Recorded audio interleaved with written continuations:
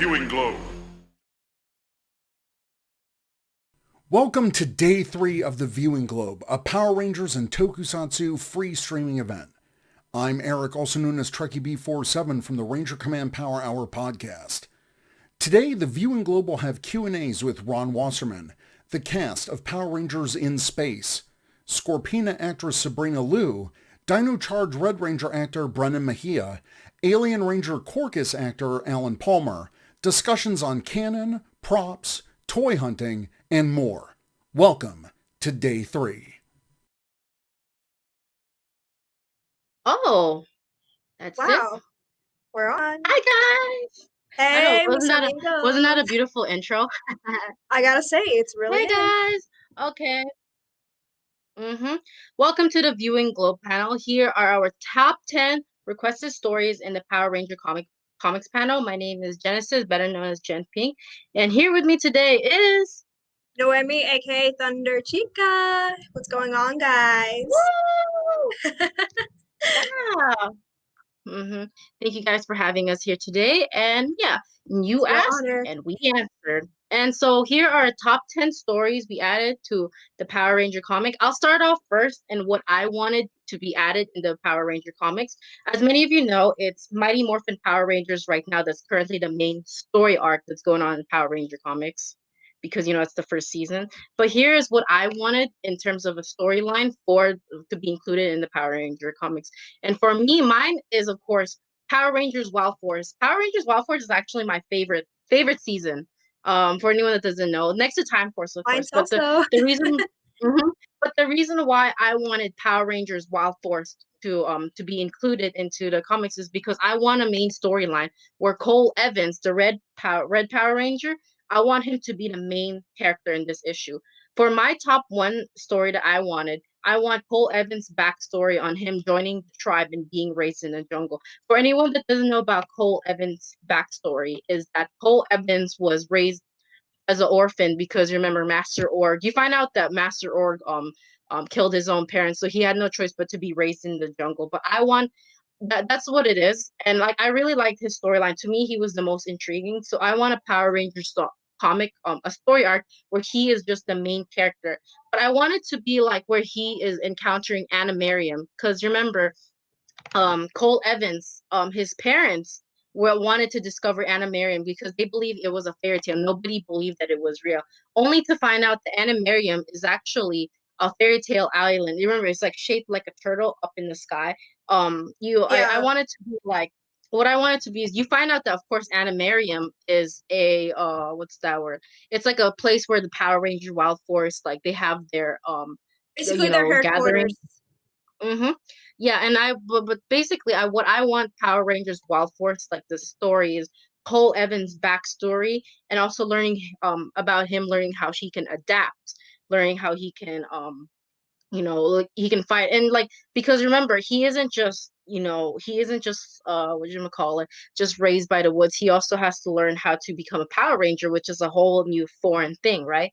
So yeah, for me, I want my top number one story to be Cole Evans. And I forgot to post a photo, but yeah, here's him right here, right there, favorite character, and that's for me. And for Naomi, what's your top two story? What's your number two top story you want in the Power Ranger comics? Okay, first of all, I gotta say, ever since I got into Power Rangers, I was a really big Ninja Storm fan. So one of my top picks had to be the story between Tori and Blake, which basically is a love story between them. Because I remember throughout the show, like they had a thing going on. I mean, of course, they started off as friends from the start, and as their bond grew stronger, like they finally become a couple. And from there, like they do go on a few dates and they train together. And I was really hoping, like, in case they do create a comic, like I would love to see a dual fight between them, which just by thinking about it, like they're such a good couple. Like in my opinion, it will be like the second couple in the Power Ranger series, especially in the comic world. Well, I mean, they did kind of fight off Zurgen, kind of. Yeah. Remember the main villain? So yeah, I could see that. I do really like the Tori and Blake's love story. To me, they're one of my second favorite love story, of course, next to whatchamacallit, to Tommy and Kimberly Ann Hart's love story. But yeah, I Yeah. really like that one. And for my top three story, I want this one's the most iconic one, but this one was, of course, Power Rangers in space. I want that to be in the comics, and the reason being is I want Power Rangers in space, but I want it to be the countdown to destruction. Which, by the way, for oh, we already have the photo. Okay, so we already have the photo of it. But yeah, yes, that's the photo of course, Andros killing off Zordon, which, by That the was way, really a is a sad very moment for very all of us. yeah, I remember. I think I was 4 years old watching that. But I feel like, to me, this needs to be included in the Power Ranger comics because, like, everybody knows of Zordon because, remember, Zordon plays such a vital role in the comic books because of MMPR, right? I want Yeah, this it did. story arc to be in the comics, and the reason being is because it's a very emotional thing. It's also like it also helps like new comic book readers, maybe like people who never really watch Power Rangers because I want them to see that there's more to life than Zordon. But in this storyline, I want it to be like I want it to be, like it was like the end of something bigger because the finale of Zordon era was like a two-part finale, right? So this one was with the like the United Alliance of Evil. And I also like this scene because of course you remember when Zordon died, that's when like because Zordon had to make a I think it was Hardest a decision. sacrifice. Yeah, he had to make the hardest decision, so he had to make a sacrifice. So what he did was he commanded Andros to shatter his energy tube, and it was really interesting because like this part was like what made me cry because you find out that in the end of course when Zardon's energy is destroyed, the forces of evil, the one that gave Rita Repulsa, remember from Mighty Morphin Power Rangers, Divatox, Karen, and also I think Lord Zed, yeah, another second chance of life, and it ended after 6 years, and it like kind of like ended the 6 years of Zordon franchise. So that's why I've always wanted it in the Power Ranger comics, and the reason being is because I think Power Rangers in Space does a really good input in telling that, and I also in general I like it because it goes to show you that villains become good. Well, I don't say good, but they Yeah. like become better. Like I really like you remember how when Rita Repulsa turned into human? God, she Yeah, looked and so beautiful. yeah, that was one of the amazing features. Like ever since Zordon's chamber got destroyed, like everything just turned into the good side of it, making it a happy ending. Oh yeah, definitely. So that's what I need in the comic book series. Don't just Yeah, let it be Zordon. I want it one day to be.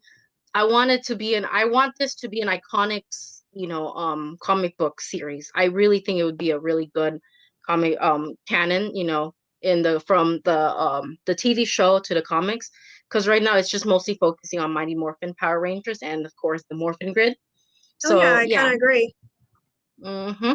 And for number fourth, which one did you want for your top four All story? right, and yet it's another Ninja Storm idea. I'm sorry, you guys. I really love Ninja Storm, but one of my features that I had to include, especially if it does come out in a comic, I would like to see like a duo fight with Ninja Steel and Ninja Storm. Actually, Oh, like it that's would Ninja be, Steel right there. yeah. I think it would be a good pair because after all, they're both like ninja groups but different clans. So when that would happen, I would like to see like another alternate dimension entrance. Like the story would, basically be that Sergei might have stolen a ancient scroll that can change things into the past and affect the future.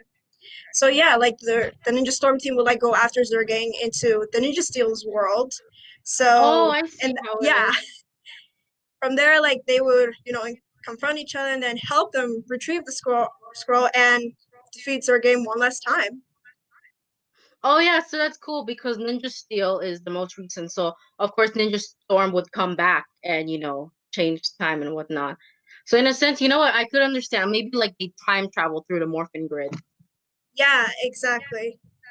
Yeah, that's a really good story. I personally like Ninja Storm a lot, and plus this could be like a good way for like Ninja Steel could to add more action into their from their TV show.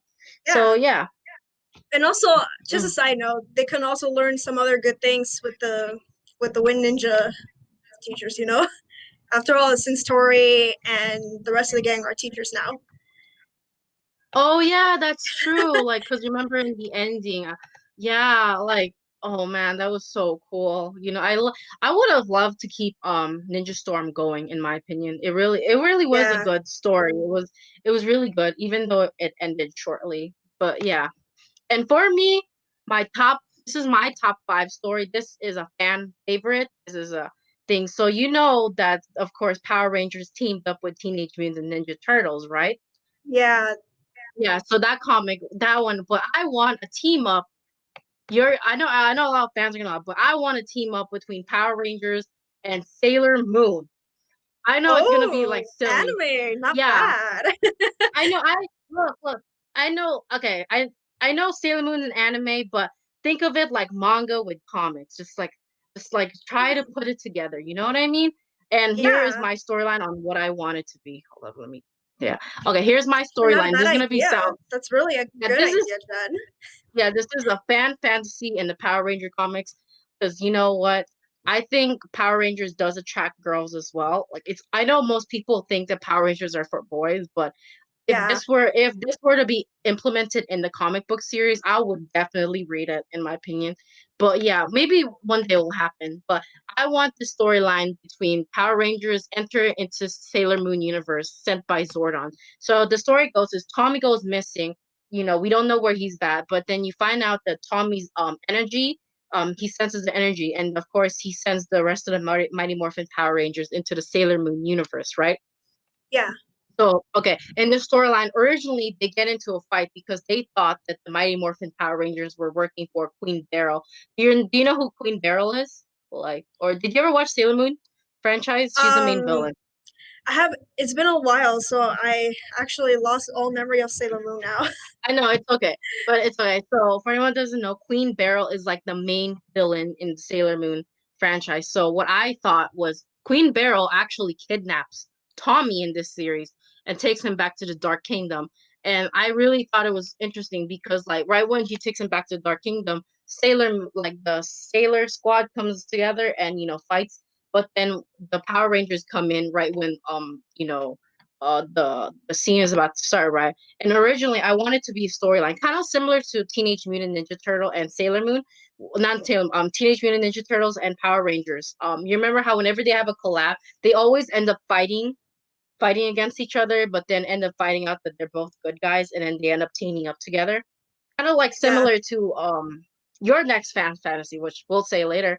But yeah, so I want them to start fighting off first because I think that's a cool fight scene, and then in the end they end up becoming, they end up realizing they're both the good guys, so then they end up teaming up together, right? And yeah, Mighty Morphin Power Rangers and the Sailor Moon, they work together to fight the members of the Dark Kingdom. So because I want it to be where Queen Beryl thinks that the legendary Crystal Silver is in Tommy, but we find out that apparently Tommy just owns a morpher, like similar to the Dragon Zord. And yeah, and I want it to be kind of like where they come together in the fight against the Queen Beryl, but I want it to be a plot twist where Lord Zed is also in there because Lord Zed tries to enter the Morphin grid. No, not the multiverse, but yeah, enter the multiverse and try to control the world. So yeah, I want this to be I think it'll be a really, really good storyline. That's just me, but I always wanted to be a fan fantasy. Because if they can make, of course, you remember Power Rangers already did a collab, they already did team up with Justice League, right? And then you yeah, remember we reviewed Teenage Mutant Ninja Turtles. That yeah. was We did. also a good comic book team up. So this one would be actually really interesting. I know it's manga versus comics, but I think that you can make it flow. That's just my fan fantasy. If it can't happen, I'll make it myself.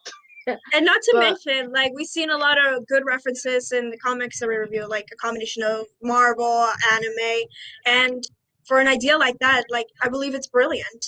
I mean, now that we got the mhm, Ninja Turtles, so why not an anime collab? And everybody loves yeah, anime for crying out loud. yeah, that's my intake on what I want in the Power Ranger comics. And for you, what did you want for your top six? Yeah, top six storyline you wanted in the Power Ranger comics. All right.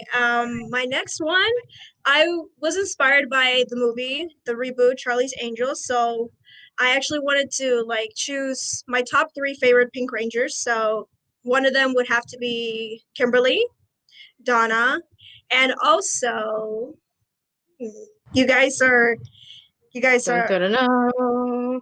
see and Erica Heel's character. Jen from Time Yeah, Force. yeah, it's on the top of But my head. oh, I see. So you wanted to be the Pink Angels, huh? Yeah, hashtag Pink Angels. Oh, I Or see. So it's don't like, call me Pink Angels. oh, yeah, that'd be cute. So like, oh, yeah, kind of like similar to Forever Red, don't you think? Because you Yeah, remember how they had a Forever Red storyline? So you want it to be yeah, Forever Pink? Is that what it yep, is? yeah. Like a female team involved, that would be great. Mm-hmm. And then, like, what did you want the storyline to be? I would say like they're confronted in 3 different worlds, kind of like with Ninja Steel and Ninja Storm, and yet they're trying to defeat Lord Zed one last time. So with that, like they're on a mission to save the universe again, and from there, like they kind of team up, combining their weapons and also their basically martial arts skills. Like teaming up is such the most important part, which I'm looking forward to seeing that when it comes to girl power. Oh, I see. And then what did you want them to do? So like they go back into Kimberly's future because remember Kimberly is in the past, right? For Mighty Morphin Yeah, Power Rangers. yeah. The time travel and the alternate dimension stuff, yeah. Oh, I see. Similar to kind of mine, where I see what it is. So you wanted them to form like an alliance, right? Yeah, And then like stop Lord Zed from entering the Power Rangers multiverse. Not more Morphin Grid. yeah, basically.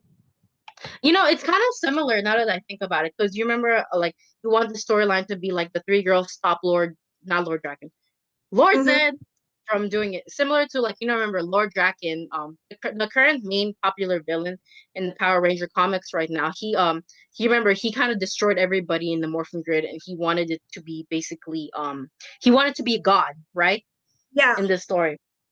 I could see that. I like, what I like about it is like these 3 girls, they have girl power and they Mm-hmm. basically stop Lord Zed from entering the Morphin Grid and destroying everything else. You know what I mean? Yeah, basically It's that. kind of similar. You know what it kind of reminds me of? It kind of reminds me of like Into the Spider-Verse a little. Yeah, I know, right? Come to think Mm-hmm. of it, I never realized that. Yeah. So like that's a really cool storyline. I really like that one. Okay. Yeah, And for my top, that's why okay, I had to with choose a it. really Yeah, for my top 7, I want this to be a redemption. So you know how you talked about Tori and Blake love story? What I've Yes, I always did. wanted was a Tyler Navarro and Shelby from Power Rangers Dino Charge to have a love story. Yes, Ooh. that's such a beautiful scene. Oh my gosh. And let me tell you, I feel like it needed to have its own love story arc. And you know why? Because they never kissed.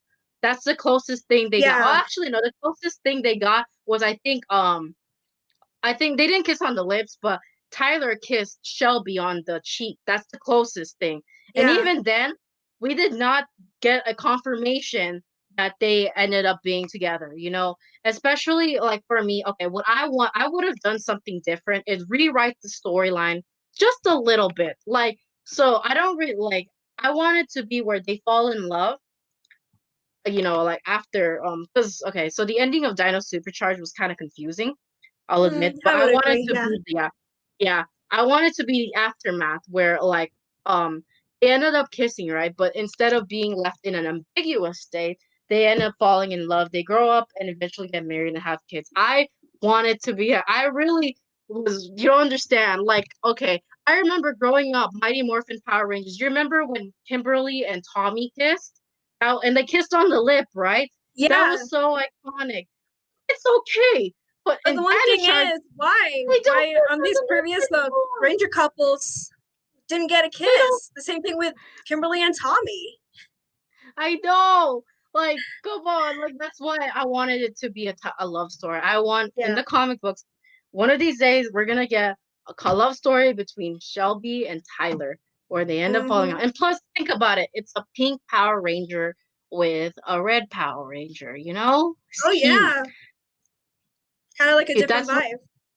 A different vibe, really, but I want it to be I want it to be a little more different. Also, this is gonna sound really weird, but you know how it's after Dino Charge's Ninja Steel, right? I want it to be Yeah. where their kids actually end up being Ninja Steel, because Oh, well, that's okay, actually not well to bad. be fair, the brothers Koda end up with Ninja Steel with their brother, Oh, you you mean know. Peter and Yeah, Toshi?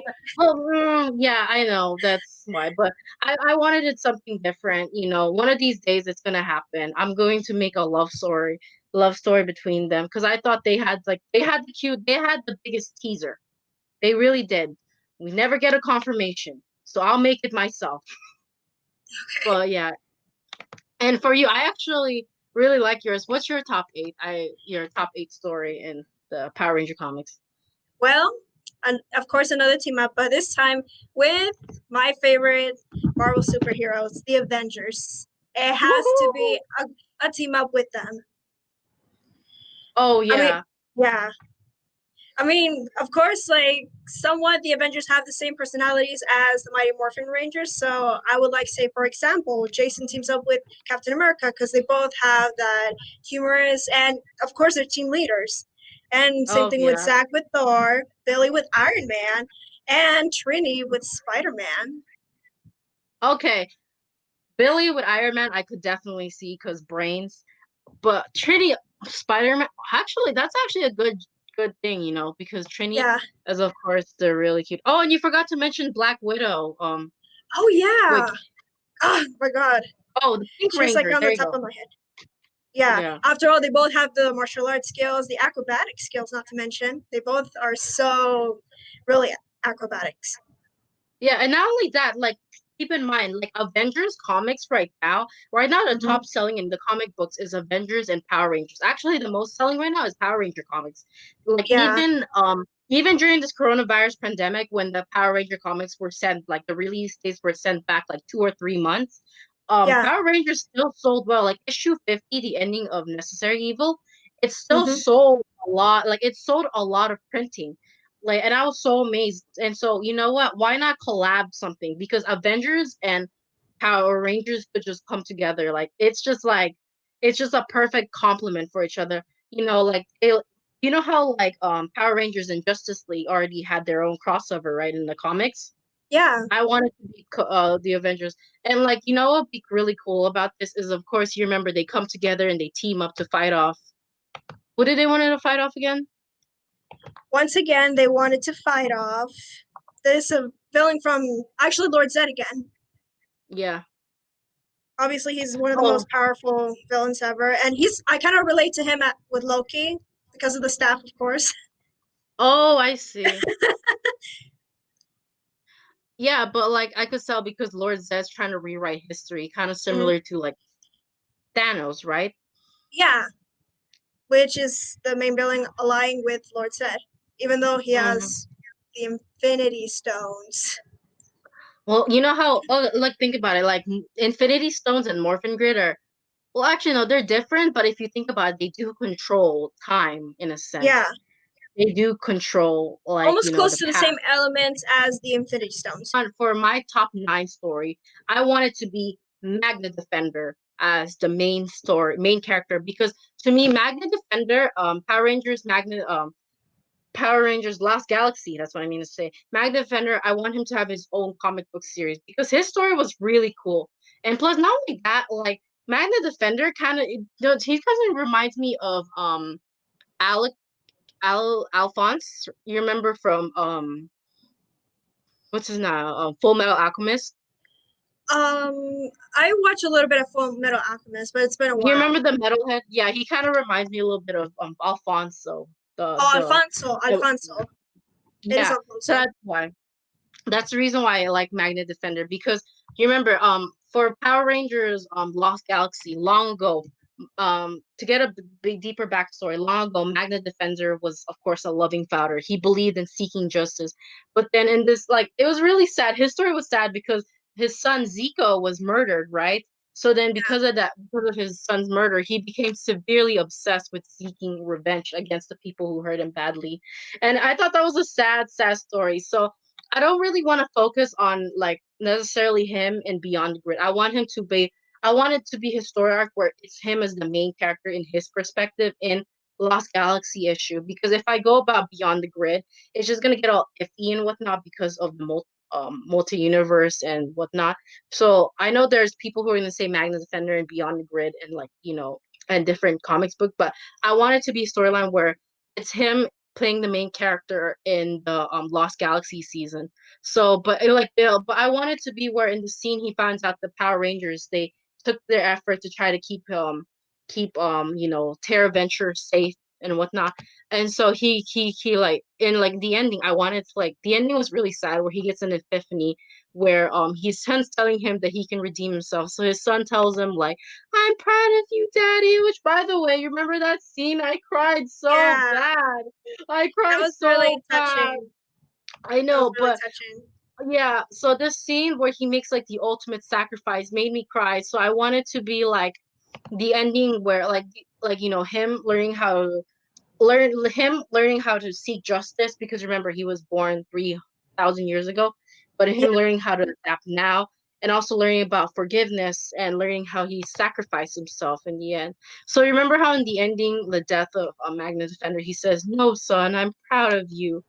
No, Zico, I'm proud of you." That scene made me sad. So I wanted to be a Power Ranger main story arc where Magna Defender is the main character. And in general, in my opinion, I think Magna Defender has always been a very fan favorite for a lot of people. yeah, I So would yeah. totally agree with that because everybody is such in love with that character, you know. Yeah, and like let me post a photo again. And plus the toy. Oh my god, the toy is beautiful, by the way. There's the picture Yeah, of the toy. that is the But most beautiful yeah, thing ever. yeah, definitely. And I guess there's our top 10 stories. This goes to you. Thank you.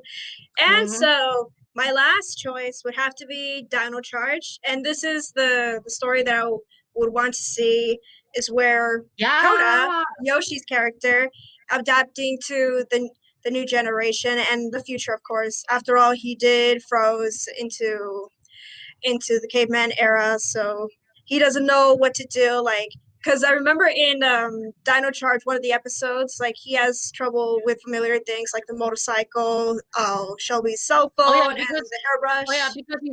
he's always talking like pencil, right. He always has speech impediment thing. Yeah, that's another fact. But of course, with that, like he tries to adapt and learn how to get over his fears of learning new things, and also, yeah, Oh, definitely. I love Koda's character. In my opinion, Koda's character was really nice, but like how he's a caveman, right? That's like how yeah, his backstory is. yeah, I think it'd be cool if the comic books focused more on his main character and more of his perspective, just because he has exactly. like similar to Cole Evans, right? Cole Evans was a jungle boy. Like Yeah, they're both technically jungle boys if you think about it. yeah. But except one lives in the jungle, one lives in the cave. Yeah. But like they both are not they both don't know how to live through present times in a sense. Yeah. You can see that. Yeah. Mm-hmm. So that's a really good story. And I think that's it. That's our top 10 requested stories in the Power Ranger comic books panels. Can you believe that? I know. We went through. I know it's all like, oh God, like there's so much that we could do for Power Ranger comics and what I want. I know Yeah. Mighty Morphin Power Rangers is right now the main arc, like and the main arc that's storyline in the Power Ranger comics, and it is selling well. But I love to see like different Different power. rangers. Ooh! Yeah, different Rangers coming together, like different Ranger seasons in a comic book series having their own issue and whatnot. Yeah, which it'll be wonderful to see because I'm pretty sure some of us, and including the fans, like they love different Ranger seasons and they kind of would like to see something different when it comes to comics. hmm Yeah, that's really it for us. And yeah, I think that's all for we have today. But That's our top. before we go, we Oh want to yeah, give I always a forget huge this shout part. We want to give a huge shout out to iLuminarity. Thank you guys so much. You guys are awesome. Always stay cool. Illuminati. But I thought it was Illuminati. It is. Oh, Illuminati. Yeah. Yeah, special thanks to Illuminati. Thank you, Joe. And the rest of the team. We love you guys. And yeah, and you can follow us on all our social media. Facebook.com/Morphinet. That's MorphinNet. Yes, that's right. Morphin Network. These are our real names. Yeah, but Jen Pink, Thunder Chica. Yeah, and you can also find us on Instagram, MorphinNet as well, Twitter, MorphinNet. So yeah, and you can find all our latest contents mainly on Facebook and on YouTube. We do sometimes stream on both. We mainly stream on Facebook, but we do sometimes stream on YouTube as well, and both. We stream on both softwares, Facebook and YouTube. So be Trust me, on the we lookout for put a that. lot of good content, and you guys don't want to miss it. We trust me, like Ranger Comic Time, Sentai Hero a special, Rider Time. It's amazing. Thank you guys so much. And until Really then, appreciate yeah. Oh, and Ranger Podcast Live. I did not forget about that. I did not forget about Ranger Podcast Live. it. The most important Stay thing. tuned. Yeah, that's also our most important one. That one's like I guess you can say our main comics. Right now our leader, Dagger Boy, he's currently reviewing the toys. So be on the lookout for that. Yeah. Totally. Until then. Hello there, heroes, and a special hello to all of you watching the Viewing Globe fan event. My name is Sean, but around these parts I'm better known as the Orange Ranger. For the past 6+ years, I have been an internet reviewer primarily focused on Power Rangers content, though I will toss in the occasional curveball every now and then. This video is going to give you folks a little glimpse into who I am and what I do here on Orange Ranger Videos. I'll tell you about the shows I do, the weird things that can happen around me as an internet reviewer, and why I do what I do. So, let's get started. So first, a little biographical info. As of 2020, I am 37 years old. Surprised? Most people guess significantly younger than that. I am from Hialeah, Florida, though I currently live near Valdosta, Georgia. I have a regular job as a retail team leader at a small theme park. But you are not watching the Viewing Globe to get an MTV Cribs house tour or something. Let's talk about what I do. My reviewing journey started in 2014. I'd been watching internet reviews of several different things, but I found my interest honing in on people who shared my love for the Power Rangers franchise. I had watched the show originally from Mighty Morphin Power Rangers through Power Rangers Turbo, and then I refound the show when I was in college and got caught up on the rest of it. I found myself most interested in two particular Power Rangers reviewers. The one that's probably had the most influence on my work is Linkara. Linkara is more well known for his comic book review series, Atop the Fourth Wall. However, and I do realize that the vast majority of you watching are probably already aware of this, so just bear with me for the ones that aren't. The series that got my attention centered on Linkara is another one that he's been doing, History of Power Rangers.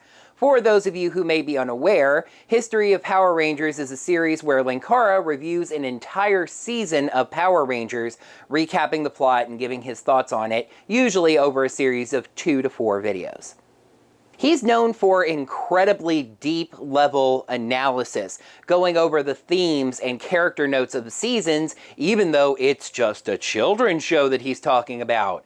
I found the series absolutely fascinating from the very beginning. Some of the things he noticed were things that I thought I was the only one to notice. And there were other things he noticed that I hadn't even noticed.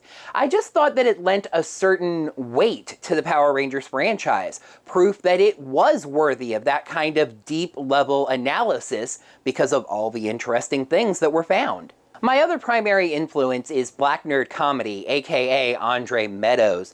Andre is somebody who kind of focuses on nostalgic, nerdy, geeky properties, though really his star has exploded as of late. In fact, Andre has now himself been a Power Ranger, portraying Blue Ranger Eddie Banks on the Power Rangers Hyperforce tabletop series hosted by Hyper RPG. Andre doesn't actually review Power Rangers anymore, but of course at one point he did. When he did review Power Rangers, he took the show one episode at a time, but applied a very similar kind of deep level analysis, treating it as more than just a children's show. I felt like there was a space to combine these two styles. The very deeply intellectual and analytical view of Linkara applied a single episode at a time, and perhaps a little more off the cuff and with a little more focus on comedy, like Black Nerd Comedy. And, as I'm about to explain, I was already quite experienced at making YouTube videos. An online master's program I had done had granted me a camera. In fact, the very same camera that I'm using to record this video today more than 6 years later. I had started making YouTube videos, and at the time that I started reviewing Power Rangers, I was already making 3 weekly YouTube videos. Almost Interesting was my vlog. Well, sometimes it was actually a "this is me going out and doing things" vlog. Most of the time it was more of a weekly video journal.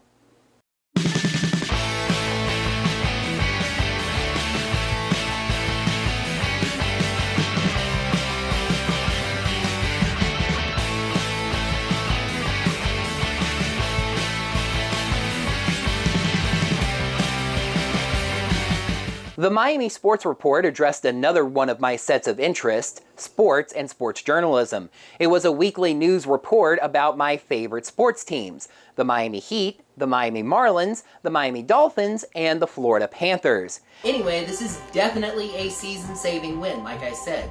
The Dolphins are now 5-5, and like I mentioned coming in, are now tied with the New York Jets for the final playoff spot in the AFC. And on the same track of doing journalism about something else I was passionate about, Almost Gaming was a weekly news show about the world of video games. On Black Friday, Target was selling 3DS XL bundles for $150.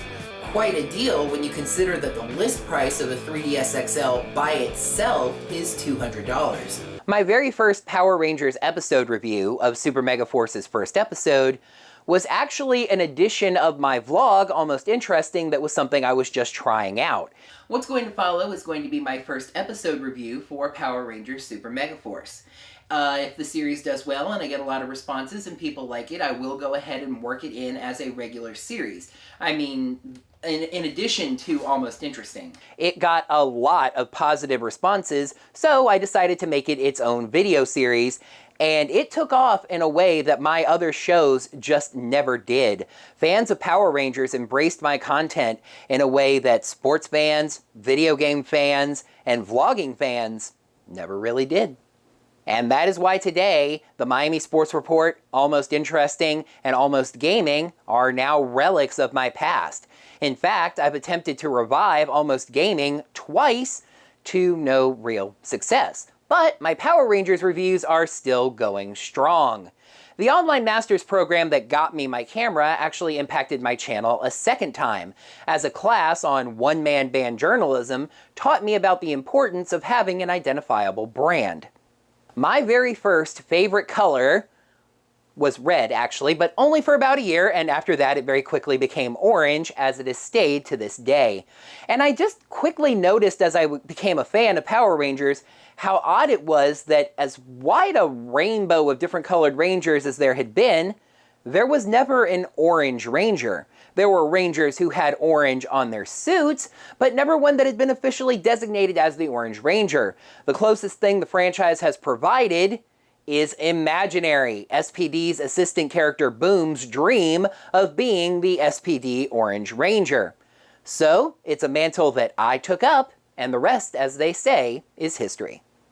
Actual history, not the SPD episode history. And in fact, everything that I just got done talking about was history, so let's talk about what I do now. The primary thing is what I just spent a lot of time talking about: Power Rangers episode reviews. To this point, I have reviewed every episode of Super Mega Force, Dino Charge, Dino Supercharge, Ninja Steel, Super Ninja Steel, Beast Morpher Season 1, and the first 9 episodes of Beast Morpher Season 2. By the way, if you are waiting for my reviews of the rest of Season 2, I review the show with its American TV airings. Don't worry, we're almost there. In the past, when the show wasn't airing, I would do topical videos, top 10 lists to fill the space, usually trying to fit them to some kind of a theme. For example, one off-season, I did top 10 lists about the Saban Brands era, the Saban Brands top 10 off-season. However, for Beast Morphers hiatuses, I have been reviewing Tattooed Teenage Alien Fighters from Beverly Hills, a weird little Power Rangers ripoff from 1994. I'm kind of in the middle of the race to the finish, but I should have the entire show reviewed through to its 40th and final episode before Beast Morphers comes back.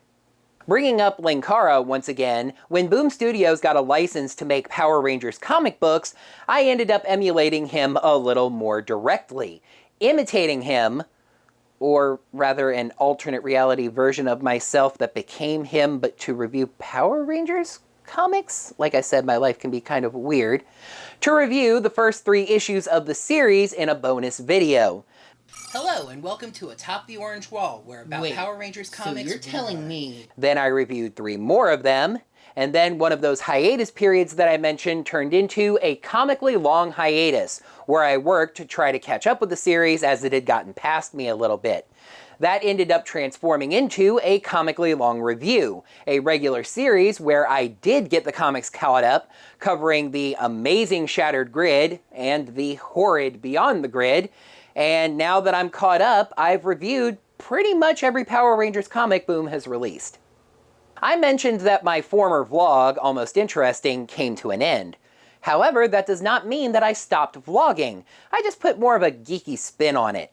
Unmorphed is my current vlog, but gone are the days where I would just yammer at the camera about nothing if I didn't have a particular topic or I wasn't going out and actually doing something. Unmorphed is a travel vlog that I do whenever I'm attending conventions, so you can expect the next one sometime in 2023. Only kidding. Mostly. I've done Unmorphed for several trips to MomoCon in Atlanta, Georgia, as well as chronicling my trip to the very convention that we're paying tribute to today, Power Morphicon in 2018. That was an absolutely amazing, once-in-a-lifetime experience for me kind of a thing. It was my first time on an airplane. It was my first time leaving the Eastern United States. And it was my first time attending a Power Rangers convention. I met people who I am honored to say call themselves my fans. I met people that I myself am a fan of. And I even met executives from Saban Brands who, to my absolute shock, had heard of me and admired my work. Boothie, Green Rangers face up! Guess what my favorite season is? I'm gonna tell you, it is this one! And that's my favorite Ranger in there. My last current new show is one that I started during the COVID-19 pandemic, which, to be perfectly clear, is actually still ongoing, but for a time it shut down the publishing of comic books. So I decided, with no new comics to review, that I would start reviewing old comics, the one contained in the Boom Studios published MMPR Comic Archive Volume 1. That show is known as Blast from the Past, and to be honest, I consider that more of a video imprint that I can use to review anything that isn't brand new material. Just a couple more things I want to cover before I clear the virtual stage, at least for the moment. One is another element that I have borrowed from Linkara. I'm not sure you've been able to tell, but I'm kind of a fan of that guy's work. Atop the Fourth Wall has its own ongoing story, with various story arcs told over time. I always admired how Linkara was able to craft really intriguing, engaging stories, despite for a long time himself being the only actor that he had access to. So Atop the Fourth Wall story has an entire rogues gallery of villains, most of whom share Linkara's face. Get on with it! Ah yes, cutaway gags. Something else that I borrowed from Linkara. But moving on, as I started getting comfortable doing my show, I found myself working in elements from other series that I was interested in, and this was one of them. This channel also now has something of an ongoing story and a surprisingly large cast of characters. In the future, the Orange Ranger grew disillusioned with reviewing and worked from the shadows and across time to try to stop himself from doing it as the evil Master Shopep. As time went on, the demands for my reviews became stronger and stronger. People began criticizing them as much as the episodes themselves. The pressure was unbelievable. I was being invited to conventions, flying around the country, losing sleep. It was just stress. Oh man. He created a dark, mysterious, magical entity known as the Dark Stranger. This is my chance. Just a couple of squirts of this love potion, and he'll love this episode. He'll do another review, and his credibility will be ruined. And created an android duplicate of Orange Ranger, S34N, meant to replace him and eventually drive his channel into the ground. Current mission is the replacement of Sean. Discrediting him as a reviewer will make him easier to replace. This unit has been instructed to offer you assistance. The Orange Ranger is not without allies, however. His primary one is a little yellow Wally robot assistant named Kaizoku. Kaizoku, why don't you handle this one? Thanks so much for watching the review. Check out some of our other reviews. Subscribe to the channel to see other reviews and videos when they come out, and share this with the Ranger faithful. Thanks again for watching, and may the power protect you. Shutting down. And in case you're new to my channel or you just didn't pick up on the gag at any point, I'll go ahead and explain it. Power Rangers Megaforce named their robotic assistant after the first word of the title of the Sentai it was adapting, Tenso Sentai Goseiger. So I named my robotic assistant after the first word of the title of the Sentai that Super Megaforce was adapting, Kaizoku Sentai Gokaiger. Around the time of Power Rangers Dino Charge, a mysterious yellow gun found its way to the Orange Ranger, pursued by a weapons collector known as Hunter. Whether that's his name, his profession, or both is something that we haven't quite figured out yet. Coward. But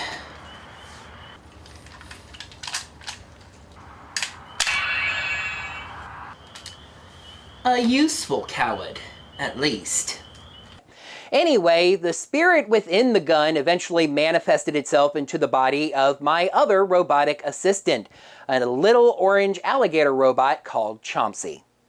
You got that right, Bolts. We needed this vacation in the worst way. Hey, you mind passing me that sunscreen? This is kind of the part where that weird things happen around the Orange Ranger really kicks in, as incidents with the morphing grid led to me being temporarily transformed into both a caveman. Good. You good robot. You fix me. I review episode, you help me. Dino Gun, you help. And a woman. Oh, hi to all my favorite little review watchers out there. I'm Shauna Lee Fowler, and welcome to another Power Rangers Dino Charge episode review. This is going to be fabulous. And through some genetic memory nonsense, both of them also became villains for my Rogues Gallery, Cabe Sean and Shauna. Unnecessarily long story short, I was eventually able to re-educate Master Shopep on the joys of reviewing, which in turn re-educated myself on the joys of reviewing, ensuring that I would never become Master Shopep and time travel shenanigans. Unfortunately, at the same time, an evil, malevolent entity known as the Silver Skull popped up, taking over the villains and seeking to take away my reviewer's energy.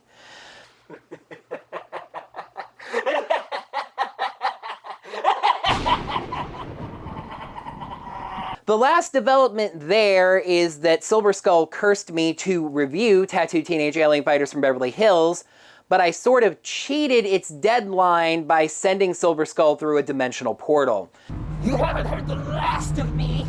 That curse remains on you, Orange Ranger. It links us. Soon enough, I'll be drawn right back here. Have fun fearing my return.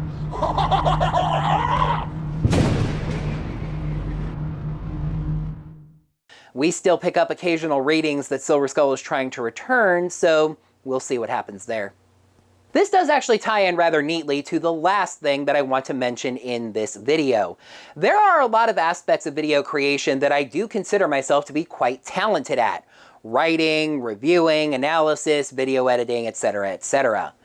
One thing I am definitely not talented at, though, is visuals. You can see that in some of the graphics that I used for my earlier shows. Title slates, infographics, etc. A few years ago, I was approached on Twitter by a gentleman from the UK named Gary. I believe he found me because I had mentioned something due to Star Trek, which I am also a fan of. Gary runs a YouTube channel called Trekkerprise, though being honest, he's kind of scaled back from that lately and is more focused on a Star Trek-themed podcast called Warm Blanket. Gary checked out my YouTube channel and really enjoyed my work. It even inspired him to start looking into the Power Rangers franchise. So what does this have to do with anything whatsoever? Gary is also a professional graphic designer. He volunteered, absolutely free, to do brand new graphics for my channel, and he's been doing them ever since. Now, I will toot my own horn a little bit here. I am learning. The graphic sets used for Tattooed Teenage Alien Fighters from Beverly Hills and for Power Rangers Beast Morphers are my own designs, as Gary was a little too booked up at the time to get those done. However, even I will say that comparing them to the stuff Gary's done, you can kind of see the enthusiastic amateur versus the professional. I can say with complete confidence that my channel would not be where it is today without Gary's help. I owe him a huge debt for that. If you are a fan of Star Trek, heck, even if you're not a fan of Star Trek, please check out www.trekkerprise.com and check out Gary's Warm Blanket podcast. Well, I think that just about covers it. If you are watching the PMC Tribute, or this is your first video that you've seen on my channel, you can find me on YouTube at youtube.com/OrangeRangerVideos. My Twitter is @OrangeRangerVid, and I also have a Facebook fan page called Orange Ranger Videos. Basically, if you do an internet search for Orange Ranger Videos, it's very likely me that you're going to find somewhere or the other. I would love it if you would subscribe to my channel to see all of my videos and get your notifications set up by hitting the thumbs up, the bell, and all that, etc., mixed up, etc. And if you'd like to lend any financial support to my channel, you find yourself really loving what I do and you want to support what I do have support pages on Patreon or Ko-fi. Both of those can be found by searching for Orange Ranger Videos. Thank you so much for watching, everybody. Happy PMC, and until next time, may the power protect you. Start off with a little bit of quick biographical info. That's me. My reviewing journey started in the year 2014. Oh yeah, by the way. But my interests tend to hone in on people who And that is why today, the Miami Sports Report, almost gaming, and almost interesting. And that is why today is not tomorrow. First and foremost is obviously my primary TV series. I'm not sure you've been able to tell, but I'm kind of a fan of that guy's work. And in case anybody's new here or didn't quite figure out my gag in naming Kaizoku, Power Rangers And in case anybody either didn't pick up on the gag or you're new to seeing me and my channel and stuff, I don't know. Pursued by a person who calls himself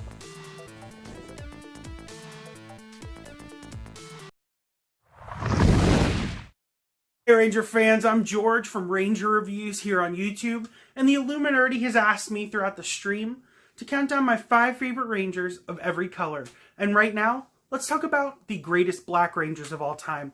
From Tommy to Carlos to Chase to so many other Rangers, there are iconic Black Rangers all throughout the franchise. They are kind of the hotheads of the group usually, or the ones that just, you know, like Dylan. He has a lot of the weight, a lot of the drama revolves around him, but y'all, Black Rangers sometimes can be the goofiest, most amazing characters, and those are some of my favorites. So let's go over, starting with number 5, a really special case. The Black Spirit Ranger, the Bat Ranger, Master Swoop. How cool is it that we have Rangers with kind of disabilities and with different impairments? I love that he's blind. He's a blind Ranger. And I know it goes back to a problematic trope of the blind master, but he is such an amazing character. He has so much lore and so much depth. And just that episode of him teaching Theo, it's so iconic. And Theo makes fun of his blindness. And he just is like, not today, honey. And so he, of course, gets the number 5 spot. Number 4, it's Danny. Danny is amazing. We got our Iron Bison. This was one of the first times that I ever saw a Ranger with a body similar to mine in the franchise. And he was caring, he was sensitive, he baked, he grew flowers, he was in love. He had so many things going on. He was just caring and sensitive. But then he could just get strong, and he was so many different things. Feminine, masculine. He was the man of today, even though he was back in 2002. And I loved that. And I still love that. He holds up so well today. It's incredible. But number 3, we got to have Mr. Chase Randall. He is an absolute icon, and James Davies brings him to life so beautifully. It's so nice, not that I've seen it or anything, to see him again in Beast Morphers. And he is so much fun. He's going on dates. He's skateboarding. He's flirting. Especially with Riley and with Kaylee. Riley and Kaylee and him thruple it up already.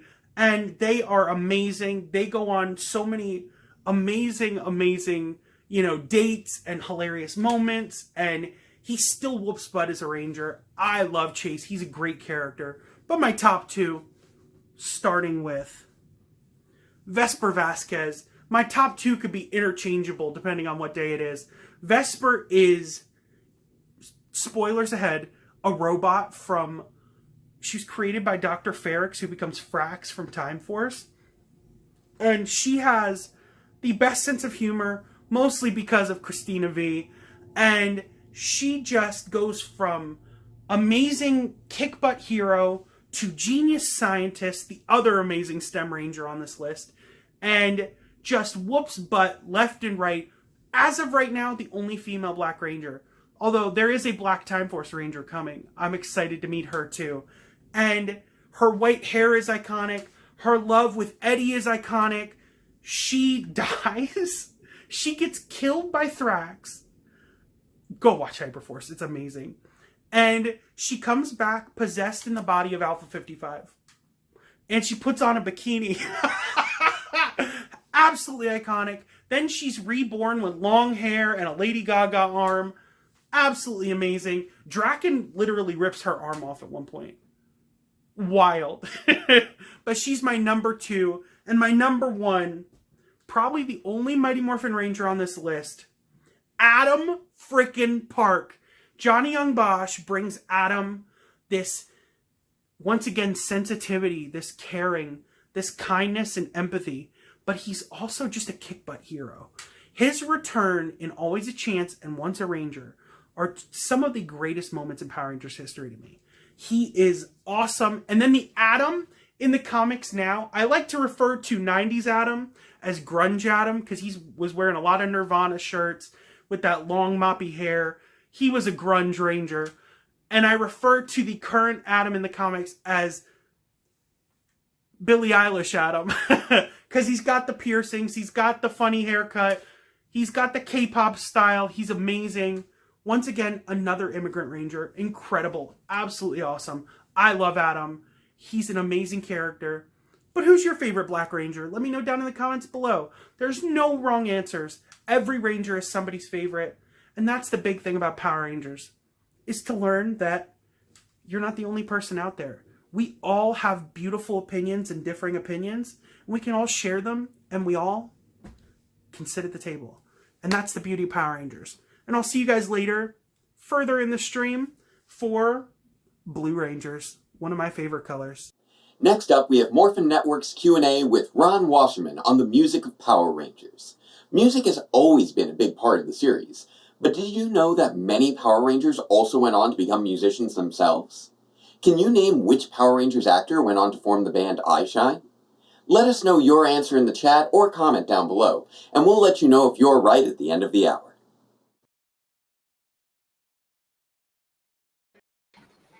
What's up, everyone? How you doing?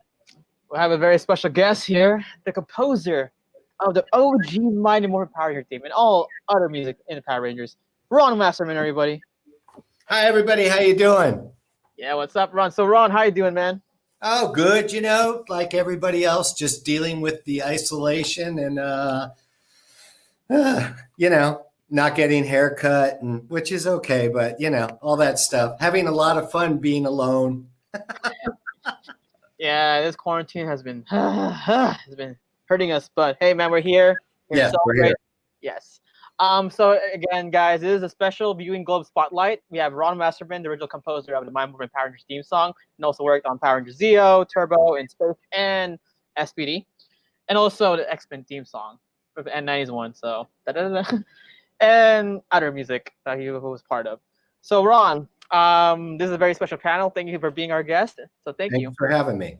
Yes. So to get this panel started, so Ron, can you tell us how you get started working with Power Rangers? Well, I'd been working at Saban for a couple of years trying to get in as a composer. And it took about 3 years for them to let me start writing a bit because I had to break my habits of songwriting, which are in formats, you know, verse, chorus, bridge, da-da-da-da-da. So once I learned how to start scoring stuff, then they started giving me things to write. And in 92, 93, I can't remember, they came in with the info for a show called Mighty Morphin Power Rangers. I don't remember if there was any footage. I don't think so, or even drawings. Maybe they just said 5 superheroes. And I was actually working on something else that night, so I wanted to get this done as quickly as possible. So from the time they left, because I worked at nights, to the time that I wrote it was 2.5 hours, and I just put my guide vocal on it, and that ended up being the vocal. It's really the first thing I'd ever sung other than just reference vocals for other singers. So it was kind of a fluke, total fluke. Right place, right time, right song, and just happened to sing it to their liking. Yes. Now, speaking of that awesome theme song, you did compose the original Mighty Morphin Power Ranger theme song. Now, can you tell us the process in composing that iconic theme song heard around the world, or heck, basically every 90s kid's anthem back then? Right. Yeah. Which is great. It was nice because also, although I was allowed to give a tiny edge to some of the stuff I'd done previously, it was nice to really be able to pump it up and do some rock stuff. So, which up to that point everybody had resisted me on. Anytime I ever tried, they're like, "Oh no, we can't do. No, we can't have guitars in there for kids. We'll scare the kids." So it was cool to kind of do that and break that glass ceiling. Because everything up to then is just little kid music. I never wrote little kid music. I always wrote for adults. Nice. Now, you also work on another Power Rangers theme song. It was basically Zeo. Can you tell us the process in basically helping compose that theme song, like the transition from Mighty Morphin to Zeo? Yeah, well, by that time it was, I think I may have left Saban by that point. So I have a feeling that I probably just popped in and worked with maybe Jeremy Sweet. I'm not really sure, or sent over ideas to them, and they went ahead and did most of the work and then dropped in some of the vocals from the original theme.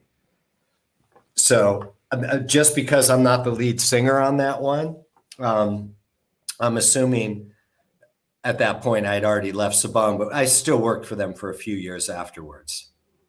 I see. So did you actually work on Power Rangers Turbo too? Turbo I did work on, but I have to hear him again. But yeah, Turbo was probably another contribution, and I think that was it by then. And Space, of course, which is just a wacky theme. Being a Power in Space, you did. You did tell me like you did do the vocals and actually help compose it. Now, can you tell us the process in helping make Power in Space, the theme song? Right. I'm honestly not going to remember. I don't remember the process for finishing that thing. I'm really sorry, everybody. We're coming up on, many years here, and I've done a ton of work. So it's hard to remember the specific night. I definitely remember the night of Mighty Morphin Power Rangers. After that, it is a bit of a wash and a blur. Plus, that first theme, I was alone, and we want to hear something tomorrow. Now the show explodes, so everybody's getting involved with every theme from that point forward because they all want to say, I worked on it as well. So that tends to make the situation a lot more complicated. I see. Now, there's also another Power Rangers theme song you actually worked on. It's based in the era, Power Rangers SPD. Yeah. Now, can you tell us the experience of coming back to do a theme song and for the Disney era? Oh, it was great. It was great because it was back to the beginning for me because they said, we're looking for a theme for SPD and a couple people are submitting for it, but we'd love to get back to the rock thing. And I do know I banged that thing out in an afternoon and then sent it over, and they called a few days later, said, we love it. We're going to play it for more people because Disney's huge. And they did that. And then they said, add some sirens, and it's done. And that was it. And then I thought I was going to get the gig scoring the show, but Disney and Nickelodeon do not allow the theme writers, as most of the time, they don't allow the theme writers to score the show. They don't let the composers write the themes. I see. So was it true, as a rumor, that you actually worked on the Mystic Force theme song? The original? Yeah. Can you tell us the process of doing that one? Yeah, they called back and said, we want to do the same rock thing. I wrote them a rock theme, sent it. They said, slam dunk, everybody loves it.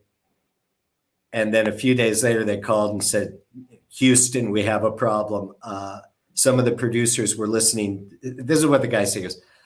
Some of the producers were listening to rap on their way into the office this morning, and they'd like a rap theme instead of the rock theme.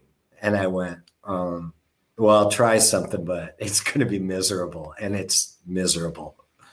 It's not my forte. I mean, and even if I freaking knew Snoop Dogg and could have called him and said, let's work on this, I wouldn't have made the call because it's so wrong. You can't go for, and SPD like lifted the whole franchise again for them. So I just figured they're trying to, they're shooting themselves in the foot here, let them. And what they went with wasn't bad, but it's just hip hop Power Rangers. I mean, come on. It's just didn't work for me. Right. That's right. Right on. Yeah. But anyway, so you did work on a Redux album of Power Rangers, the original My Morphin Power Rangers. Can you tell us the process of making that album? Yeah. One night, it was in 2012, I think, and I decided I wanted to see if I could still sing the theme because the range on that and those harmonies are painfully high. And of course, when the original was done, it was all the songs were done to tape. So there was nothing, there's no pitch correction, there's no editing. It's very difficult to work. You're recording everything live. And so I went back and I just took a shot at the first verse and the chorus for it. And it was really easy to do. So I decided to redo a version of the theme. And then I figured I'm allowed to, even though I've written the stuff, I'm allowed to recut anything that was previously released on an audio only product. So I went through all that legal BS and picked that group of songs to recut, and I had a blast doing it. And all the original masters, everything is gone for all time. Either when Disney bought Saban in 2000, 2001, either they got lost. Don't really know if Disney lost them or Saban lost them, but they're gone. All the show masters, every episode, gone. I see.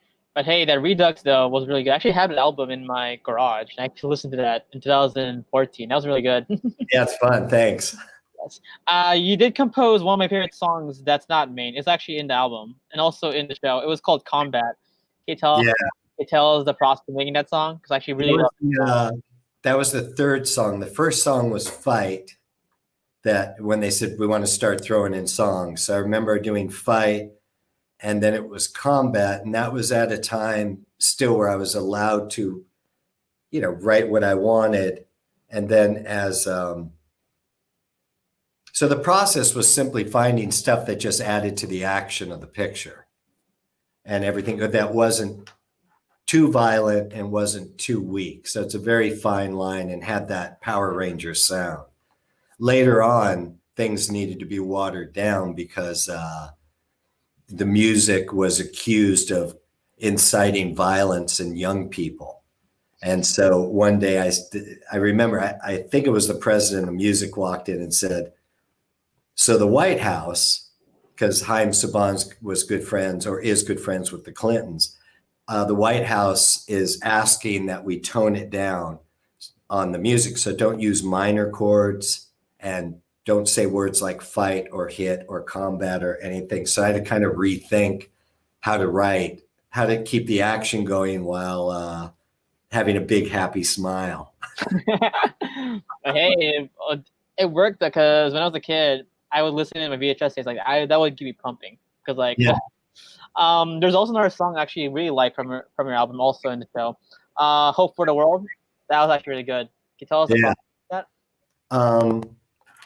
Hope for the World was just written from the perspective of those.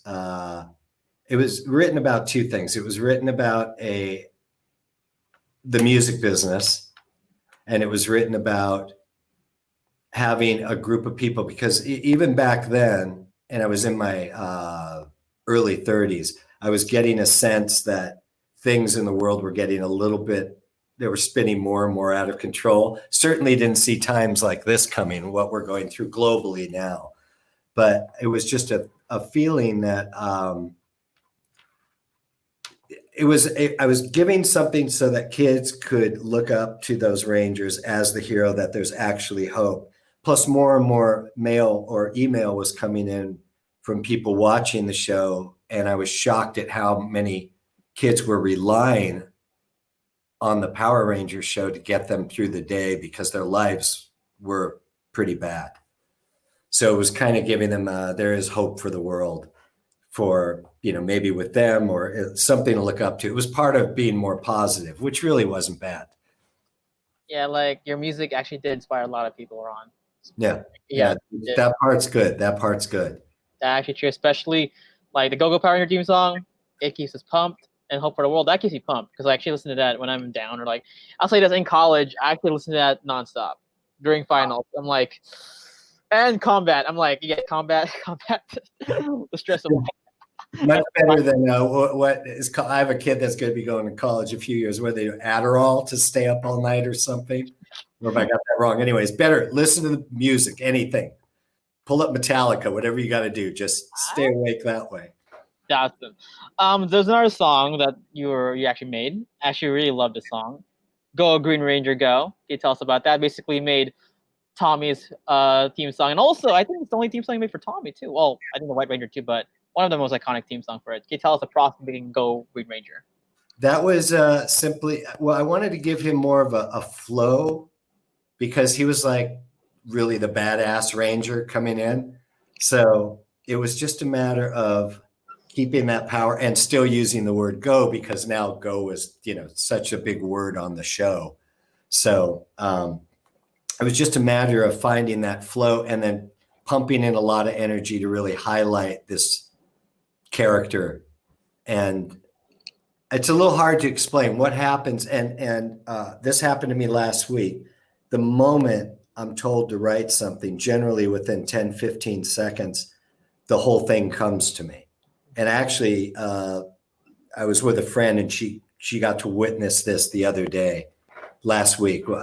I was sent just a few pictures and a little information for a cable show thing that I'm submitting for. And I just sang the thing right into the phone. I said, now I just got to go home and find all the sounds and put it together. So when they walk in with something like, we need a theme for the Green Ranger, I'm instantly hearing it. It just pops in immediately. I don't know where it comes from, but it always comes, thank God. And then it's just a matter of working it out. The hard part is recording it. The easy part is writing it. Yes, I see. There's two songs I actually want to talk about. There's one song I never got, but I actually want to ask you this now.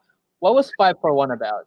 Like, what was it about? 541. It's a takeoff on the Musketeers' All for One, One for All. So in this, it's all five for one cause. And it just sounded cool. And it was great to have that droning vocal below it with the every time you say you want us, and scream out all the five for one. And I've been asked that question a lot. So obviously I wasn't as clear as my little head thought it was that night. Yeah, because when I was a kid, I was like, wait, what does it mean? 541. But now I know. So thank you guys. Yeah. Thank you, Ron. And to get you guys, that's what it means. You guys didn't know. All for one, one for all. 541. That's it. 5 for 1 cause. Also, then another one, Lord Zed's theme song. So can you tell us the process of making Lord Zed's theme song? Yeah, when I saw Lord Zed, I thought of oh gosh, how is this going to happen to me? Star Wars, bad guy, black helmet. Why am I thinking on this? Darth Vader. Yeah, Darth Vader. And I thought, well, he really deserves to have a very powerful, evil, low theme. So it's done down in a lower octave, and I put in choir sounds. It's just meant to sound as evil as it can be, but it is a tip of the hat to John Williams and the Darth Vader theme. Nice. So that's the only similarity there. So guys, you hear it? Darth Vader inspired Lord Zed's theme song. So right. Yes. So there's another one I want to talk about. So Cross My Line. Can you tell us what the theme song was about, or like what was the process of making the theme song, Cross My Line? Yeah, as the time went on at Saban, and I'm really not dissing it. It's just I was doing from when I started there in '89, I was there part-time, so 20 hours a week. Then they hired me full-time, 40 hours a week. By the time Power Rangers came along, I was averaging about 60, 70 hours a week. Then I was scoring everything that they needed done, and they turned out a lot of stuff. So I was run down, and I was being pushed harder to do more. And actually the song is about my attitude working there. And then lines were crossed, and Cross My Line is specifically about not getting the score for the first film. Because I had the score and I was in, and then I got yanked at the last second. And so that was it. They crossed a line. And that was kind of the beginning of my end at Saban. And it's not specifically Saban's fault. It was just I was exhausted, and I was being told, do this, do this. Oh, you can't do this big thing. Do this instead. So that was it. I was happy. But hey, you made a great theme song, though. I liked it. I got a song out of it. I've gotten a lot of songs out of misery, that's for sure. Well, there's one more song. Two more. Two more. So there's one song that I actually was also curious about, Unite. So can you tell us about that song in your album, Unite? Yeah, Unite was about, this is going to sound really very strange, but what I remember is Unite is, okay, there was Ron Wasserman, the guy writing it and producing and engineering. And then my alter ego, Aaron Waters, my middle name is Aaron. Wasserman means waterman.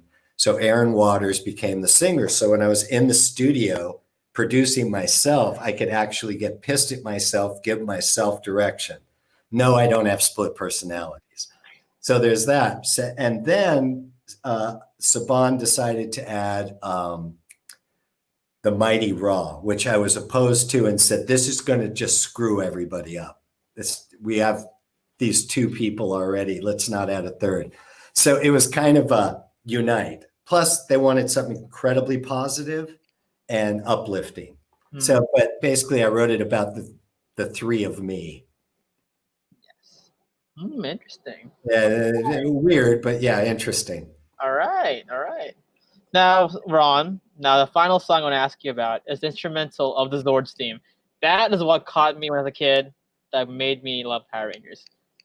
So if you The- felt like the Zord, yeah. Oh, the Zords thing. Yeah, we called it. I think we called it Kitchen Sink. It may have been called Kitchen Sink 5. That was the name of that cue. And it was we need extreme action that's editable. And because you're always thinking in math when you're scoring the picture. And I mean, the largest films in the world, the composer has written something for a 1.5-minute scene. And then the day before they go to record, he gets a new picture. And now it's going to be 1:25. And that 5 seconds cut off, you have to figure out what to do. Or now it's just a minute. So you write in ways that they can be smoothly edited together. So this was just a matter of writing a 5-minute action theme that the music editors could drop in, cut at any point. And it's just like super hardcore action. And it's such a drag that I don't really have a copy of it. I don't think I have a copy of it. Yeah, but that song when I was a kid, woo! I got excited for the Megazord because I'm not to batch all the other Megazord theme songs, but that one was the one that caught me pumped up during the Megazord fights. Well, now you know the real name of it, Kitchen Sink. All right, guys. So you guys know the real name of it? It's called Kitchen Sink 5. Get it? Kitchen Sink 5. It was the visual sound of the story. I'm pretty sure it's fun. Someday I'll look. I have hundreds of these little digital audio tapes down in storage. I've just got to go through them. I know I have a bunch of stuff from the show, but I think I transferred everything I wanted. Kitchen Sink 5. Just kidding. Yeah, it's got to be there. I had to make copies. See, back then making a copy was laborious and the machines were always working. So I kind of had to sneak in or hand the guy a 20 so he'd make copies of the music for me. It's not like today where you share an MP3. Today is much better. Yes. So, well, this ends my segment of these questions. We have, my partner here wants to ask you very special questions about your other work. So I'm going to bring him up here. It's my man and the guy recording this, Luis. What's up, Luis? Luis! Oh, you got muted. There you go. We can say anything about him. He can't. Hey! Hey, what's all right, up? Luis, I'll let you take over for a while. So, Oh man, Ryan putting me on the spot. But the main question, because as a 90s kid, when the animated X-Men came out, like besides Power Rangers, because that I grew up on that too, but X-Men like was just perfect. That like even watching it now on Disney Plus, I'm like, I can't skip the song. You can't skip the theme song. Yeah. And, how was it like just working on that, like, and just making it? That was honestly as I've done more looking into this over the last 6-7 months, it was a pretty big collaborative effort, and the bass line for it, not the exact notes, but it was inspired by a song the president of music had written called Piranha Canoe, a weird name for a band he had. And he said, I think this will be a good groove under it. And then it's a blur because it took 2 weeks to get that one done because we had so many tracks locked up. We had about 90 tracks, believe it or not, of music on this thing. And I would say, oh, now I think it's completed. It sounds really fat. And they'd go, well, they want more hi-hats, which this I always remember, more hi-hat. So you push that up. They're like, well, now that it's cutting into the frequency of something else, push that up. But I remember going through that for about 2 weeks. And then at the final note was there's a hole at the end. Can you add like a chime or a bell? So then I added that in. But overall, I remember, to be honest with you, it was a complete pain in the ass, that theme. It was a ton. It just notes. But overall, and honestly, and I hate to admit this, but I went to my friend in sound effects he did all the sound effects for Power Rangers and X-Men was his big show. And I remember when I was working on the theme, I said, I know this is obviously something big. It's got Marvel's name on it, but who are the X-Men? And so he gave me the background because he was a big sci-fi guy and I never was. I was only listening to music. I didn't do comic books or anything. So once he filled me in, that gave me a better idea of the level of action, because it's pretty apparent by the way they cut that opening that they cut it to the music later. So I, again, may have seen some, for all I know, pencil drawings on it and had to figure out the rest as it went. And then I knew the show did fairly well once it came out, but no one really ever even brought it up for 25 years. Yeah, I know it. It sucks to know that, like, I know Power Rangers is a big thing. It has a huge fandom. Right. But I love X-Men. I grew up on it. You know, cousins introduced me to comics on it, and just less knowing, just like you're the one that made it. It's just like, it's like it's awesome. Like I can't. Thank you. You can't skip the theme song or anything. Like that's me. I don't know about anybody else, and I hope some people do agree. But well, it had this resurgence, and then with Disney Plus, I guess it really took off because more people were talking about it. So I'm glad that's going on. I read somewhere that they're thinking about reviving it. Yeah, they are. Honestly, I don't know. I don't want them to, just because like it is scary to know like some shows that get like rebooted and it's not the same. Yeah. And it's a little scary, I will say. I know, because it'll be all perfect digital animation now. That was actual hand-drawn animation. Yeah. So I think and everything now, even back then it was starting, but everything is so watered down now. Yeah. So we're going to be so careful about the characters and what they say. So I think it's going to lose its edge. Yeah. In films, they can do it, but in animation, I don't think they can do it now. Yeah. Kids. Definitely. And I got to say, I'm glad you didn't go with the hip hop Power Rangers. I definitely agree with you. Would have killed the vibe. Like all the theme songs had like its own rockish type of vibe to it. And when you came back and did SPD, and I definitely do agree with you. Like SPD was a great one. It just has its own like rockish vibe where it's just like, yes, like this is what we still need. It's angst. It's old. It's long gone. Well, it's not long gone, but it's certainly diminished over time. But it was definitely just always. I just had that edge, and if I never had severe live performance anxiety, and could have fronted a project, absolutely would have been right. I'd be doing what Metallica did. Mm. I'd be up there, but that's the one thing which I do regret. It kind of held me back. It's not for everybody. Some stage fright is kind of like almost a serious thing for some people. Oh. So some people can do it, and then some people just stay in the background, help out with what they can do and know, and keep it moving from there. Yeah, exactly. I mean, my wife and I were signed in a band called Fisher, and we had to do this Tonight Show with Jay Leno in 2000. And it was just me on a piano alone, and you can't stop. It's not broadcast live, but you cannot stop. And I put on a heavy coat because I thought the cameras might pick up like my shirt moving from my heartbeat. I was terrified. And then afterwards, I just ran back to the backstage, and my wife ended up going up to the couch, but I said, I just can't do it.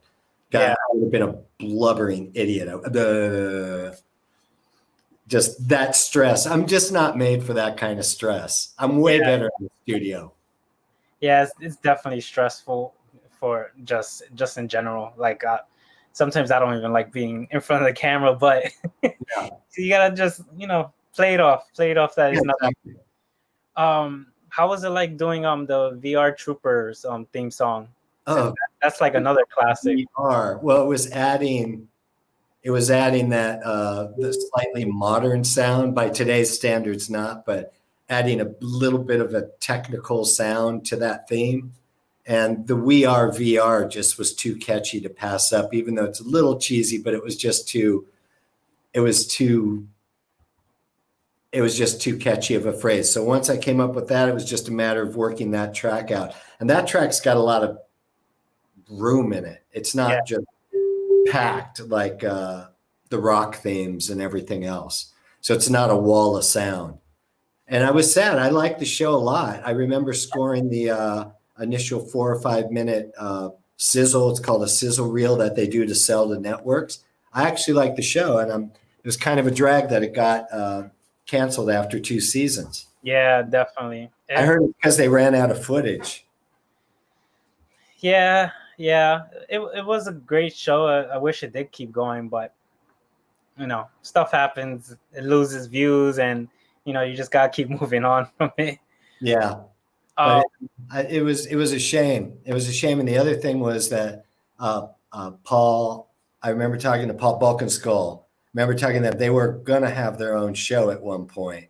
And we were in there discussing because they get very involved with everything. So we're talking about what they would do for them. And unfortunately, that never even saw the light of day. I think they could have done a great show.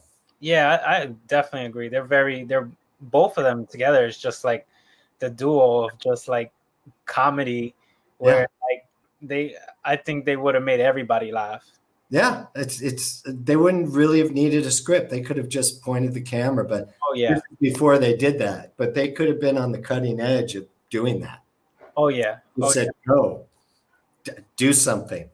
Yeah, they could have just came up with their own stuff like right there and then. And it would have been great to see them just going down the street and talking to people. They just would have messed up people. Yeah. Yeah, definitely.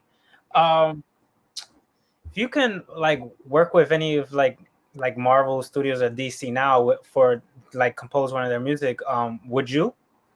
Oh yeah, absolutely. I would, but it would depend. Honestly, it's going to depend on the amount of people involved. So if they said, "Look, try this, and if it's working," notes are always fine and suggestions are always great. But if it became this overbearing thing, because I've experienced that on a few things, only a few since then, and it really is not fun having somebody breathing down your neck all the time, or somebody who doesn't understand anything about music trying to describe what they want when they don't really know.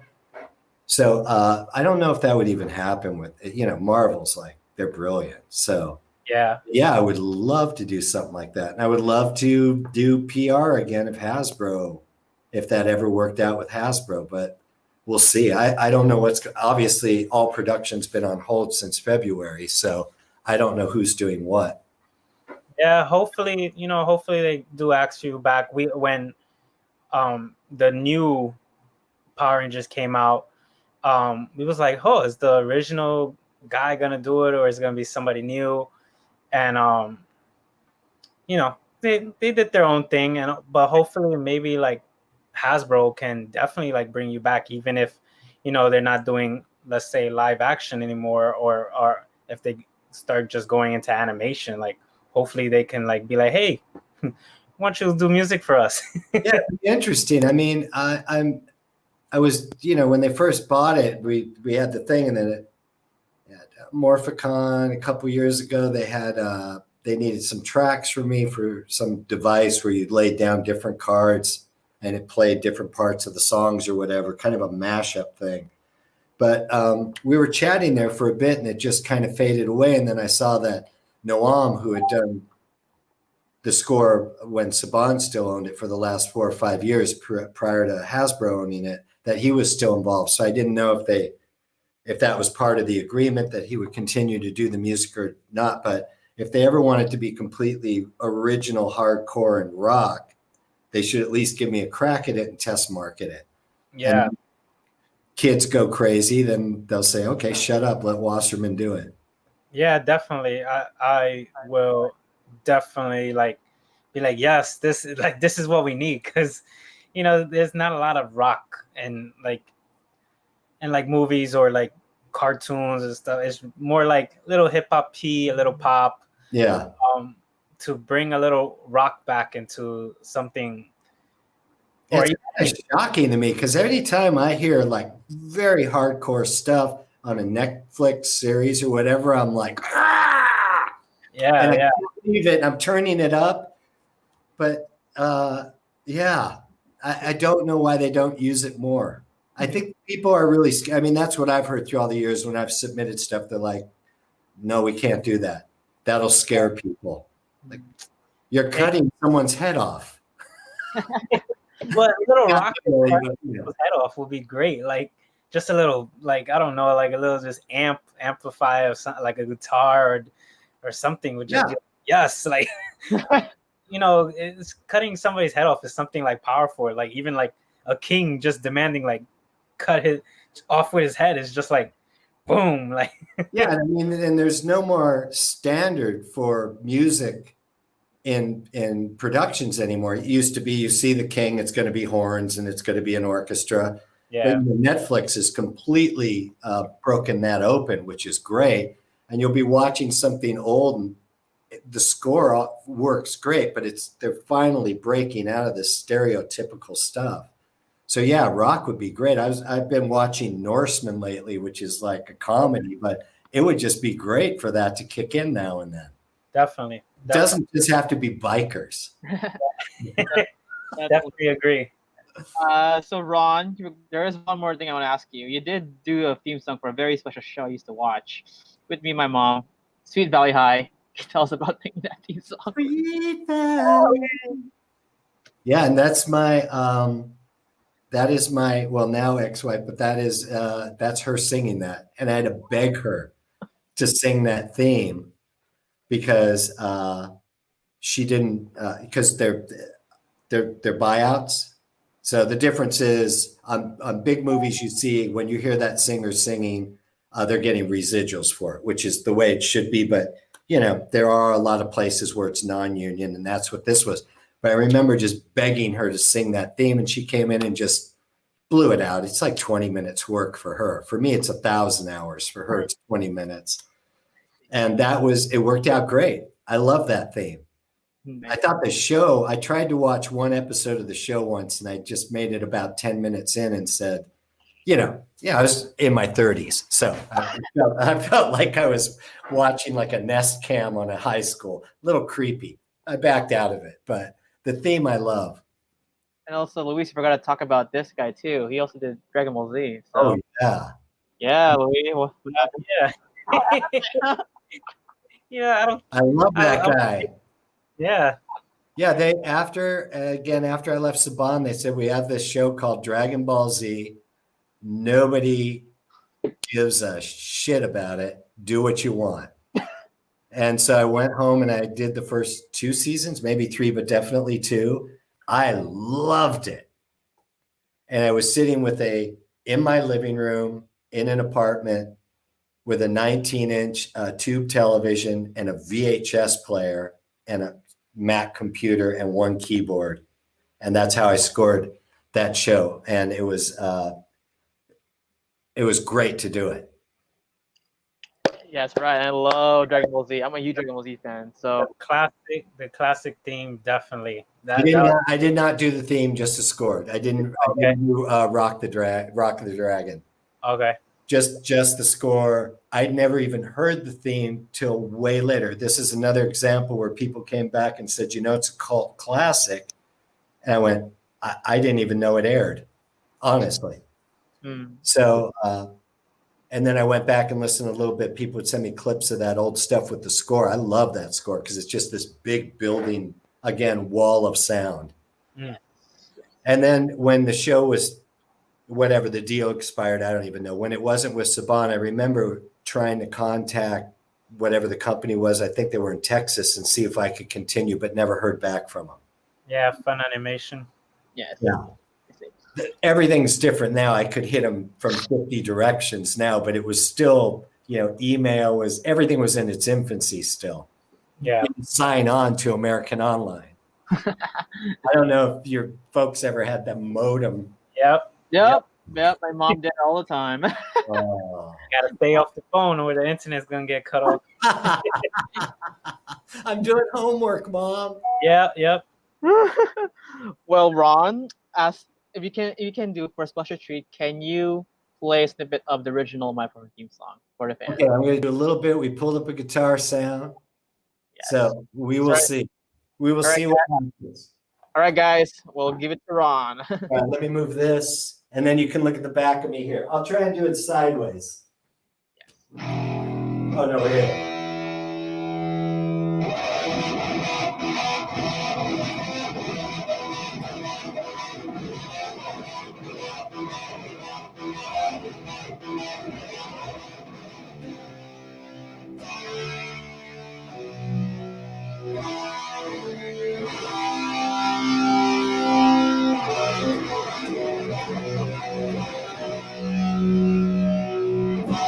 I don't have the low chunk, but there you go. That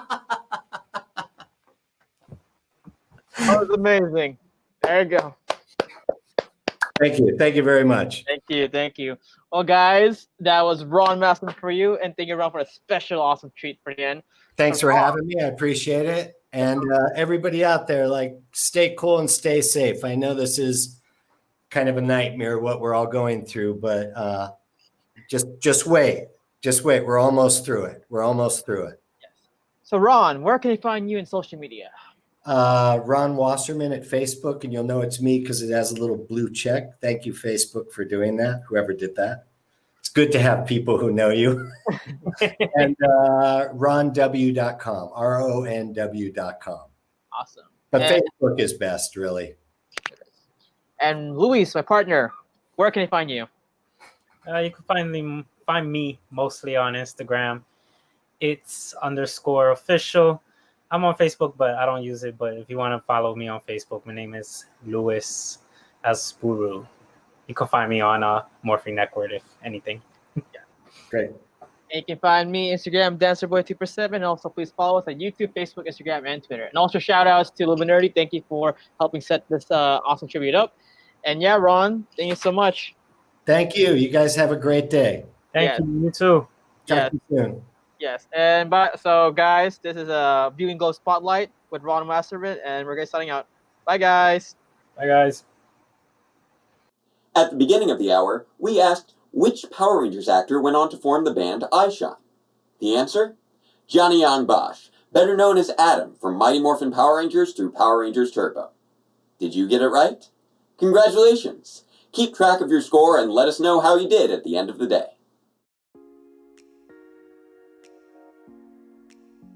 Hey Ranger fans, this is Jake, Cupwater03 from MorphinLegacy.com, and I just wanted to send out a short message and say hi and let you know who I am if you don't know. Morphin Legacy for the last 10 years has been supplying the Power Rangers fandom with news and nostalgia and our huge comprehensive database for the last 10 years, and it's been amazing. Thanks to my friends ShadowRay22 and the Ranger T for helping me build this empire, and I'm so happy that people are interested still after 10 years.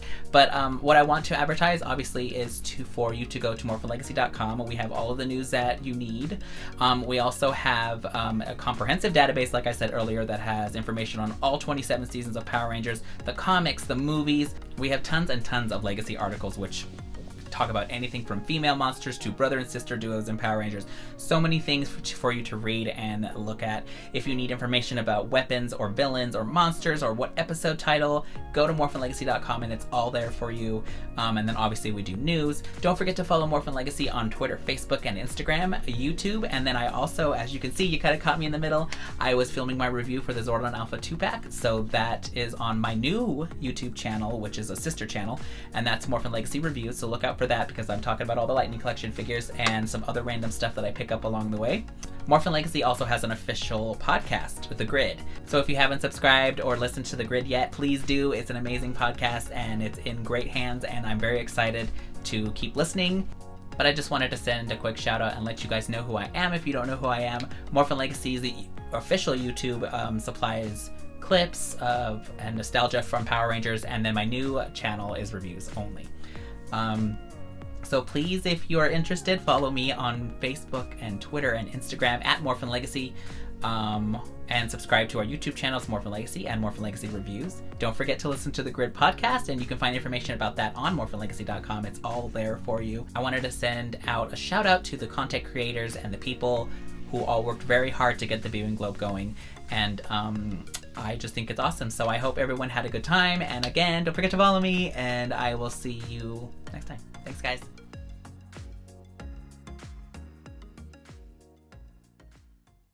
Next up, we have the Toku Ladies discussion on the nature of canon. As the Power Rangers multiverse continues to expand, the definition of canon has become more and more complex. Do you know what device was created to allow Ranger teams to easily move between dimensions? Let us know your answer in the chat or comment down below, and we'll let you know if you're right at the end of the hour. Hello, and thank you for joining us for our panel. We are your panelists, the second Batgirl, Terrier Lee, Pocky Squirrel, and Amara. So we are the hosts of the Toku Ladies podcast. Toku Ladies is a podcast that looks at Toku from an intersectional feminist perspective. And also we yell a lot about how much we love Kuga, Greta, and fan fiction. And sometimes also Power Rangers. And sometimes Power Rangers. Yeah. And this panel is, it gave us a really fancy title. What is canon? An exploration of canon, continuity, and the Power Rangers multiverse, also known as our not-so-secret plot to get people to learn the difference between canon and continuity. Woo! One day. So we wound up with this topic because we covered it on the podcast a non-zero number of times. So I feel like we should kind of start off by explaining why are we choosing this hill to die on? Why are we covering this topic again? And we have several reasons for doing that. And the first one is because the Power Rangers multiverse has been getting more and more complicated.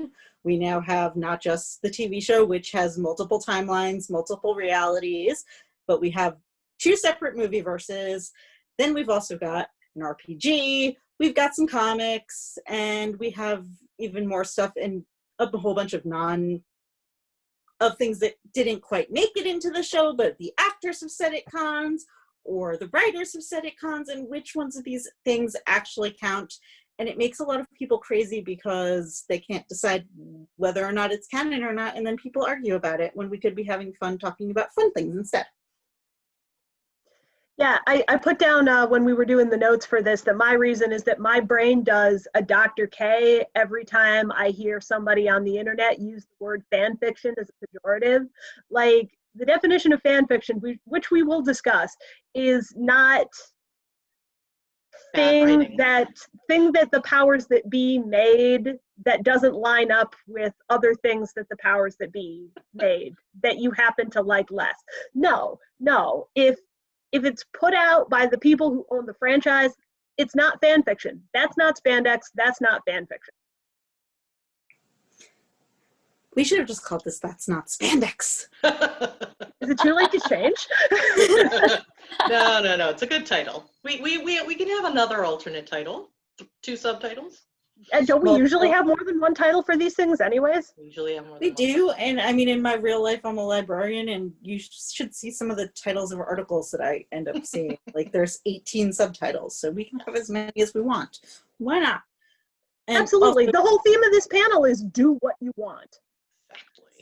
So to start, we are going to give you a whole bunch of definitions so that everyone can be on the exact same page. And we're going to start off with what is canon?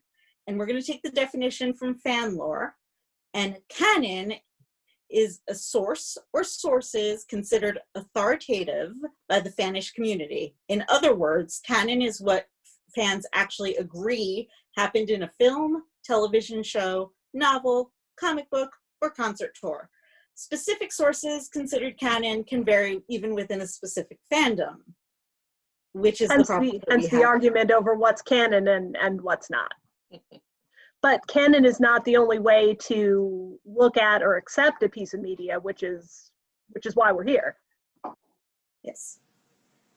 Okay, next, the comics definition of continuity, which we took from the comic book glossary, .wordpress.com. Connected as a whole, what is in continuity may change over time due to retcons. Still you, Tara. I don't read comics. Fine, I will read this then. To retcon is to replace a previously established canon fact with different canon. It's a portmanteau of retroactive continuity, which again came from comics fandom. And both Mara and I came out of comic book fandom.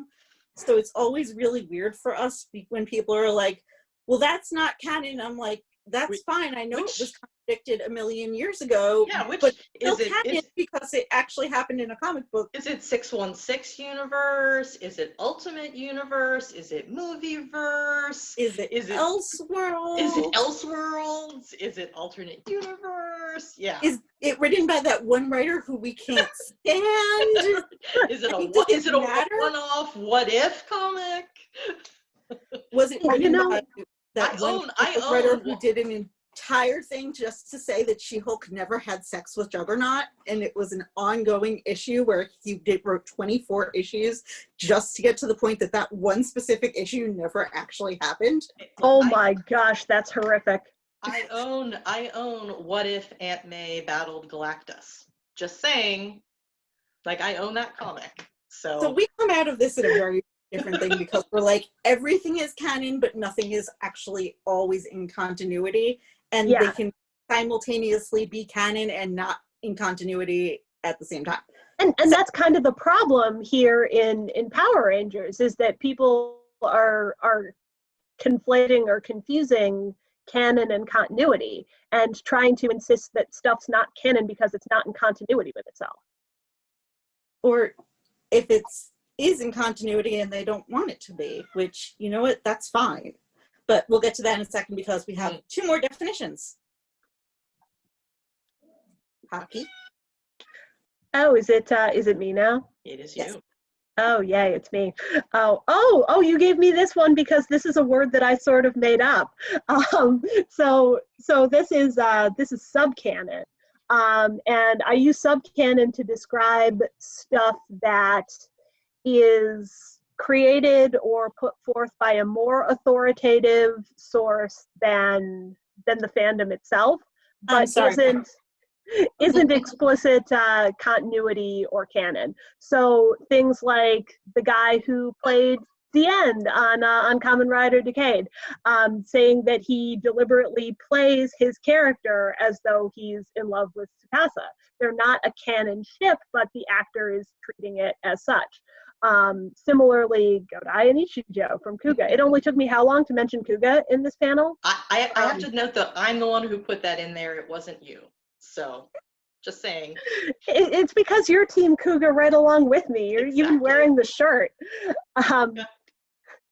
So, like some other examples of this, actor comments like Andrew Robinson commenting on Garrick's sexual orientation in Star Trek Deep Space Nine, all of the stuff that J.K. Rowling has put out, for better or for worse, about the Harry Potter universe after her text was complete. And for Power Rangers specifically, stuff that was cut from the movie, stuff that came from earlier drafts of script. Seamus Kelly put out some articles that were like deep dives into what never made it onto screen, but might have had circumstances been different. It can contradict itself. Like if we're talking about word of actor, particularly in regards to character ships, you know, we've heard mentioned at conventions before that Johnny Young Bosch does not ship Adam and Tanya, but Nakia Maurice does. He's wrong. So whose interpretation do you go with? Whose do you feel is more canon? The answer is whoever you agree with more. Yep. So our last definition is headcanon, which is probably one of my the favorites. fun part. Yeah, it's my favorite. Yeah, headcanon. Headcanon generally refers to ideas held by fans of a series that are not explicitly supported by sanctioned text or other media. Fans maintain the ideas in their heads outside of the accepted canon. So the funny headcanon story is when I pretty early getting into Power Rangers, I had only seen a couple of seasons. I'd been watching with my son. I had just started with the fan fiction, and I emailed Batgirl and I said something about, so is it actually in the show that, or was it Adam? That Adam is a therapist? Rocky. That's it, Rocky. And yeah, because I had read that in like 3 different stories. She's like, no. Nope, that's somebody's headcanon. That's somebody's headcanon that became fanon. Yeah, Rocky growing up to be a social worker was something that I invented for, like, I can't even remember what, one fic or one live journal post, and just like headcanon people took off with accepted. it. Go figure, of all things, right? Did we define fanon also? No, we have not defined fanon. I just realized that when I said that. So fanon is headcanon gone wild. Fanon is, when somebody's headcanon gets taken up by at least a bunch of other fans, and it starts to circulate as, sort of an accepted idea. Rocky's a therapist. Yeah. I think the big difference is that headcanons are individual and fanons are collective. Like, if you reach a critical mass of people in the community that agree that a headcanon is it's fact, then it becomes fanon. Also, when you can't remember if it actually happened in the show or not, it's fanon. It's the sort of thing where, like, you have to roll back because you're like, I could have sworn these two kissed. I mean, they have to have kissed somewhere here. It's not in your brain. You mean they didn't? Right. Godai and Ichijo. Godai and Ichijo. Absolutely. All right, let's try and vaguely stick to Power Rangers since we are in fact at a Power Rangers con. Why I'm keeping my Yuri on Ice comments to myself. Good job. No, it's a good point, though, is that this stuff can be found everywhere. And I think that some fandoms are more used to and acquainted to some of these concepts and some aren't. And different sub-communities within a fandom are more accustomed to these concepts than others. You hear a lot of discussion of this among people who create fan fiction. But if you're in a different part of the fandom that doesn't focus on transformative works, you might not know this stuff and then be like head splody when continuity and canon aren't behaving the way that you expect them to. So let's start with what counts as canon. Officially, it should be the TV show. I mean, if it aired on TV for Power Rangers, it is canon, and there's really no arguing with that. Even if you think specifically an episode or a storyline is stupid, there's a difference between this is bad writing and I don't like it, and this is not canon. You can't really have it both ways. If it aired as part of the show, it is canon, whether or not you like it, with the exception of that one episode of Star Trek Voyager that the writers decided never happened retroactively. Did I get to that yet? Oh, that's true. Ooh. But Spoiler warnings. Also, the movie is canon. Well, movies, all of them. Mm-hmm. But then you have, are we counting Hyperforce as canon? Yes. Hyperforce is canon. Yes. The one with the time for Rita. Hyperforce is canon. I tend to use the definition as, was it officially licensed? Then yes, it's canon. Yes. So that means, I broadly also try to expand it to, did this happen as an interview? Okay, that's interview canon. You can count it if you want to. So it's sub-canon in that case. Yeah. Interview canon and sub-canon have been used interchangeably before. Yeah, like for the purposes of Power Rangers, if it was put forth for the purpose of Saban or Disney or Hasbro making money off of the property, it is canon. And that also occasionally goes to some of the weirder things, like when the Power Rangers was first released on that ginormous box set of DVDs, it came with this little book, and I have it around here somewhere with the toys somewhere over there. And it said that Rita ended up in the space can because she lost a toy cost to Zordon.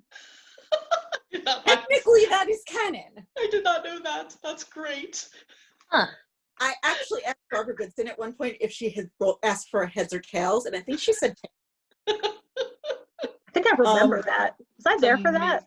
That's amazing. No, that was the year you got married. Ah, bummer. So, and also, like, there are other things like the expanded universe materials, like the comics. Now, are we counting all the way back to those Zeo Marvel comics that were not super great? They are a canon. They are canon. They might not be in continuity with anything else, but they are canon. The Samurai and Megaforce comics, we have some of those. Yeah. And of course, the current really, really good comic line, which is also canon. Oh, I just realized something. Do you know what else counts as canon under this definition? What? The Meower Rangers. Oh my. Yes! Yes! Well, we've already had one show up for this panel, so hey, that's something. Yes, Rangers is amazing! More Meow Rangers, so... The Meower Rangers are canon. Haters to the Excellent. left. Excellent. And really, so everything kind of is canon, and the problem is deciding whether or not it's in your canon, and that's where continuity exists. Not everything that is canon exists in continuity, and there can be multiple continuities. And Yeah, so stuff that is canon that conflicts with each other doesn't exist in the same continuity. I mean, you really cannot have Mighty Morphin the TV show in the same canon as in the same continuity as as Power Rangers 2017. No. Mighty Morphin alone has like half a dozen different alternate universes at this point. At this point, like Mighty Morphin so many seasons that either the Rangers were 14 and driving in season 1, or that was the longest year of their lives. Really long year. I mean, high school years do seem to last a really long time. I will grant you that. I mean, this year has been a decade long, so I'm willing to give them some sort of weird time compression. Exactly. But even with Mighty Morphin, like, does Alien Rangers exist in the same continuity as everything else? Because nobody, when the Power Rangers first showed up, seemed to remember, hey, weren't there a bunch of like super powered aliens in those spandexy suits hanging around? And at one point, Bulk was like 60 feet tall. That girl, you've just blown my mind and completely reconceptualized my favorite season. You're welcome. There you go. That's what we do here. I'm gonna have some thinking to do after this panel's done. So, like, my question is that in the same continuity? I mean, they're both canon, but and continuity and timelines don't always work out. It can be in the same timeline and be in the same continuity, or they can be completely separate. Yeah, and this is where things get really complicated with continuity, because one continuity can have multiple timelines in it, especially if you're playing around with time travel or interdimensional travel or all of these other lovely things that our favorite spandex-clad superheroes like to do. It's easier to define canon than it is to figure out what's in continuity with itself and what isn't. And I think that that's like a bigger and more interesting source of conversation than saying this is canon, this is not canon, this is called fan fiction because I don't like it. I mean, I'm fine with everything is canon. It's just that everything's in continuity. And I had one other thing that was going to completely blow your mind, Pocky. Oh, so, no. For Alien Rangers, if it is the same timeline, where the hell were baby Trini, baby Zach, and baby Jason, and why weren't baby Rocky, baby Aisha, and baby Adam in Stone Canyon? You're giving me that look. I think you wrote her. I demand fanfic. Request it for alphas. I guess I have to run it again this year. Yes, you do. You better. I came up with a great idea. I need to write more Power Rangers. I'll mention it later on. See, this is why I get annoyed when people use fan fiction as a pejorative, because look at all this fun that we're having over here in fan fiction land. Y'all are missing out. That's one of the things I love about transformative works in general, and the thing about specific canons. Like, the best canons are the ones that are good jumping off points, where fanfic is either one of two things. Either it's a love letter to the canon, or it's an, okay, I see what you did there, but per our previous email, that's just not going to work. I write some of both, definitely. Mm-hmm. Well, we were saying that, that is how you deal with canon you don't like. You don't create a petition to the creators to remake a movie. Star Wars fans. Snyder cut. Yes. Like, if you don't like the canon, you can do a couple things. You can ignore it because it does not actually hurt you. It does not show up in your house and hit you over the head. You can change the channel, as George Carlin famously said. you can write fix-it-fic, which goodness only knows. I mean, first of all, how many Cougar fics have I written where Godai comes back and everybody lives happily ever after? Just like fixing one thing. I think I've got like 5. I think it's 5, might even be 6.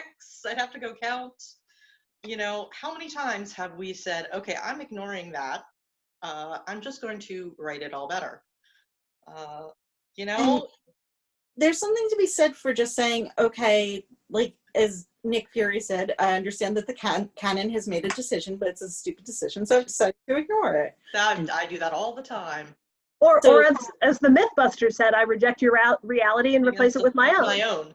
Absolutely. Yeah. Like, I do that all the time. Like, that's the thing I like about the phrase, and I've got this in our notes somewhere, about personal canon, which is what do I choose to acknowledge that actually happened? For example, according to Hyperforce, Jen stayed in the future. No. Nope, sorry. No. I stayed. But we're about to get a comic about that, so I think personal canons may be changing depending on how good that story is. That's true.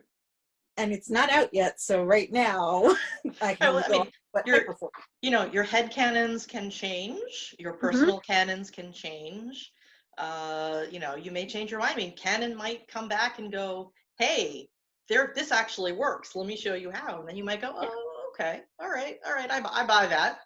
You know, and that's okay. You don't have to stick with exactly the same ideas about canon forever. Really, it's okay. In the Toe Teacher's 10 Year After movie, Greta suddenly ended up with time travel powers, and I rolled with it. Yeah. Yeah. Hey, I mean, go for it. I think that the important takeaway here is that all of this stuff is fiction. It's not like we're hanging around here arguing over whether or not the world is flat. It's fiction. You are using your powers of imagination to create to create immersion in a story. And that immersion can include whatever you want it to include. It can change whatever you want to change, and it can exclude anything that squicks you out or ticks you off. Because fandom is supposed to be about having fun. Fandom is for fun. If you have steam coming out of your ears because someone disagrees with you about what's canon and what's not, you need to take a step away from the Twitter, do some breathing exercises, and remind yourself of why you're here. You know, I called it before your personal canon, but I think I'd rather call it your personal continuity because it's still canon whether we like it or not. True. Okay. Yeah, your personal it's canon. It's canon regardless of whether we're ignoring something, but canon it remains. But yeah, you know, I have my own continuity, and again, you know, everybody ends up happy at the end. You know, that's how it goes. Okay, guys, let's pause and come back into this because it is about to cut us off in a few minutes. Continue recording. And the other thing I want to say before we start talking specifically about Power Rangers as a shared universe and multiverse and the fun stuff like favorite continuity nod is that your personal continuity is probably not the same as everyone else's. And in fact, the thing that you think is the most important piece of personal continuity is probably something that someone else hates. So just remember, it's supposed to be fun. Not everyone likes it for the same reason. But now let's talk about Power Rangers as shared universe and multiverse because this is the fun stuff. Yay! The super fun stuff. So what for Power Rangers would you say falls under one universe? What is Wherever Tommy is. No, because that's not true. Tommy is in like 4 places. We've got the Green Ranger who went back in time after he was cloned and moved to Angel Grove. We've got the White Stranger who in the 1880s Angel Grove. Not to mention, how on earth did Tommy get a PhD by age 24? He's not that smart, sorry. It's not that he's not that smart, it's that he's totally undiagnosed ADHD, and I have no idea how he managed to actually write a dissertation. Headcanon in action. There, yeah, see, headcanon accepted. I just accepted that headcanon. Totally works for me. I mean, I'm sorry, considering how many times, and I mean, yes, okay, so the Doyleist reason is because they didn't have footage, but considering how many times he lost his stupid communicator, there's no way he got a PhD by age 24 and a teaching certification simultaneously. Oh man! Oh, you guys, we didn't define Doyleist and Watsonian. I was just gonna say we should define that because that's also super useful. Somebody go Yeah. ahead. Hockey. Yeah, you know, this is a way that I really like to parse and define fandom information. So there's what's considered the Doyleist explanation for things, and then there's the Watsonian explanation for things, taken, of course, from Sherlock Holmes and the author thereof. So the Doyleist explanation for something is the out of fiction explanation for something. Things that are explained by the constraints of Sentai footage, I was or just gonna say, constraints of actor availability. You know, this is the off-screen reason why things are the way they are, as opposed to the Watsonian explanation for things, which is the in-universe explanation. In this case, the Doyleist explanation is there were constraints in the Sentai footage that precluded Tommy from always being there at the start of the fight, versus the Watsonian explanation, which is Tommy is a flake who kept losing his communicator. So where does Scott, your team says hi, come into play? Well, the In Doyleist the, explanation for that is they didn't want to pay the actors, and also the Go-Andra footage for that specifically. I mean, are we going to really have Christmas World? I mean, and fair. The Watsonian thing is just, your team says hi, Scott. There's a simple explanation for that. I just, okay. My kids hadn't seen that, or I guess, yeah, my son didn't remember that, and Yael hadn't seen it, and I was like, it's not my favorite season, but that is one of the greatest moments ever of dealing with a problem of the footage and just boom. Yeah, that's a really great story to explain. That for my favorite continuity nod. It is probably my favorite continuity nod ever, because it's so beautifully done, and the writers clearly just said, look, we have no way to explain this. Let's not bother. Let's just be silly about it. And I love it. And you know, and since Toku is really at its best when it's not taking itself super seriously, we shouldn't take it super seriously either. You know, the stuff that people get furious about is also grounds to have so much fun. Look at Super Megaforce. Look at all of the cockamamie stuff that went on during that season. And now think about putting your imagination to work and coming up with a Watsonian explanation for new powers and, you know, this suit, that suit, and how Robo Knight came back from the dead. And there's been some great explanations for that. I mean, that season gave us the basis for the season that our friend Toby literally created out of their head, which was Earth Force 5, in which Miss Appleby, Principal Kaplan, Lieutenant Stone, Ernie, and who was the fifth? Adele. Sorry, of course, were Adele. a team of Power Rangers. And I'm sorry, that is still like the greatest idea that's ever happened. And for all we know, it could kind of happen because there have been previous Power Rangers teams running around now, and we just know nothing about them. A truly excellent example of a Watsonian explanation headcanon for something that canon just shrugged off and never explained. So we were talking about timelines and what falls under one.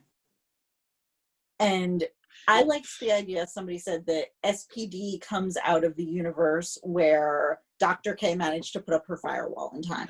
Oh, yeah. Yeah. Oh, that's a good one. Also really excellent headcanon. Very good headcanon, yes. Do you remember? I don't remember whose idea that was, but I loved it. I saw it somewhere. Oh, it was yours. Oh, that was you? It is great. I love it. Yeah. You waited for us to give you the compliments first. So I'll give them credit because I think there was something in Time Force about some sort of big disaster. So I always assumed that Time Force took place in the same universe as RPM. but then they decided no, that didn't happen. So, that has since been retconned such that RPM exists in its own universe. That's kind of, I believe at this point, Beast Morphers confirmed that to be a universe apart from everything else that happened. As is Dino Charge, I believe, right? Well, now Dino in its Charge own just universe before they went back in time. Yeah, it's somewhat confusing. I know that in Beast Morphers, Mayor Dad talks about Rita and Galvanax. So we know that those are supposed to be in the same continuity. But then there's the episode in Ninja Steel that I watched a really long time ago. Dimensions in Danger, which I love, except the fact that and Cat were married. Yeah, well. Would Operation Overdrive be in the same universe as Mighty Morphin? Yeah. Yeah. I mean, it's really, is there a crossover? Then it's either in the same universe or not. Like, that was the whole big thing when Ninja Storm first came out, because it didn't cross over with Wild Force, and Tori said the thing about Power Rangers just being part of comics. But then something that I've learned from being a fan of Ultraman is that things don't necessarily need to exist in the same universe in order to cross over. If you make a MacGuffin, if you make a plot device that allows travel between one universe and another, you can pen, pineapple, apple, pen those two things together and boom, cross over anything you want. Ultraman, yeah, I asked Toby and they were like, yeah, no, there is no explanation for Ultraman canon. Don't even, there's no continuity, don't bother, forget it. Ultraman is fantastic because it's simultaneously the tightest and loosest continuity of any Toku franchise. Absolutely, it's way out there. Gotta love Batgirl, what were you saying? I was saying it's the same thing with Sentai. Like, I forgot who it was. It was probably Toby, who should at this point be on this panel with us. I know, who said that there is a Sentai world that is just for crossovers, and that is where the Go-Kiters live. Yes. I buy that. Yeah, that's right. I accept that headcanon, certainly. It would certainly make a lot of things make a lot more sense. Yeah, They had a whole episode where they ended up going back to one of the Versus movies with Ghost Ager, and it was like, oh, yeah, it's definitely in their universe. It's canon to Gokai. Yeah. Oh, man. And for Power Rangers, like, there are some people out there who put forth the mental and emotional labor necessary to map out all of the divergences in timelines and all of the divergences in universe. Joe Rovang, I don't understand how he does what he does, but he's an invaluable asset to the community because none of this makes sense. It really doesn't. And trying to figure out but it's also fun to find all the connections because there are so many things that happened exactly 3,000 years ago or exactly 10,000 years ago. And that's what fanfic is for, and Transformers in general, and trying to figure out, and okay, these are all canon. Are they all in the same continuity? Did whatever happened with the Animarium also have something to do with what happened with Jungle Fury and Daishi? Ooh. I'm not the one who came up with that. I have no idea who it was, but thank you, whoever it is. I think it wheels are turning.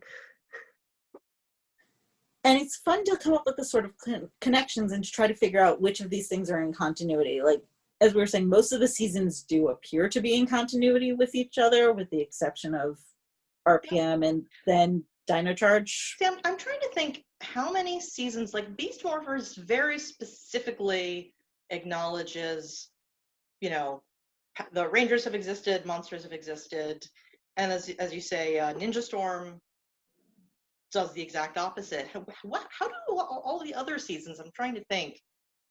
I feel like some of them do say there are other, but I feel like in a lot of seasons, everyone is surprised to see a monster. Who could have imagined that a monster would show up in our town? We are now recording again.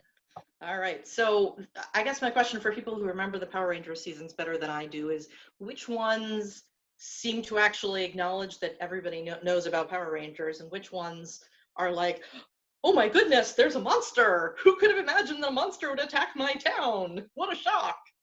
The only two that Go ahead, Tara. The only two that immediately come to mind is that one episode of Lightspeed where that lady was like, There's no such thing as monsters. And in Megaforce, when that lady was like, Power Rangers, what the hell are Power Rangers? See, so it's like they're in continuity, but well, yeah, exactly. This is how canon continuity works.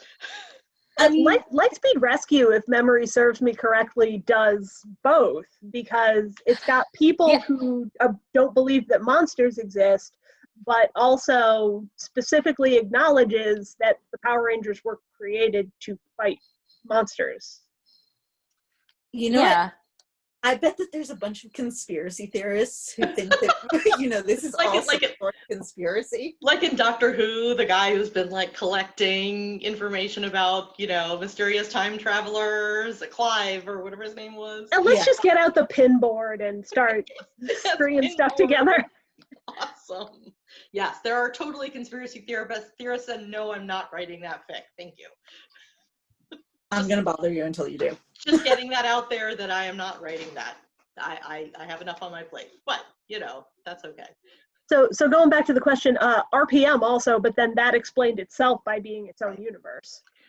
Doesn't Operation Overdrive knows about other Power Rangers, don't they? Well, considering that Adam shows up, yes. Well, no, I mean, but before, but like at the beginning, right? Doesn't he like? Well, maybe not. Tara, you're the Operation Overdrive expert. Yeah, it's been a long time since I saw it. I'm thinking of it. Can't remember. I feel like a lot of the seasons have everybody be surprised. Now, okay, well, all right. Samurai says, "Look, we know about this monster. Do they know about other Rangers? They know about their families. But do they? See, it's weird. It's like, yes, we're all in the same universe, except everybody develops amnesia at the end of the season. Mind wipe, get the Men in Black in there, like, click it. Men in Black, just wipe the entire world's memory. You know what? I don't know. What if SPD does this? Like, every time someone has like a versus, every time someone has a team up movie, SPD comes in at the end and goes, mind wipe, mind wipe, mind wipe. Yes. I mean, or Time Force. Have that or Time Force. And I do think, especially as we get closer to 2025, SPD is going to fall out of the main continuity and move into its own separate continuity, because we're getting so close. Yeah, we're going to have some type of either canon reference to SPD, which would be super cool, or it's going to have to become like a timeline divergence where other stuff happened in the Power Rangers Prime universe, such as it is, that SPD is not the future anymore. And that would be a really interesting retcon where it just something happened and changed it. And maybe something happened with Beast Morphers or whatever our next season will be.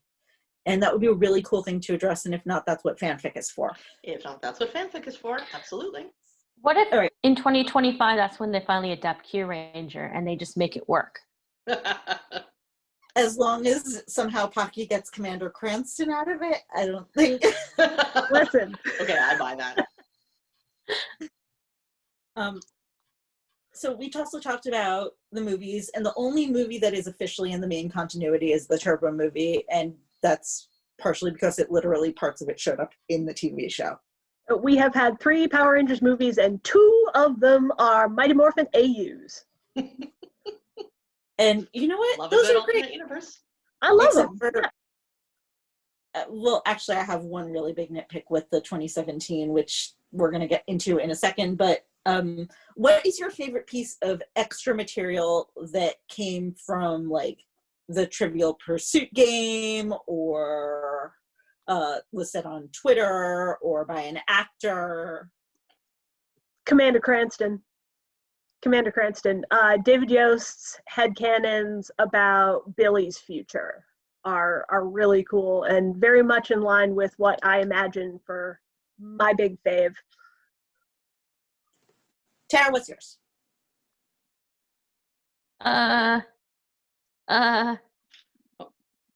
How about if I save you and say I just decided right now that my favorite is Yoshi shipping his character, shipping Coda and help me out here, Brennan's character, Brain Fart. Tyler, thank you. He does?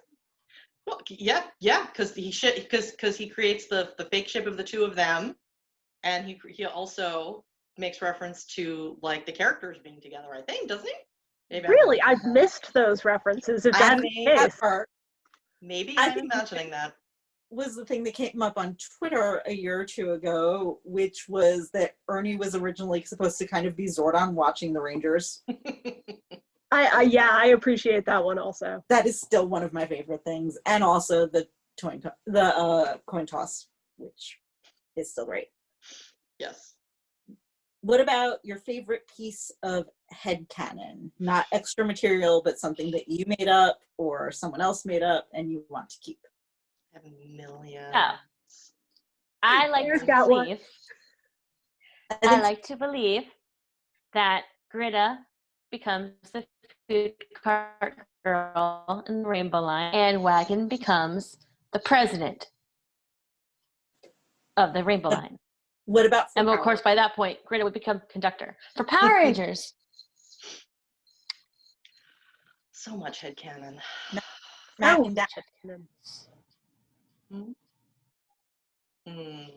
Come back to me. I think mine is the idea that Zach eventually ends up on Dancing with the Stars as a pro. Oh. I have so many. The first one to pop into my head is that the Equations aren't actually fish, they're amphibians. Ooh, that would make Billy marrying a fish or marrying an Equation less of a retcon, considering his fear of fish. Speaking of people marrying fishes. As you do. Is this about Chad and the Mermaid? Yes. I like to believe that he went off into the sea with Marina. Aww. Okay, I have trouble picking one, but I think one of my favorite headcanons, at least, is Kendall teaching Coda to read. I feel like she would feel strongly about that. Super cute. Either that or Kendall taking Shelby to conferences. That's my other, like, they totally go to paleontology conferences together. I like the fic that you wrote where Kendall and Tommy got into a screaming match at a conference. That's what I was thinking of. Yeah, I could not resist that. I had been thinking of writing that one for a really long time because Kendall and Tommy would just hate each other. They would. Like, I don't care how you feel about Tommy. The two of them are like, I don't want to say oil and water, more like matter and antimatter. Scientifically incompatible. Just entirely, they would hate each other. So yeah, I had fun writing that. I lied. My favorite piece of headcanon is Monster Insurance. Oh yeah, right. No, I'm a big fan of Monster Insurance and people writing building codes. So forget having to build to meet Hurricane. You have to be able to build to meet Zord attacking. I mean, we know that there's like an entire industry that can spring up around it because Bulk and Skull did monster tours. So that there are definitely some people who like go to whatever town is or city is being currently attacked and are hoping to run into the Power Rangers or just want to be like, I survived Harwood County and all I got was a stupid t-shirt. Yes. Yeah, I love that kind of back-end world building of like, how in the world would this actually work? I always say that to the kids when we're watching, and I'm like, oh, I feel terrible for the person who has to rebuild that building. I like to. One of the reasons I love the throwaway line in, is it Zio, about the abandoned warehouse district? Yes. And they just kept building it back up so the Zords will have something to knock down and the monsters will just keep going over there over and over again. The abandoned warehouses are actually destroyed. There was just an abandoned warehouse on Ultraman, and the entire overlap between Ultraman fandom and Power Rangers fandom lost their minds. Yes, it was hilarious.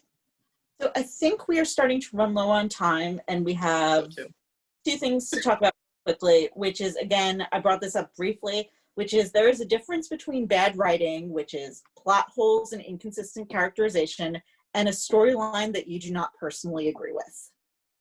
For example, and the story, I'm going to use the storyline I don't personally agree with, is everything with Kimberly in the 2017 Power Rangers movie. Mighty Morphin 1993 Kim is one of my favorites. However, the 2017 Kimberly essentially committed sexual assault. And I still think that could go either way on whether or not it's bad writing or whether it's just a storyline I don't agree with. So it's one that I choose not to ignore as part of my personal canon, like, because I want to be able to like her as a character. And I can't if that's the thing that happened. So what piece of canon do you guys not include in your personal continuity? Tokuger 34. For those of you who don't know, that's the episode about kissing. Well, one episode about kissing. Tokuger 34 doesn't exist. It doesn't exist. They never filmed it. There's a 2-minute thing. Yes. Where knows about kissing. They shot one. Nothing else happened in that episode. That one scene got shot. Nothing else got shot. They forgot. It's terrible. But what do you guys not include in your personal canon? Oh, and the whole Jake and Gia as a couple. Yes, that does not exist. Absolutely, doesn't exist. Kitty. He's causing trouble. Well, so was Buddy earlier. So I mean, the Meow Rangers needed to show up. Exactly. The Meow Rangers need to calm down. You know, for Power Rangers, I don't really ignore a lot of canon or continuity. I have more Toku that I ignore. Yeah. There was definitely a period of time where I was aggressively ignoring Billy's departure from Zeo, but over time I've kind of integrated it more into my personal canon and come to terms with it. Yeah, there's a bunch of like Megaforce and Super Megaforce things that I like. Yeah, just the whole thing with Orion's planet. They just dealt with that really badly. I still don't like the color promotion from SPD. I think that's the only real one that I choose to, besides some shipping. Oh, yeah. But, I mean, I have some friends who are very much on the, what are you talking about? Tommy and Kimberly never broke up. They're still married. Which, that's fine if that's their personal continuity. More power to them. Yeah. You can accept something as canon and not accept it as your vision of the universe at the same time. It's fine. And embrace contradiction. It can be both. That's the nice thing about it. You know, that's what the tag alternate reality canon divergence, alternate universe canon divergence is for, to use a fanfic term. Yep. And I think we are running out of time. So thank you so much for watching our panel. We hope you enjoyed it. And a special shout out to Icky Bully, who edits our podcast, or this panel. And if you are interested in consuming more Toku Ladies content, you can find us in several places. By email at tokuladiespodcast@gmail.com. On Twitter at tokuLadies_pod. You can check out our website at tokuladiespodcast.libsyn.com. On Facebook at facebook.com/TokuLadiesPodcast. And our blog at tokuladiespodcast.wordpress.com. I'm suddenly having trouble. And our individual Twitters, I'm at the2ND Batgirl. This is my public Twitter, but it's at TerrorTweets88. I'm easy to find. I'm at Pocky Squirrel. And I am at Mara Greengrass because I am incapable of using a pseudonym.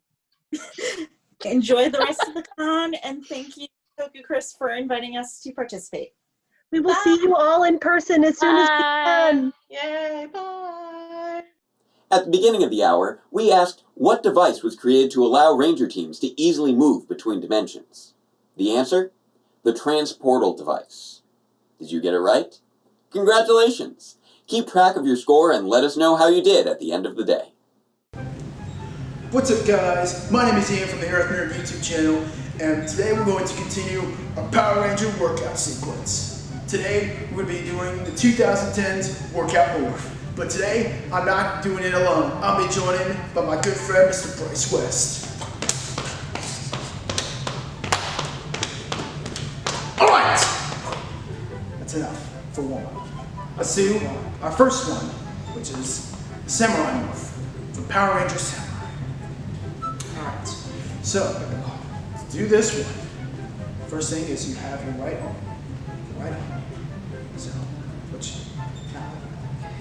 This is what you're doing? Yeah, your right arm here. So you go up here. Okay. You go Samuraiser. Samuraiser. To your ear. Go down, go Samuraiser. Go Samuraiser. And then you go back up to your ear. Go Samurai. Go Samurai. And then you screw over and bang. Boom. And that's how I fall back. All right. Now we're gonna do full speed. You ready? Oh, wait, that wasn't full speed. Okay, well, let's give it a shot. Okay. You ready? Yeah, here we go. Samuraiser. Samurai. Go Samurai. Go Samurai. Bam! Okay. I got it. Alright, you got it? Alright. Good. How you got it? Yeah. You got it. Now we're done with the Samurai. Yes. We're going to move on to the next one. You know what that next one is? Sure. Can you say it? It's not a good name. Really? I don't like the name. What's wrong with Megaforce? See, but then it gets even worse whenever they call it Super. Well, we're not there yet. So it's the left hand, and then you pretend like you're pulling something out. Yeah. Not that far. Does it go out this way? No. How far do I? It's goes about right up to your elbow. I pull out here. Yeah. Like a slingshot. Basically, yeah. So you come out, you pull out here. Can I have the? I mean, I don't know if that's a sound effect that it does. But Well, can it be? I mean, like maybe we can convince them to add it in, just completely oh man, it just fades out and it's just. yeah, like that, yeah. All right, so you have your. Okay. Go all the way there. Oh, only to you. Yeah, only to your elbow. Okay. And then you come here. Wait, what the heck is going on? Hang on, let's try that again. You what? Go here. Oh. And then you go card. Oh. Up. Fit it in. Yep. And then close. There you go. There we go. All right. We got it. You ready to go full speed? Full speed. Here we go. Full speed ahead. Here we go. Ready? It's Morphin time. Go Megaforce. Go. Make a go.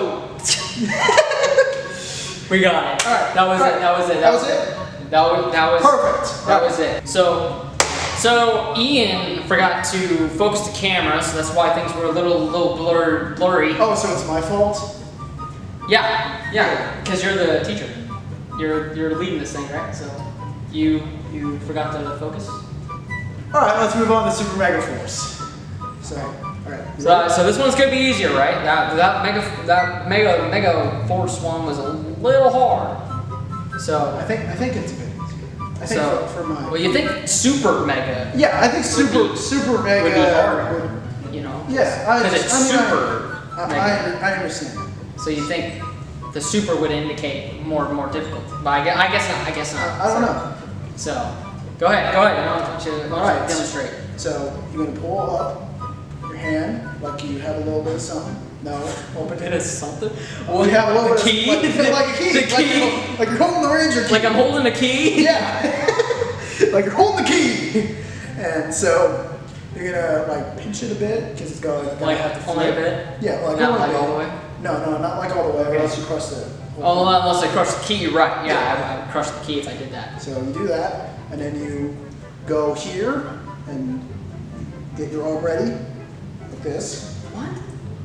Is that not No, your left arm. Your left arm. Oh! Left arm, there you go.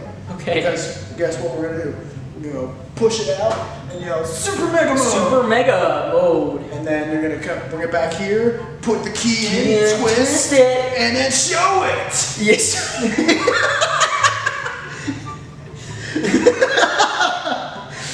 No, that's exactly how. Yeah, I got it. You got it? I got it. Yeah. All right. So you have key. Yep. Pinch it. Come back out. Go. Show it. Super Mega Mode. And then bring it in, twist and show it. Super Mega Mode. Okay. Yeah, there we go. That was pretty easy. I think we're ready to go fast mode. Ready to go full speed? I think we're ready to go full speed. All right. Full speed ahead. Key. Super Mega Mode. Twist. We got it, dude. Perfect. We did it, man. We did it. Oh wait, we got more. Wait, we have more. Small. How many seasons? There's a lot of seasons. Well, actually, this is our third video, right? So we've already done like a lot. We've already done a lot. But Super Mega Force, it would have been 21, right? Yeah, it would have been 21. Wow. Okay, that's a lot. Yeah. That's a lot of episodes. I don't know how we're guys. gonna still keep it going though. Okay. All right. All right. So Let's move on to the next one. Next one is gonna be Dino Charge. Dino Charge. Got it. Now, Dino Sounds pretty Charge- easy. It's not. What do you mean? I don't know if you know this, but for Dino Charge you have to spin. What's next? I have to do a little dance too.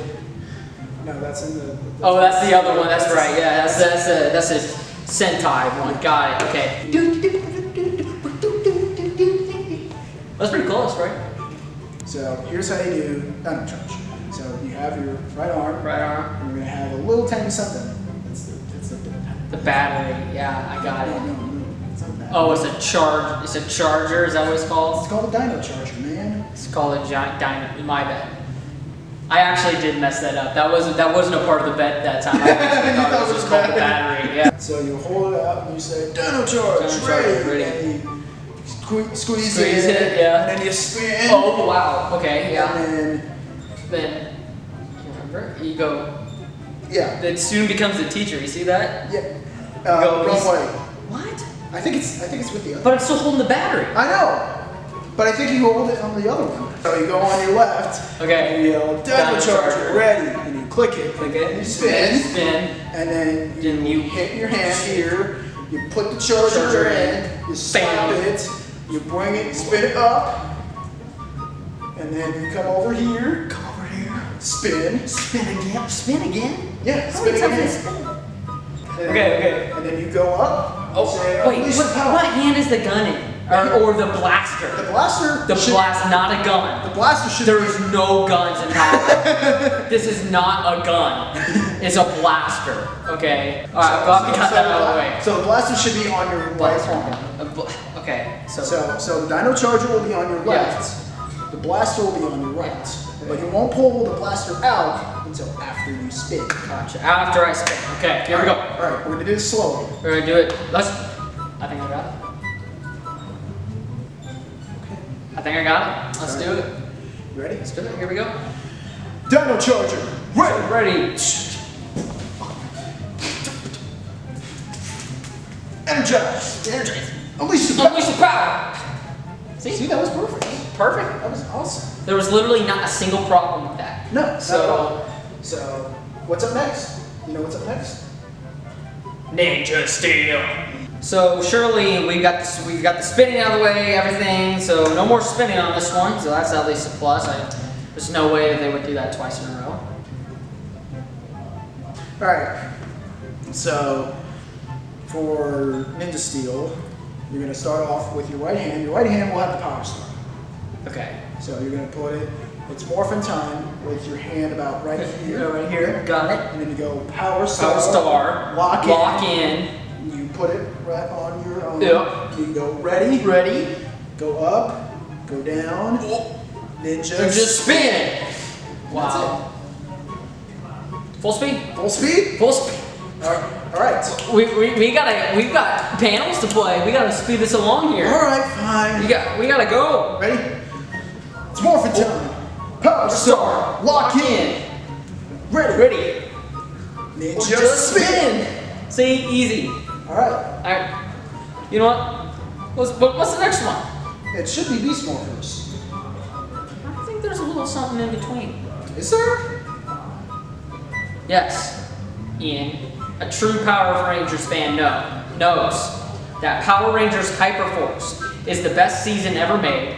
Don't at me. At Bryce AWK on Twitter. Don't at me though. So we gotta give some Hyperforce love in here. All right. So let's do some Hyperforce here. There's better not be any spinning in this one. I don't think. There's no spinning. Yeah. I don't think. I am over spin. Alright, so your morpher. Yep. It's gonna be on your right arm. Yep. It's like a watch, but not the watch that I have on. Maybe should I switch? I mean, you could. I mean, that's up to you. No. You don't want to? No. It's too much of a hassle. He's very lazy. You bring it up here. Okay. You know, Hyperforce. Hyperforce. And then you yell out a color. What color do you Aquamarine. I don't think that's a... It is now. Aquamarine. Alright, I'll go with red. And then you put it up here. Up here? No, other side. What do you mean? You stay, that's on the wrong arm. Ready? Power up. Okay, that one's pretty simple once I got the hang of it. Okay. Alright, let's do it. Here we go. Full speed ahead. Alright. Full speed. Alright. Hyperforce. Ready. Oh, wait, hold on. You said ready too early. Yeah, I'm sorry. That's my bad. I wasn't paying attention. That's okay. We'll do this again. Alright, ready? Yep. Alright. Hyperforce. Aquamarine. Ready. Power up. So, for Beast Morphers, your morpher is your left arm. Oh, good. Okay, So have this. The watch is correct. Yep. And so then you tap it. And then... Oh gosh.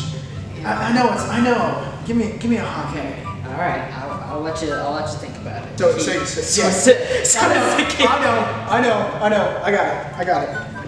Okay. I'm glad. It's Morphin time. It's Morphin time. Yeah, this is indeed. Here. It is indeed Morphin time. Okay. You hit it. And then you pull the key out.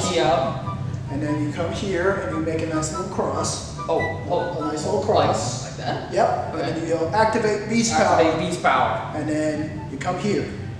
Exactly. Okay. Let's do it. Here we go. Full speed. Here we go. All right. It's Morphin time. Activate Beast Power. That's it. Ian, you said this was the last one, right? Yeah, that should be the last one. There's another season coming out, isn't there? Alright. So, I mean, what are we gonna do about that? Because they haven't announced what the morphs. Well, maybe we could make our own. Maybe we could try and predict what the Dino Fury morphing call or sequence movement will be. You know what? Yeah. That's a great idea. That's a great idea. Well, why don't you show us? All right. Let me come up with it. No, here's the reason why. Because you put me on the spot. Yeah. Okay. I did. You're right. So give me a little bit. I'll let you think on it. All right. 5, 4, 3, 2, 1, go. Oh. Well,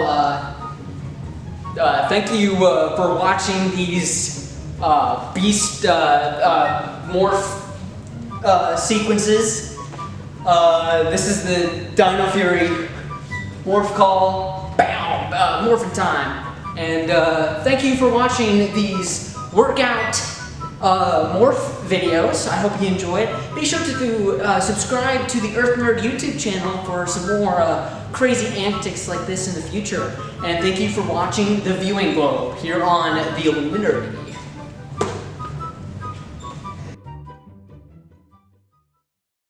Next up, we have Morphin Network's Q&A with Chris Graham, better known as Liambo from Power Rangers Mystic Force, father to the Red Ranger Nick Russell. Power Rangers has had quite a history of missing family members over the years, especially for their Red Rangers. But do you remember the first Ranger to reconnect with a long-lost parent? Let us know your answer in the chat or comment down below, and we'll let you know if you're right at the end of the hour. What's up, guys? Hello. Good to see you guys. Yes. Hello, guys. This is the Viewing Go Spotlight. We have Liambo himself. Yes, we actually got Liambo, the Night Wolf. The Chris Night Wolf. Graham. And how are you? How's everyone there? Everyone's good? Well, I'm doing good, Chris. Doing good. I mean, so far, like, a quarantine has been a little steady for us right now here in LA. It is dropping a little bit, but still, still keep our mask on, stay safe. How about you, Chris? How you been doing so far? Yeah, no, we've been great. I mean, we've had to we've had to go back into a little bit more of a tighter lockdown, just because we've had a few cases come out of come out of quarantine, and they've they've gotten into the community and stuff like that. But we've gone through that. We're coming back out of it now. It's still a little bit kind of spooky, but I mean, we've got an eye on what's happening in LA. I've got a brother-in-law who lives in LA, and so we're getting quite regular reports and updates from you guys. But yeah, apart from that, we're good. I even had an audition today for the first time ever. Usually they're online. It's like, oh. But even the audition was kind of creepy. Everybody was like, Was it on Zoom or like any software like this? Sorry? Was it like a Zoom audition or like any? It was live, face to face. Wow. Yeah. So so things are trucking along. We're kind of opening and closing. We've got a couple of things on the boil. I know that Amazon. I'm not even sure actually. Amazon might be. Excuse me. I don't think they've started again. They had to close it down because Amazon are doing Lord of the Rings out here. Yeah. So they started and then they stopped. I don't think they've started again. James Cameron's down in Wellington. He's doing some stuff with Avatar. I'm not sure if they've started again as well either, but Might see. All right. Yeah. Yes. So, guys, again, this is Chris Graham. He is Liambo from Power Rangers Mystic Force, and yes, we do have him. So let's start this awesome Q&A. So, Chris, can you tell us how you get started working for Power Rangers?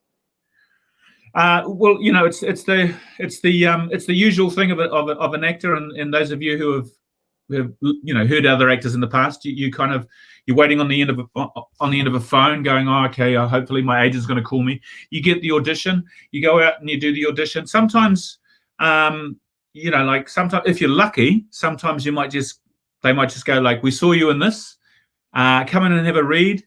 We'll see how you fit next to the other people in the in the cast, and then we'll give you a call. And it's that it's always that don't call us, we'll call you. So it's the life of an actor, really. Yeah. I see. And hey, but that addition though, for Power Rangers, you got it, and plus it's very memorable. And this follows to my next question. Now, can you tell us the process of portraying your character, Liambo? Well, and that's the interesting thing. Like, I guess with in New Zealand, you don't get a lot of lead-in time. It would be really good if we got a little bit more lead-in time. But in New Zealand, you kind of get the call on Monday, and on Friday you're in wardrobe and you're starting to get dressed, and you started to get a sense of the enormity of the project, because you don't really know how big it is. And of course, when you go out to set, out to Studio West, it's called, you start to kind of get a sense of the enormity of it all. Even though it's, I don't know, I wouldn't say it's anything like Hollywood or anything like that. But when you're kind of driving out through a suburb in Auckland, and then you come across this kind of big warehouse, and you go inside and you go, what the. You're kind of transformed into this other world. Big green screens everywhere, and people walking around in these crazy as costumes, and you just go, okay, all right, so here we are. Okay, maybe I need to really consider this. In terms of my character, it's one of those things where you get an opportunity to meet. Like I got a chance to meet with the cast, and they give you a kind of really good sense of where you need to be at and how you need to pitch yourself and how you can, because you're kind of coming in to add to the drama. You're not coming in to trying to show yourself up. You want to build a story, and it's good because it's all about the story. It really is all about the characters, and of course where the Rangers are going and what they're trying to achieve in their in their story arcs. I was really lucky to meet people like Ferris and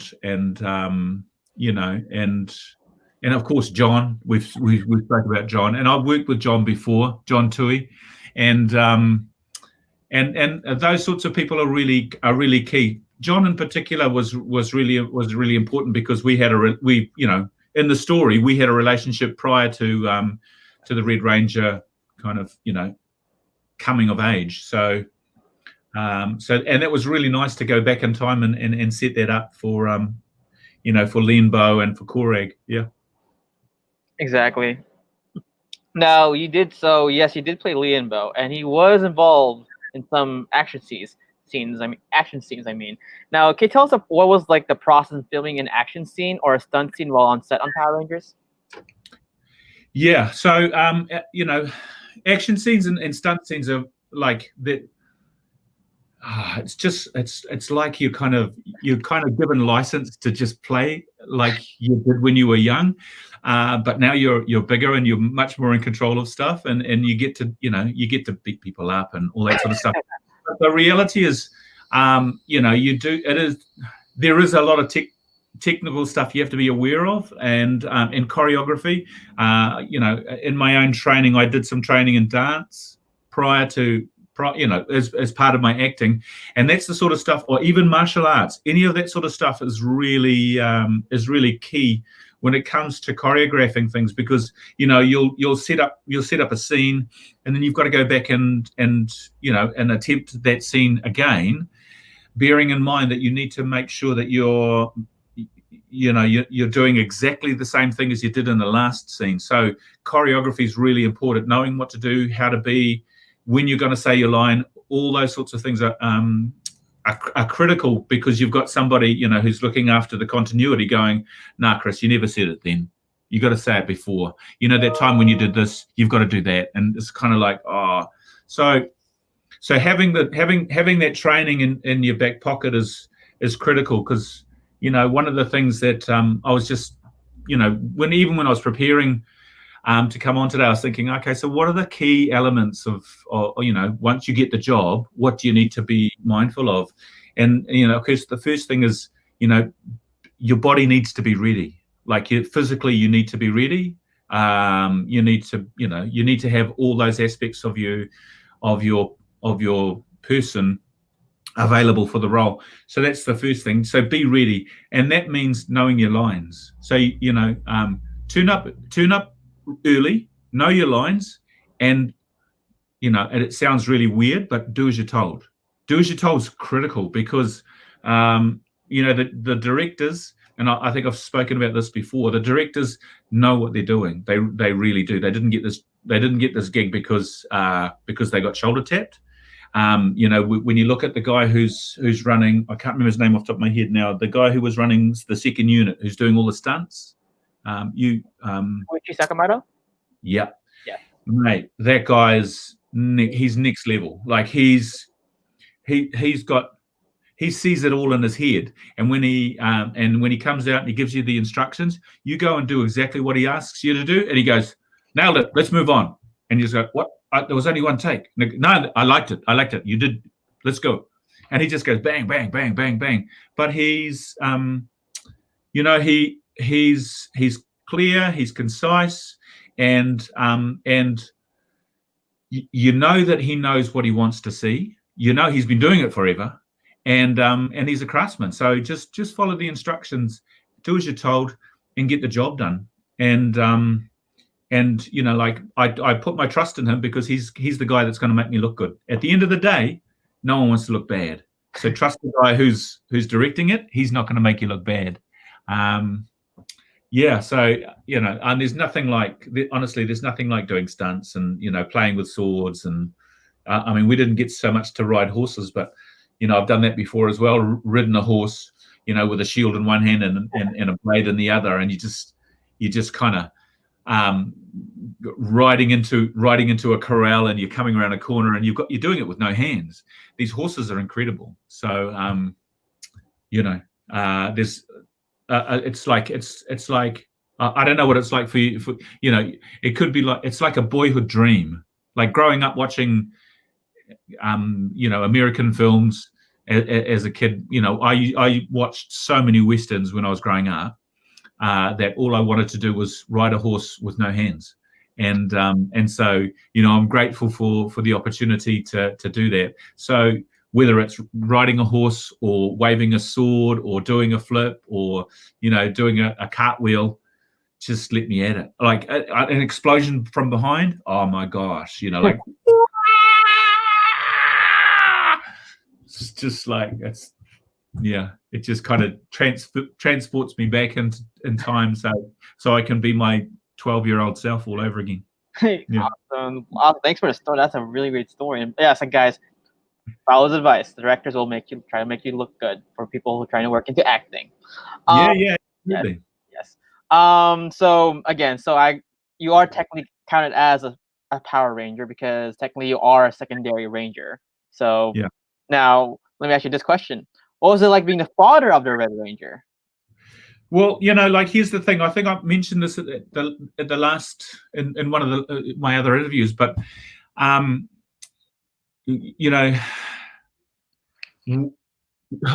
never thought I'd be having this conversation with you. I never thought that this was going to lead to where it has done. And it's that thing where when you get a gig like this,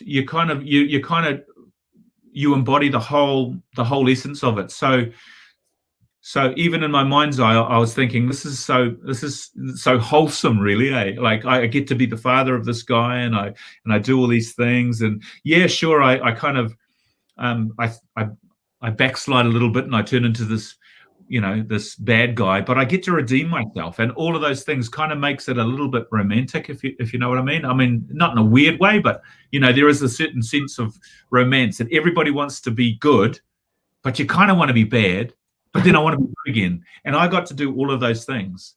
And then I got to be like the father of somebody really great. And there is something kind of, without going into too much about how old I am, there is something about that when you get to middle age, if you like, where you feel like, wow, being a father is actually kind of cool. I mean, I was a father at the time anyway, so, and I'm still a father. That sounds really weird, but but you know what I mean. Like being a father and being a dad, and I love being a dad. I'd like to think that I did a great job. My kids, like, we were just talking about the Lakers before, and my kids are ballers. Like they're ballers from way back, and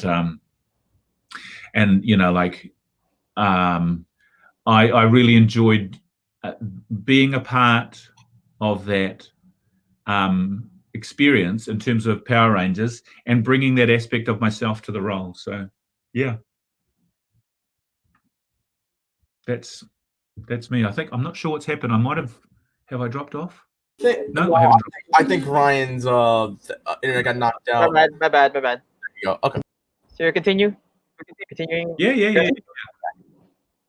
So like I was saying, like being a dad to Ferris, even though I'd hate to be Ferris's dad. Oh my gosh, that guy. Nah, it was great, and we were able to to have a connection, and really lovely to have a connection with Peter, who played Udonna.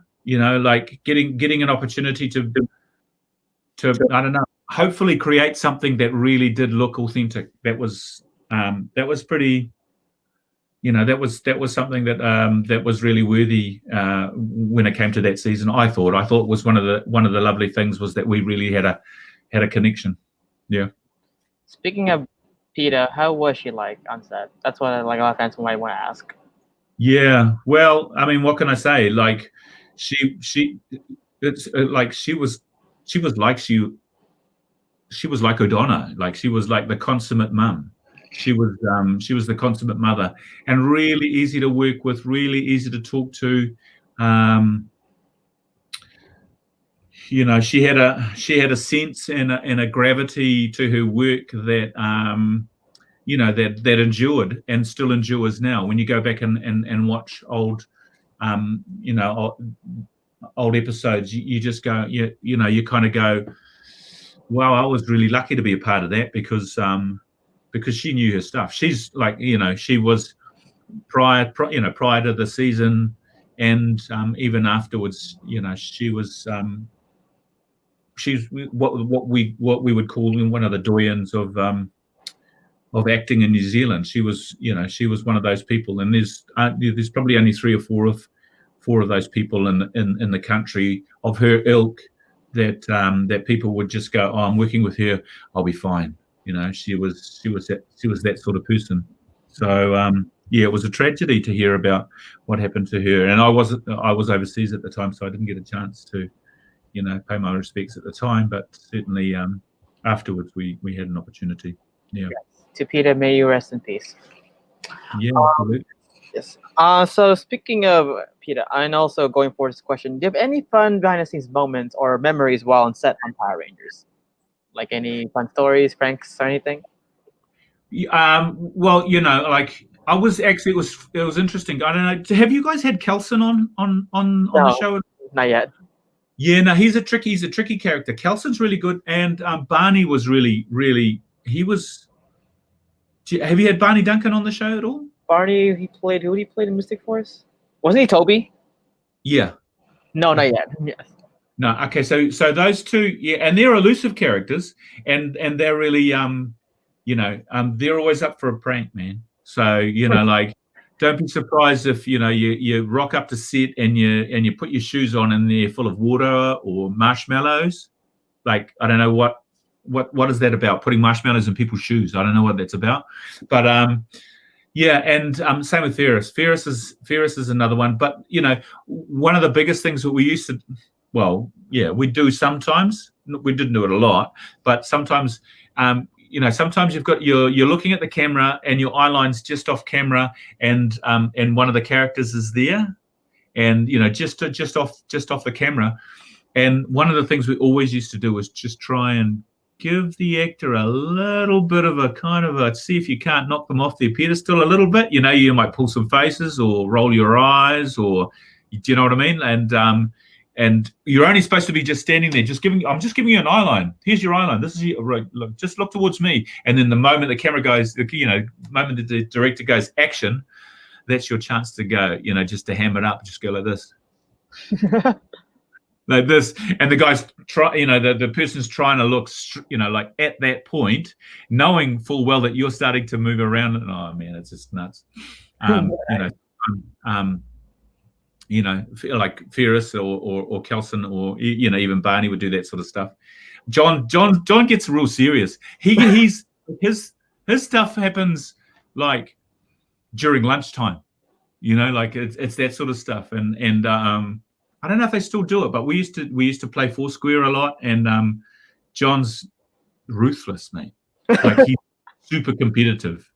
Like, don't play any game with John, because he's just like, he's ruthless. He's got no, like, there's nothing charming about John. But you just go, okay, I'm up against John. He's not going to give me any. Like, he's not going to help me. He's not going to he's just going to smash me. And, but that's kind of, that adds to the fabric of the company. And I think it's, it's one of those things that you kind of, it's like, that's what happens when you have a family. Not everybody's going to do it right. Not everybody's going to be good. Not everybody's going to be nice. Every now and again, someone's going to have a bad day, and the ability to manage all of that sort of stuff was really was really, you know, it's one of the things that I think that comes across in our performances, is that we did feel like we were an ensemble, and there were key people that managed that. John's one of them, actually. You know, even though I jest about John, he's actually really he's an important role, because he kind of keeps things solid. He keeps it real every now and again. When he does the whole raising his eyebrow, you know, he's like, you know, or it's either him or Udonna. They were the ones that kind of kept everybody feeling like there was a net underneath you. So, you know, we could get crazy, we could get funny, we could get sad, but you know, when the guy calls action, you know who you can hold on to for you know, for that stability, I guess. I see. Yeah. Yes. So I do have 2 more questions for you. So Chris, did you expect your character and the Power Rangers franchise itself to be this big? And that's what I mean. Like, I don't. Yeah, I had no idea. In fact, like once you'd finished the gig, you got paid. Cool. You just move on to the next job or the next job and next job. And it was weird because, like, maybe, I don't know, 5 years ago. 5 years ago, I had no idea what was happening. 5 years ago, I was in a little town in North Auckland, and I was directing a show with some local kids, and we were doing this thing in a park. And then I remember it was a Saturday morning, and this guy came up to me and he goes, "You're Liambo." I was like, "What?" I hadn't even connected it. I didn't even know what he was talking about. He goes, "You're Liambo." And I went, how do you, what? Korag, Liambo, I seen you. I was like, okay. And he just went, I knew it was you. And then he, like, I'm not sure. I think he was kind of questioning me about whether or not I'd recognize, you know, like if I was going to say, oh, you know, if I was going to say, oh yeah, I'm Liambo, and I'd that part of my life behind, you know. I just thought, because nobody in New Zealand sees it. I thought, and then 5 years ago, this guy goes, "Man, everybody, like my whole family loves you," and he started telling me about all this stuff, and then all of a sudden, I thought, oh, okay, so. Really? And he goes, yeah, check out YouTube. So I went and checked out YouTube, and there were these clips of Liambo, and I was going, what the? I don't even. And then slowly but surely, I'd run into people and I'd go, hey, you're Liambo, I seen you. Cool clip, blah blah blah blah, and I'll go, really? I don't even know what. Okay, great, yoo-hoo. So you know, like. It was just a complete surprise to me. And then you kind of, have a look, and I'm, you know, I like weirdly, you know, I don't want to be one of those guys who Googles my name, but like I Googled my name and there it was. It was, okay, so, all right, there I am. And it was like I said, it was a complete surprise. It's one of those things that, you know, we're just down here in one of the islands, way down at the bottom of the Pacific. No one knows about us down here, but you know, like clearly,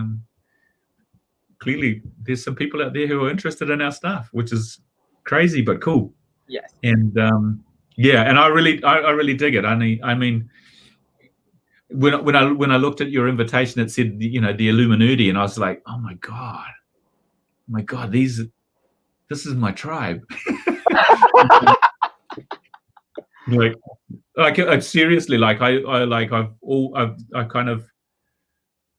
pretended to be something over here, but actually I've kind of like just quietly been doing something else over here with the, you know, with my friends who like stuff like this. Yeah.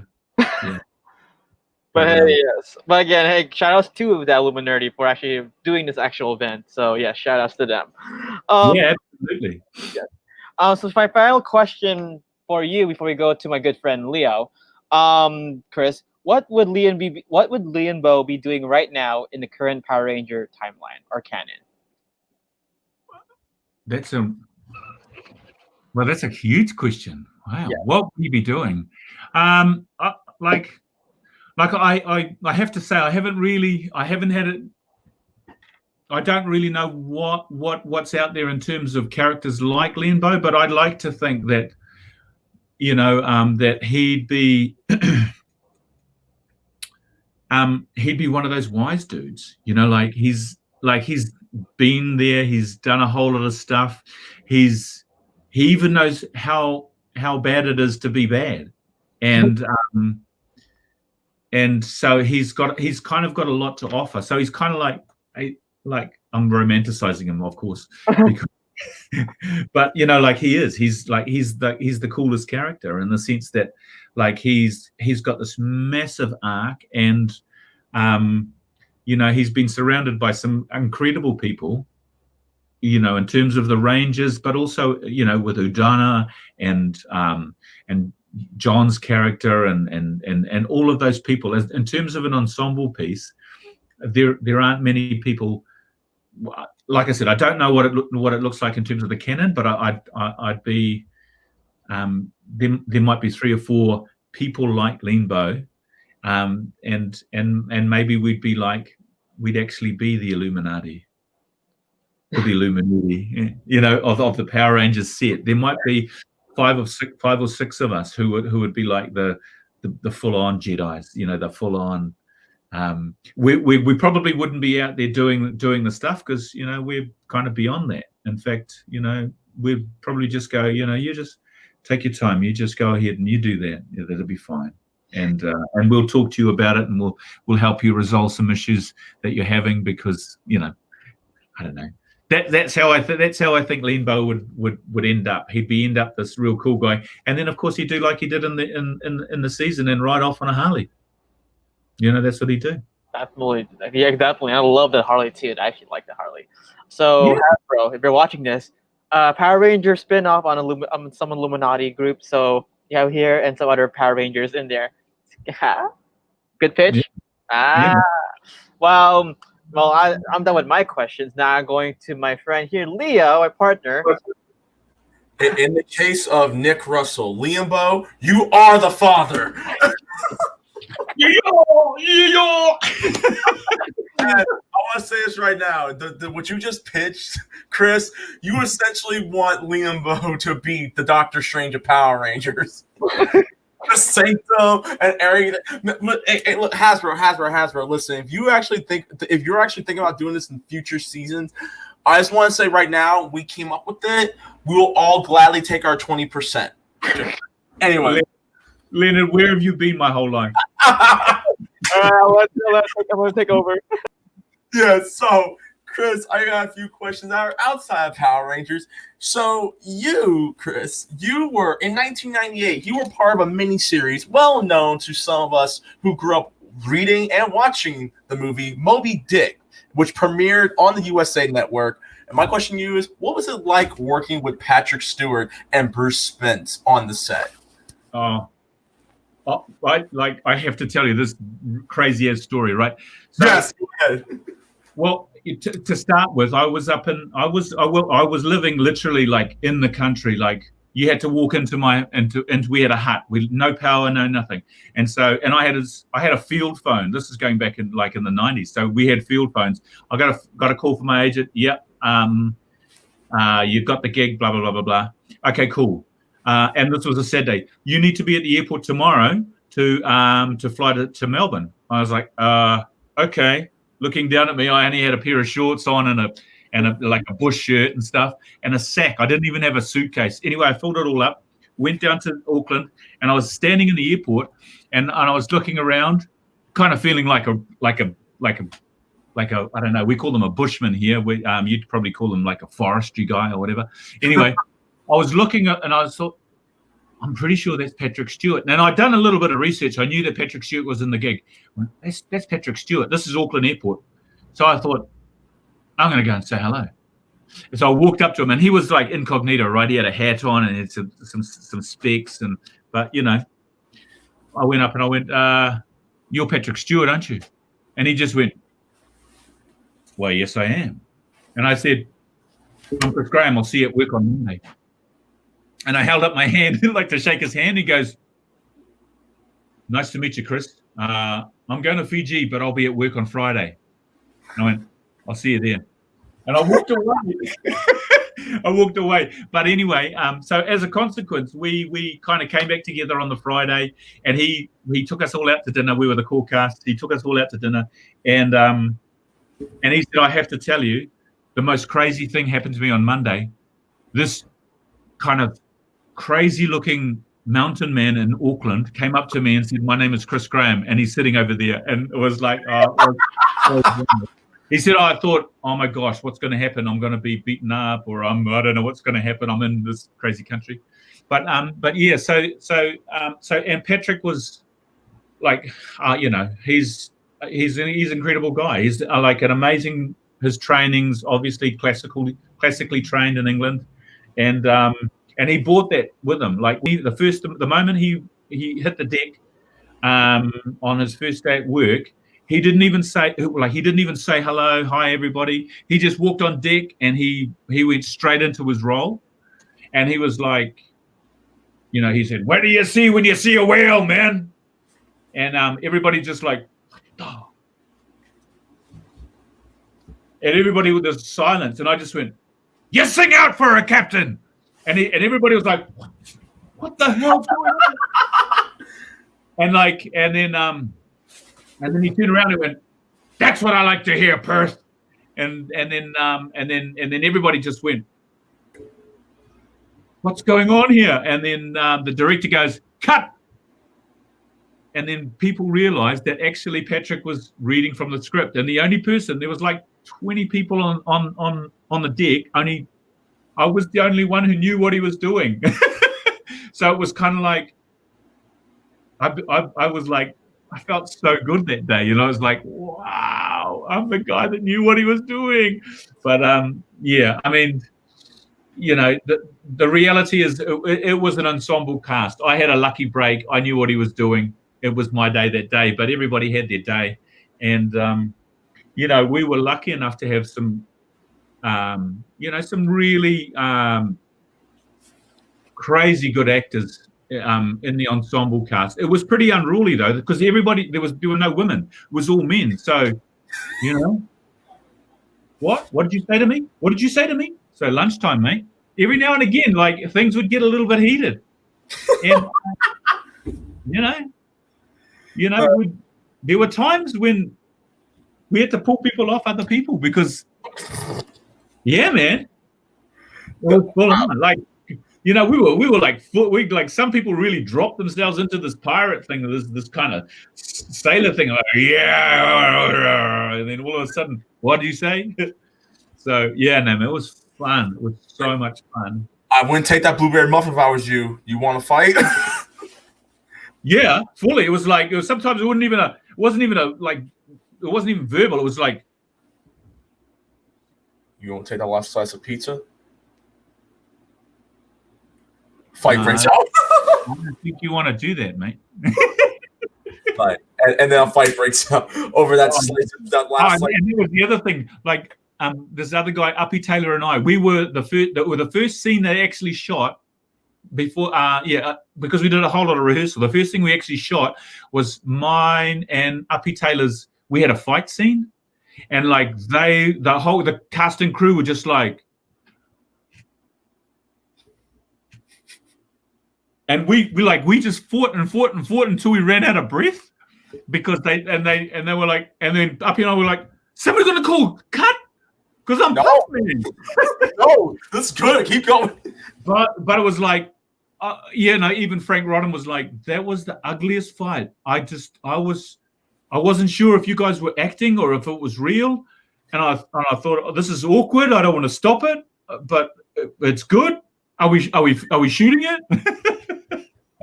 Yeah, man. Because I was biting him. I said, I'm going to bite you, bro. He's like, Yeah, bro, you bite me, you bring it. And it goes, yeah, man. And then, like, if you manage to get your fingers in my mouth and try and pull, you just do it, bro. And he goes, yeah, okay, we will. And so we were like getting real ugly, man. It was like, oh. So yeah, we had, honestly, it was so much fun. That is awesome. What about Bruce? Did you? What was it like being with Bruce? Bruce on set too. Bruce. Bruce. What was his surname? Bruce Spence. He was in Mad Max 2 Road Warrior. He was the big tall guy, right? Yeah, he was Elijah. That's right. Yeah, Bruce was like, like the range of actors in Australia is really broad. Bruce was he was kind of really solemn, but he was really cool. He was really warm and giving and stuff like that.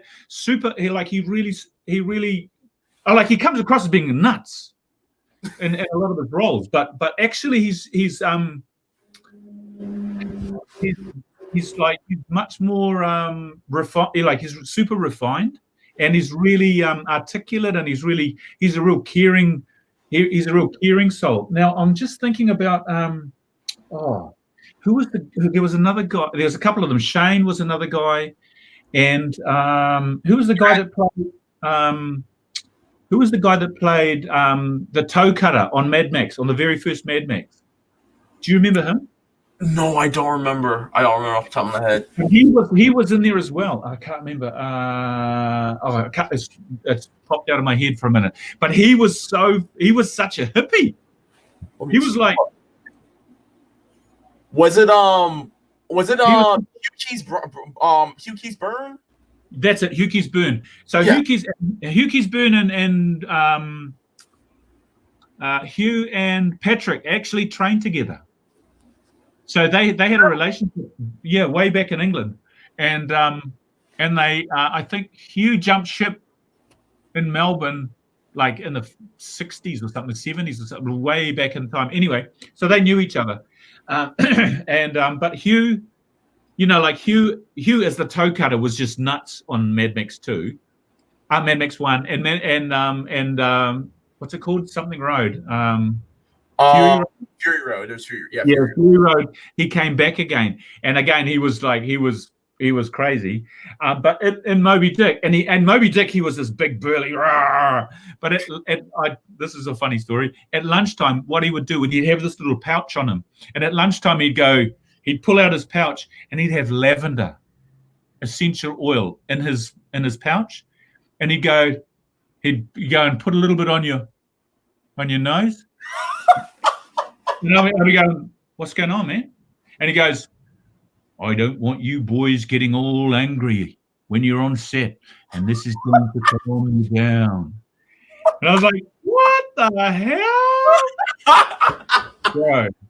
But and honestly, and he had some stories to tell, of Mad Max and how they prepared for Mad Max, the original.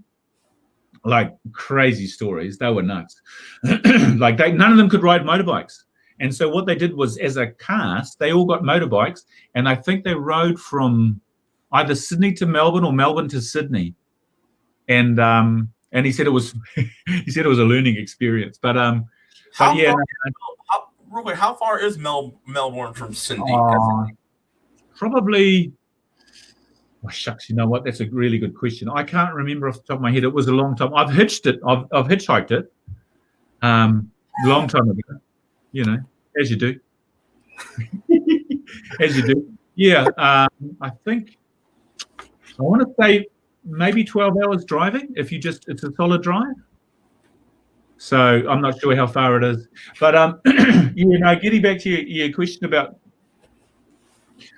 Bruce. He was there were all these different characters. I mean, there was another one. There was I can't remember his name escapes me. But there was Captain Boomer was his character's name, and in Moby Dick, and he was such a character. Like, when we auditioned, he got in there in the audition, and he didn't even audition. He just walked in the room, opened the door up, and says, "How much are you going to pay me? How much are you going to pay me?" And then outside, we'd never met him before. Outside, because he's Australian. Okay, so one of the things that they do, I don't know if you want to hear this story, but one of the things that come on, look here, what's up? Okay. Well, one of the things he does, one of the things they do, because like I'm Indigenous. I'm from New Zealand. I'm Maori, and I was sitting outside the audition with two other Maoris, and he came out and he walks up to us, and he goes, "Any of you black fellas got a light?" And we were like, "Yeah, we're like you, yeah." We were like, "What'd you say, bro?" And he goes, "You heard me. Any of you black fellas got a light?" And we were like, "Bro, we're from New Zealand."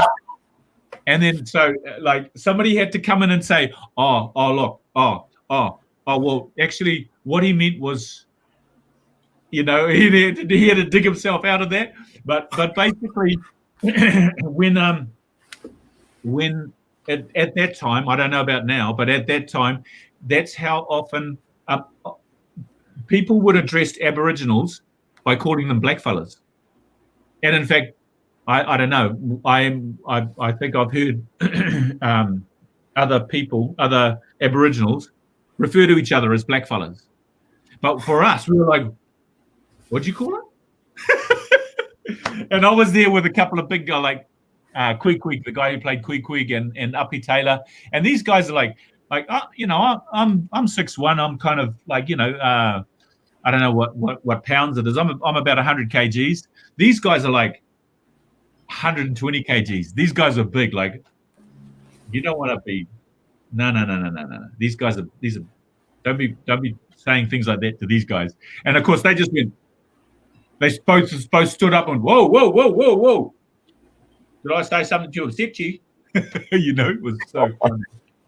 But we had some fun. Henry Thomas was good too. I don't know if I mentioned this. He was amazing. Henry Thomas is the kid who played Ellie in E.T., right? Yeah. Henry was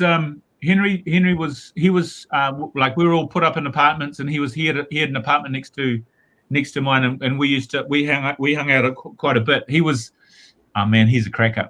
He's so funny. Like real undercover brother. He's real kind of low key. And one time we were sitting around and he was jamming. He's quite a good guitar player, quite a good singer.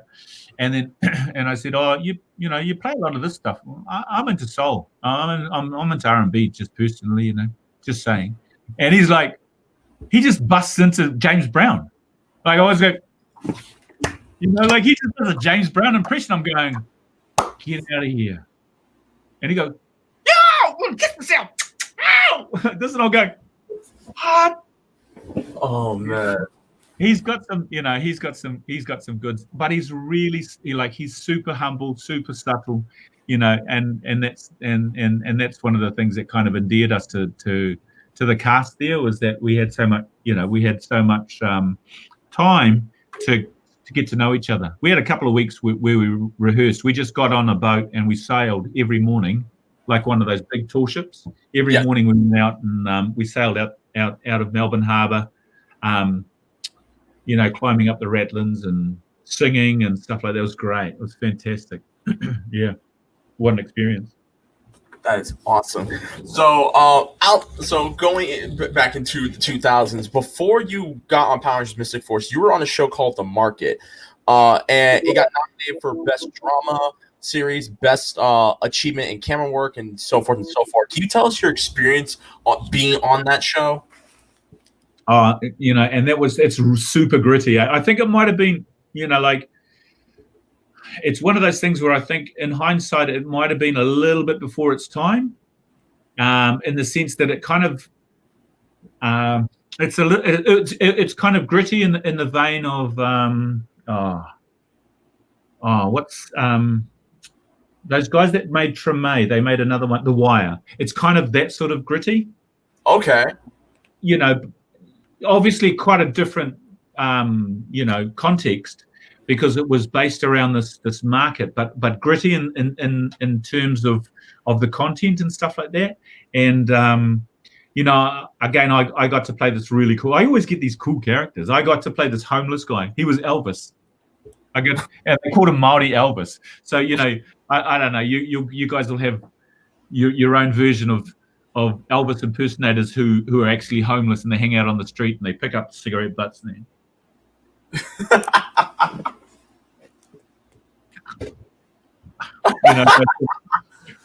That sort of stuff. But I could play the guitar and stuff like that. And then I never got a chance to do it, but it was like I was kind of like I might strum a couple of chords and maybe hum a little "Are you lonesome?" And then just come out of it really quickly. But I had these cool glasses and crazy. I still got crazy hair, but yeah. And it was again, it was so much fun. It was such an interesting show, and it came out at the same time as another show similar. So it was kind of competing, but it was a bit grittier than the first one, and so they put us at a later time slot, and it kind of, it didn't really, there was some politics around the writing and stuff like that, and the guy who originally wrote it, he left the series. But he took the rights with him, so we couldn't do a second season. There was all sorts of stuff going on with it, but it was great. It was a great opportunity. It was kind of like, like Robert Rodriguez wrote that book, Rebel with a Camera. Yes. It kind of felt like that. It kind of felt a little bit like that. Just get the camera and shoot it, man, and get it. Just get it in the can, cut it up, and chuck it out there. And that's kind of what they did. And I think because you've got some people who have, they'd cut their teeth on on things like Xena and Hercules and a few other things like that, young Herc and young Xena, all that sort of stuff. So they had some experience, but they were still relatively raw. And I think, the thing about working in New Zealand and a lot of American and English actors will attest to this, is that we do have a sense of we can do anything. We just break the rules, just do it. Who cares? And it's that thing where if you don't have the right equipment, just make it up. Just do it. Bro, I've got some tape. Just sellotape the camera to your hand and just run alongside me. We do that stuff. So there is we're a little bit gung ho out here, and we'll try pretty much anything. I mean that's part of one of the things that that got us on the show with Moby Dick was they said on one of the first days at rehearsals, they said, okay, everybody, we're going to get you to climb up the ladder up the mast, where you go. And there was probably 20 of us, and about 5 people went, oh no, it's not in my contract, mate, not in my contract. And we were like, we're already halfway up. We're going, what? No, we just give it a go, don't worry about it. And it was like, when we got down, people just said, oh, how come you just went straight up? And I said, that's what I get paid to do, mate. I get paid to do as I'm told. You tell me to get up there, I'll get up there. Just shoot it. Make sure your camera's running. Make sure there's plenty of tape, because I'm not doing it again. It's like, but it's that thing where you just, I'm not there for tiddlywinks, man. I'm there to make a show. I don't care if it's not in my contract. Then I'll take it up with my agent. You know what I mean? It's like I'm not going to let a little bit of danger get in the way of me having some fun. Remember, guys, do what you want to do as long as you're still getting paid to do it. So absolutely, and that's the thing. Yeah, man. Love doesn't pay the rent, brother. Exactly. Yeah, you need to make some of that dough. So, and I respect that. I respect that. Yeah, I mean, at the end of the day, yeah, absolutely, we are artists. I totally believe that. But it's at some point you have to realize that love doesn't pay the rent. You know, I can love this industry as much as I want, and believe me, I've done more than my fair share for free. But when I can get paid, I'm going to get paid, man. Respect. Get paid, people. Get your money. Get your money right. Yeah. But I love supporting my friends who are making really good work, and if they're out there, if they're trying to tell a story, and I love that story, a friend of mine said to me, you either do it for nothing or do it for what you're worth, but don't take, don't do it for $10 an hour. Do it for nothing, or do it for what you're worth. Don't compromise, because otherwise people just go, So that's the way it is for me. Awesome. Yeah. And so, Chris, I have my last question before I let Ryan in, because I'm pretty sure it's like we're nerding about Patrick Stewart and stuff like that. You have mentioned Xena, Hercules, and Young Hercules. These were three of the biggest shows when I was growing up, back in the late 90s. Can you tell us your fondest experiences while working on all three of these shows? Because these shows were like the holy trinity of like action shows in America. Yeah. Well, it is one of those things too, because I wasn't living in Auckland, so I kind of couldn't get an opportunity to work as part of the Corps. But and so you kind of just have to take what you can get. But luckily, I got a chance to do a couple of recurring roles. Lucy got to kill me once, and then and then she realized, well, the storyliners went, he died really well. Let's bring him back. Let's send her into hell, because that's where he lives. So I ended up coming back a couple of times as Toxius, and so I was fortunate. And it was the time, I don't know what it was. I don't know why I had it at the time. It might have been a 90s thing, but I had long hair, like really long hair, and long-headed bad guys, man. It was like, oh my gosh, I'm in the zone. Yeah. And so, and of course I could ride horses. I could shoot a bow and arrow. I could wave a sword. I could swing a staff. I could do all of those sorts of things. So and I could follow choreography. If you've got a stunt team that kind of relies on you to be in the way when you need to be and out of the way when you're not, then they love it. There's nothing worse than having an actor that gets in the way. Excuse me. So those experiences, like I said before, those experiences, they were key in terms of our coming of age, I guess, for New Zealand. It gave us a chance, and we're all grateful for the opportunity that Rob Tappert and all those guys did when they came down and they gave us Xena and Hercules and all those things, because it gave us the chance to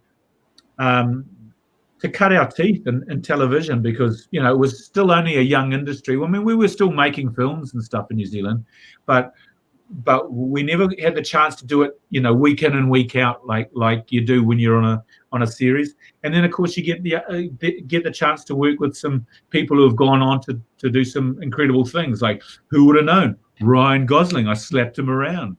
I mean, he probably, he'd just go, what? Who's this guy, Chris Graham? I don't even know. I don't even remember him.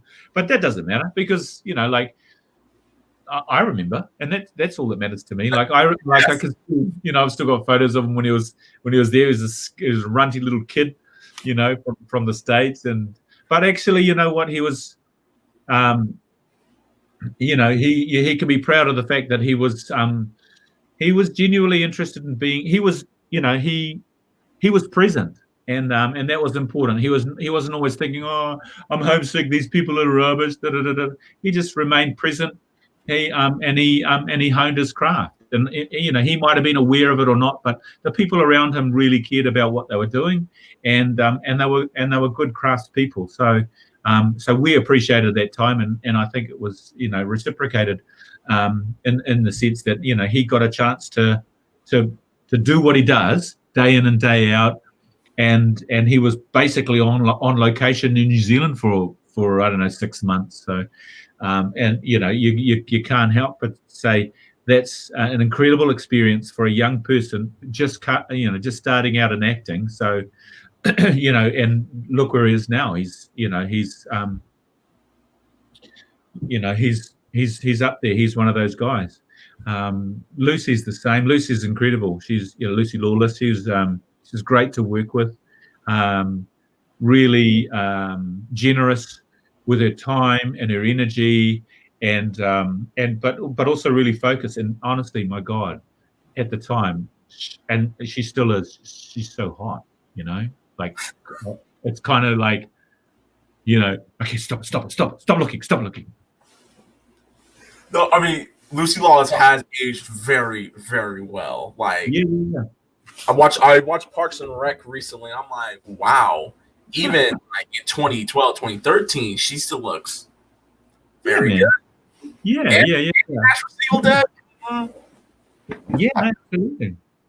Yeah, absolutely. I mean, it was so much fun, and like I said, like we got the chance to do some cool stuff, right? Like I think I was talking to Ryan about it before, just riding horses and things like that. I just love that stuff, and we've got a pretty easy filmic location here in Auckland. Like you can be Central City, and in 30 minutes you can be Wild West Coast, big waves, wind blowing, and the piano kind of set, all that sort of stuff. And we've got what do you call it? We've got studios here that can accommodate most things. So we're quite lucky in that sense. Right. Now, before I actually do let Ryan in, I have one question for the fans. Can you do Liambo's morph from Mystic Force? Oh, gosh, I don't remember it. You need help? Go on, do it. All right, so it's like this. Mystic Force. I can't remember the line. I can't. You did it. Yeah, you did it. But I can't remember which way I did it. Okay. So it's Magical Source, Mystic Force.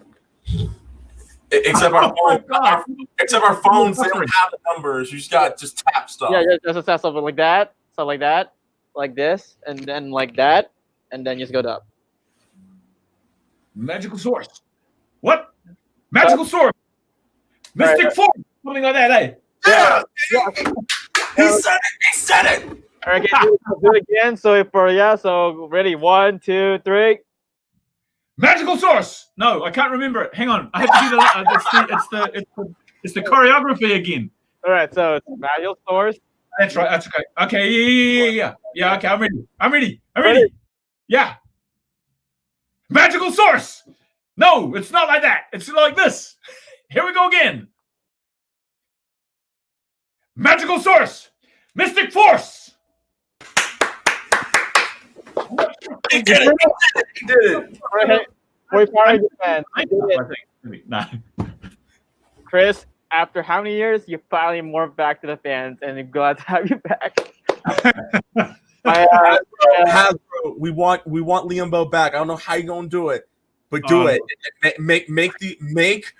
Make him the Doctor Strange of Power Rangers. Have him and Dagger on. Start pulling up on multiple Earths. We've already established the multiverse of Power Rangers. Have him come and pull up and fight some bad guys. We want Liambo back. Let's do it. Yeah, man. Like honestly, we could do it. Like if Dagger and I could do anything. But seriously, I could easily just give me maybe 10 or 15 minutes with those storylines. I can manage it. I can do it. I can bring it in. Definitely. So, you made my 11-year-old self cry. Anyway, so Chris, where can the fans find you on social media? Well, that's a good question. I can't. I was supposed to put up a. This is a terribly slow answer. I should have rehearsed it. I am on Facebook. I am on Instagram. I'm not as prolific as Ferris is on Instagram, but I think I am. I can't remember. I think I'm Poppy G. Poppy G on Instagram. G Chris A Graham on Facebook. That's where you can find me. So yeah, Poppy _G. I guess that's Poppy is just a bit of background. That's the name my children used to call me when they were growing up. They used to call me Poppy. Aww. So yeah. That's actually cute. Actually, that's nice. That's nice. I know. Oh, Theo, where can I find you in social media? Which way you gonna go? Anyway, so find me on Twitter, Instagram, @Reckless_Fox, YouTube, Reckless_Fox, and find all my latest game content on Twitch.tv/RecklessFox. If you want more content, myself and a couple of members of Morphin Network, we do our own video game podcast every weekend. Go to soundcloud.com/Scruckle Gaming for all our episodes of the Scruckle Game podcast. And Ryan, where can they find you? Instagram, DancerBoy247. Please follow us on YouTube, Facebook, Instagram, and Twitter. And yes, go Lakers, you see it. And yeah, so pretty much that's it. This is the viewing. Oh, again, special shout outs to the Illuminati for hosting this event. Hope you guys, and also the Power Ranger fans who tuned in. Hope you guys enjoyed this awesome Q&A. Yeah, guys, Liambo here. Thank you so much, guys. Thank you, Ryan. Thank you, Leonard. Thank you, Illuminati. It's been a pleasure. It's always a pleasure having a catch up with you guys. It's almost like, it kind of morphs me back into that time when I was hanging with my crew. So yeah, thank you very much, guys. Hopefully, after when COVID's gone or COVID dies down or COVID gets controlled, we could see you in a future con here in the US. Power Morphicon 2021. I'd love it. We've got friends who need to catch up with in LA, and now I've got more friends. That's great. All right, guys, this is the Viewing Globe Spotlight. Chris Graham, Liambo, and yeah, if you see any more for number, we do goodbye. Wave. Bye, guys. Thanks, guys. See you guys. At the beginning of the hour, we asked who was the first Ranger to reconnect with a long-lost parent. The answer? Tanya Sloan, although technically it was both her parents. And if we're talking family members in general, Tommy did beat her out by a handful of episodes when he discovered his brother, David Trueheart. Did you get it right? Congratulations. Keep track of your score and let us know how you did at the end of the day.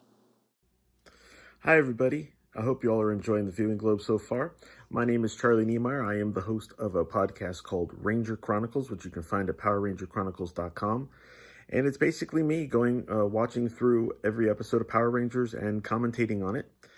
I release a new episode usually Monday afternoon, Monday evening, sometime Monday. I am here because I am talking about why I love Power Rangers specifically. I got into Power Rangers right at the beginning. I remember seeing the commercials before it aired and thinking it looked like a live-action Voltron, so I was very excited. And because I really liked Voltron when I was a little kid, as you can see right there. And yeah, I tuned in from the beginning and I fell in love with the show.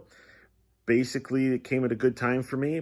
The year before, my family and I had moved to a new town. I had to start a new school, didn't know anyone, and I'm a bit of I guess you could say a loner. I'm also an introvert and very shy, so I guess that's the reason I'm the loner. And because of that, I got bullied a lot during my first year of the new school. And when Power Rangers premiered, I was getting ready to get a second year of that bullying. So it really helped to have that show, to have Power Rangers. A lot of people criticize it because of the lack of character development and all this stuff that we're getting in the comics right now. But let me tell you something.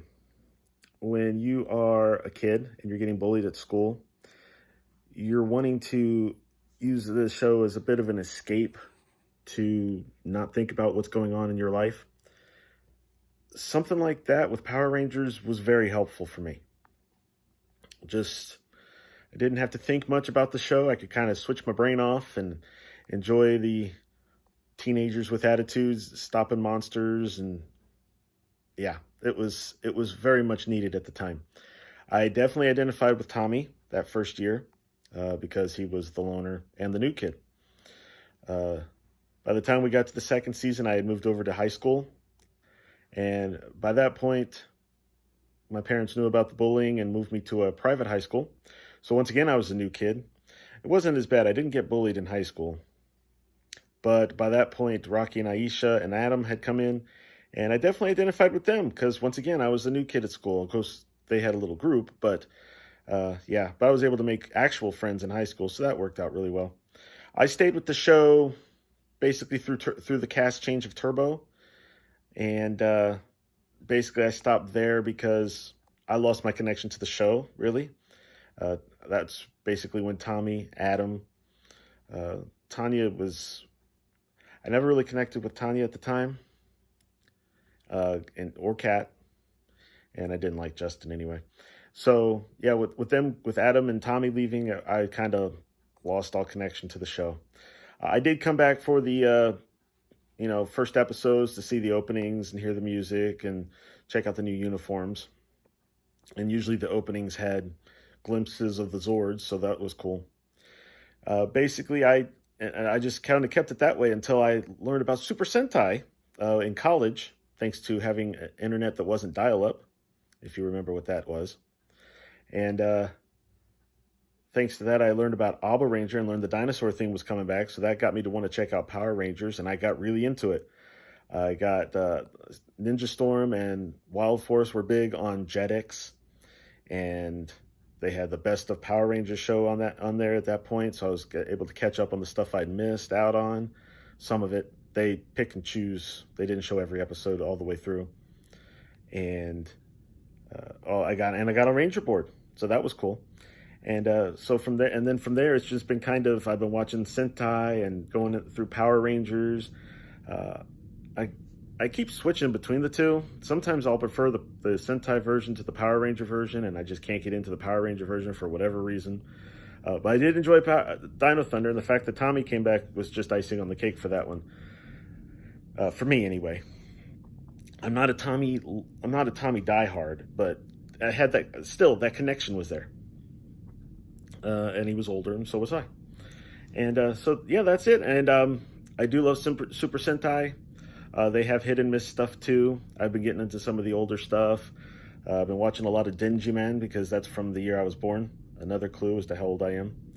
And and Kamen Rider. I started Kamen Rider with Double. I actually tried to start it with Decade, but it turns out with Decade, it helps to have a lot of knowledge of the previous writers, and I didn't have any of that. So I was very confused trying to watch the first couple of episodes, so I just decided to wait till the next one came along, and I got into Double very well. And I love that series. That's my favorite. Although I have enjoyed the others. But I guess it's true what they say sometimes with your first one's your favorite a lot. Maybe that's what it is with Kamen Rider. But yeah. So I do enjoy all the Toku. I'm starting to get into Ultraman, trying. They all look the same to me. All this, it's hard to differentiate for me. But, that show's been going along for even longer than any of the others, so it's going to be difficult. But anyway, I hope you all enjoy the rest of your show. Again, my show's at PowerRangerChronicles.com. New episodes come out every Monday.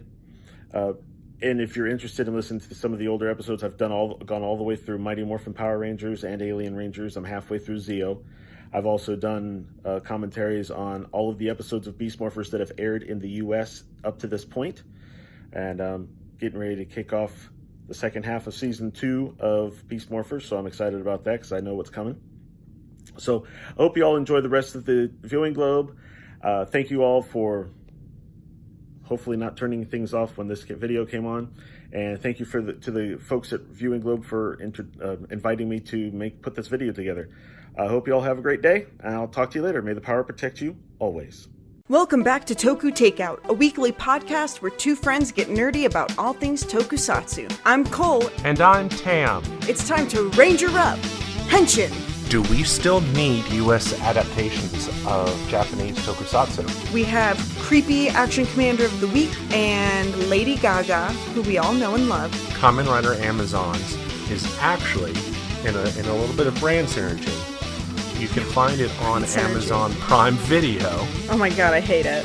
Because together we're more. Aww. You can find Toku Takeout on your favorite podcast service or directly on tokutakeout.com. Bienvenida. welcome their Anne-Marie Crouch, Princess Shayla. Bravo. Welcome to Power Rangers. Welcome, Miss Anne-Marie. Buenas noches, Power Ranger. Yes. Or should I say Power Rangers Army Chili? Yes. Visita internacional, nuestro querido amigo David J. Fielding. David, Un welcome. aplauso. Welcome, Mr. Fielding. Come aboard to the command center immediately. Oh. Con eso. Con eso ya no puedo más. Ya, listo. We are ready with that. USA, nuestro special guest from Power Rangers Wild Force, Amo Orcs, Ilya Volok. Bienvenido, Ilya. Welcome. Thank you, guys. That was a great introduction. Prepare. Hello, Alyssa. This is Zordon. Teleport to the command center immediately. It's very nice to meet you. Each day when the sun rises, I hurry from my sleep. I can't wait to greet you with my song. You are every kind of flower, every animal I need. Nature full of grace and majesty. How you say happy birthday in Russian? Russo? С днем рождения! С днем бьон? С днем рождения! Is it so? С днем рождения, Power!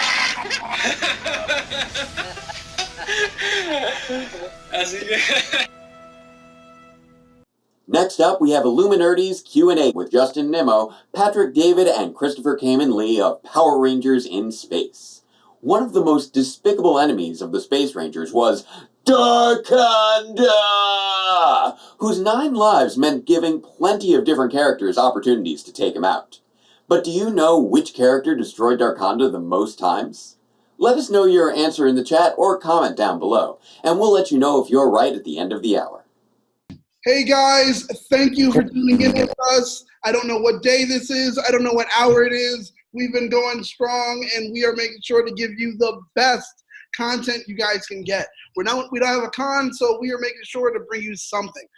Today, I am with a lot of people would say, arguably the 3 most influential male Power Ranger figures. Of course, I've got Christopher Kamen Lee. Come on. Let's, give it up for him. I also have Justin Nemo, and last but not least, Patrick David. So right now we are dealing with just you guys, you guys are monumental. I don't know if you guys really understand or know that when it comes to like Power Rangers. You're in what is considered the best season of Power Rangers when it was considered possibly the last season. So they pulled all the stops. And you guys pretty much changed the view of what Power Rangers was. You ended an era. And you're welcome. After it was different. But let's go in just talking about the era itself. For you guys individually, how much did you guys know about like the whole source material for your season for Mega Ranger coming into it? Coming into it, I never watched it before, but while we were filming, the stuntmen were showing me a lot of episodes from Mega Ranger and how violent and gory and just bloodthirsty all the characters were on Mega Ranger, and I thought that's a fantastic show. I love that show. Who wouldn't, right? Right? What about you, Justin? Did you get anything about it, or were they just like, no, come on down and see what happens? Basically, I knew the name. Not sure I had ever turned it on that channel before, but you do realize, the season started, 94, and we're in 98. We're 4 years into it. We're out in California. We're busting out 10, 15, sometimes 20 auditions in a day on top if we're working a regular job. Busy, I wasn't. I didn't have much time to watch television. I might have drank a couple of beers or something, but I didn't have time to watch TV. So after I got the part, then yeah, I studied up on it a little bit. I think it was probably, I don't know, 18 years after we completed, I found out that there was a Japanese version. So, hey, did you know that you had a Japanese? Well, yeah, there's lots of cosplayers. No. The show. It's like, oh, that explains half the footage, I guess. Slow and steady wins the race. That's Nemo's credo. And Patrick, what about you? I didn't know any of that until just last year. I just found out 10 minutes ago. You know how, like, on Instagram they do all these little, the fans do the little videos and stuff. They tagged me, and I'm like, what is that? And I saw it side by side and, like, scene for scene. And I'm just like, okay, how come I'm just not finding this out? I mean, they knew before me. I had no idea. Poor shut. Hey, no idea. I'm like, what's a ninja? What's a ninja ranger? What is that? So, being that this was like pretty much like the last season, at that time when you guys were shooting it, they were like, yeah, this is pretty much it, and we're ending it and everything. For you guys, did that inform any of like your performances or any way you kind of took the show at that point?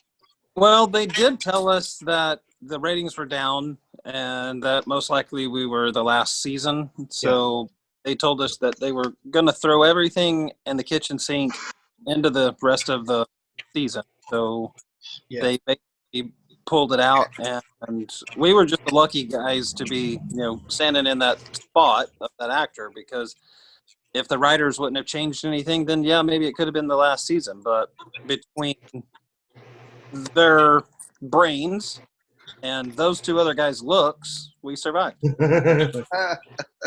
Well, I mean, I do what I can. Yeah, well, I mean, hey, you have something. That makes sense for it.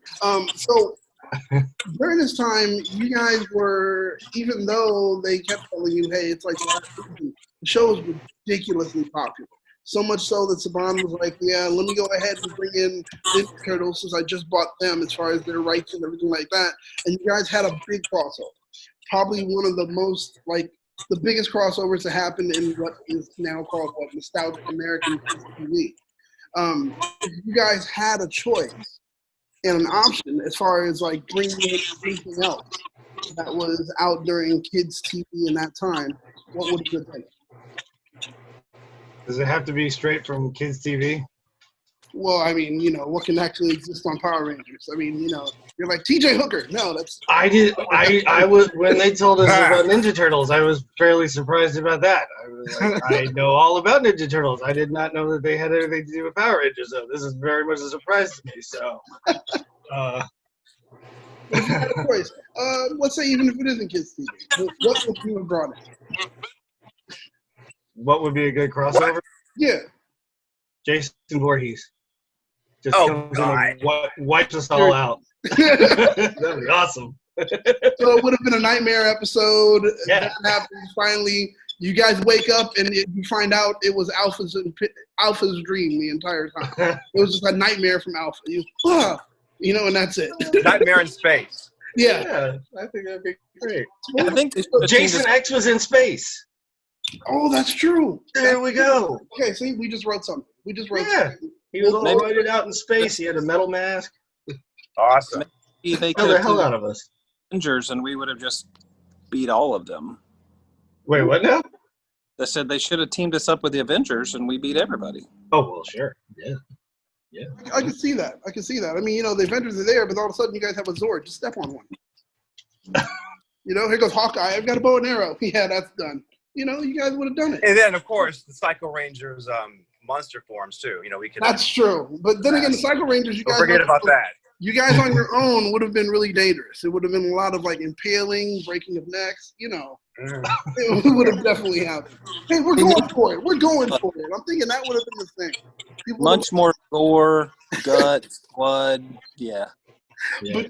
But thinking about everything else back then, you guys had a lot of things happen during that season. One of the biggest things was the Phantom Rangers.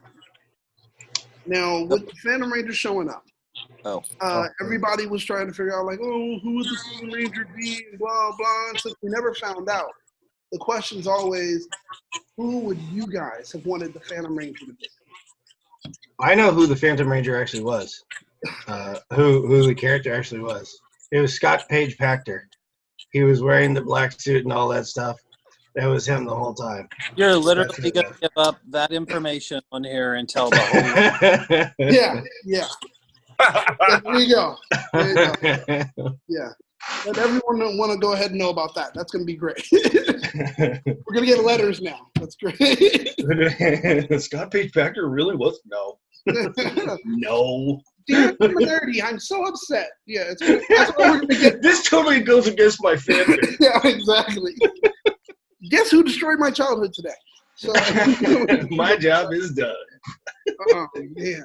But also beyond that, everything else that happened within the season, we have to talk about, well, F it. We got to talk about Patrick. Me? Yes. You guys All showed right. up and gave the audience what we always wanted, which was an actual villain that would be tough for the Rangers to beat. Something that literally couldn't be finished. There you go. There you go. Something Now that he can't. finished. Now he can't get his face back. You know, right now he's gone. We're going to talk to the picture all day.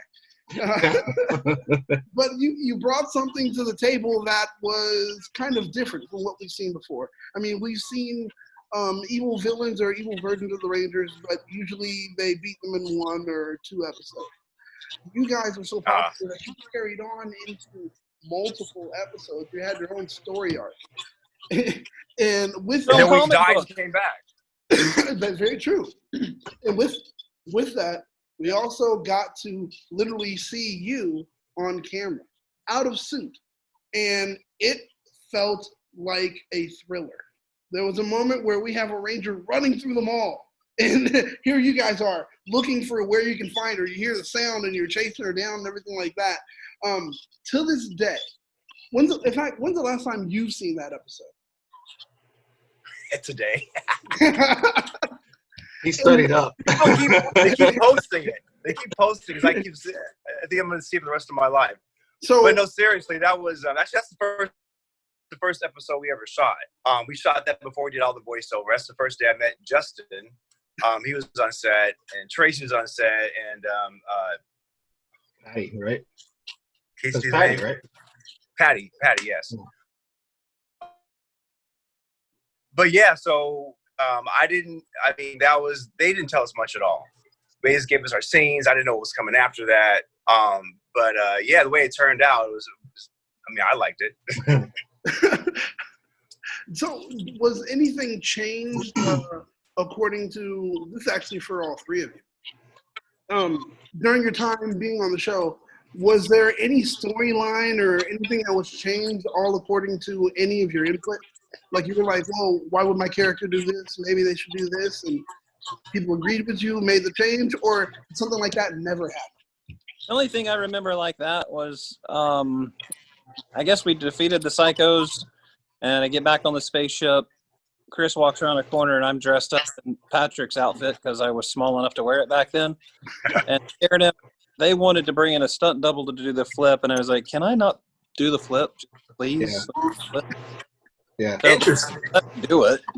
I don't think I ever made any other adjustments, changes, directions other than doing a little ad-libbing or something. Yeah. I never got to that, Chris should be the best of everything and have really cool saber stuff. I didn't do any of that. I don't remember us actually getting any kind of say in it. Was anyone allowed to do that? I don't think so. I don't think we were. Oh, wow. I mean, keep your job, shut up. That's actually pretty interesting. Like, you wonder about it, but yet never going to be something that happens. If you guys... Generally, they actually would tell us if we did too much editing, they'd kind of get on to you and say, hey, we pay some people a lot of money to come up with what we want you to say. You just say it. Yeah, so you didn't deviate very far. Jeez. Yeah. That's like some tough stuff. It's just like, yeah, you're a workhorse, do the job, and that's it? Doing your job, yep. Yeah. I mean, Just doing the job. Yeah. if you guys had the opportunity to kind of make a change to what happened with your character in Power Rangers, each one of you, what would it be? Chris would have more colors in his hair than blonde. Tons. Rainbow, practically. Patrick would have a tighter suit. Yes. A little bit more of a butt. Okay. Yeah. Who doesn't want more? What about you, Justin? Just a little more butt. Yes. Oh, okay. Just a little bit more butt. A little bit more butt. That needs to be a T-shirt. Just a little bit more butt. Just a little bit more butt. Yeah. That's it. Okay. I think if I was going to make any changes to anything, I would make my own series and call it Bloodline of the Grid. Oh, wait a minute.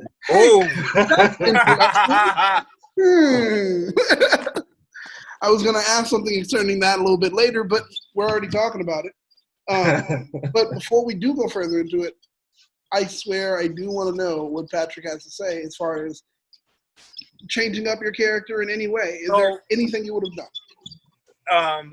I mean, a lot of the fans have talked about like the psychos being like anti-heroes, anti-villains. What? Turning to good guys a little bit, just to go ahead and switch it up a little bit. But then, you know, I liked Chris's role. So, I mean, I like being a hero as well as being a villain. So I wouldn't mind psychos turning just a little bit, you know, more into the little hero side, but then going back to being villains. That's about it. Just switching up a little bit. Okay. Ah, there it is. What is that? There it is. What is that? Oh, God. Kristen. Oh, man. So, now, seeing right now the time that we're in, you know, everybody's dealing with everything that's happening right now with quote-unquote the Rona. And they're like, you know, we have a certain idea of what a celebrity trajectory is, you know, as far as cons, TV shows, appearances, and things like that, even our own personal projects. Now living in the age of the Rona, has that trajectory changed for any of you? Is like how business is being done, of course, is different, but as far as anything else, has it changed in the good or the bad for you guys? I was supposed to do a lot more conventions this year. I was going to say, are you talking like in personal life, or are you talking as far as Ranger life? Well, literally professional life. Just when it comes to as far as, yeah, I guess Ranger life. Yeah. Well, obviously, you know, we don't get to shake hands and meet people anymore. We get to stand behind our camera and be keyboard warriors. Pretty much. So that's not a lot of fun as far as being able to actually go and see them in person and hang out and get to know them, hear their stories. I kind of get writer's cramp trying to respond to, you know, a lot of people with different questions. So it's way better to do it in person, and hopefully this is all going to clear up soon and we can get back to having a lot of fun in life. Yeah. People at conventions and stuff like that, people's reactions to us are just, you know, they're always so priceless. You know, people flip out. You know, like I just, oh my God, you were the Silver Ranger! Oh, my mind is like literally blowing up right now. You know, and all that stuff. So it's so great seeing that stuff. I'll tell you this: I cannot tell you how many times it happens at conventions. At my booth, somebody comes up and they look at me and then they say, "When's Chris gonna get here?" Any minute now. I know it. I'm pretty sure of it. He'll be here any minute. Wait a minute. I'm his roadie. I'll find him. Don't worry about it. Oh, I've sat behind his table with him and just talked to them, telling him, "Oh, he'll be back in a little while." Yeah, he's seen it happen. He has seen it happen. People do that to me all the time. Oh, why isn't there? It is.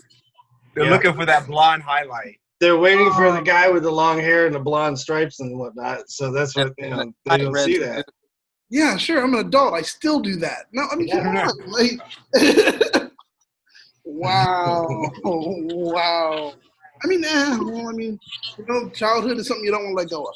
So people, you know, they definitely do want to see it and what's going on. Patrick, question for you. Because now with this whole spelling of fans that love, once again, the anti-hero or the coolest bad guy. And we just had a whole big resurgence concerning Psycho Rangers. Yeah. How are you happy about that? Yeah, like how are you dealing with that? Are you getting like this swarm of new fans? You mean like with this? Yes. Oh, yes. oh. He brought props. These? He brought all the props, apparently. Are you getting swarmed by fans all the time now? Now, where's the suit? Go put the suit on.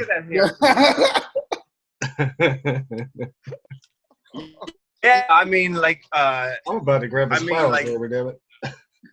20 years I've had like no action figures at all. These guys have had action figures, and I'm like, I thought I was, you know, a little guest star part, and I'm like, I didn't expect to get an action figure at all, but I mean, it's pretty exciting. Bam, bam, bam. So I mean, still no civilian here, but I don't care. I'm just humbled to have like action figures. So in the comic books too. So yeah, but I don't know. It's something I never expected. I mean, yeah, it's kind of interesting. You know, it's like, all right, here time has passed, and now everybody's looking for you like crazy, and they're like 20 years, yeah. Hey. Weird. Not bad. It's still something cool. 20 years from now, no one will remember who I am. 5 minutes from now, I won't remember who I am. So it's fine. I mean, we will. So we've got some fan questions, and I'm gonna go ahead and try to ask them real quick, see what we can get.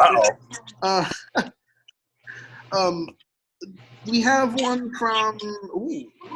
All right, we got one from Larry Newville that asked, when you guys had like your roughly like 5-minute breaks when they were rushing you guys and shooting like crazy, how'd you guys like to spend them? What were you able to do? What did you do during your little 5-minute breaks that they gave you? Sleep. That was about it. Our usual days of shooting was like, it would go from anywhere from 12 to 16 hours. So it's a long time to be on set. Yeah, so sleep when you can, I guess. I spent a lot of time at the crafts eating. Crafty? Yeah. I needed my food, I guess. Makes sense. What about you, Patrick? Well, their schedule's a lot different than mine, but on other sets, yeah, I get a 5-minute break, just take a nap. Because you usually get on set so early, like before dawn. Depends on if you're shooting day or night. But if you can get a little nap in there, that's great. I'm really surprised because I thought Patrick was going to say, I'd go jump in the tanning bed, or I'd go get my nails done. That's during the Comic-Cons. That's so he looks prettier than the rest of us. Shut up. Well, they say that, you know, dark or tan fat is better than white fat. So, I mean, not that you're fat, but hey, you're looking good. Where the hell are you going with that? Wherever he's going, I'm on that ride because I'm just take me there, Justin. I'm in. That's it. So all right. We have another question from a fan. George asks, the Beryllian Sting is one of the scariest episodes of Power Rangers and the perfect episode for where we are right now. What do you think the Space Rangers would be doing during quarantine? Sitting in my ship far, far away from anybody sick. Yeah. Andros would be in his ship sulking as usual, I think. That's about all he does. I don't know what else. In Psycho Red, are you down there causing trouble, or are you like, yeah, I don't feel like getting sick? I don't think the Psychos are scared of getting sick. They're causing trouble. The Psychos are like robots. How are you going to get sick? Exactly. They're probably the ones out sending the virus to everybody. That's why they don't care. Pixies. That's why they don't care. They're fine with it. That's true. I ain't scared. Oh, man. That's it. The plot thickens. Psycho Red caused coronavirus. That's it. Oh, that's going to be the new headline right now. That's it. That's it. He's going to go with it. I was going to cough in the camera, but that seems inappropriate. I won't do that. Public demands Patrick David's head. Oh, no. We can't do that. I won't do it. All right. Now, Nail. there's a little thing going on right now. Just a little project that's happening right now. I heard Christopher Kamen Lee's involved in it. So I've heard. And from what I've seen, it's freaking dope. So could you tell us a little bit more about it? A little bit more. What are we talking about? We're talking about bloodlines, man.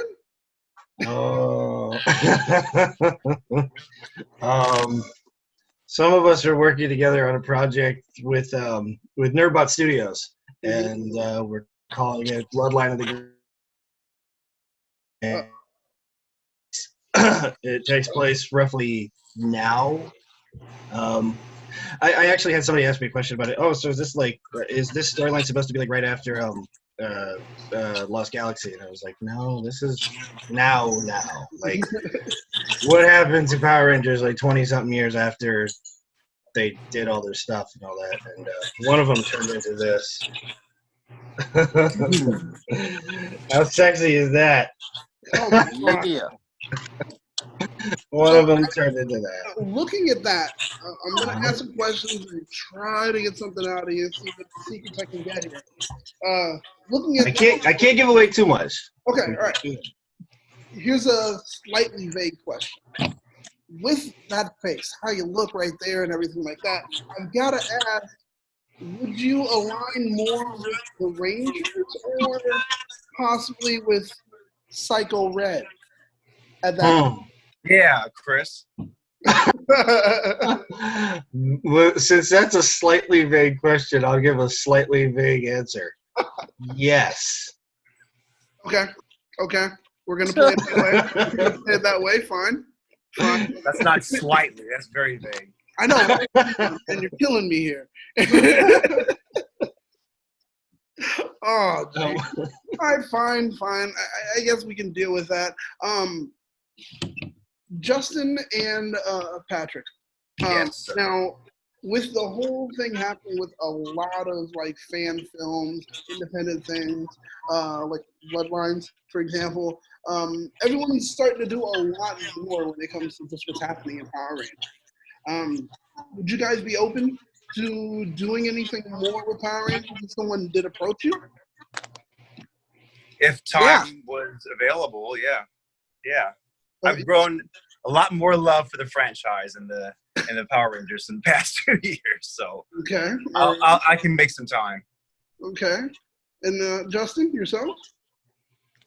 I don't know if I have to beg to be a part of something or somebody would offer something to me, but yeah, I'd love to be a part of, whether it's the actual fandom of Power Rangers or something kind of spun off of it. Yeah, I'm good with either way.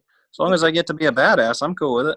All right, so from what I'm hearing from all three of you is that, yes, we will be on Cosmic Protectors, the Illuminati thing. Okay.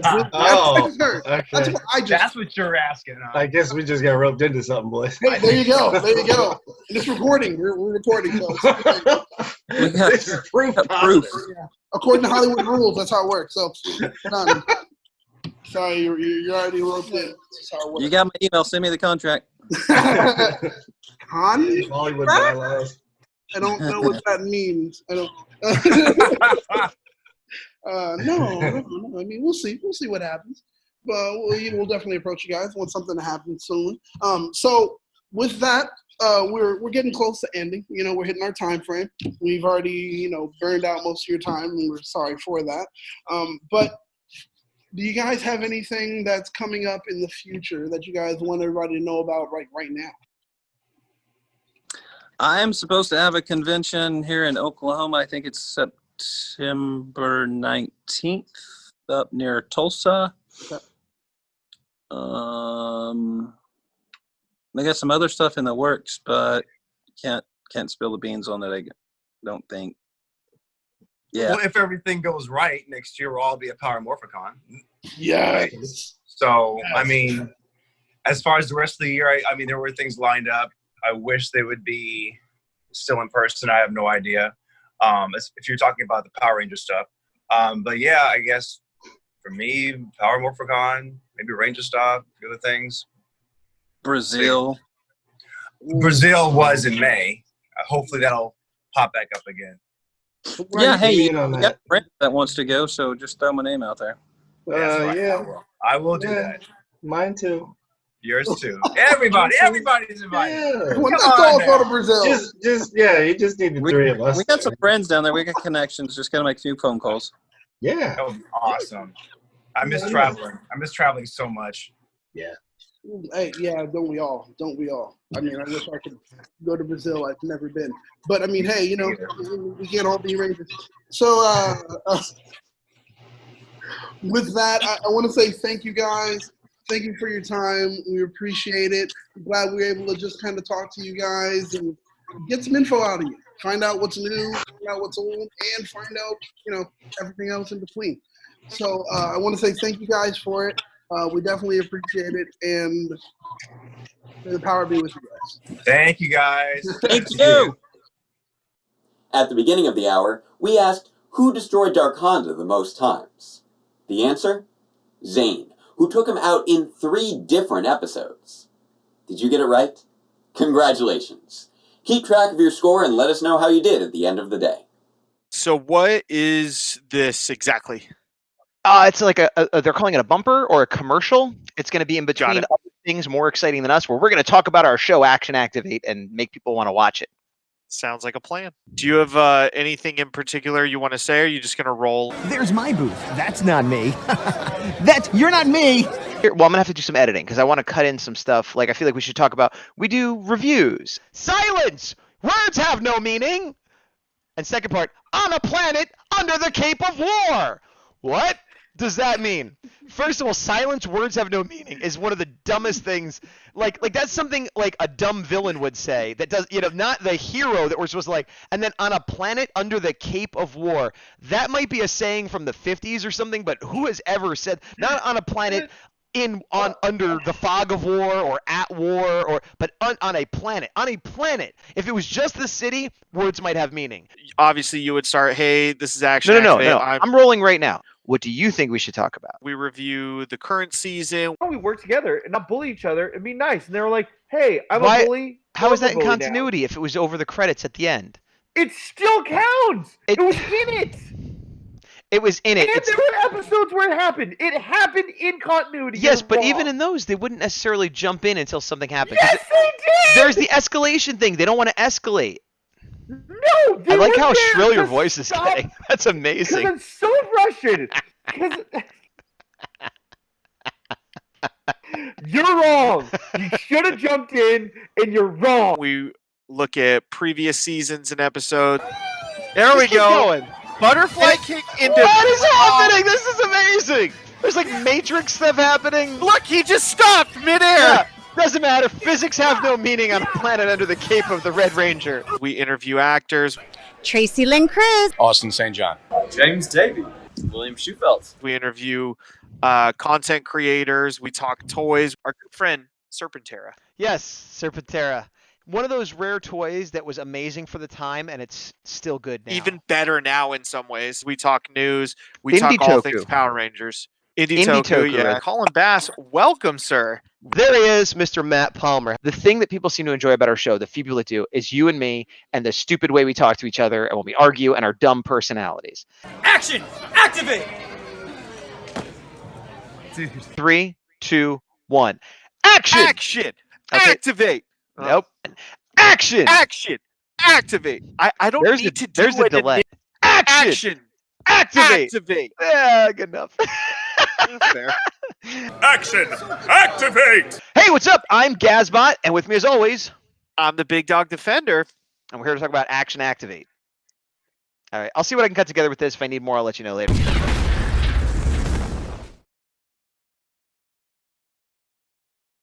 Next up, we have Morphin Network's Q&A with Sabrina Liu, better known as Scorpina in Season 2 of Mighty Morphin Power Rangers. Scorpina is a character that's been getting a lot of added attention in recent years, but can you remember which episode featured Scorpina's first appearance? Let us know your answer in the chat or comment down below, and we'll let you know if you're right at the end of the hour. Welcome everyone to the Viewing Globe Spotlight. I'm Kent from Morphin Network, and today we have the lovely and beautiful Sabrina Liu joining us. How are you doing today? I'm good. How are you, Kent? I'm good. Also, I was just showing I have a picture of you and Goldar here on my background, so. Nice. Yes. By the way, I just realized something kind of funny. You did an episode of Family Matters, right? Yes. And it's funny, Scorpina disappeared, and also on that show, the little sister, Judy, she mysteriously disappeared. So it's kind of, just thought that was funny, So let's begin. Sabrina, when you did the show, how knowledgeable about Power Rangers were you? Like, did you know it was like one of the biggest things going on at the time? I've heard some actors say they've gone into a franchise and didn't know how big it was beforehand. So. Oh yeah, well, I mean, I definitely had heard of it. I mean, at that time, it was only the second season, but it was already pretty well known. So I think, I mean, of course, had no idea. Unfortunately, hadn't been able to travel forward in time and see the impact it would have for so long, or how long it would keep going. Mm-hmm. But at the time, I definitely had heard of it, and just thought it would be fun to be part of a show where, potentially there could be action figures and all that kind of stuff. So still patiently waiting for, really good Scorpina action figures to come out. Oh, shoot. I have my Rita Repulsa figure. They did a special release of her, and I don't have her with me right now, and I would have shown you if it was here. Darn. So you did Goldar's Vice Versa, but had you continued on, what kind of plot or episode would you have liked to have done? Like, what monster do you think you would have been in charge of? There was the episode I showed you with Scorpina at the amusement park. Would you have wanted to do something like that, or? Oh yeah, for sure. I mean, it would have been great for her to have just even more of a plot line, but it was kind of tough. I mean, it was obviously it would be pretty. I mean, I guess if she returned it with a different cast, because here she'd already fooled this whole cast. It'd be hard to send her down to, Angel Grove again in like human form, but certainly, as in her full Scorpina form, she could have done other stuff like that whole amusement park thing might have been a cool episode or plot, or just just anytime you could, Rita or needed a monster to send down, it would have been cool to be able to send her, but maybe in an alternate universe. That's right. This exists, That's why we need more fan fiction and people like you writing stories. Exactly. So how did you get started working with kids that have autism? Well, to be honest, we probably the very first young lady that I worked with that had autism was actually, we were doing children's theater. And so we would come across, just children with all different abilities and everything. And one little girl, it really struck me because she could sing. She actually could sing before she could speak. And I think that really has always been such a neat thing to realize where music is, and how, nothing actually uses more of your brain and helps things kind of connect than music. So it's kind of nice because our whole family is pretty musical. So we've recently been able to bring more music into EJ's life, which has been, really great just to see. But so that was probably really the beginning for me, right? And that's EJ in the little hot tub behind us there. And basically, she was just amazingly talented and was getting, her words and everything were coming in really well. But she could sing, like her voice was beautiful. Her pitch was perfect, all those kinds of things. And then, of course, when EJ was born and diagnosed and everything, we started to research it, even more. At that point, we knew we knew we wanted to do as much as we could for, for all kids, but of course we wanted to have the sensory gym where EJ could kind of have unlimited access to those things like swings, trampoline, zip line, all sorts of sensory equipment. So that's pretty much what we launched into 5 years ago. And unfortunately, we actually closed down. In California, we weren't really able to just keep going. We had to completely shut down for a while, and so that was all going to be kind of tricky to navigate. And as it turned out, our lease was up at the end of July. So the idea of actually renewing for 5 more years didn't necessarily make a lot of sense for us financially. Well, literally was impossible because obviously, months go by where you're still paying rent, but you're not making any income. Right. Things like that. And so luckily, EJ, he gained so much in those 5 years from it that it was time to work on doing other things. And so we've tried to bring a lot to the house as far as like, obviously he gets a lot of sensory input from being in this hot tub pretty much every day. We just keep it kind of like a warm tub. It's not like 104 degrees or anything. It's like 95 degrees. So he can kind of pop in and out, and that's been really worthwhile. We kind of lucked out because I guess during the pandemic, it's actually really hard to get a hot tub. So where normally you could get them pretty easily, there's like a 12+ week wait time right now because they're all sold out. And so we just sort of got lucky in that this was just a floor model because people wanted bigger ones. So this little 2-seater, which was perfect for us because it's him or maybe me sometimes, maybe my husband, that kind of thing. So it's usually just the 2 or 3 of us. And when siblings are here, I mean, these days they're older, so there's usually only one here at a time, so it kind of works out. Right. Well, I thought there was a weird echo. Yeah, this dang pandemic, it's affecting everyone. By the way, how's it going out there in California? Like, what's life been like for you guys, like, nowadays? Well, I mean, we're kind of lucky to be, in the interest of, like, the utmost of safety. We've kept EJ here mostly because we're just getting slowly used to, like, wearing masks and not touching everything. So one of the things with being so sensory seeking is that's kind of difficult when you're not supposed to be touching absolutely everything and everybody, around you. So we've kind of eased in, but we've managed to, all of the eating stuff is outdoors. Restaurants have to have an outdoor eating area now. But we're so lucky because it's Southern California, so it's not too hot most of the time, not too cold. But for certainly in different areas of California, it's been pretty bad because Northern California had fires, so eating outside was not ideal either because they were saying that there's ash on the tables. But hopefully that all gets better really soon. And then Orange County, which is the county next to us,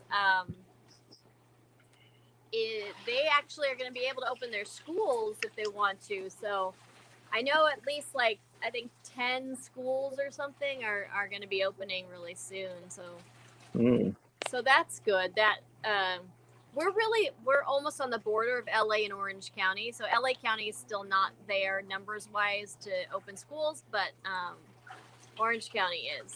So it's a good sign, at least. It's a huge county in California, so for them to be able to open is hopefully means everything's headed in the right direction. Yes. Fingers crossed that we will be out of this pandemic soon enough. Yeah. Yes. So, are there any other organizations or events that you're a part of that help support kids with autism? Well, I mean, sort of. I went back to school, so since EJ, especially when we first started homeschooling him, was effectively just completely non-speaking. He wasn't even really giving it a try because he was so, I don't know, just we just hadn't found the right methods and everything. So I Mhm. think it really actually helped to be able to homeschool him. The transition into distance learning was pretty much same. Right. And we were able to do speech therapy 4 times a week right now for half an hour, 4 times a week, which has been great. I mean, it's made a really big difference in his just confidence and trying new words and all that sort of stuff. So I went back to school for assistive technology just so I could help him and other students as well. I think I've learned so much from him, and so to be able to help some of the other families. And then I just within, I guess it was just 2 weeks ago, I completed my master's. I did a master's program in educational technology. So now I can, really help. I mean, I know even more about it, and then also just having that sort of degree, I can actually start to research more stuff and write papers, hopefully, and submit things, and because a lot of the stuff that works so well with EJ, which we found out kind of by trial and error, putting different things together, some of it is, all of it's working in different ways. And so I think that that's one of the biggest messages is most of the time it's just a matter of finding those things that work. And so I think one of the biggest things is just lots of different modes. So communication can be so many different things. And actually probably the most important thing for everybody now that we're online a lot and all of that is really just being very comfortable typing, being very comfortable interacting with technology. So, just because it's going to be a little bit tougher for him to get spoken language out. I mean, so much of our days, we're not even speaking to each other. We're all just online, right? So Right. I think that it, in a weird way, that advance in technology is on the side of the students that maybe spoken words aren't going to be the primary method, at least right now, kind of thing. So, but we work with him with sign language, music, typing, spelling, just and still producing speech as well, because that's always going to be a good thing. So basically very multi-sensory, multimodal.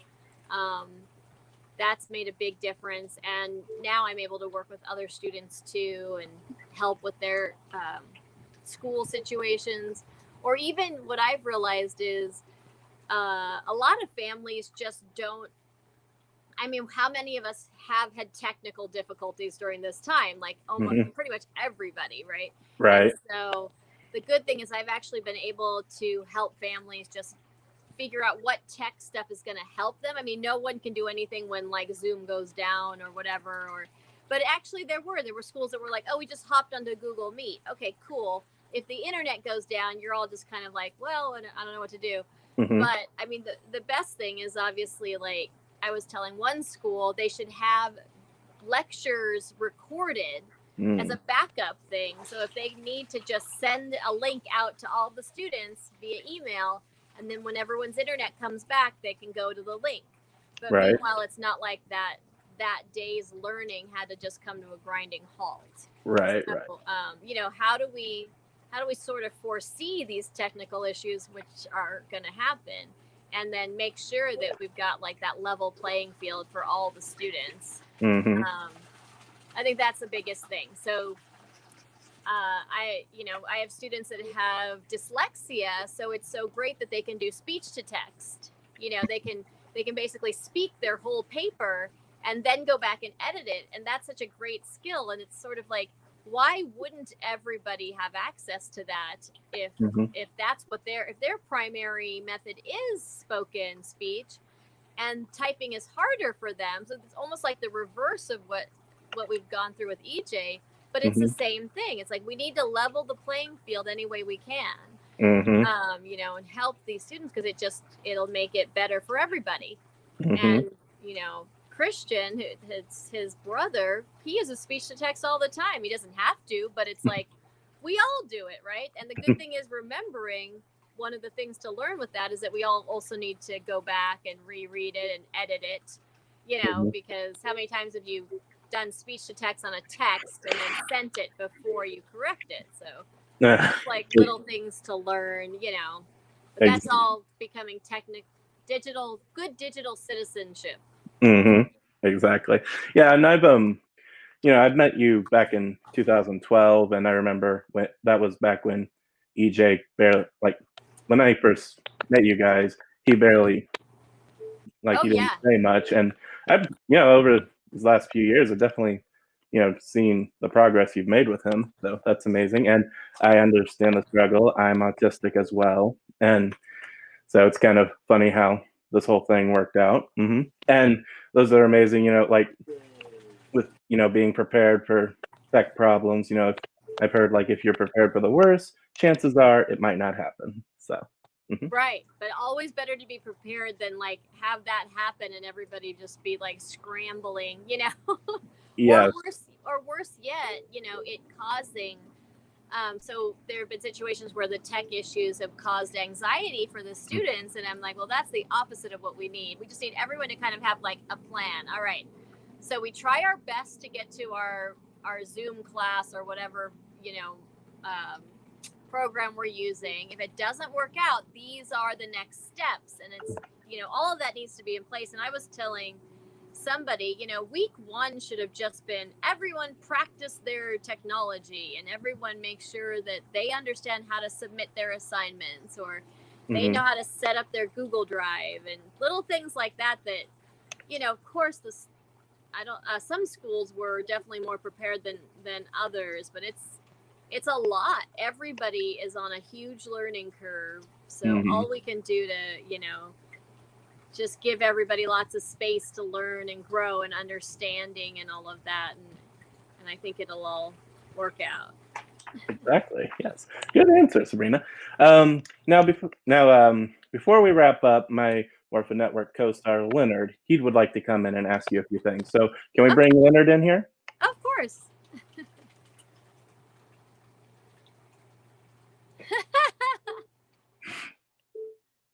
I'm sorry, I was just putting up my CSUN t-shirt just now. I just got out the dryer, but I guess I am here. But hi, Sabrina.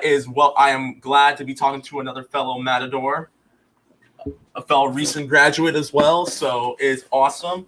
I've seen a lot of what you talked about, and coming from someone who is part of the education field as well, I commend you for your work. Thank you. Thank you for the work that you've done and everything like that.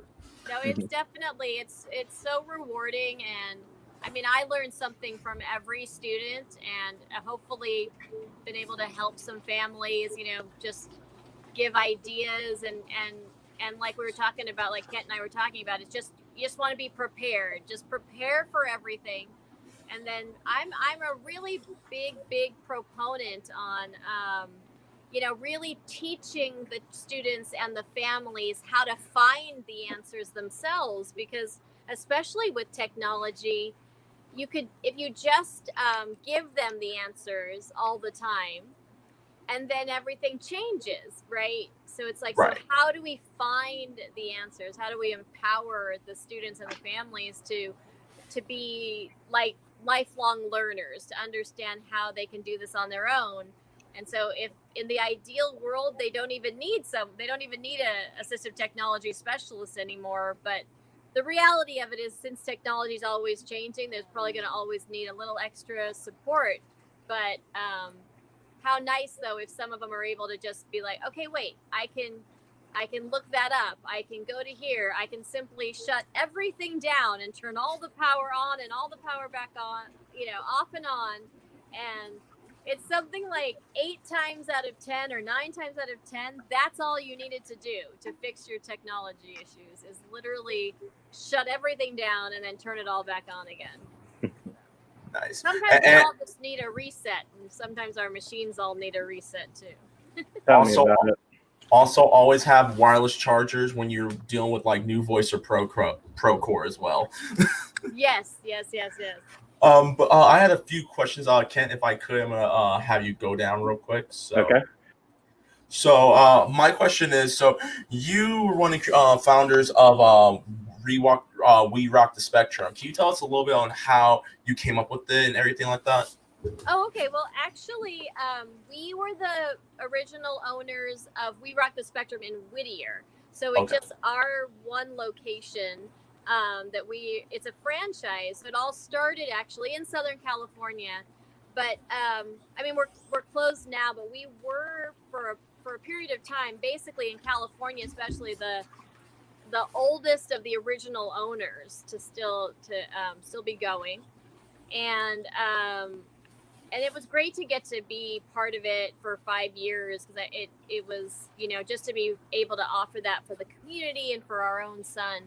But pretty much the whole idea behind it was a place where the idea being that all ages, all abilities could play and interact together.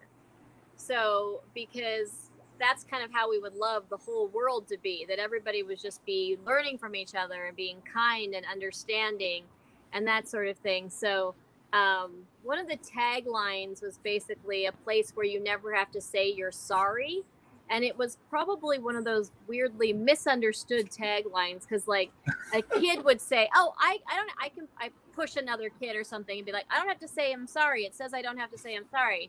And I would explain, well, actually, first and foremost, that was kind of geared toward originally in a way that you don't have to be sorry for being who you are, but you do need to still prioritize being kind. Right. And so we had a little sort of extra sign right next to it, which basically said, you know, to be safe and be kind. I think be kind was first. Be kind, be safe, be yourself.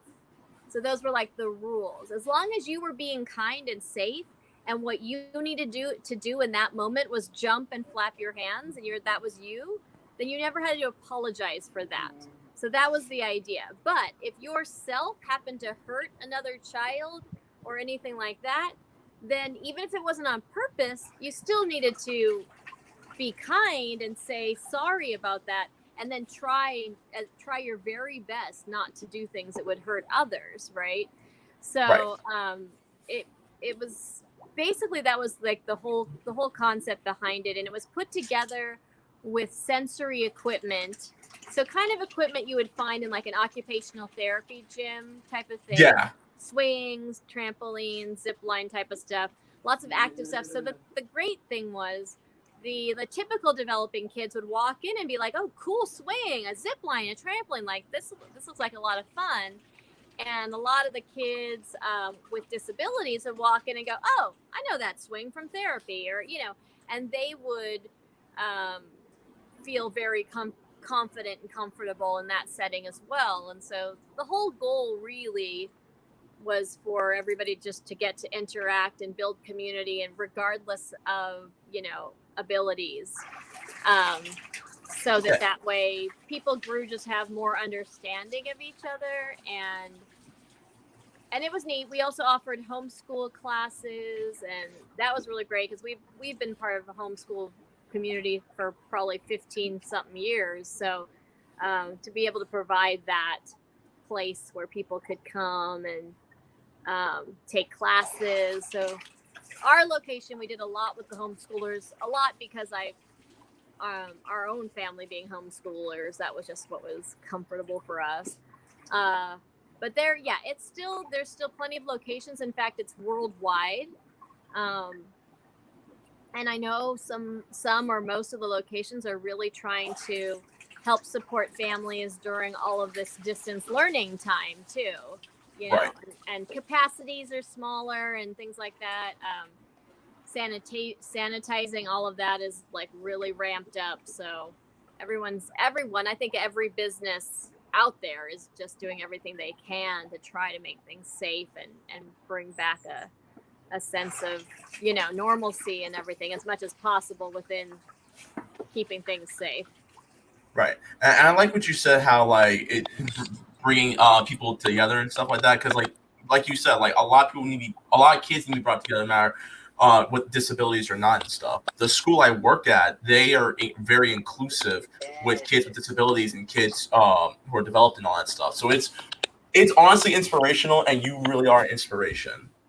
I will say that right now, because I remember watching when Brian, my boss, he interviewed you and he talked about it. Funny enough, when I went to apply to the school I work at now, I'm a paraprofessional, and I'm like, if Sabrina and Lou can do this, I can do this too. And I got the job immediately. I've been working there for almost a full year now. Oh wow, that's wonderful. Yeah, so for sure, the students. Anytime you've got somebody like with just that passion, I mean, that's exactly what we just constantly need more of. Always, because to be honest, it's exhausting. It can be very, very exhausting. And so if you don't have a passion for it, you're probably not going to last. So it's good that you have that, and that it's great for the students that they have you. I hope that, people thinking about it will give it their all and get out there, and just remember that everybody, it's usually just a matter of finding the different approaches that work, and oftentimes different things are going to work on a different day at a different time. So if you're always kind of ready to, on the spot, like make that pivot, and say, okay, we could be doing this more visually, we could be doing this with a little bit more, or more or less visually, so it can be, obviously you've got sensory overload or both directions, right? Right. And as well as if you don't have the patience for it, you will get burned out like that. It's a patience game. And thankfully I've learned how to be patient within the last, 5-6 years of being in college, 5 years of being in college. So, yeah. Yeah. And the biggest thing is, and it's such an important life lesson too, is that you need to learn to celebrate, whenever you can, but also not to sweat the small stuff. Because if you're stuck dwelling on, little things that can't be changed, then it's gonna tear you apart. And that's just true in life in general, so it's really good, just life skills. You're learning it in a very concentrated environment. Right. So I have a couple of questions. So I don't know if you know, but your character Scorpina, she is potentially coming back for the new Power Rangers game. Well, the Power Rangers game that came out last year, Battle for the Grid, is season 3 pass. What's your thoughts on Scorpina potentially coming back for the video game? Oh, I think that's really exciting. Yeah, because I feel like I saw something where they had like a shadow image. Yes. And it definitely looks like her. I mean, you know what I mean? So I think that's awesome, actually. I was literally over here like, Enway, are you seriously trying to play Who's That Pokemon right now? We know it's Scorpina. Right. Scorpina. Seen the boomerang before. Yeah, exactly. The boomerang sword is like the dead giveaway. I'm going to move this. I've just got this mosquito thing. I'm going to move it really quickly because I see one flying my phone. Oh, yes, mosquitoes are out, man. I've been bit at least 4 or 5 times on my legs since then. So I got this thing. I mean, not to do like a plug for it, but I like it. It's basically just this UV light. And talk about always having like a charging pack. Have a charging pack. But I can't tell you how many I've caught in here, but I can see one flying near me. So I'm just gonna like hold on to this thing in case it comes near me, that it hopefully gets attracted to the UV light and not. I'm gonna need to get one of those. Where can I get one at like a Target or Walmart? I got this one on Amazon. Okay. This is the Catchy brand is the one I got. Hey, shouts to Catchy. You doing God's work by getting all these mosquitoes, man. They're really bad this year. So I'm gonna hold this. But I've been putting it like by it definitely has helped. I've been putting it by us when we're out here in the evening and everything, because especially the last couple of weeks, it's been too hot to be out here earlier in the day. But then if you come out like at this time, then you're just like mosquito meat, so. Scorpina's trapping mosquitoes. Yes, that's what I'm doing. This is my evil mosquito catcher. And then what were your thoughts on Scorpina's return to the comic books? Oh, I thought that was great. The artwork was so good, and for her to have like a whole like plot line and everything, I really like that. Actually, one of the young men that worked with us at the We Rock the Spectrum Kids Gym, he brought me one of the comic books. So he happens to also be a Power Rangers fan. So that was really cool. So that's the first time I saw the comic. The first time I got one was that one. But I thought they did. I love the artwork. I think they did just such an amazing job with that. I think one of my favorite stories with Scorpina was when her and Goldar were like, you know what, screw this. We're gonna have a day off. We're gonna chill. And Goldar is in a fedora and a trench coat. I'm like, is that Goldar? Is that supposed to be like a blue version of Raph from Ninja Turtles? Right. Yeah, it's a little harder for him to kind of pull off just being like an everyday person walking around town, I think. He's gonna look like a Ninja Turtle. He's gonna look like Beast from X-Men. Yeah. I know, that's funny. That's the thing. Scorpina pulls off the human form a little bit better, I think. she tricked Adam, so that was probably the funniest part, because Aisha's like, really? You got tricked like that? Really, Adam? Seriously? But yeah. So, funny enough, I was thinking about when I first met you, Sabrina. It was at PMC 2018. And I don't know if you remember, but do you remember when the wall right next to you like kind of fell into the other person's booth? We caught it before. Yeah. Yeah, I was like, oh snap, Scorpina's out on loose, and someone's like, don't worry, Scorpina, it's okay. We know you're rehabilitated. You're good. You're one of the good guys. But I remember, I'm like, wow, that happened, and we just say Scorpina. Yeah, that was good. That was a nice save for sure. No, that was a really cool. I mean, it's such a bummer we didn't get to do 2020, but at least 2018 was really fun for sure. I can't believe they had the costume there and everything. That was amazing. But don't worry, 2021 is gonna be good. Like I have a good feeling that everything's gonna be clean, everything's gonna clear up, and then next summer we're gonna go full regalia with Power Morphin. So yeah. And then that being said, I'm gonna bring Kent back in. How you doing, Kent? Oh, and there he is. And you're muted, bud. There you go. Okay. And we would have been getting ready for Power Morphicon 2020 about now anyway. Yeah, anyway. No, totally. All of the memories from the past ones have been showing up. EJ, turn off the hose. Yeah, right, Leonard, you're big now. I remember walking in and like I wasn't expecting to see you guys until day 3 at the last one, and I was like, hey, did you see what's up front? And you're like, no, and I was like, it's the costume. I know. I can't believe I went right past it. I don't know if I walked that way or a different way, but I was probably like just totally tunnel vision to get to the booth, get set up, all that kind of stuff. And then and I wasn't expecting it. Like the rumor was that it had been this, not destroyed, but that all of the old costumes had basically deteriorated. And so I really wasn't expecting to see it. You know what I mean? Like that was but that was very cool to get to see it. Yeah, it was definitely awesome. Like I was just a surprise. Like you said, what you said, thought it was deteriorated, thought it was long gone, but it's like, hey, both versions of the costume, you have a version of it, and the original one still exists. So Hasbro, if you want to bring her back soon, make it happen. Now, Hasbro, Dino Fury, please. Now, 2 things before we wrap up. I was able to sneak away and get this right quick. Oh, cool. It's like, yeah, I was like, Hasbro, make a Scorpina figure and make her look just as amazing. Those then are cool. Those are so fun. Does this look like Carla? Yeah, it does. Carla Perez. It looks like her. Bad. It's not bad at all. Mm-hmm. It's definitely better than the Walter. The Walter. Yeah. Oh, right.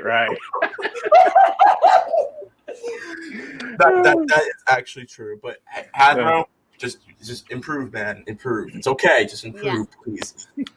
Now, final question from me. If you did come back to the show, you've talked before, you'd be up for it, right? If Hasbro asked you.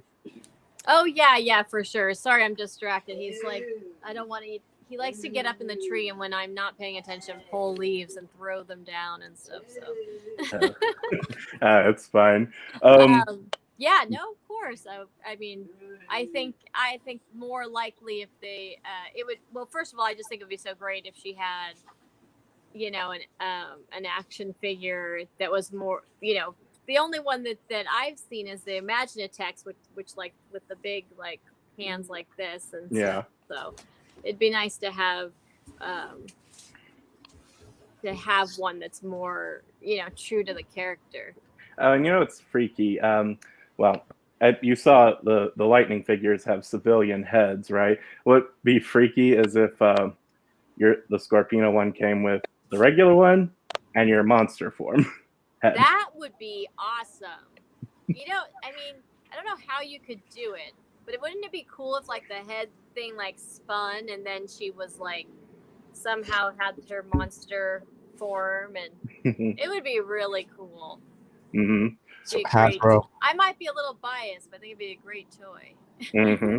Hasbro, new Lightning Collection set. Scorpina has to be the first one. Just do a Villains Lightning Collection. No more Power Rangers for right now. Just do a Villains Lightning Collection and have Scorpina at the top of the food chain, please. Mm-hmm. That would be so cool. So much fun.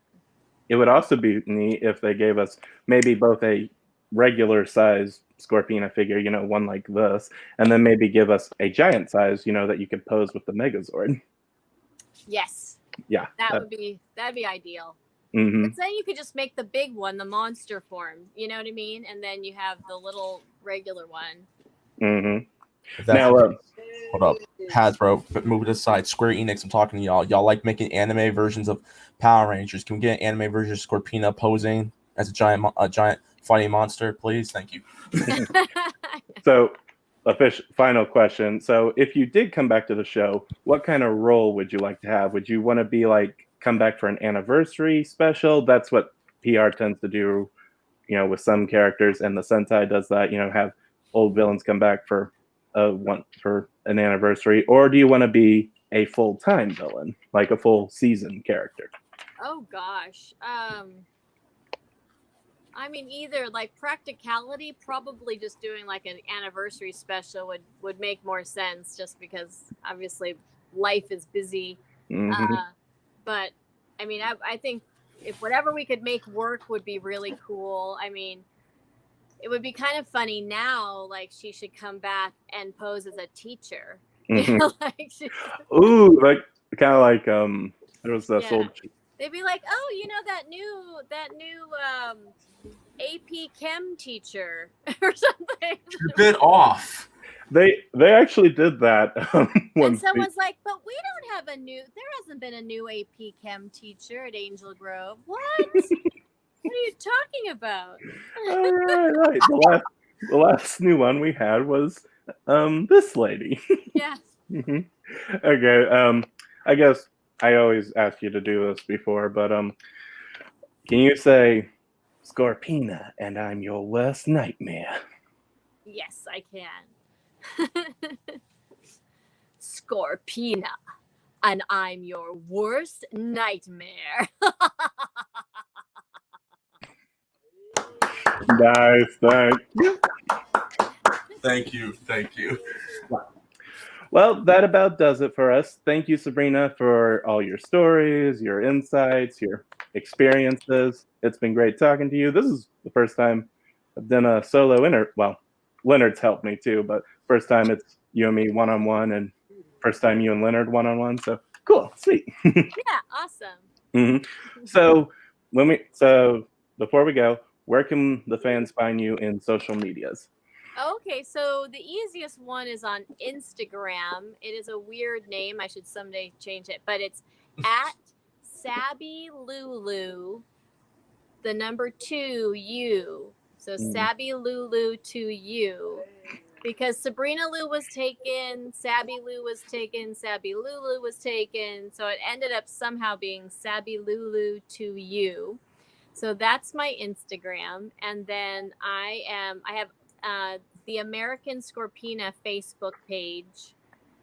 You can reach out to my personal Facebook page too. I just don't always see all of the requests and everything.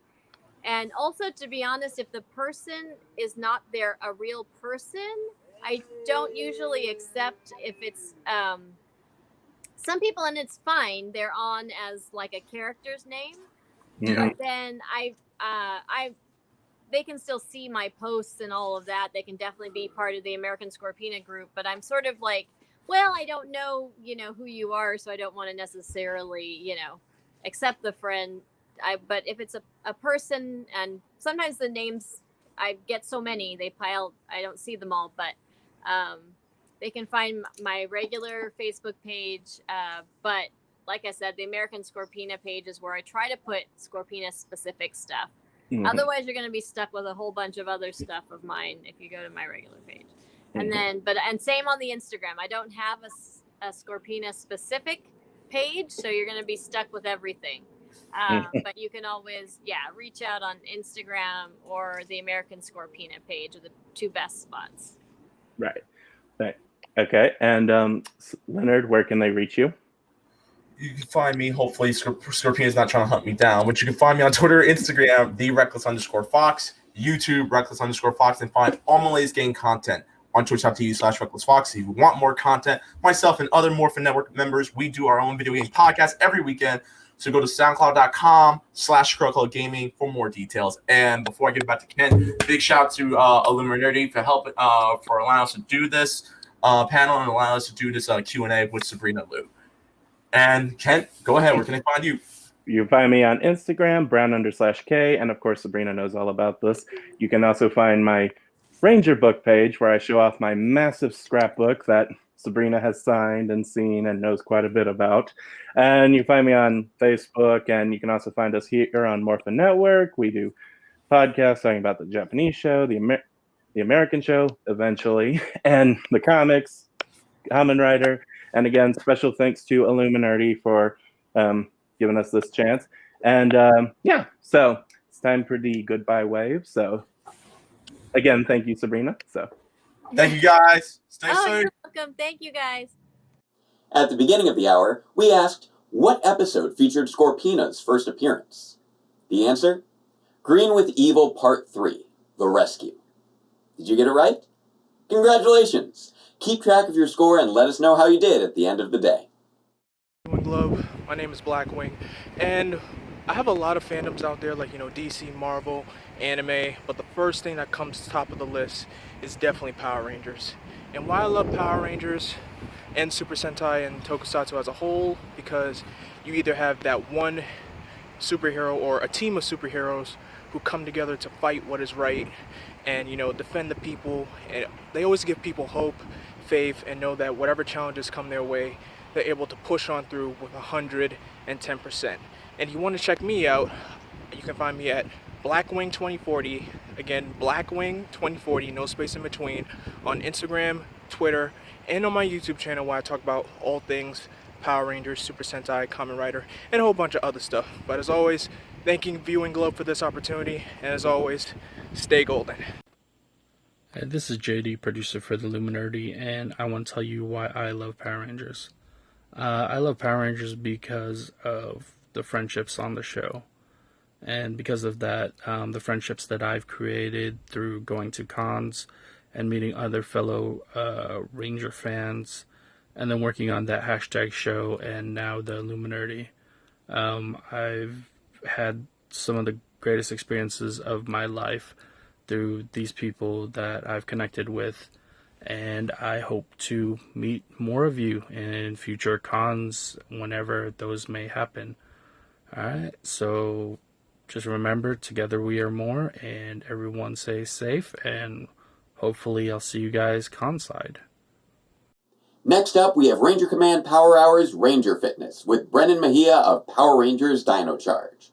Brennan has a ton of experience as a circus performer, which he frequently put on display while playing Tyler Navarro. Do you remember which episode featured Tyler riding a unicycle? Let us know your answer in the chat or comment down below, and we'll let you know if you're right at the end of the hour. Hello, and welcome to the Viewing Globe's virtual panel for Getting Ranger Fit with Brennan Mejia. My name is Eric, also known as Trekkie B47 from the Ranger Command Power Hour. And I'm Zach. And we are joined by Brennan Mejia, best known in Ranger Nation as Tyler Navarro, the Red Dino Charge Ranger in Power Rangers Dino Charge and Dino Supercharge. Welcome to the Viewing Globe, Brennan. Thanks for having me, guys. How's everyone doing? Really well, good. Man. Good. How are you? I'm well, thank you. Speaking of fitness and all that, I got my workout in for the day, so I am freshly showered and I'm good to go. So awesome. And you know, that's what we're going to be talking with you today is all about being like Ranger fit, ready to go, and maybe some of the difficulties during this, you know, crazy time that we're in right now for you know, a global pandemic. Sure.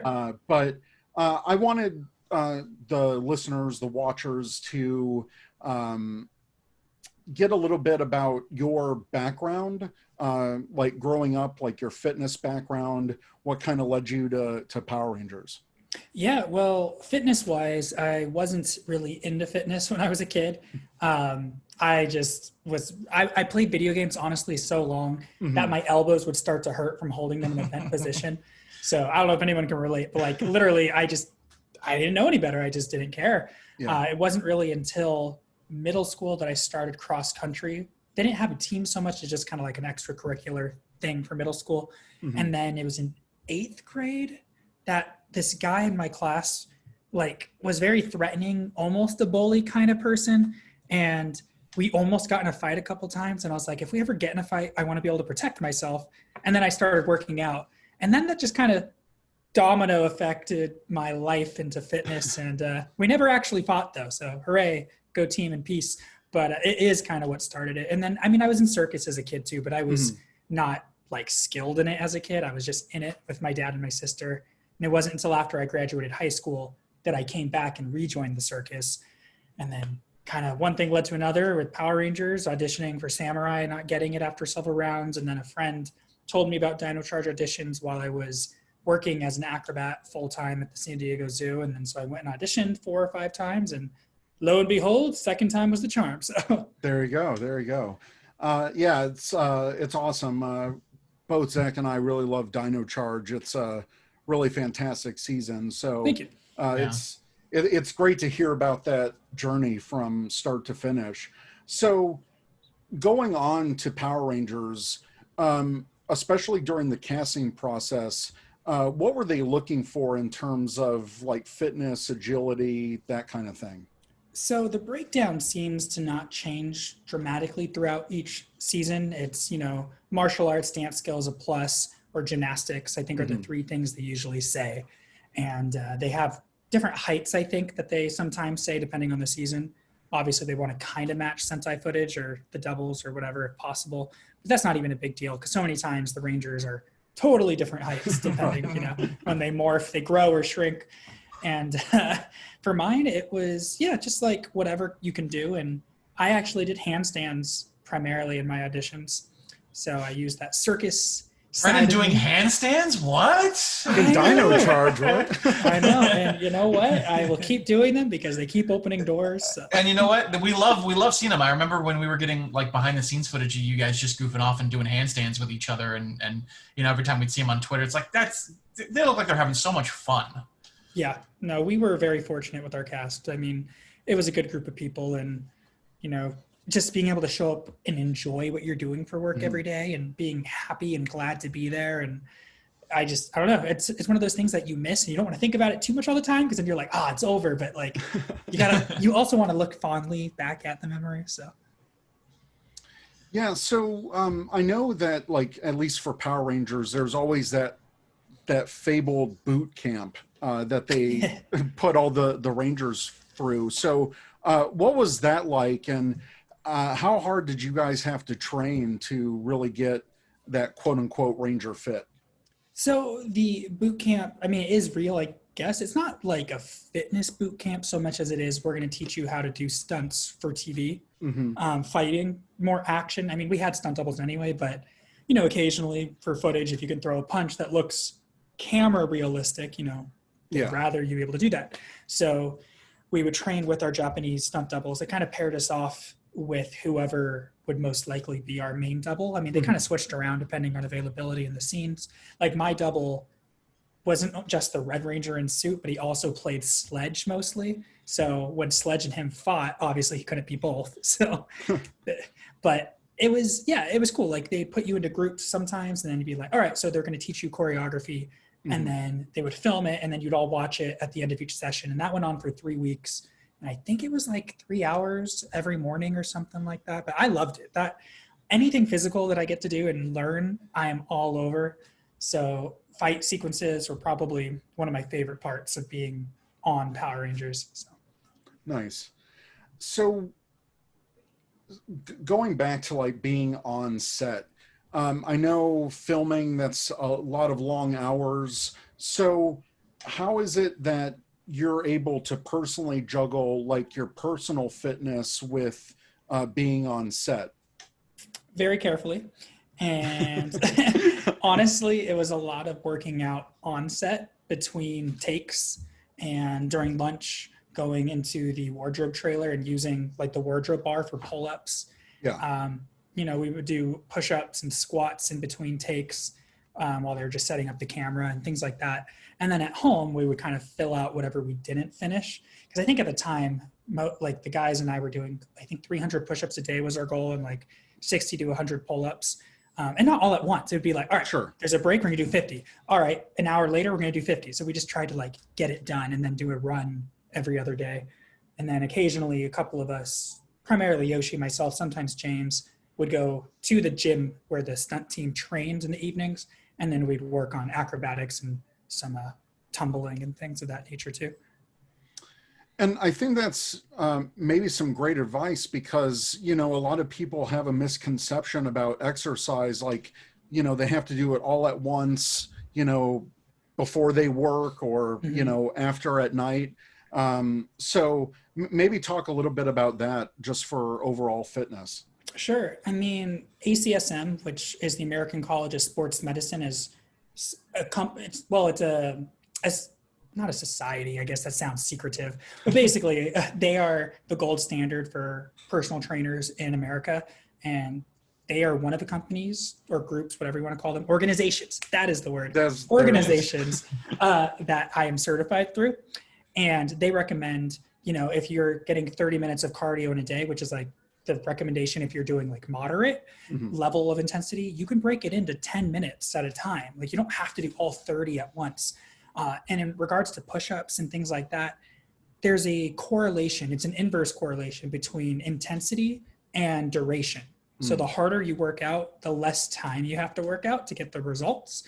Obviously, if you take it really easy, you know, when gyms are open and you like chat with your friends between sets and things like that, you may end up at the gym longer, but you could still get in shape. It's just going to take more time because you're resting so much. So which is beneficial depending on what your goal is. So like if you're building power, you know, force times velocity, you want to move something fast, it is better to take longer breaks between sets because you want to be 100% rested or as close as possible. So each attempt is like max power versus if you're going for muscular endurance, you want shorter breaks because you don't want to be fully rested. So your body is still fatigued before each set. So depending on what you're going for, but for most people who just want to be healthier, you know, to increase lifespan and health span, yeah, just getting it done. Like this morning, I ran 3 miles and then 3 hours later, I did my hand balancing workout for an hour and a half. I didn't do it back to back. It didn't need to be done back to back. They're two separate, you know, disciplines or things that require fitness in different ways.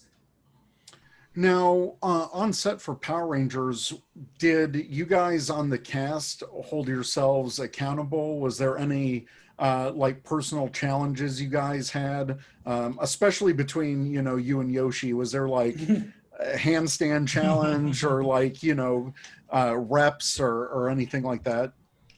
There wasn't like can you still see me? Oh, you guys disappeared. Yeah, no, you're okay. good. Yeah, we got okay. you. I can't see you for some reason, but hopefully it comes back. But anywho, no, there wasn't like a challenge we had necessarily amongst ourselves versus we just kind of would motivate each other to work out. So I kind of came up with like a workout plan for all of us at the beginning because we kind of lived in, you know, the fabled Ranger house where we all got one place together, which isn't necessarily the best thing to do when you see each other on set every day for a million hours and then you go back to your house and you see each other again. Even if you like each other, it's a lot. So yeah, we would just kind of like have something we designed together, and then we'd if they wanted something changed or if they had a different goal, then I'd kind of help change that for them because I was like the one with the certification, but like they knew how to be in shape anyway, depending on their goals. It's not like the Rangers didn't know how to work out unless I said something. Yeah. You know, Yoshi obviously is very athletic already, so he would help me a lot with tumbling, and then I would help him with handstands. So that was kind of the biggest trade-off him and I had, just to give each other, like we bartered skills almost in a way. Any like maybe injuries or like maybe something that like a stunt that you did that was really tricky that you were involved in? The only like main injury I recall is Chip, so executive producer, asked Yoshi and I to like come up with some kind of acro sequence handstand on him or something together, but he didn't really know what he wanted. So he's like, just come up with a couple things and show me, you know, be safe, of course, and all that. And I underestimated the difficulty of a move that I told Yoshi to spot me or base me, like so he would hold me in it. And I was like, you're athletic, you can figure it out. Well, I should have started in the proper order of like, you know, he's still a beginner for this specific skill. Just because he can do a lot of things doesn't mean he knows how to do everything automatically. And so I was doing a handstand in his hands and he started running with me because he didn't know how to balance it. And so when he brought me out of it, my ankle twisted and popped. And that, like, I couldn't stand up. And he was like going, oh my gosh, I broke the Red Ranger. And he was like freaking out. And he actually said that. It was funny. And so I had to go to the physiotherapist down there and I had to take it slow. And I kept re-injuring it because tendon and ligament injuries take a long time to heal. And when you're doing a fighting show kind of thing, like, just like I'd slip in the dirt and it'd twist. I'd run on the grass and it would twist. And I had to do a scene where I dressed up as the Prince of Xandar. They cut it, but as I entered, I was supposed to do a backflip and then be like, ta-da, and they'd be like, Tyler. So I did like 4 or 5 backflips, and every time I was getting lower and lower because my foot was killing me. This was after the injury. And Yoshi was telling the director, he's like, he only has a couple more in him. Like, don't push him too much because he's not getting very high. But they ended up not even using it. So, well, I know. So we're just in this, you know, crazy time right now. We're all pretty much stuck at home. And, you know, for a lot of people, keeping up fitness is very important to them. So is there specific advice about working out from home if people can't go to the gym? Yeah, well, first and foremost, I want people to remember to give themselves grace because this situation is unprecedented in our lives. There's really nothing to compare it to for most people who are alive now. So some days you may just not feel it. You may not do as much. I have those days too. Like I work out because of discipline over motivation. People think like I'm just motivated every day to get those gains, and I'm not. Some days I just do it because I have to. It's like, you know, going to work at like a normal 9 to 5. It's not that you always want to go. You go because of discipline. Same thing with working out. And hopefully you end up liking it because it's a mindset. So if you understand that this is, you know, the value of something's determined by its cost. So if the cost of good health is an hour a day or whatever, depending on your intensity, make that investment because you're investing in yourself. And I've noticed when I make discipline and I make time to work out, I end up having discipline in other areas of my life. Like it doesn't just stay in the gym and nothing else. It goes into my other areas of, intellectual side, your spiritual or emotional or whatever else I have to do. So, and don't feel like you need weights. Like people think, oh, well, I can't be strong anymore because I don't have a bench press or whatever. Honestly, just working towards muscle failure or task failure will help you get stronger. There's something known as the principle of progressive overload. So to get stronger, you have to progressively, doesn't mean all at once or jump from 0 to 100, overload your muscles.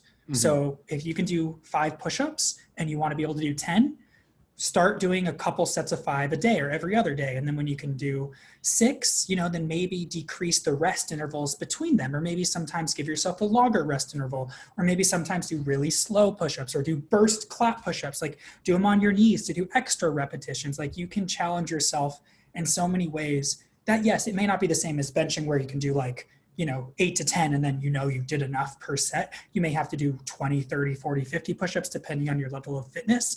But as long as you still go towards failure, you will still get stronger.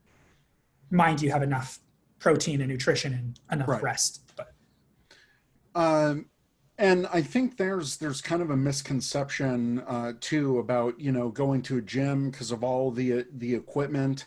You really don't need special equipment working from home. No, and again, it depends on your goals. So just as the principle of progressive overload, there's an acronym that we like to throw around in the fitness world. It's the SAID principle, which stands for specific adaptations to imposed demands.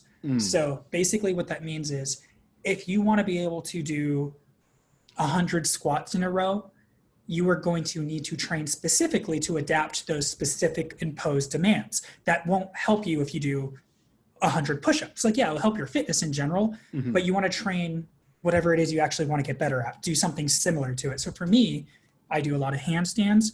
So me going on runs isn't going to necessarily correlate to a better hand balancing technique, but it will help my overall fitness. You can argue there's some correlation with cardio, but the more you can make your workout correspond in approximation with what you actually want your skill or strength to develop in, the faster you'll see results. Zach, any questions on your end so far? So you mentioned, this, like anything, this takes discipline. Speaking from personal experience, the hardest thing is that first step. Do you have any advice for people out there who just don't know where to start their workout or how to start their workout? Sure. Well, definitely. This is one of the things that annoys me about a lot of people in the fitness community, because everyone's out there to make a buck. And I understand people need to eat and they need to pay bills. But when they're like, my plan is the way to do it, and, I'm like, you must follow the keto diet, you must do this diet or whatever. There are more than one, I don't skin cats because I like cats, but they say there's more than one way to skin a cat. There really is more than one way to be in shape. Like if your goal is fat loss, for instance, the way you lose fat is by creating a calorie deficit. Now, how you go about that is totally up to you. If you want to lower your carbs, by all means, go for it. If you want to, exercise more to make the deficit, by all means, you can do that. It just depends on what works for you.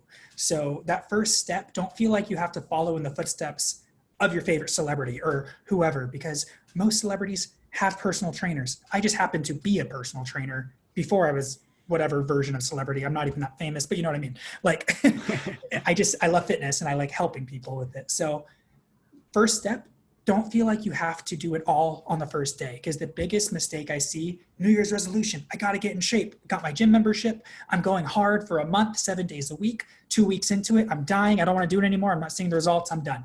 Next year, all right, rinse and repeat. Instead, I would recommend slow and steady, so you actually don't hate life the next day because you're too sore to move. Like even if you only work out 20 minutes just to start, like that's it. You do 20 minutes once a week or 2 times a week. That's not even the recommended amount. Who cares? Do something to then build up to the recommended amount. And then if you really enjoy it, maybe you'll find you love triathlons or you love CrossFit or whatever, and you'll find what works for you. And maybe in a year, you'll find that, I liked CrossFit, but now I really like tennis. That's okay. Your body will shift against specific adaptations to impose demands. You'll develop a tennis player's body versus a CrossFitter. And that doesn't mean you're in less shape. You're just in shape for your sport. Yeah, that's great. You've mentioned diet before as well. Specifically, like the protein, getting the right protein, and all of that stuff. What kind of guidance can you suggest for people getting fit? And I know it's different for everyone, but maybe some basic tips. Well, first and foremost, I know some people say like, oh, the reason they can't lose weight is because of a hormone imbalance or whatever. And not to say that there's not truth to that for a small minority of the population, but it still doesn't change the fact that a calorie deficit will make you lose weight. You may need less calories than your average person because of the hormone imbalance, but regardless, working with a doctor, ideally someone who specializes in hormone deficiencies or to a surplus of hormones, it's really just about balance and finding what works for you and your body. So they recommend, as in they, the experts from organizations, secret societies, 1 to 2 pounds a week. You don't really need to lose more than that. And honestly, it can get dangerous if you're losing more than that per week. And when you hear about people losing, 30 pounds in like a month or something, not that it's not feasible, depending on if you're truly like very heavy set, you can lose more weight in the beginning, but a lot of that's water weight, especially if they're on a low carb diet, because carbohydrates, when they're stored in your body, are stored with water. Like I think it's 1 gram of carbs is stored with 3 to 4 grams of carbs. With 3 to 4 grams of water. So if you stop eating carbs, your body loses a lot of that weight as water, which on a scale looks like you've lost weight, but you haven't lost fat. You have lost water. So can you argue it's weight? Yes, but is it the weight you need to lose to see long-term results? No, unless you're going to stay low carb forever, which I personally don't recommend, but again, to each their own. So yeah, you can lose a pound a week approximately, because even calories are estimates on boxes. 500 calories a day times 7 days, so a week, is 3,500 calories, which is approximately 1 pound. All right. Oh, sorry. Joe, I just saw that you upgraded the. Sorry, I got like a pop-up that the Zoom meeting was upgraded. So I saw that too. No, all good. Okay. I didn't upgrade it. Zoom, I think, upgraded it. I'll be sure to edit this part out. Don't worry about it. Okay, yeah. All right. You guys can keep going. But yeah, I'll make a note right now. I'm just trying to get a timestamp. Thank you. Yeah. So. A lot of Ranger fans definitely look up to you, to other cast members that are really fit. And you mentioned before that you were certified in this. Can you talk a little bit about that? Yeah, so I developed a love for fitness after getting in shape to not be beat up by a bully at school. And I got certified through ACSM as a personal trainer, and then through ISSA, another organization, as a sports nutritionist. I became certified as a Vinyasa Flow yoga instructor, and then I got my bachelor's degree in kinesiology. And then after that, you have to have a bachelor's degree or higher in some kind of exercise science to take this test, which is through NSCA, another organization, to become a certified strength and conditioning specialist, which I also am. So I like fitness, is a true statement, but I'm always learning. And that's the thing. Yeah. Science is always updating. Good science admits when it's wrong, and then it makes, changes to support whatever the evidence is. Before, like, eggs are bad for you, they're high in cholesterol. Right. Now they're like, eggs are good for you. And I know it's very confusing for people, even for us who are quote unquote experts. But speaking on that, just a little tangent. Sure. I do believe eggs are good for you. Your body makes its own cholesterol, and it has a checks and balances if your body is working correctly. So most people, if you eat cholesterol, it doesn't influence your blood level of cholesterol, because your body will just make less cholesterol if your dietary cholesterol rises. So it's only if you eat like a ridiculous amount of cholesterol, like if you ate like 20 eggs in a day, then potentially sure. But like 3-4 eggs a day, if you're healthy, I don't personally see an issue with it. I'm sure someone in the world will disagree with me, but I eat a lot of eggs and I seem to be okay. Yeah. Hey, again, everything in like moderation, and take it one step at a time for your own personal fitness goals. Yeah, the dose makes the poison, and right. I think getting out of the mindset that there's good and bad food, there's just food. Food is food. Like there are healthier choices, but it's not like this camp is food from heaven and this camp is from the dark place. Like, donuts still have some energy to them if you use it correctly. Like a lot of bodybuilders will eat like candy bars before they go on stage because it sucks the water into their muscles to give them more definition right before they step on stage. And if you're like a cross-country runner and you need quick sugar, sometimes candy is a quick absorbing sugar. So if you eat the right kind, you can get a boost to help you for that specific sport. Now it's an issue when you eat a lot of it and then you don't exercise because it's so easy to pack away cookies and candy and not feel full because sugar suppresses our feelings of satiety or feeling full. So you can overeat. I always have room for dessert. Well, you truly do because your body won't tell you when it's full if your source is from sugar. Now, if you eat a bunch of chicken, even if I told you you can have unlimited chicken, eventually you're going to not want to eat anymore because it's not the same as the sugar. Right. And any other advice that you want to give people, especially I know there's a lot of Ranger cosplayers out there, and especially maybe gearing up for when conventions ever come back, and they truly want to be Ranger fit.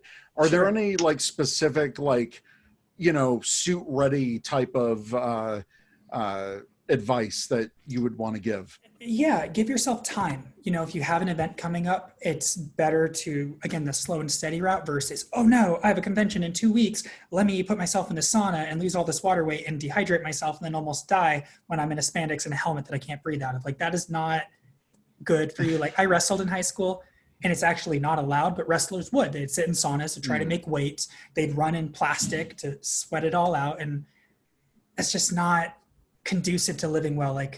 There's a saying, it's to look your best, you almost have to feel your worst, in the sense that for photo shoots and everything, a lot of people, when they do photo shoots, they dehydrate themselves. They go on these super strict low calorie diets that they normally never do just for that photo shoot. And then when we go to the store and we see whatever celebrity, we're like, oh my gosh, how do they look like that? Well, they look like that literally a couple days out of the year, and that is it. The rest of the time they don't, because they're eating normal amounts of food. So exactly. Zach, any more questions that you? I mean, other than kind of what we've already discussed about, personalizing workouts for your own needs, I think a lot of people maybe aren't aware of the difference between, cardio training as opposed to weight training. Sure. And what those different results, give you. You mentioned being a strength fitness specialist. So what can you speak to in terms of the difference between, hey, I'm going to go to the gym and, knock out 20 reps on the dumbbells, or, hey, I'm going to go jog for, a couple miles. That's a great question. Those different activities do for your body.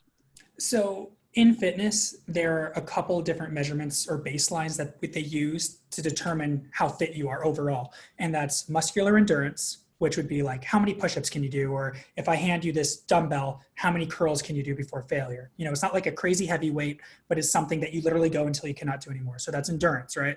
And then you have muscular strength, which is regardless of how heavy it is, how much can you lift? What is the max amount of weight you can move? And again, power versus strength is different. Power is moving something from point A to point B as fast as possible. Strength is just moving it from point A to point B.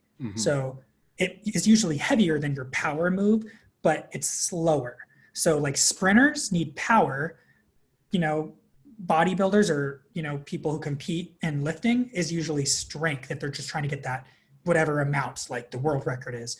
So you have muscular endurance, muscular strength, you have cardiovascular health, which again is more akin to your heart. So cardio works a lot on your heart and your lungs and strengthening those things and putting you at lower risk for heart disease, things of that nature.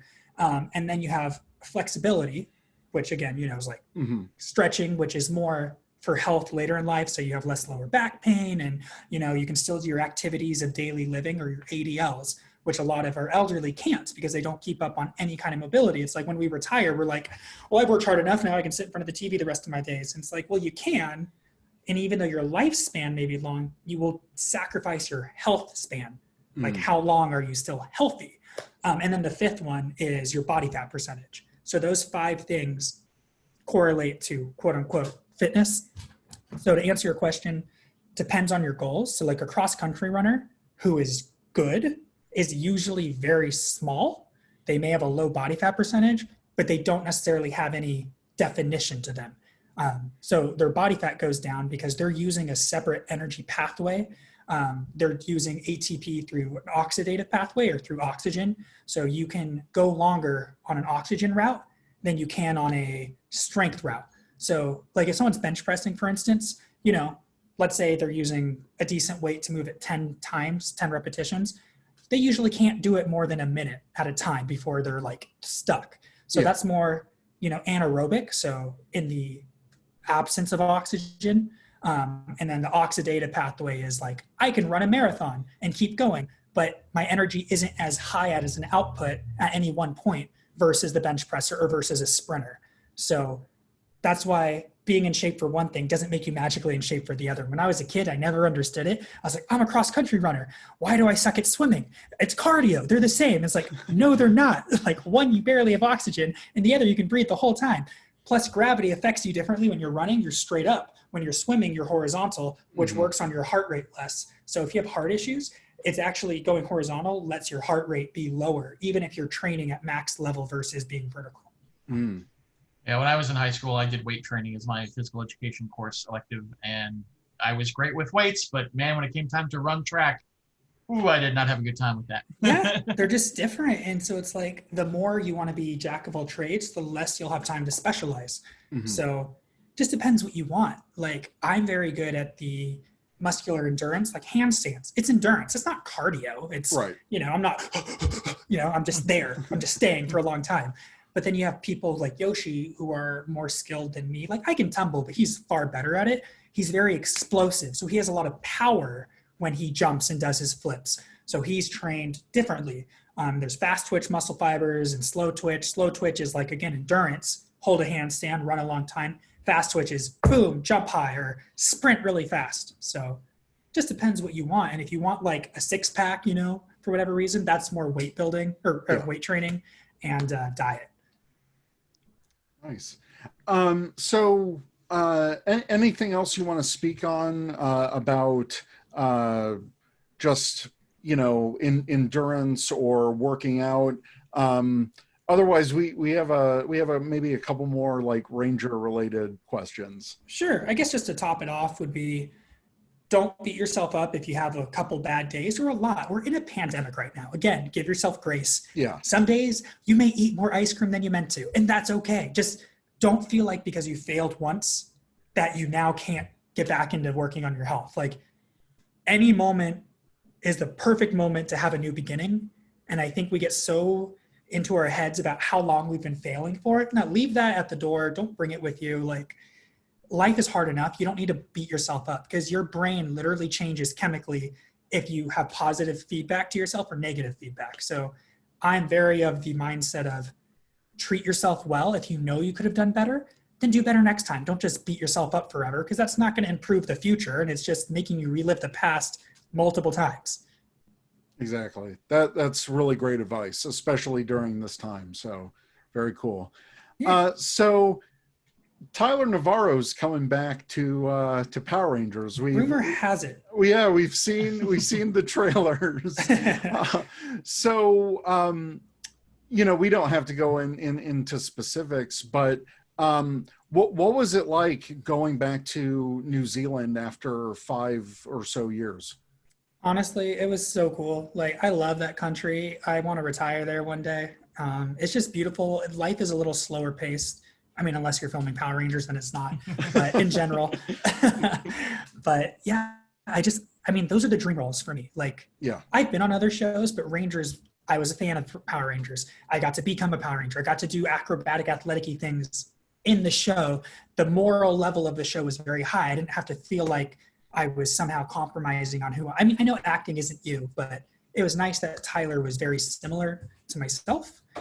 He was higher energy, sure, and sporadic, but like overall, it was easier to step into his shoes then into other characters I've played. Yeah. So where did the like selfie thing come from? Was that more of like Rin into your character, or are you a selfie kind of guy? Yoshi is the selfie kind of guy. He was honestly, like, it was him. He's like, hey, let's go to the bathroom and take like a shirtless selfie. I was like, why? He's like, because. And then like we would just, whenever we would find a new guy ranger he'd want to do it with, and like it's just, yeah, his character wouldn't have made sense for it to be a thing, but somehow that got put onto my character. I mean, I've learned more selfie stuff, I guess, since then, but it was honestly because of Yoshi that I even started really having an Instagram at the time, like, and doing social media, because I just didn't care. He's like, well, you should, because it's marketing, it can help you get future jobs and blah, blah, blah. And I was like, how do I make my Facebook page a fan official page? And like, how do I just didn't know what I was doing. I was gonna say I was scrolling through TikTok, and I was like, wait a minute, Brennan's on TikTok now. Hey, all right. Brennan.Mejia. I post maybe once every 3 weeks, so stay tuned. And then we've got a new season coming up, which is also dinosaur based. So how do you feel like being part of that, not just a Power Rangers legacy, but like a dinosaur team legacy? Again, I don't know what world they're going to have Dino Fury in. Is it going to be like the Dino Charge world, or is it Mighty Morphins, or Dimension, not world, I guess? Yeah. Or is it its own thing? I personally would like for them, since they have the same color scheme as Dino Charge, to at least have Davi back, because he is like a Dino Knight as his character. Exactly. Yes. So I personally think they should have Davi back. Have I talked to anybody about this who could do that? No, but I just think they should. And then they could bring me back too, because, why not? I love New Zealand. But as it stands, no, I have not been asked back, nor have anyone. I don't know if anyone else has. They haven't told me. But I think we're going to wrap up soon. For people who want to follow you on social, maybe get a little bit more fitness advice, where can people find you? You're the most active on, and Instagram at Brennan Mejia, and I post a lot of fit tips in my story. And then I have a YouTube channel now, the BAM Superman, and I actually have a lot of workouts that I did live. I live streamed them and then uploaded them, so you can follow along to those workouts. And again, the whole disclosure: be safe. If you feel injured or like you can't keep up, don't copy me. Like, just do at your own pace. Be safe, be smart, and build up. So you don't have to go 0 to 100. Take your time. There's a reason there's 99 numbers. Or technically there's 100, but you know what I mean. Between 0 and 100, like, don't skip them. Great. Zach, any other follow-up questions? It's been great chatting with you again, Brennan. Thank you so much for coming on for this. Likewise. And, I think that the advice given out today, a lot of folks are gonna, hopefully take it to heart, and maybe we'll all be a little bit more Ranger fit after the pandemic subsides. No, let's all come out of it with like 6-pack abs.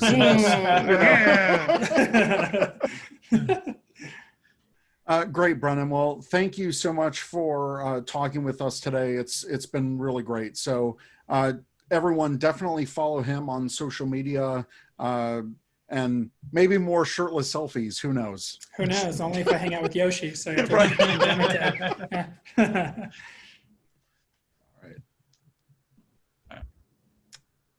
Hold on. So can I get one last outro, Eric, from you? Sure. I'm going to do an alternate version of exactly what you just did, but just add in, and I think we have Allison Sullivan cooking healthy food with her mustard or something. Because we're going to tie in, because we're cooking a healthy dish right after this. Right after this, it's going to air. It's going to be Allison Sullivan cooking like these Impossible burgers using her mustard. So we're trying to do like this whole like little block of like Ranger fitness and like eating right. I do like Impossible burgers. They're good. See, there you go. Now I'm going to hook you up with some mustard from Allison Sullivan. So. Yeah, about time. Yeah, right. So go ahead. So yeah, we're just going to do that your last line, Eric. So that way I have an alternate if I want to cut to that. Okay, cool. All right. I'll let you know when to go. All right.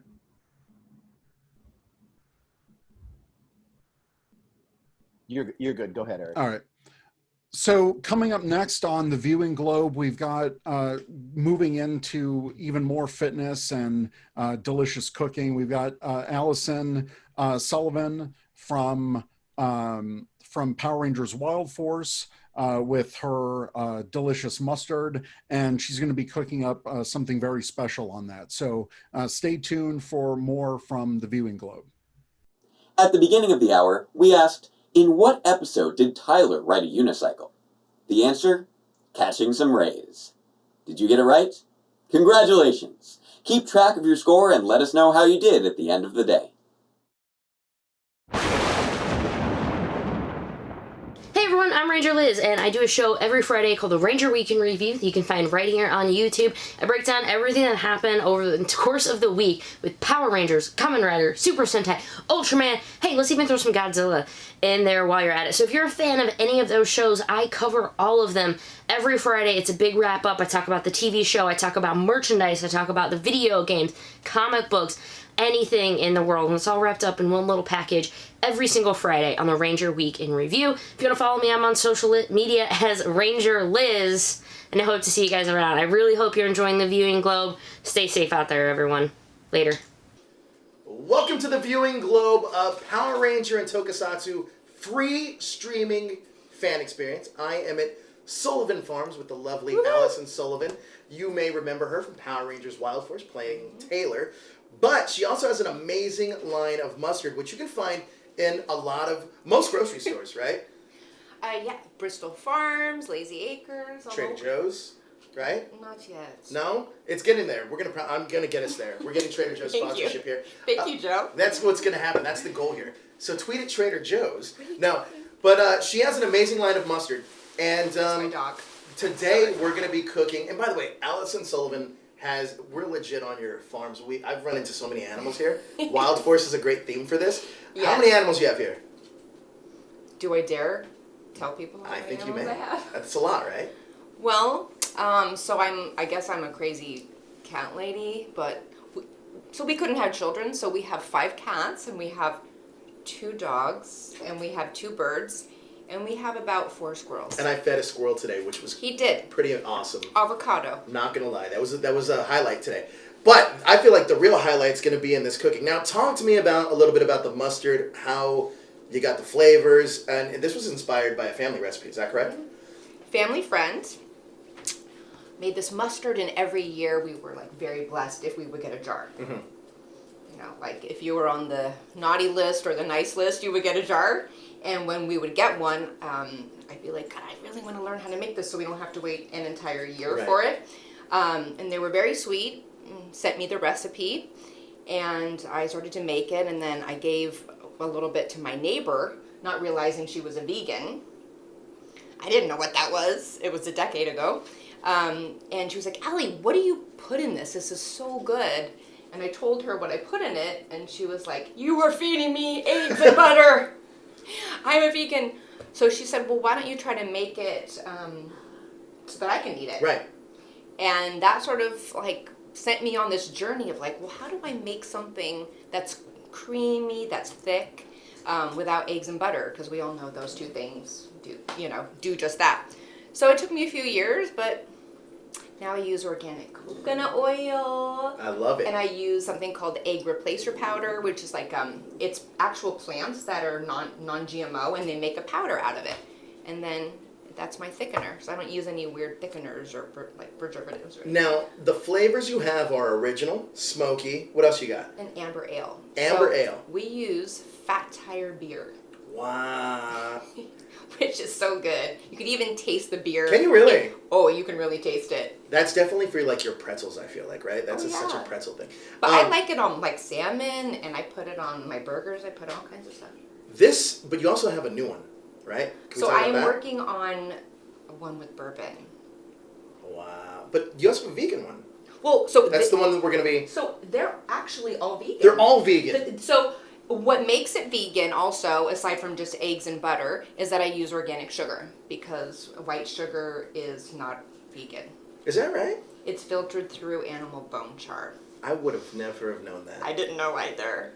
That's crazy. So that makes it not vegan. So this is definitely, if you're a health conscious eater or if you're trying to get Ranger fit, Yeah. this is a great, healthy alternative mustard that tastes great. And Allison is going to show us how to cook with it today. Before we get into the cooking here, I want to go over the ingredients that we're going to be cooking with today. Okay. So we obviously have our buns. We're going to be, oh, by the way, we're making, You said buns. yeah, I did say, we're making veggie burgers. Are these veggie burgers, right?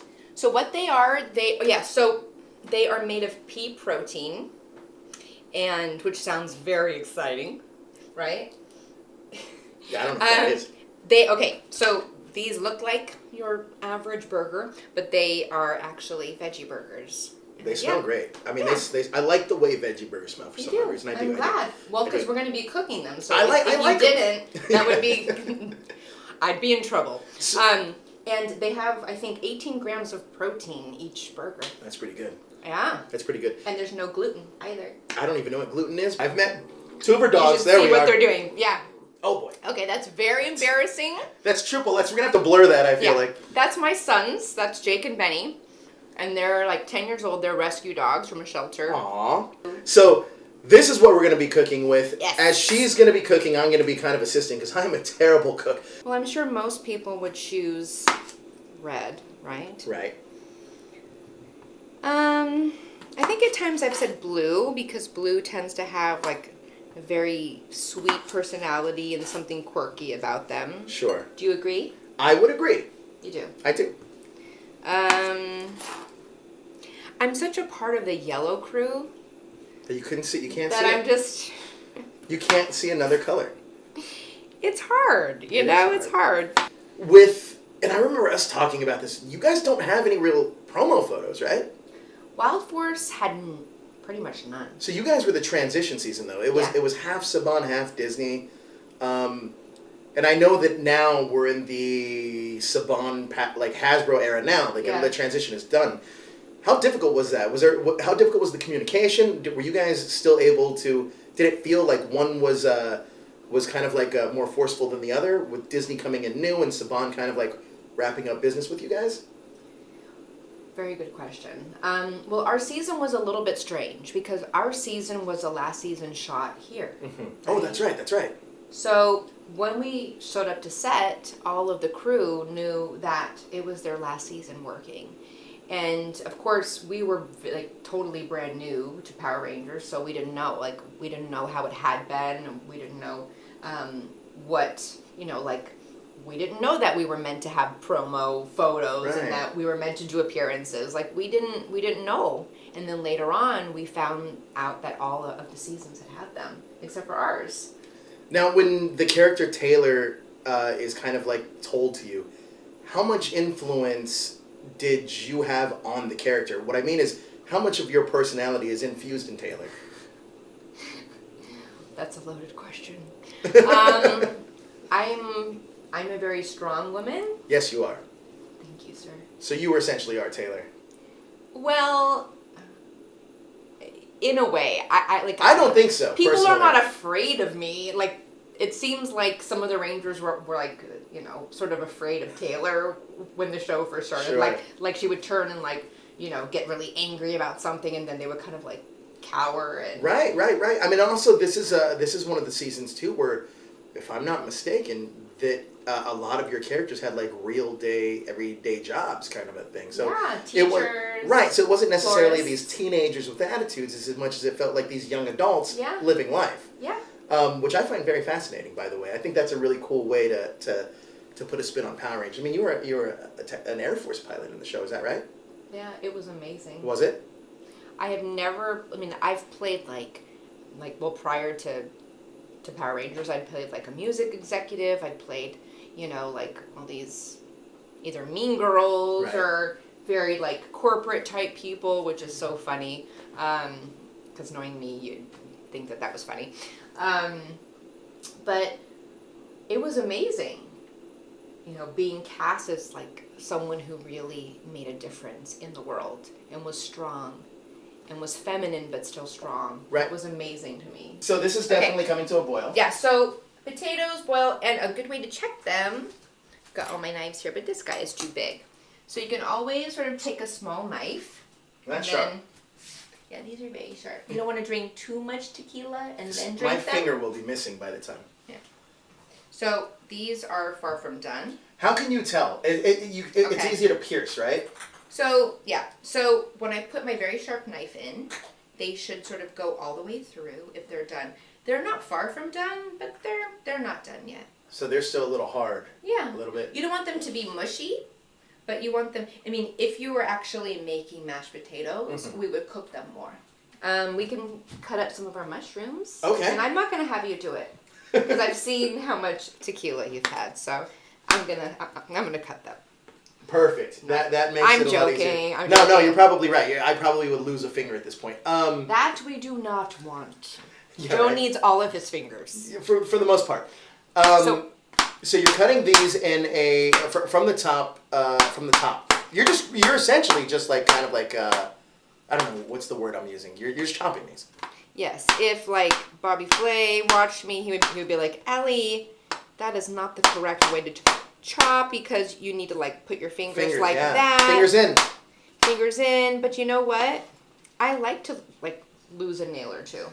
Normally, I actually do. I will slice my nails. Hence, my nails are not long.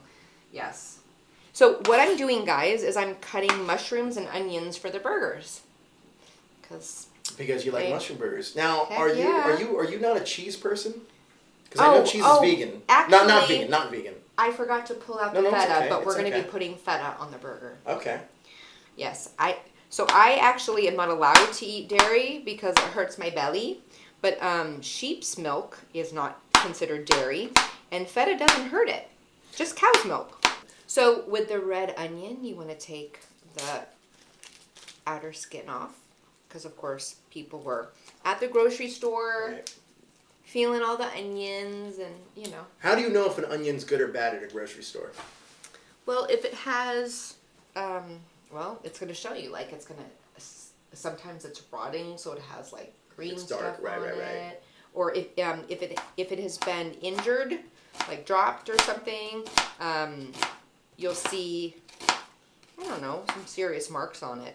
Now I noticed this guy was very pretty. That the way that you're cutting this onion is that you cut it in almost like a third, and then you're cutting the top of it. Is that normally how you would cut onion? I listen. I'm just asking because I'm not an onion guy. I like onions, but I don't know how to cut them. Like I said, I'm not a trained chef. This is just how flattery will get you everywhere in life. And then I sort of I cut so them you're in gonna dice tiny. them essentially. Yeah. So and then I sort of bring them back together. I'm sure that you guys, there are so many better ways to do this, but this is Allie's way. There you go. Yes. And so then this little hand of mine is going to hold on very tight to this while I sort of try to cut it in smaller pieces. Mind you, I am wearing glasses right now, so the oniony Are you okay? thing. Yeah, I'm fine. It's not bothering me. However, I've had times where that's been a factor. Really? A little bit, yeah. So we're just gonna put. I'm not fussy. I put them both in at the same time. That's the way you do it. I would actually do both at the same time also. Thank you for that. Yeah. You know. Cooking them together, I feel like fuses a different kind of flavor. I like that. So I have a question, another Power Ranger related question. Tell me. So if there was one thing you can change about Taylor, what would that one thing be? Probably that at the beginning of the season, she wasn't mean, but she was pretty, she was kind of uptight. She's a little bossy. She was very bossy. Bossy's okay, but not being so hardcore that like your fellow Rangers are like sort of, oh no, Taylor's mad. Because you don't want fans thinking that's you. Sure. They sort of think, well, that's you, right? It's like, no, that's not me. I don't talk to people like that. So yeah, that's sort of what I would change. But she was just like a little bit softer. Now, not too soft. You're a fairly healthy eater. Oh yeah. Yeah. I could learn a thing or two from you. But I love chocolate. So I do. I'm not a chocolate. Really? I don't like candy. Chocolate. What's your candy. favorite sweet? I don't know if I have one. If I had to pick like a candy or a chocolate, it'd be Twix. Twix. Do you like Kit Kats? I love Kit Kats. I also like Reese's. Yeah. But the thing is, I can only eat a little bit, and then I'll be over it. Like I wish I had that problem. Funny thing is, I'm not a huge... Everybody knows this already. What? I'm not a huge fan of bread. But here's the thing. I don't like bread by itself. Okay. If it's with something, I'm totally Do you like in. pizza? No. I know. Joe just blew my mind. I'm not a pizza Wait, fan. how do you not like pizza? I just don't... I don't know. I can't really explain it. I like the ingredients on pizza. Yeah? I like the toppings of pizza, but I don't actually like the pizza itself. You just blew my mind. When I was a little kid, I used to... I don't even know why I'm admitting this. When I was a kid, I used to literally eat... Like, when my friends would walk away, I would eat their toppings and just leave their pizzas. And then I would never admit to, like, doing it. I'd always blame it on somebody else. That's a fact. I'm a better person now, though, so I don't do that anymore. So I'm going to actually put the burgers in here, and while they're cooking, I'm going to cut up the stuff that goes into the potato salad. Cut up the stuff. So we're talking... Yeah. So I'll we're put talking these in. cornichones. We're talking dill. We're talking mint. Well, so we don't necessarily have to use all No, of I'd say we try. I mean, let's get the Sullivan Farms twist on it. So this is at about a medium heat, and you want to cook it for probably 3 to 4 minutes on each side. So I'm just going to pay attention to the clock. Now, how do you like your burgers? Are you like a medium, or are you like a well done girl? Well, I only eat veggie burgers. Well, when you did used to eat meat, I did like medium well. How about you? Well, I'm a medium rare. Rare? Yeah. Yeah. I'm a medium So that rare. you can really taste it. Yeah. I that's how I like steak too. Medium rare. Or rare actually best, but for burgers, medium rare. I will keep that in mind when I actually cook with real meat. Okay, so I'm gonna actually cut up some cornichon. I'm not gonna ask you for your help because I can if you'd like. That's all right. So I like to line these little guys up. These are sort of like pickles. They are. But they're very small. They're very cute. You mostly would find these on cheese plates at restaurants. Exactly. Yeah. You're such a good helper. Thank you. I mean, I've eaten a cheese plate or two in my time. Or two. So I like to line these little guys up, and then I like to chop them like so. Have you always liked pickles?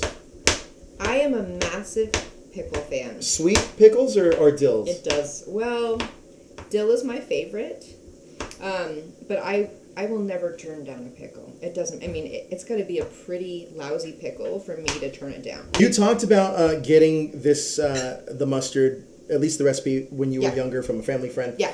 What normally would you put the mustard on? Well, it was only really for holidays. So you would put it on like your honey baked ham, you put it on your turkey, and then for days later, all the sandwiches. So this is really, I mean, this stuff it's sweet and it's spicy. Right. And then the smoky one has this really yummy, sort of like not overpowering smoke flavor to it. And that's from liquid smoke. Really? Yeah. Interesting. So I don't actually smoke the mustard. Like if you watch cooking shows and they're smoking things, it's actually liquid smoke. And then for the beer one, it has like a brighter flavor to it from that Fat Tire beer. But that's actually really good on seafood.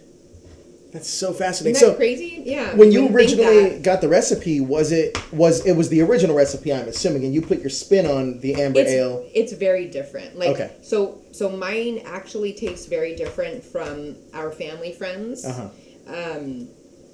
Just because it's a lot of different ingredients.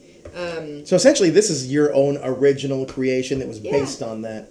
Totally. On that original flavor. But you know, it's inspired by theirs, and I was really grateful to them for teaching me how to make it. I might have put a little bit too much mint. I like mint, but I don't know how much. I like mint. These guys like mint. Okay. And then I love using dill.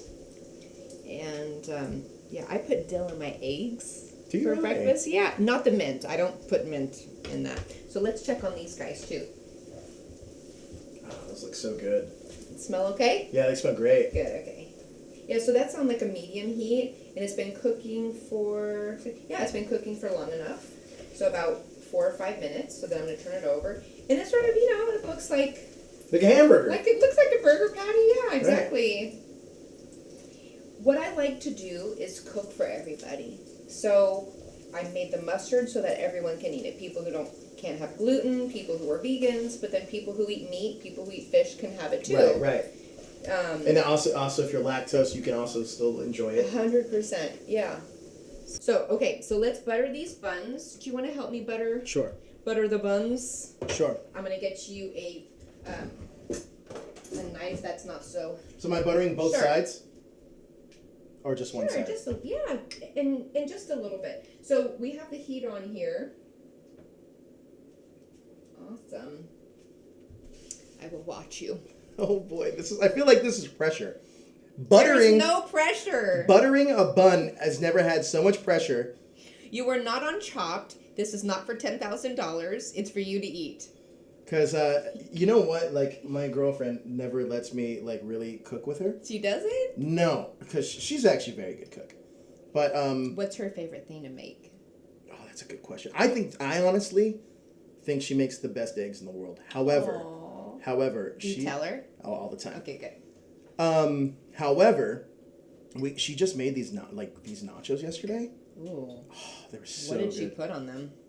Honestly, I don't know all the ingredients, but I know it was like ate them. I ate them. It was like fried chicken. It was like they were like Frank's hot sauce. It was like these buffalo nacho fries. Wow. That were amazing. Wow, that sounds amazing. Buffalo nacho fries. And then she's pretty good at cooking.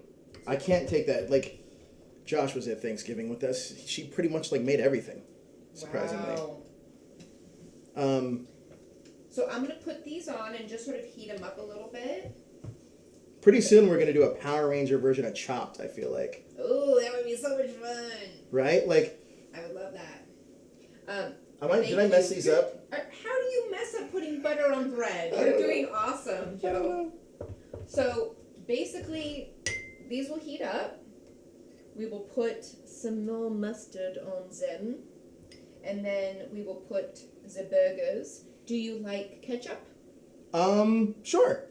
Whatever you like. Yeah, I'm a ketchup guy. If you can team up with any other Power Ranger that you've met from another season, who would that Ranger be? Oh my God. And it doesn't necessarily need to be a Ranger-related project, but who would you want to kind of like work with out in the Ranger?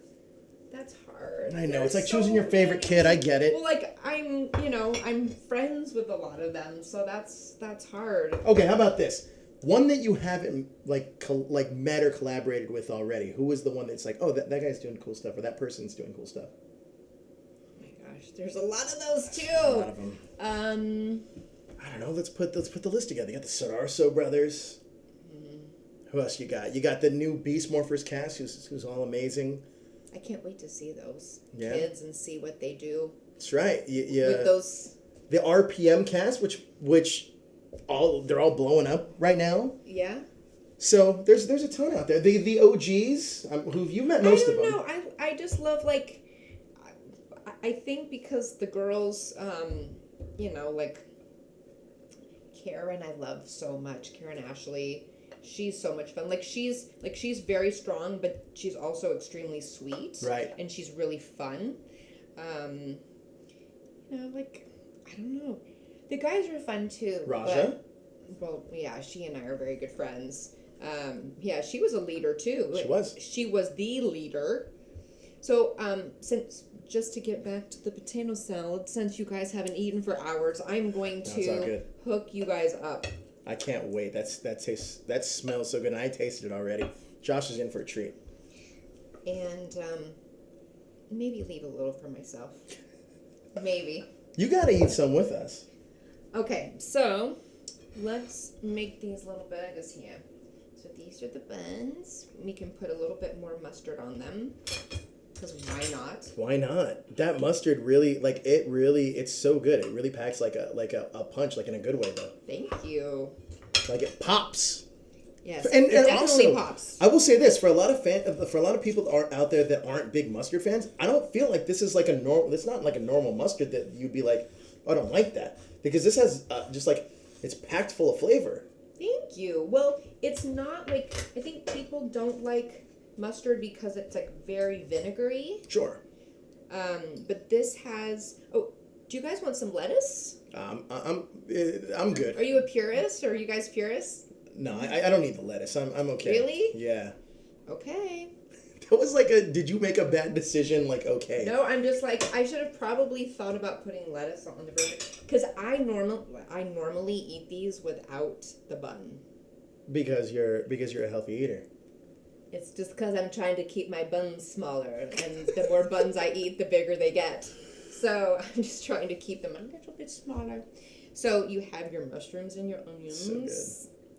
And do you both want avocado? I'm good with avocado. Yes. Yes. Josh doesn't seem like he's super into avocados. I can see the look on his face behind the camera right now. It is your burger. You may eat it however you like. What do you think? Josh is definitely not gonna go for the avocado. I can read his face right now. See, I'm a big condiment person. Oh, you know what we need, you guys? What's that? We need the feta. The feta. We didn't put the feta on yet. So this is the fusion. Excuse me. The fusion of this veggie burger feels very Californian because it has avocado on it. Yeah. And it's also a veggie burger. But the feta feels like we're kicking into a little bit of some Greek here, huh? Yeah, well, you can just mix it up. Yeah. I have another fun Power Ranger question. This isn't necessarily a Power Ranger question, but it's a fun question. Now, you've come across a lot of fans that love what you do. Can you, and this is another hard question. All right. Can you pinpoint a memory or a moment where a fan met you and you really impacted them in a positive way? Oh, wow. I asked the hard-hitting questions here. Actually, many times, I mean, both them and, how I made them feel and then how they made me feel. I've had a lot of stories shared at cons where people have actually just shared that the show, they felt that it saved their lives. Like they were going through a really rough time at school or at home. Excuse me, I'm going to take some of this fat off my fingers. And that it sort of, it made them feel less lonely and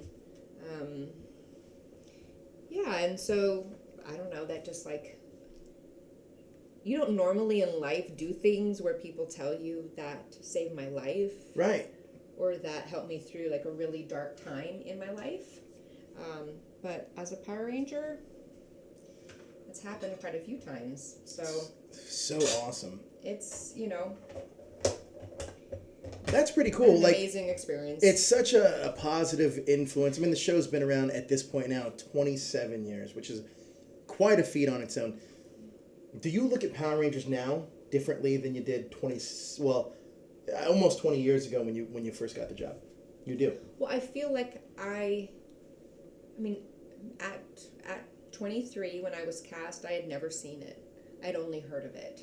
And I had filmed that show with JDF. Mm-hmm. Just Undressed, MTV. Undressed on MTV. So I'd only really heard of it, and I'd never watched it, and so I didn't really know what I was getting into. I didn't know that I was going to become a part of something so much bigger than myself. I mean, this is something that's loved around the world. And to be part of something that is loved around the world and to make friends with people at PMC who are from all over the planet, it's just made my world and my life so much bigger. Absolutely. I couldn't imagine. It's such an impactful show, and it's such an impact on what you could do in the community and the fans you do it for. Yeah. When you auditioned, did you know what you were auditioning for? Well, I thought that I was auditioning to be a princess. Did you really? Yeah, because it was the Shayla role, right? Yeah, Princess Shayla. But so every single time I would go in and read, so like I told you, I think I went there maybe 5 times, and I was like, why am I reading the same little page of dialogue? I think they had every single one of us read about 4 lines, the same 4 lines every single time. So the 5th time, I'm like, why am I here reading the same lines all over again? And they're having the guys and the girls read the same lines. I thought it was really weird. But my agent had said it was probably for this princess. And then she called me, and I was riding an escalator She's like, okay, so Allie, about the Power Rangers. I said, look, I'm not driving up there anymore. They're obviously not going to cast me. I've been up there like 5 times. I think they're forgetting who I am. And then she's like, well, you don't have to because you've been cast and you're going to be the Yellow Ranger. And I was like, I'm going to be a ranger? So, yeah, I was in shock for a long time. So technically, is Princess Shayla a Disney princess? Because that was kind of like the That's a good question. Disney Saban transition. I don't know. I mean, she and Anne-Marie could have easily been a Disney princess. Right. She had that softness to her. She had that beauty. And also that strength. That's what I love, too, about the show, is that even though we are the women and we're normally not the leaders, we're always written as very strong and very, very able. And yeah. You know, earlier you were talking about your camaraderie with some of the other your fellow Rangers, and I kind of noticed something. What? Your camaraderie is with, I mean, obviously with a lot of other actors, but I noticed that it's a lot of Yellow Rangers. Is that by coincidence or by design? Well, I think it's sort of like a little bit of a, I mean, is it a clique? I don't know. Your Yellow Ranger clique? Well, I think all of us too are sort of similar. I think maybe that's why we were all cast as the Yellow Rangers. I don't know. I mean, we all just have a really good time together. But yeah, I think Yellow is normally sort of the stronger, right? Right. I mean, yeah, I'd fair to say. Not always. Yeah, fair to say that that's definitely a trope that we've seen in Power Ranger history for sure. Yeah. But yeah, I mean, like Debbie and Karen and Nikki and I always have fun. Yeah. That's awesome. Go Yellow. Yellow power. Yellow for forever Yellow. When do we get a forever yellow, right? Yeah. Have you been keeping up or not keeping up? Have you seen the Boom Studios Power Ranger comic books? No. You haven't? No. Do we have fire on? It feels like. No, I think it's just hot, Do Allison. not That's just because you're standing so close to me. I'm totally kidding. Do not leave the burner on. Blonde moment. But no, you haven't seen the Boom Studios Power Ranger stuff? It's amazing. No. I actually think like a lot of the seasons are being drawn into it. Really? Yeah. You gotta check it out. All right. I'm behind the times. I would love to see a Wild Force kind of like thing happen in the comics. I think that'd be super cool. That would be awesome. Right? Like, yeah, that'd be really cool. Listen, if you overseas viewers want to get your hands on this mustard, I'm sure you can get in touch with Allison. I'm sure you guys can work it out. But I will tell you right now, it is amazing and worth it. It tastes great. I think we should dig in. Now, before we do, we have the Power Rangers Dino 3 is going to be our next season. We're going back to dinosaurs. Wow. If you had any kind of word of advice for any of the young actors that are going to be portraying these roles, what would that advice be? Cherish every moment. It's going to be surreal and it's going to go by very quickly, especially like shooting. Just know that you're like, and welcome, because you're now like a part of this amazing family. You know, you're part of this crew and we can't wait to meet you. And I hope you have fun filming. And for the fans that actually can't see you physically, you have a message for them? Just take good care of yourselves and, wear your mask so we can all go back to business and have conventions so we can see each other and do this in person, right? Yeah, absolutely. And what's your social media where people can follow you? Because you're getting more active on Instagram. So. Yeah, I'm pretty bad at it. Well, it's Allison Kipperman Sullivan, and I have the Kipperman in there because you know me as Allison Kipperman from the show. So it's Allison Kipperman Sullivan on Instagram, and that's normally where I am. I don't tweet all that much. I don't even really know how to tweet. I should learn. Yes, you should learn how to tweet. I should learn. But what do you even tweet? Like, what do you put on it? How about your mustard, maybe? I don't know. I mean, that's what Instagram, I don't know. That's actually a good point. I kind of have to, get up on the times. Yeah. Right? Yeah, and I think that like it'd be cool for you to start doing like little videos on Instagram about like cooking with your mustard. How cool would that be? Alright, I will now. There you go. There you go, You Ranger inspired me, fans. Joe. Ranger fans, thank you so much for watching this segment of the Viewing Globe. I know we got more to come. Thank you so much, guys. And thank you so much. And I can't wait to eat all this food. Yeah, it's going to be amazing. Thanks, guys. We'll see you soon. Thanks, guys. Hey guys, my name's James. And I'm Nicole. And we're Mostly Speakin' Sentai. And you, my friends, are eyeballs deep in the viewing globe. Bye-bye now. Next up, we have Morphin Network's Q&A with Alan Palmer, better known as Corcus from the Mighty Morphin Alien Rangers. Many Ranger actors have had careers in the New Zealand film industry, but Alan was one of the earliest. Do you know what series featured him in 2 different episodes alongside Kimberly Crossman and Tom Hearn? Let us know your answer in the chat or comment down below, and we'll let you know if you're right at the end of the hour. Hey guys, what's up everyone? Good to see you. Yes, we do have a special guest. We have the Black Mighty Morphin Alien Ranger himself, Alan Palmer. Alan, hello. Hello, nice to see you, Ryan. Doing good? I'm doing well, yeah. Staying out of this quarantine. Exactly. Yeah, so this is the Viewing Globe Spotlight, and yes, we will be asking my good friend here, Alan, some awesome questions. So, Alan, before I start, how is quarantine life there at Virginia? Right, you're living in Virginia now. Yeah. We're living in Ashland, so it's not that bad. We've got it pretty under control here. My daughter's going back to school next week.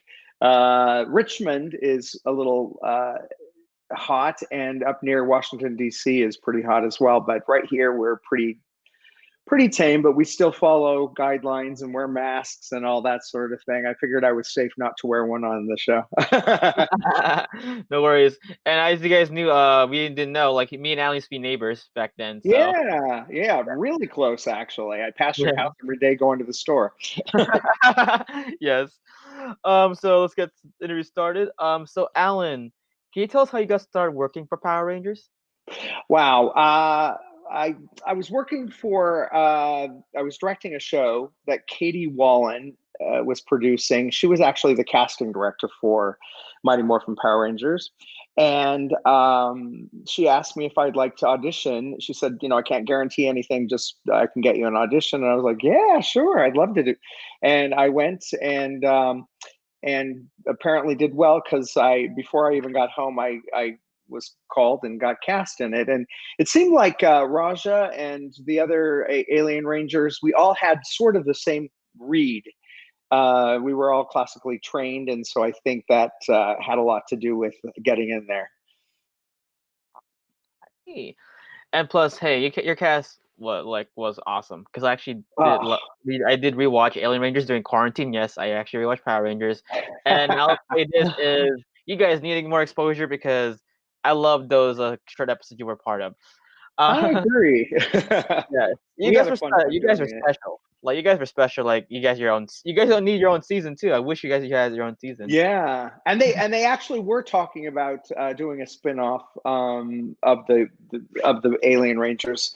I'm not exactly sure what had happened with that, but it didn't ever happen. Hey, hopefully in the future, maybe Hasbro, you're watching this, bring them back. If we're not in our walkers by then. That's what even Jim said. Like, if he wasn't get old yet. I love him. He's amazing. Yes. So my next question for you, Alan, is: can you tell us the process in portraying your character Corcus? Yeah, well, it's funny because my character happened to be one of 2 characters that didn't have a lot of lines, and so I kind of saw him as an observer and as a learner. I was kind of looking at 3-year-old kids and kind of seeing how they experience the world, and they do it through touch and through visual and through listening, and so I felt like Corcus was this young entity that was just learning everything about Earth, and it was kind of a fun way to go about it. Everything was special to him. Everything was exciting, and that's kind of how I saw him.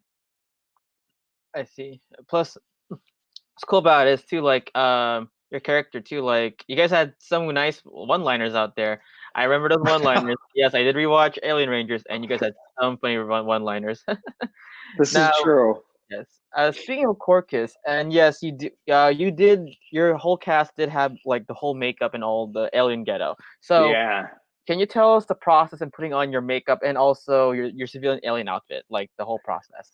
Yeah, we would get into makeup. Well, at the beginning of it, it was a long process. So we went to an FX studio, and they did a plaster of our faces.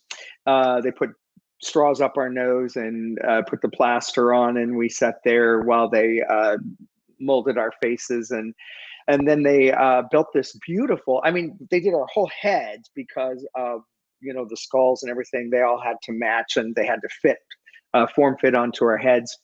So that was the first step. And then when we started going on to film, we ended up having, they wanted to match the golds and the purples in our costumes. So at the beginning of it, they did a lot of shadowing and did some really cool things. And by the end of it, it was just like throwing on a couple of things, and they're like, yeah, you're good to go.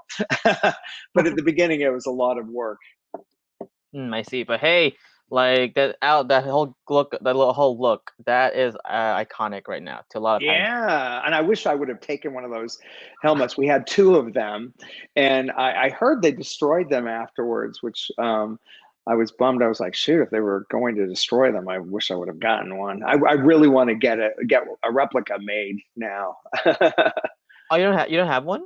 No. Hey, my daughter, not my daughter. Raja has one of the helmets. One of her fans made it for her, and it looks really good. Yeah, I did see that. Well, hopefully, hey, for your prop makers here, like, make Alan one. He needs a helmet. Yeah, please. Speaking of which, this is sponsored by Ranger Stop. Raja and I have never been invited to Ranger Stop. What's up with that? Well, Mikey, if you're watching this. Yeah, and I'm really close now. Gosh, it's a hop, skip, and a jump to Florida. I'm surprised. Yeah, so Alien Ranger reunion here. That'd be awesome. Yes. Yeah. Now that we've found Jim, it would be really fun to get us all together. Yes. And Jim was a great guy. So by the way, Jim, guys, is the Yellow Alien Ranger. He's a really great guy. He truly is, and he was always fun to work with. Had a heart of gold, and he was our missing link. We really were sad that we couldn't find him, and everyone was doing a search for him, and we finally found him, and he's doing extremely well as a realtor in I think New Jersey, correct? I think it's New York. New York. Yes. They're so close together. Yeah. Yes. No, Alan, I need to ask you this. Did you actually film some fight scenes or action scenes? There were a couple of things that we did shoot, but most of it was a stunt double. And Raja had a young man that did her stunts. They put a bra on him and patted him, and mine was a girl. So it was kind of interesting that we had that kind of switch there. I see. Yes, like also another question is, like, some of my friends asking, were you actually in the suits? Like, were the scenes where you in the suits? With the fight scenes? Oh, no, just like the normal, suits. Oh, yeah, always. Yeah. Yeah. There were days that we shot in the middle of water. Castaic Lake was one of them, and there was another day at the Arboretum that it was like in the hundreds, and the costumes were. It's very interesting. They were gorgeous costumes, but they weren't really practical because they couldn't get wet. It was velvet. They were velvet costumes, and so if they got wet, they would be ruined. So it was kind of weird for us to be Aquatar Rangers. And they were also hot. So any of those days that we were shooting in the hundreds, we were sweating our tails off. Damn, and those were mechanics too. And I'm guessing the helmet was like hot inside. Oh my god. Yeah. We'd always pull those up. We were lucky because we could just pull it on and off the guys. But Raja, she had this huge ponytail, and her hair was like thick, and so every time she had to do it, it was a kind of process to get her out of it. Interesting. That is interesting. So Alan, this goes to the next question. Can you tell us what the process was like in filming an episode for Power Rangers? Like morning routine, like night routine, like the whole process. Yeah. So we would get there. I think call time for us was around 5:30, I'm going to say, and it was an hour from my house. It was maybe a little over an hour from my house. So I'd leave at 4 to get there, and it was up in oh gosh, what's the area? It's up near Magic Mountain. What's that area there? Santa Clarita. There you go. There you go. And there was a studio up there. So if we shot in studio, we would go there. We had our private dressing rooms there, and we would wait until we'd probably do a little bit of a breakfast thing, and then wait until we were called in to get our makeup on. We had incredible makeup designers. They were really lovely women that just were awesome, and everybody was a family. So everyone just was very kind and generous. I don't think I met a rude person on that set. It was a really good set to work with. And so anyway, we'd go, after we got our makeup on, we would go back to our rooms, dressing rooms. We get our sides for the day, and sides are like the script, but what part we were going to shoot. And we would usually shoot out of order because, whatever was most convenient to do at the time. And sometimes we would sit and wait for hours and play games and do things, or sometimes we would be on set all day. But it was super fun. The group got very tight, and we enjoyed each other's company. And we probably left there around, I'm going to say, 4 to 5 every day. And then after each episode that we shot, we would come back to the recording studio to do ADR work, which is we would redub our voices after, so that the sound was good.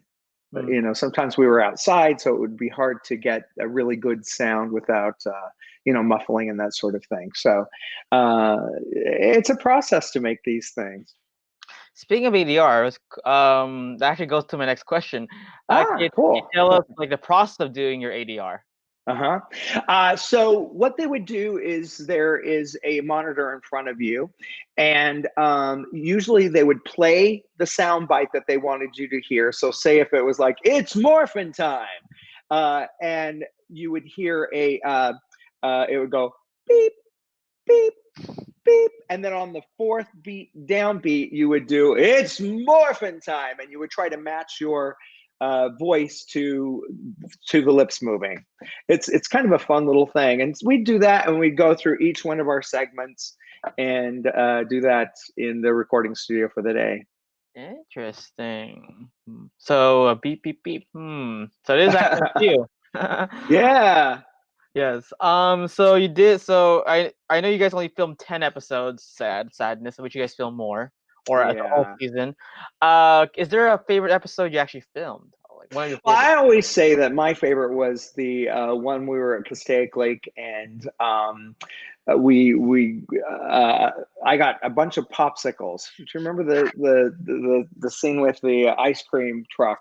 And I thought it would be super funny to have him want Corcus to taste as many flavors as he could. So I didn't realize that how many times we were going to shoot that thing. So I ate popsicles like they were going out of business, and they had to replace every one of those popsicles every time we stopped and started another shoot because they would melt. And so I ate popsicles until I was sick, but it was super fun. Speaking of that episode, that was actually my next question, and believe it or not, I actually found this. I love that. So guys, this is the popsicle episode that Alan was talking about. And That's Roger a great here. shot. It looks like I have buck teeth, but it's 2 sticks in my mouth. Like how many popsicles That's do you funny. eat that? How many popsicles do you eat that day? Like 100? Like more than 10? Oh my gosh. Yeah, no, let's see. So I had 6 popsicles in my hand at one time, and we probably shot it maybe 15 times. Oh. So that's like 150 popsicles, right? No, let's see. 60 and another about 75 popsicles. Kind of crazy. Damn. What was your favorite flavor? Cherry, but it made a mess. So I always tried to do the orange ones so that I didn't have my mouth all red. Right on. Let me ask you, you guys I'm just curious, did you and any of your cast members have a contest in eating the most popsicles? No, I was the only one that actually did the all those things. I don't think any of us wanted to even touch them afterwards. I think the crew ended up getting the rest of the popsicles. I see. That's really nice. Now, speaking of that popsicle moment, do you have any fun behind the scenes moments while on set with your cast? Like any funny stories you want to tell us? I think I've told this story before, but we there was one person that was a little ornery sometimes. One of our cast members. I'm not going to say who, but he was so crabby to us that we actually locked him in his dressing room. And so when it was time to come to set, the crew had to go over and get him. But we just were standing there like, I don't know what happened. Oh my god! Oh, that was fun. That's great, Frank. So going away from Power Rangers with Ellen, so you did tell me you were a choreographer when I actually went to the con. And actually, what's funny is I'm actually also a choreographer, and yes, actually. Oh, awesome! So you could tell us, how did you get into the world of dancing? Wow. Well, gosh, I think I started dancing about 7. And remember when? Well, you wouldn't remember because you're too young. But disco was very famous, and so I took from a woman named Dixie Coggins. She started me in my career, and yeah, so I was dancing, and then I started my own disco company. When I was in junior high school, I was in 8th grade, and all of my students were in high school. So we would I'd make them drive us over to the convalescent centers, and we would dance for the old people, and that was my first start. And then slowly, after doing many years of summer theater and musicals and that sort of thing, I started liking the idea of choreographing, and so my theater coach in high school actually gave me the option to do a musical theater piece there, and so that was my first piece that I got to choreograph, which was The Boyfriend. In high school, it was a dinner theater, and actually I directed and choreographed it, which was fun. Nice. So you also did tell me back then you were a singer and a caroler. So how that started? Oh my gosh! And I've sung my whole life as well. I was so fortunate when I moved to California. I have a friend named Crystal Barron, and she had a caroling company called Definitely Dickens Carolers, and I happened to I choreographed a show with her. She was musical director. We did Annie together, and then she came over and musical directed South Pacific for me, and I directed that one, and she asked me if I wanted to come in and do a production of Pirates of Penzance. I played Frederick. And then after that, she was like, have you ever thought about caroling? I'd sent 1 million people to her about caroling. And I was like, gosh, I just don't know if I want to give up my Christmas. And I did it 1 year, and I was so hooked. And the music was so amazing. I learned all of the music there were 60 songs the first year that I started, and I memorized them. I was doing a show in London at the time, and so I literally had a couple of days to memorize all this stuff. and I just, every place that I'd go to, I had headphones in and was just learning my part, and came back. And the first season was so incredible that I stayed. I left for about 3 years. So altogether, I did about 14 years of caroling. And one of the most devastating things about moving was not being able to continue caroling. However, there may be a chance of me doing it here as well. Speaking of caroling, singing, can you give us a little song? Wow, let's see. I'm trying to think of. Gosh, I'm trying to think. Let's see. That's putting me on the spot here. I gotta walk away. There's no love here to save. When trust is gone, then what's left to say? That's it right now. That was amazing. Thank you. It's a little early. I'm curious, did you ever sing for other like celebrities back then, or backup sing for them? Do you know, I didn't, but I have. Well, actually, I've done a couple of things where it was. I did a thing for, I don't know if you know who Jerry Herman is, but he wrote Mame and Hello Dolly. They were doing a celebration for him in Palm Springs. And so I got to sing along. He played all these songs, and I got to sing samples of his works, which was so incredibly wonderful. It was such a fluke that I got to do it, but he just happened to be at the theater where I was performing a show, and they asked if I could do it. So it was kind of neat. And yeah, I've toured with Chippendales as a singer.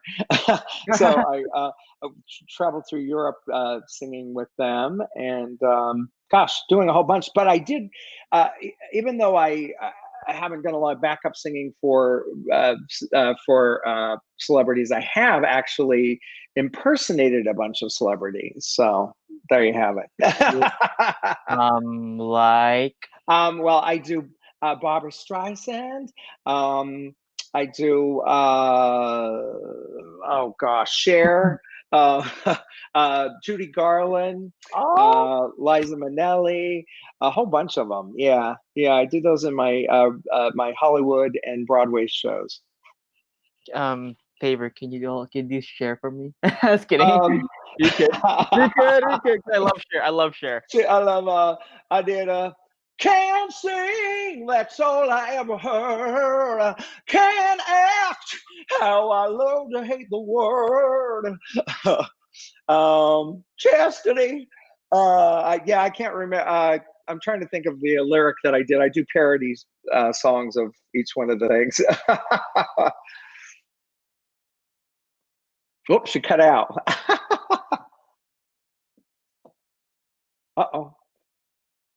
Uh-oh.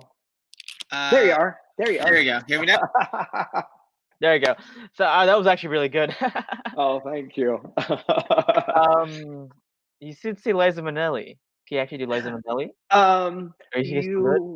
Yeah, she did. I do Mine Hair from Cabaret. I do you have to understand the way I style mine hair.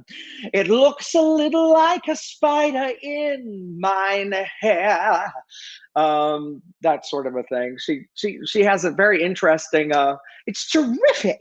Certainly fabulous. My godfather. You know, she always has this sort of laughter in her voice quality when she's talking.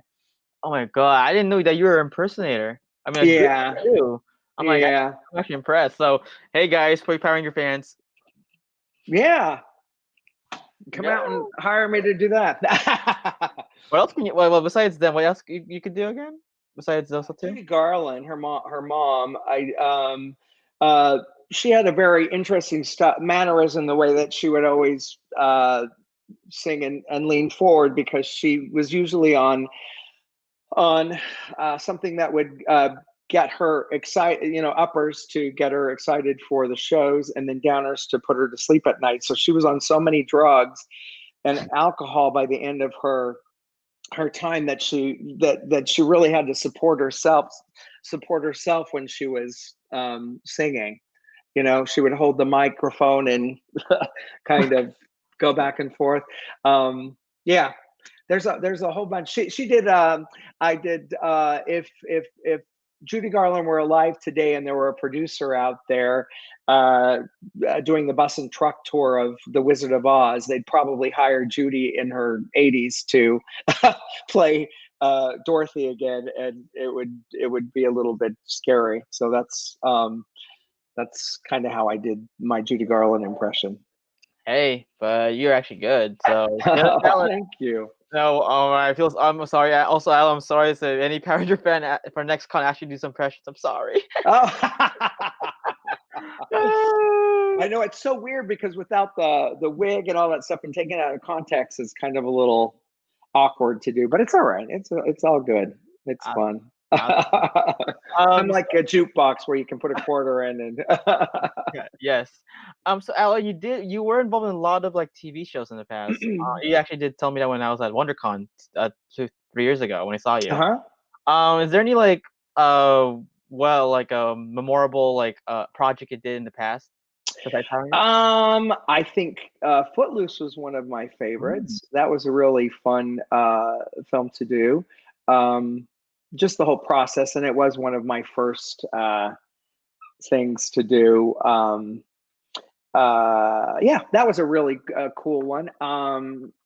It's funny, I just moved here in September, and I got cast in a new film with oh my gosh, my brain is fried. Michael B. Jordan. It's a new film that they're doing, and I shot the final scenes of that, playing a bodyguard. So that was fun. Yeah, there's a lot of things. I take everything that I do. I get excited about, because if you're not having a good time doing it, then why do it? Right on. So I do have a few more questions for you. So now going back to Power Rangers, did you expect that your season would have a cult following? We didn't. You come in and do your job and have a good time and make the most of it. And gosh, it was so crazy to have it almost be 20 years later that you hear back from the fans of that show. And it's funny how different generations are continuing on being fans of the legacy, which is super fun. It's neat to out of everything I do, it's so funny how it was such a short amount of time, and there's so many people that connect to that. Every place I go, it seems like somebody goes, and he's a Power Ranger. So it's a cool thing. I'm super happy to be part of this legacy, and you know what? And even some of the people that we didn't work with, it's fun to be able to hang with them at the different cons, and we're kind of part of a fraternity or sorority of people, and we all respect each other, and it's a cool thing to be part of. Yes, and a franchise that went 27 years. Isn't that amazing? I mean, how many other franchises actually have sustained consecutively? Because there's like the Turtles, they've had seasons, but then they've dropped, and then they've done new Turtles, or any of those sort of things. They run for a while, and then they drop, and then they have a resurgence of some sort, but it's a completely different thought process with it. Where this has been, Saban has been a genius at hiring the right people, and having the know-how of making this survive as long as it has, and keeping it fresh. That's a rare find.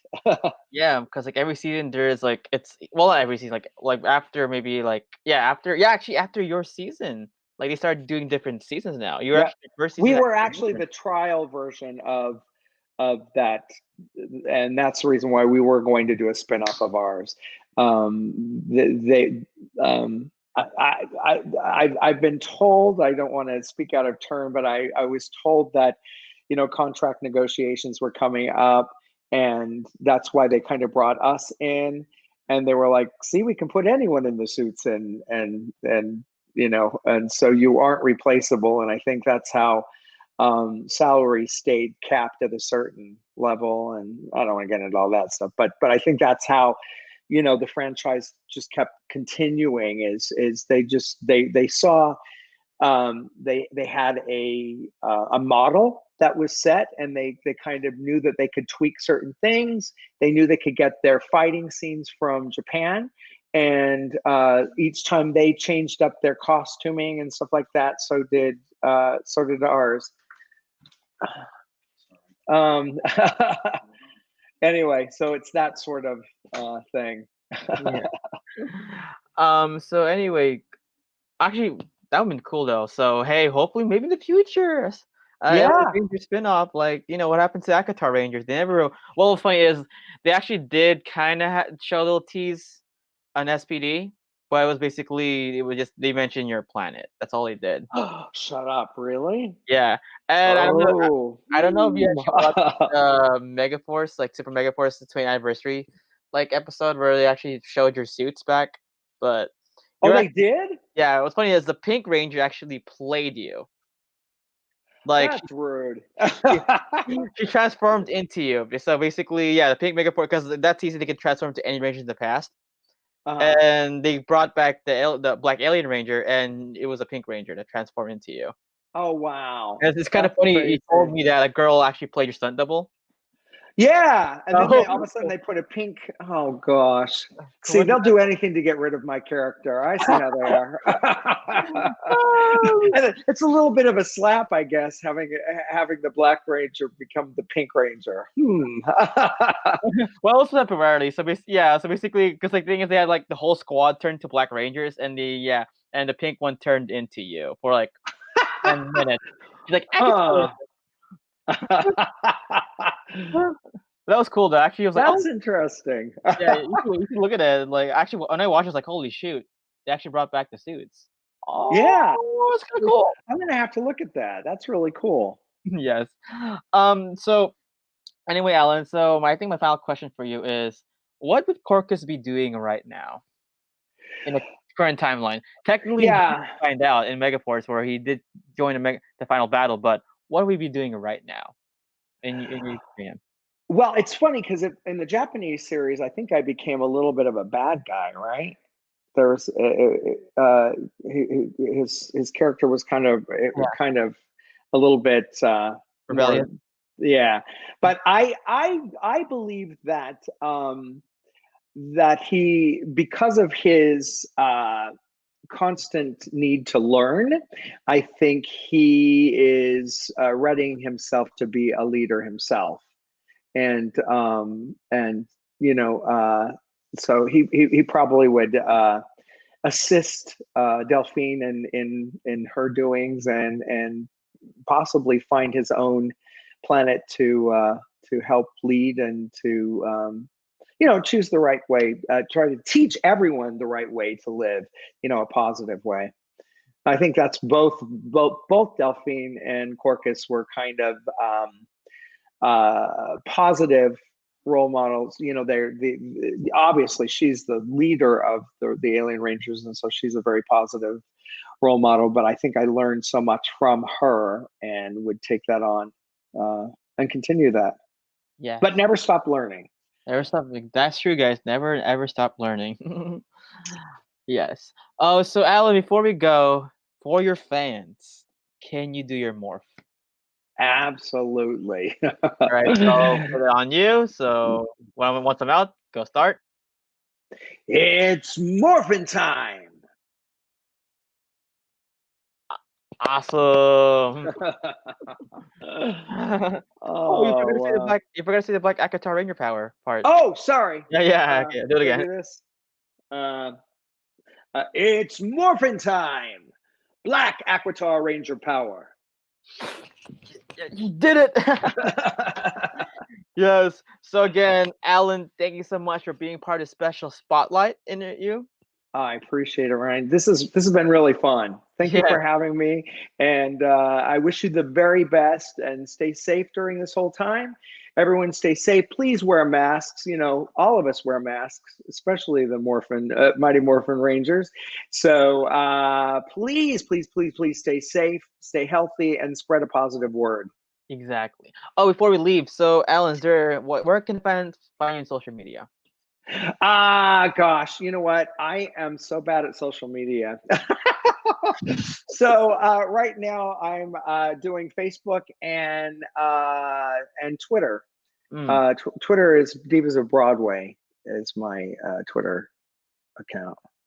And that's about it. However, I'm rebranding this next year, and so I'll have a website soon and all that, because there's so many things going on right now. I've got so many projects happening in the works. So we'll see what happens. So please keep following me. Follow me on Facebook, definitely, and I hope to see you all soon in person.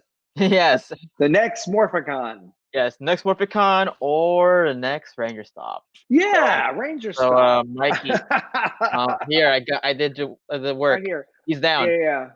And you know, Jim lives pretty close too. Jim Gray lives pretty close to Florida, and you know, Raja's just a quick plane ride away. So come on. And then there's the other two are pretty close as well.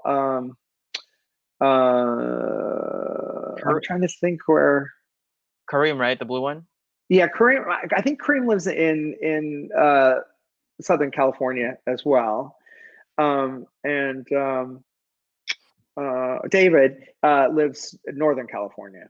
So there's that.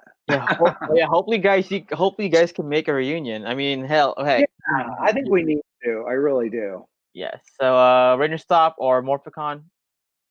We're there. Call us. And also, shout outs to the Luminardi. Thank you for hosting this special event. You guys are awesome. Thanks for thinking of the Power Ranger fans. And and also you can find me on Instagram, DancerBoy247. Please follow us at Morphin Network at YouTube, Facebook, Instagram, and Twitter. Again, guys. All right. So thank you to the Power Ranger fans out here, and thank you, Alan. Thank you, Ryan. We'll see you soon. Yes, see Take you care. soon. And we'll do this a goodbye. Bye, guys. Bye. At the beginning of the hour, we asked, Alan Palmer appeared in 2 episodes of what series, alongside both Kimberly Crossman and Tom Hearn? The answer? Shortland Street. And they're far from the only ones. Did you get it right? Congratulations. Keep track of your score and let us know how you did at the end of the day.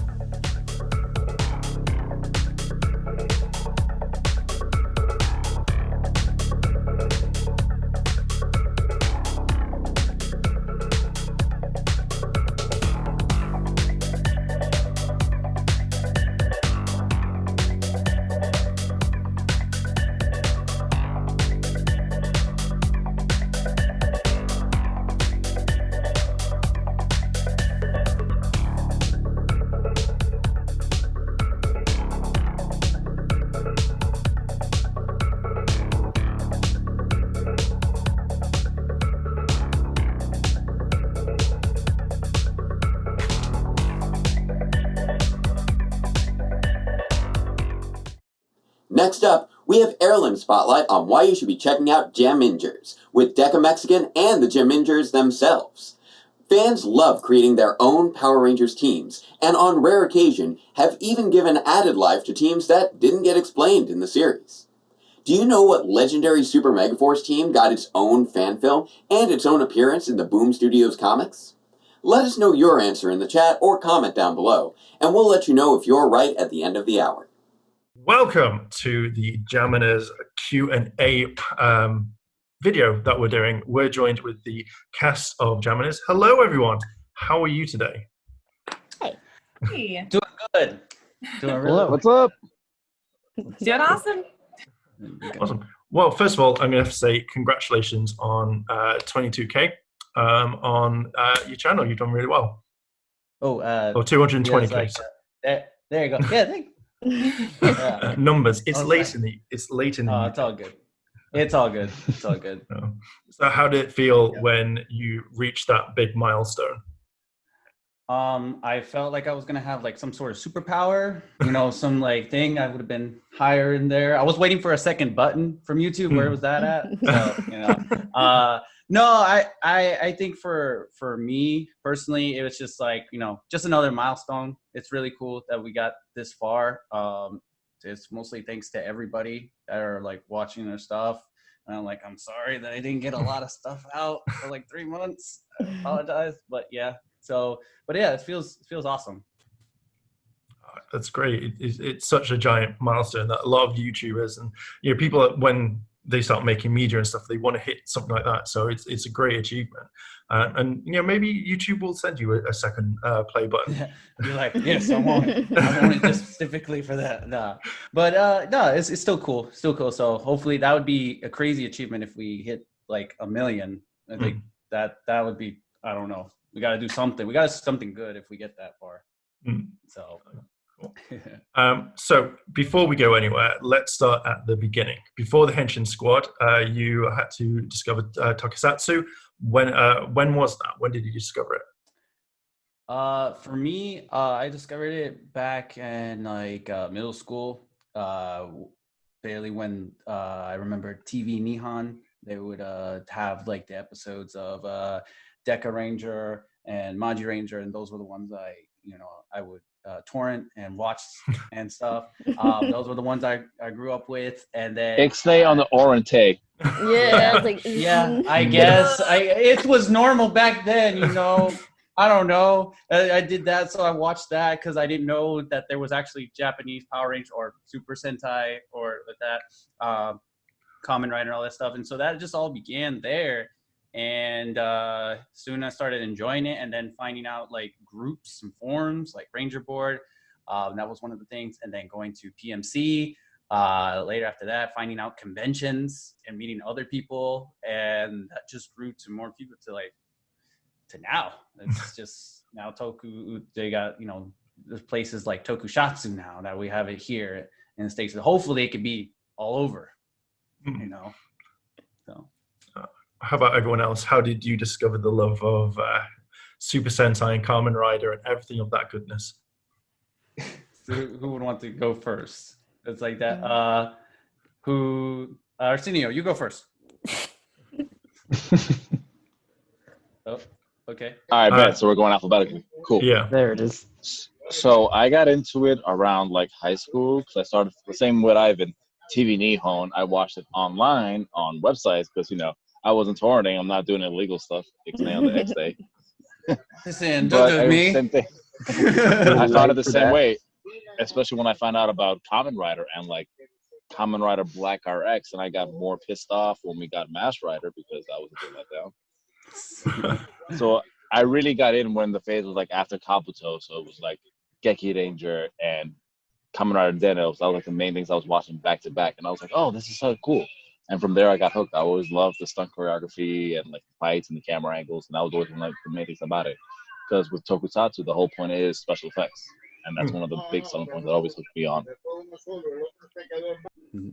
Okay. All right. I guess Andy. This is really going to show my age. So I got into it first whenever Fox Kids was a thing for weekdays, after school programming, Saturday mornings. So I remember when the OG Mighty Morphin came out on Fox Kids, and I was in elementary school. So it was crazy seeing that, but just at the time of what really caught my eye was growing up, there was a bunch of superheroes. They're all comic related, and we didn't have cable and television in our household. So the fact that we had direct access for something that was live action, it wasn't animated like the Spider-Man adventures or the X-Men adventures. It was live action. So it was just surreal seeing that. The only thing I saw growing up were Jackie Chan films in the household. So just seeing some superhero with martial arts, it was fantastic. And it just kind of developed from there, just watching them traverse the Mighty Morphin to Turbo in space all the way through. So that's not even including when they decided to be thinking, oh, let's throw in Kamen Rider or Master Rider at the time, and then Big Bad Beetle Boy. So that whole like just evolved for me when Fox Kids started developing that.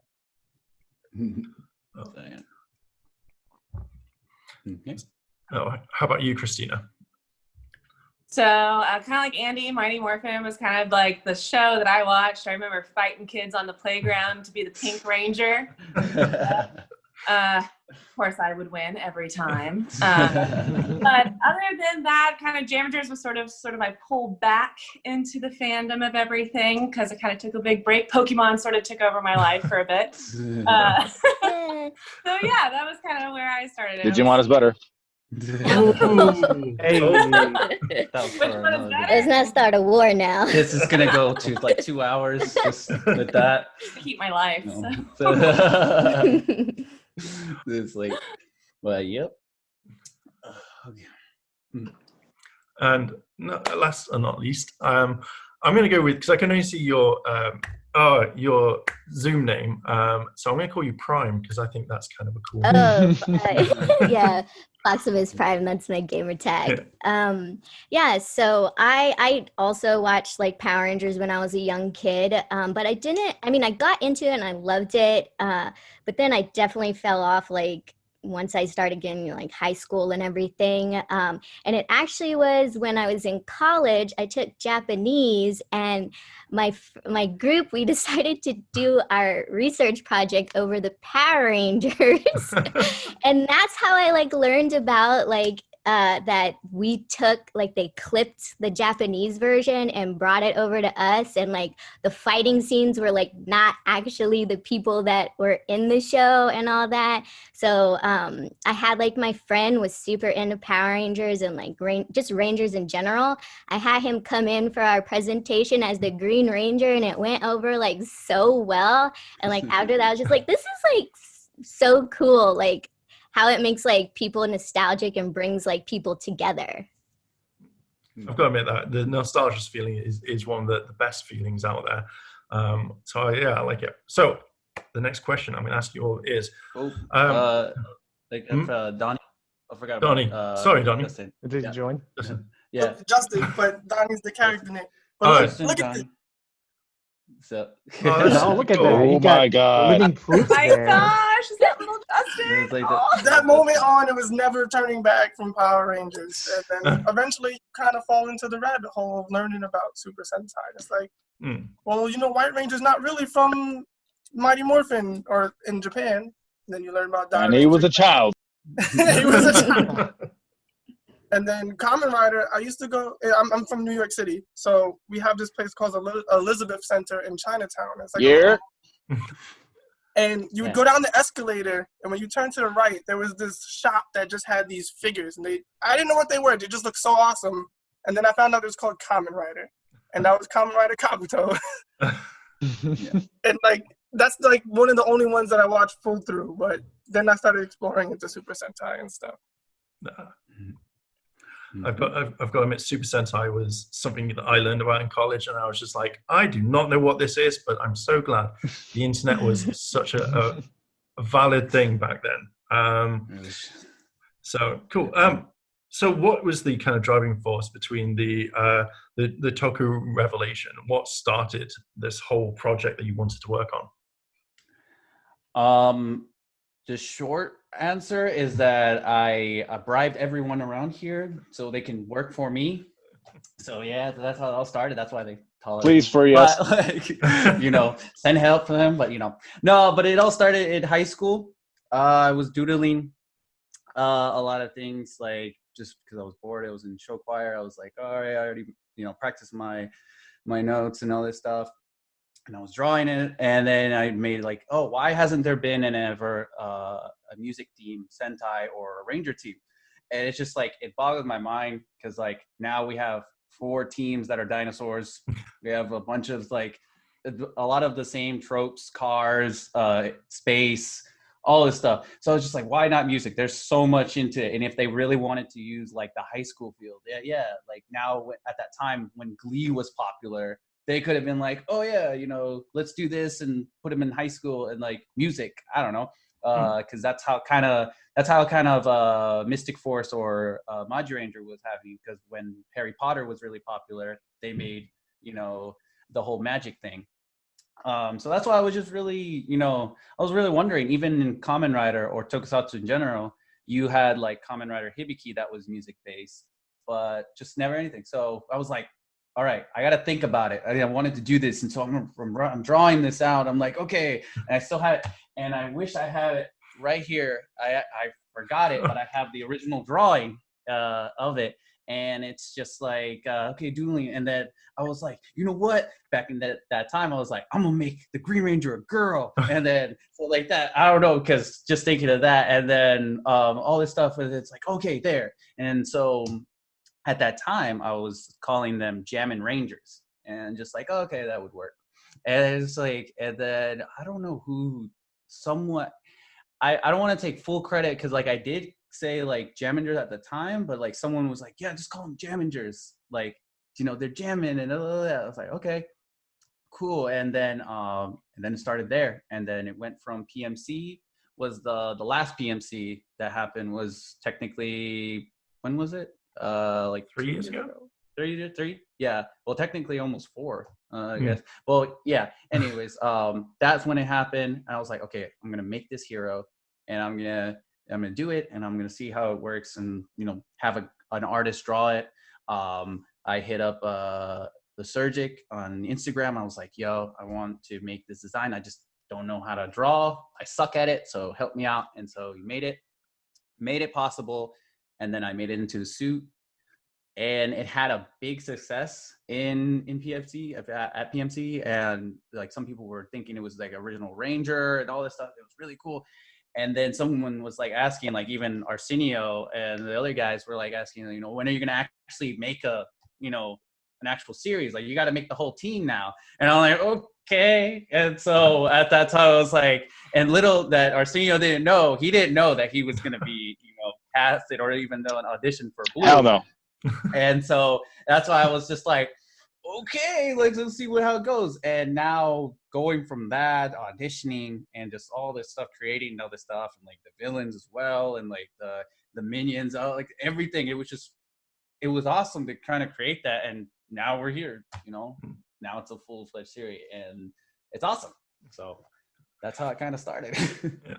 So how did the like when you did the audition process, did you kind of figure out who you wanted straight away, or were you more kind of like, we'll kind of wait till we get the right people in?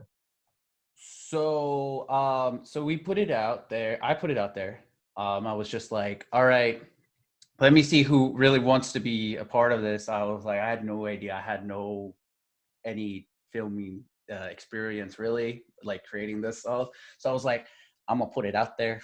Let's see who gets it. And then Arsenio was one of the first people to audition. Then we had multiple ones. Then we had Tiffany and Sherry audition, and then we had other people that auditioned, and it was just like that. And it was like back and forth. And I was like, I don't know. I'm gonna see what happens. And let's just see. And people submitted anything. There were some really good ones. Then there was like just on the phone, and like I think Arsenio was like, okay, I'm gonna record like this. All right, I'm gonna do my lines, and that's it. And so it was just crazy. And now we're here. That's like, okay, I cast it. And so yeah, now we got a little bit better. Now it's not just me who casts the people; it's multiple ones. So it's awesome. That's cool. I'm just reading through all the questions we've got. Everyone has a favorite Ranger or favorite kind of Super Sentai. Which one are yours and why? Okay. My favorite Ranger is it just for Super Sentai? It's oh, go ahead. Sorry. We'll go with Super Sentai because it's okay. Cool. Oh, okay. All right. So with Super Sentai, definitely Kyoryu Gold. from Kyojujers, the gold Dino Charge Ranger. Honestly, they're two of my favorites, in both in American and Japanese, because that was one of my favorite shows, seeing and watching. So that was really cool. And then when it came down to Power Rangers, having that be Ivan, I was just like, "You're welcome." And then meeting Davi for the first time, and so, but I'll let Arsenio talk about the whole Davi story. But like, you know, but yeah, that's my favorite one. So gold. How about yours, Andy? I'm gonna get everyone in on this one. Right. Okay. So for that one, I know Super Sentai have a lot of polarizing characters, so it's kind of hard to pick one. For the Power Rangers series, that one's an easy one, and I can relate to it. That would be Jason from the Mighty Red, and it's just so cool seeing the fact that, you know, a leader of a team doesn't have to be loud, boastful, arrogant like what we've seen with some other leaders. He's kind of the calm, collected, silent type, and just knowing the fact that he was one of the first ones I used to watch as a kid, seeing, look, your actions speak louder than the words. You don't have to lead by all these other qualities a lot of other characters get in some of the other shows. So he would have to be my favorite. Cool. How about you, Christina? Johnny Young Bosch was definitely my first crush ever. Hell yeah! Yeah, this is still a big one too, as I get really red. But I know he played a couple different Rangers, so or at least a couple different colors. So yeah, that's my favorite for sure, hands down. Awesome. How about you? Is it Justin? I'm going to call you Donnie because literally your name is right there. Yeah, you could call me Donnie. Okay. American-wise, it's gonna be really, really cliche, and I hate saying it sometimes because it's too much. But it's gonna be Tommy, but specifically White Ranger Tommy. Specifically white, not green. But if I have a backup, I would probably say Bridge from SPD. Oh, nice. And then Sentai-wise, it's gonna be a tie between Geki Violet, or Gokai Silver, because how can you not relate to Guy being a Power Ranger fan or Sentai fan? He's the ultimate fanboy. So I absolutely love his character in Gokaija. Prime, again, it's such a cool name. Thank you. I have to say that my favorite is gonna have to be Kimberly, because when I was young, I was also a gymnast, so I related with her in that aspect. And then, I don't know, she's just like very positive influence on me. But I do have to say, I like Johnny Young Bosch also. When he said, I'm a frog, I was like, I love this guy. But yeah, that's the And last and not least, I'm going to apologize if I can't pronounce your name. So I'm going to call you G. So apologies again. I don't want to come off as in like rude or anything. No worries. You can just call me. If you don't want to call me Arsene, just call me Paul. Call me the character name. I'll make it easy. Okay, that makes it 10 times easier. So Paul, tell me, what is for Super Sentai? I would definitely say I'm with Justin on this, and it would definitely be Go Fukami from Geki Ranger, Geki Violet, just because the purple color scheme was like one of the first major times we've seen that color and the white elements thrown in, and just a beast of a character. For American, I do love RJ, the counterpart, mainly because I act a lot like RJ naturally, so I was like, oh great, he's me. But I got to give it to Johnny Young Bosch. Johnny Young Bosch is a beast, stuntman, actor, and just Adam was just a great We need addition. Johnny on this show, then. We do. And also he has a band, so that's even more awesome. Yeah. So this is slowly becoming a type of recruiting. And he's a secret guest. Yeah, you know, Johnny, there you go, boom. Johnny could work for some photo, I'm just saying. Oh, yeah. You have it there, so yeah, that could work out. So let's get that. You know, if he's watching, hey, I'm just saying. But, get him on board, guys. Yeah. Recruitment has started. Okay, so we're going to jump back to talking about Jaminers. Were there any kind of problems during the production, from financing to the production to casting, as well as all that other cool stuff like editing? And were there any hurdles that when you jumped across, you were like, yeah, I've done it? Money. I'm broke. I need. No, I think one of the biggest ones has to do with the budgeting. Sadly, we're not a big production company with millions of dollars and just time to kind of like that. A lot of us, if not all of us, have our own jobs and our own lives to kind of focus on that. And this was more at first. It was more of a hobby to see like, hey, let's see how it goes. And now to right now, it's like it's all crazy. And now the world being how it is, it's all over the place. Of course, there's some hurdles, scheduling here and there. The days. A day could be, really, really good and bright and sunny, and then in an hour it could just be raining, and it just could be crazy, and then the sun goes off, and so like that can be a lot of difficulties. So just things like that. We've had costumes ripping. Which is my bad because I'm mostly the costumes Sorry, I'm too swole, bro. No, I think that was me because I will take blame on that because I'll be like for non-cosplayers there's a difference between a straight stitch and a zigzag, and I just go just get it done, and like throw the super glue, throw the glue gun. It's like make it just stick. And so yeah, put duct tape on the helmet, just put it on red tape, something like that. So it's crazy. So you're like kind of like, oh, we forgot this. We got to go back or do that. Like I can remember all the helmets.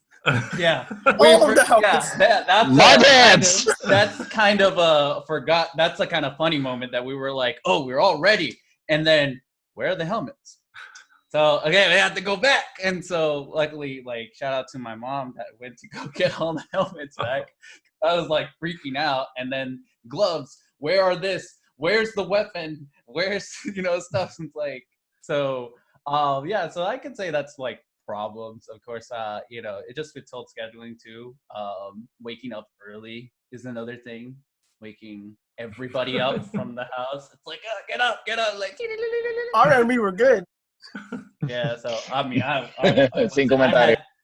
had no sleep some of the days, so it's like, all right, let's see, I gotta look like this. So makeup is a wonderful thing. So yeah, but I'd say on our part, I don't know. There's a lot, but I think with those problems that came out, it's still fun stories to kind of talk about. When I was watching the first episode, I kind of picked up a lot of like different vibes from it. One of them was the music selection, and also you ran into the second episode when you had like, was there a sort of music that you wanted to kind of keep in theme with, or did you want to kind of experiment with loads of different types? Oh, I like that question. Okay, so I can talk about this now. No one ever asked these things. All right, so yeah, there was this direction at one point, creative differences in the first one, but it all depends on like how the flow came up, and the cinematography. It all depends, and then the writing of how and the availability. Another thing, we tried to make sure that we were all good, so we don't get any legal trouble or anything like that. So no big, we can't have a lot of the soundtracks that we hear a lot. Sometimes we do royalty-free sites. So I personally go through a bunch of songs and like try to catch that feel of it. I try to pick it up. But like in the first one, I wish I had the library I had from track 2 to track 1, because at least it would have connected. Because there's luckily like art lists, and there's another one I forgot that I use a lot. It's like they have like a lot of selections of music, and so yeah.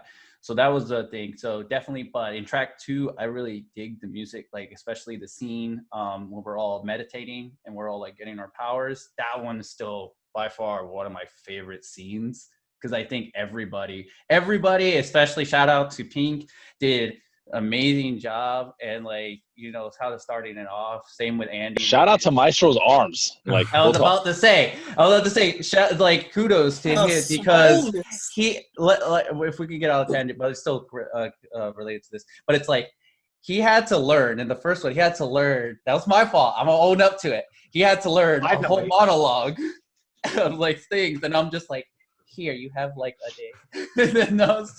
and so that was on my part. But then the second episode, he killed it. He killed it with that scene. Just like it just felt real. Like it's one of those things that we're all having fun, but I was like, yo, we're in a production. Like it's like it's all good.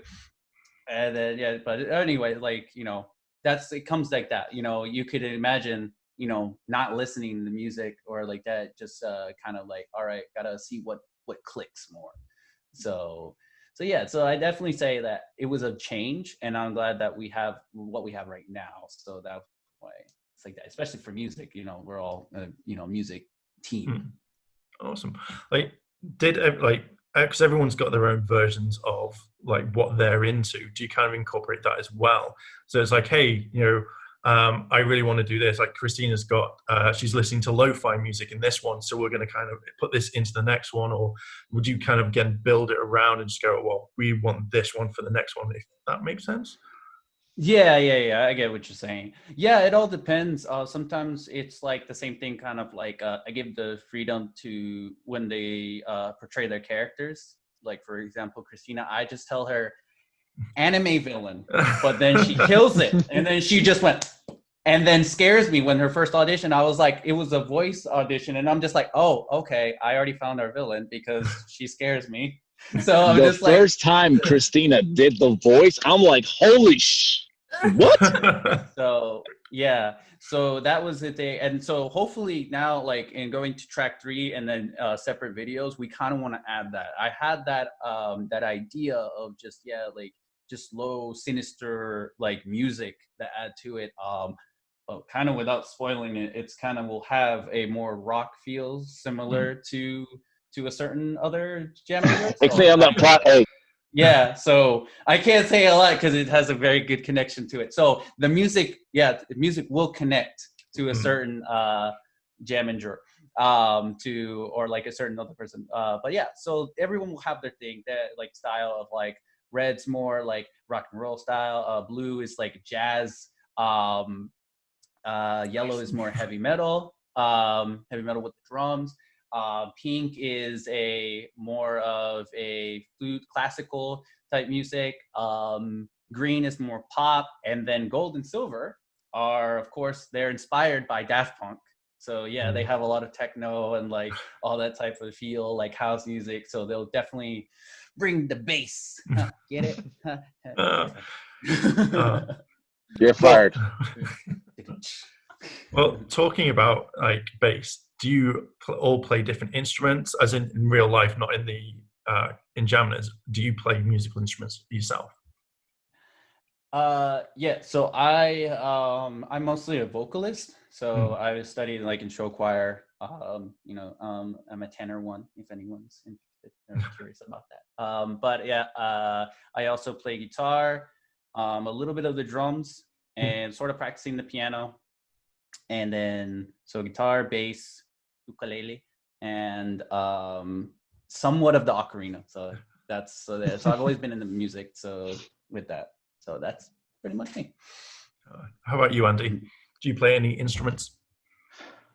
So this is kind of funny. I'm almost a reverse Freddie in the sense that when I was in middle school, I did enlist in playing my percussion for the band for about 3 or 4 years. So I picked up learning the keys for piano, did drumming, learning how to do those notation, xylophone. I got on bass drum. The triangle was even considered part of the repertoire when it came to percussion. I had to choose, though, at one point between that or football, and unfortunately I had to forego my training in the percussion skills, but I picked it back up around college once I started getting a little bit more freedom and wanted to dive back into that creative side. So I still kind of dive back into the percussion and do a lot more with the piano and drumming lately. Wow, that's awesome. So how about you, Paul? So, fun fact, actually, I used to play violin in like elementary school, and then in middle school, I picked up bass and guitar. Hmm. So I do not play a trumpet at all, but I'm still musically inclined. How about you, Christina? I played piano for about 4 years, but I was a national level trampolinist. So I did competitions and I was in the gym like 4 to 6 hours a day, 6 days a week. So I really didn't have a lot of time once I started getting like more to the higher levels of that. But I can kind of sing a little bit, and that's about it. But nothing like trained or anything. I just sing in the shower, in the car. But you know, I can belt out some Elsa if I really wanted to. She tells us now about the trampoline gym. I was about to say, Right? Like that's or was this in your resume? I'm just It's like, See, it's all the secrets of this video. You know, bring it all out. You know, I'll be asking the harder questions later. You'll be like, I didn't know that at all. And I'm like, well, it's all these questions. News to me. Your platform is bringing out and elevating a lot. Well, you know, it has to at some point. Has to. How about you, Donnie? In elementary school, I used to be killer on the recorder with hot cross buns. But I learned maybe a little bit of piano in high school, and the only thing I could play was like the beginning of Angel theme song. That's awesome. Other than that, I'm not musically inclined. I've never heard the song Hot Cross Buns. So I'm just gonna go. We'll fit it into episode 3 just for you. Oh, please. I mean, it's a Blue episode, so why not? Yeah, so there you go. Be like, some British guy needs to hear this somewhere over the space and time. This is for you. And then there's me going, like, yes, that's all I wanted to hear. I'll write it in. Awesome. That's it. I'm happy now. I'm happy. Oh my god. That's good. And Prime, what about you? Yes. I actually have no musical talent whatsoever. I'm tone deaf.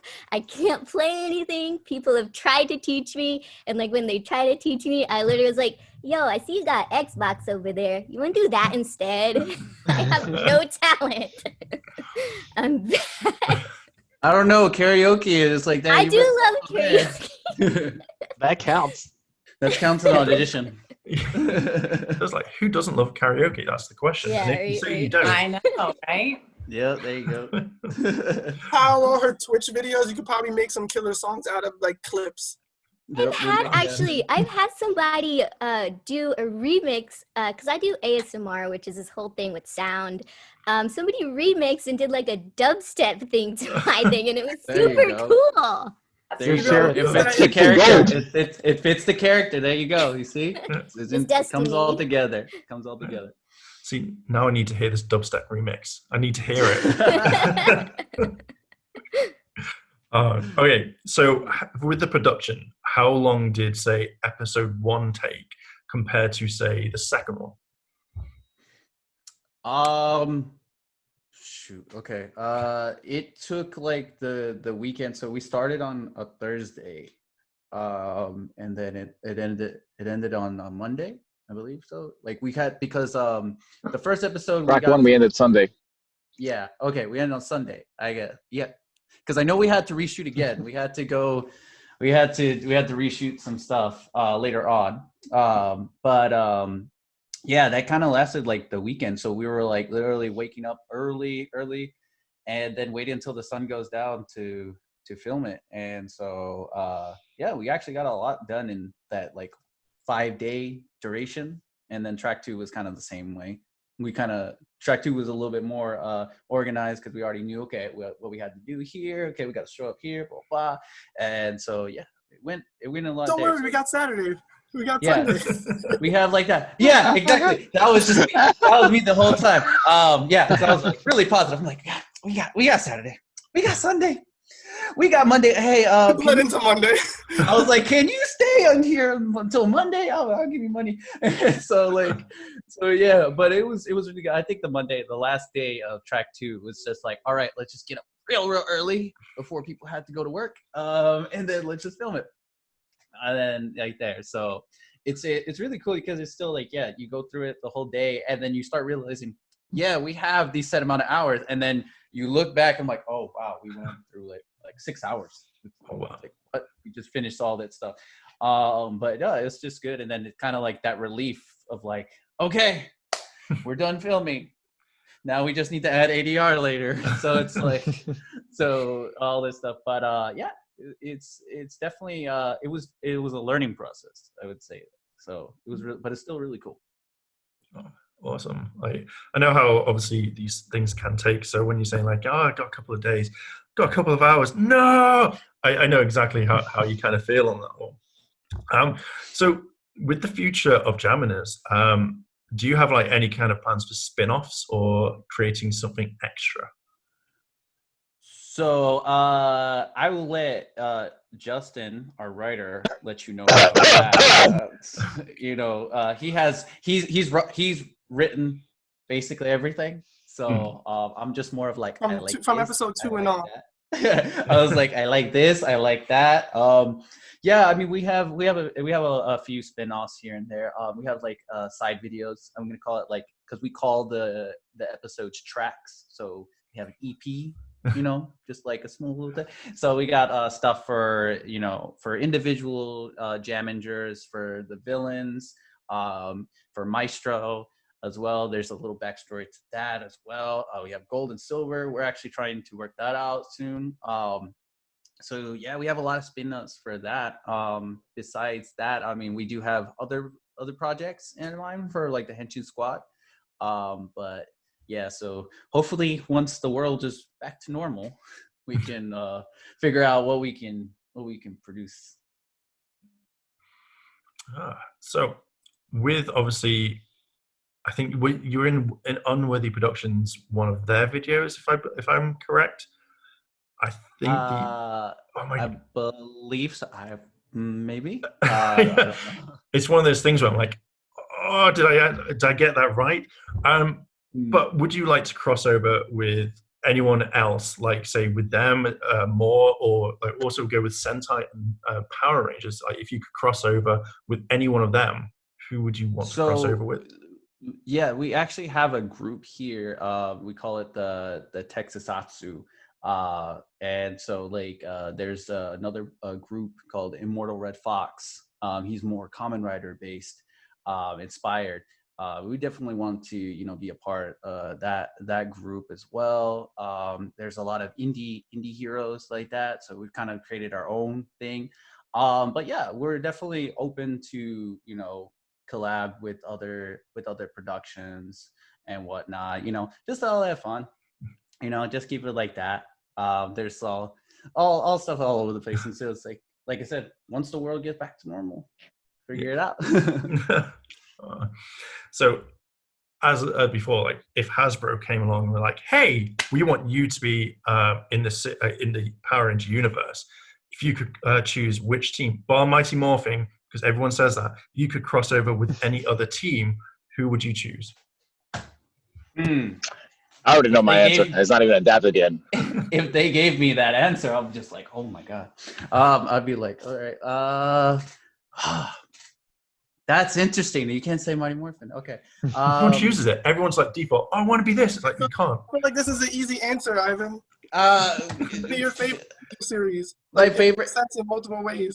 Yeah, I mean, it would just. But yeah, but that's. I feel like It is in your name, guy. Come on. No, but no, I think it would be like that, like you said, like if it wasn't the ones that haven't been announced yet, like if we get to that point, Kira Major would be really cool because they would connect. They have like the same color scheme. I'm just saying, we came out first, so I don't know who at Toei be looking at us. I'm just saying. But no, just like that.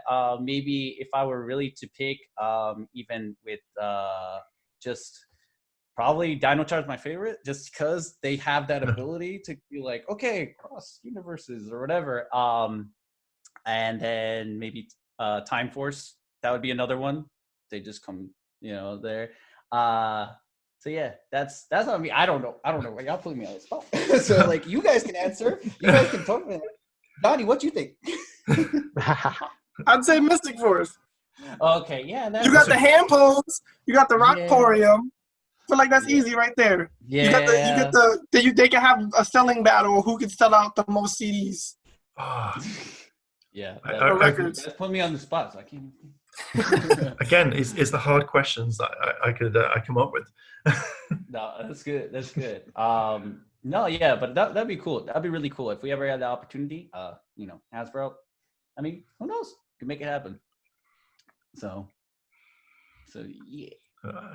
So I think that's all the questions that I have. Oh, bar one. You with superpowers. Well, as your characters have them.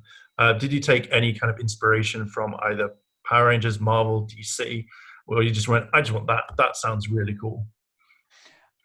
I literally, when making track 1-ish, I was watching My Hero Academia because all that nice works.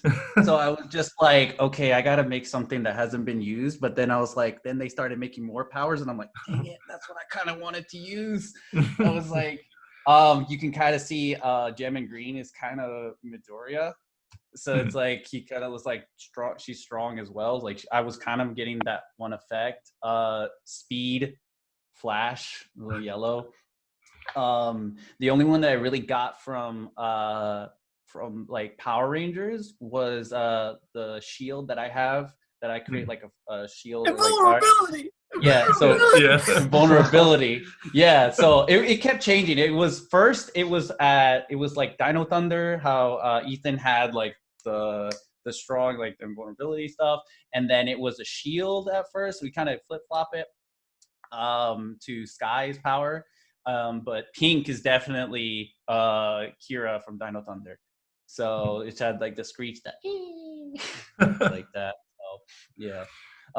Which is funny to record Sherry. Sherry's a very, she's very quiet, and then to see her just scream, I'm like, oh, okay, I didn't know you had that. All right, cool. Did that wrong?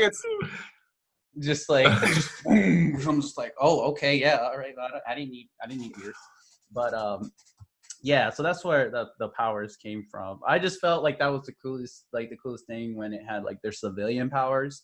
It was really cool to kind of add that. Of course, with Gold and Silver, they'll have their powers once it kind of announced, and even Maestro has its own thing. But we want to keep that to like that. Even Sinestra and Symphona, they have their own powers. It's again, it connects to the story later. You'll definitely see like. Let the writer talk about it. Yeah. Okay. Go ahead. If there's any powers, I don't know.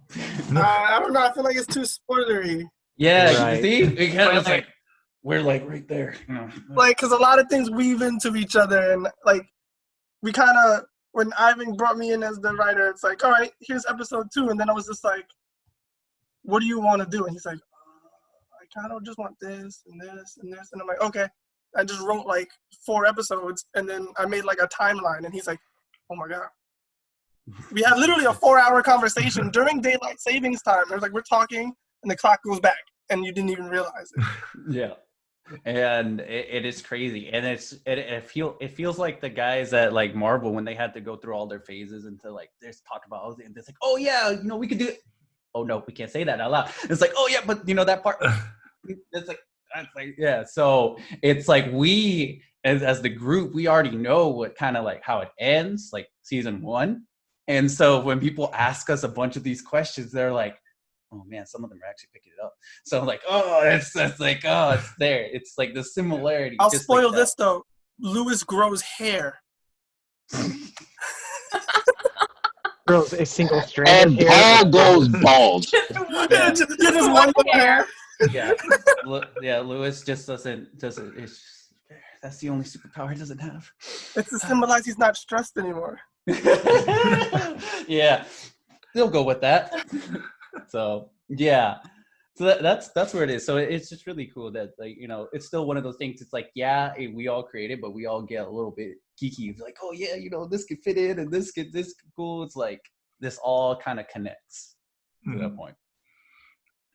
I like it. Superpowers for the win. and it brings out more conversations.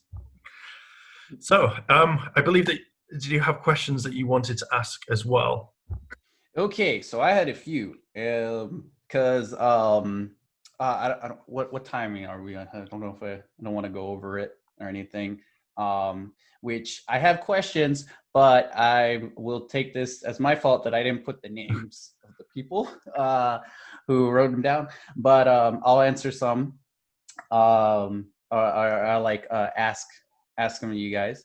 What was a funny moment during set? Like one of the funny moments. Oh well, now. I kind of have one, but I'll let Arsenio go first. Okay, so my funny story what actually involves with track 2, because in track 2 we had to go in an extra day, so we were up bright and early Monday to get the final scene. We were making sure we had all the costumes, got up there crack of dawn. We go to film the unmorph scenes, and I forgot my pants.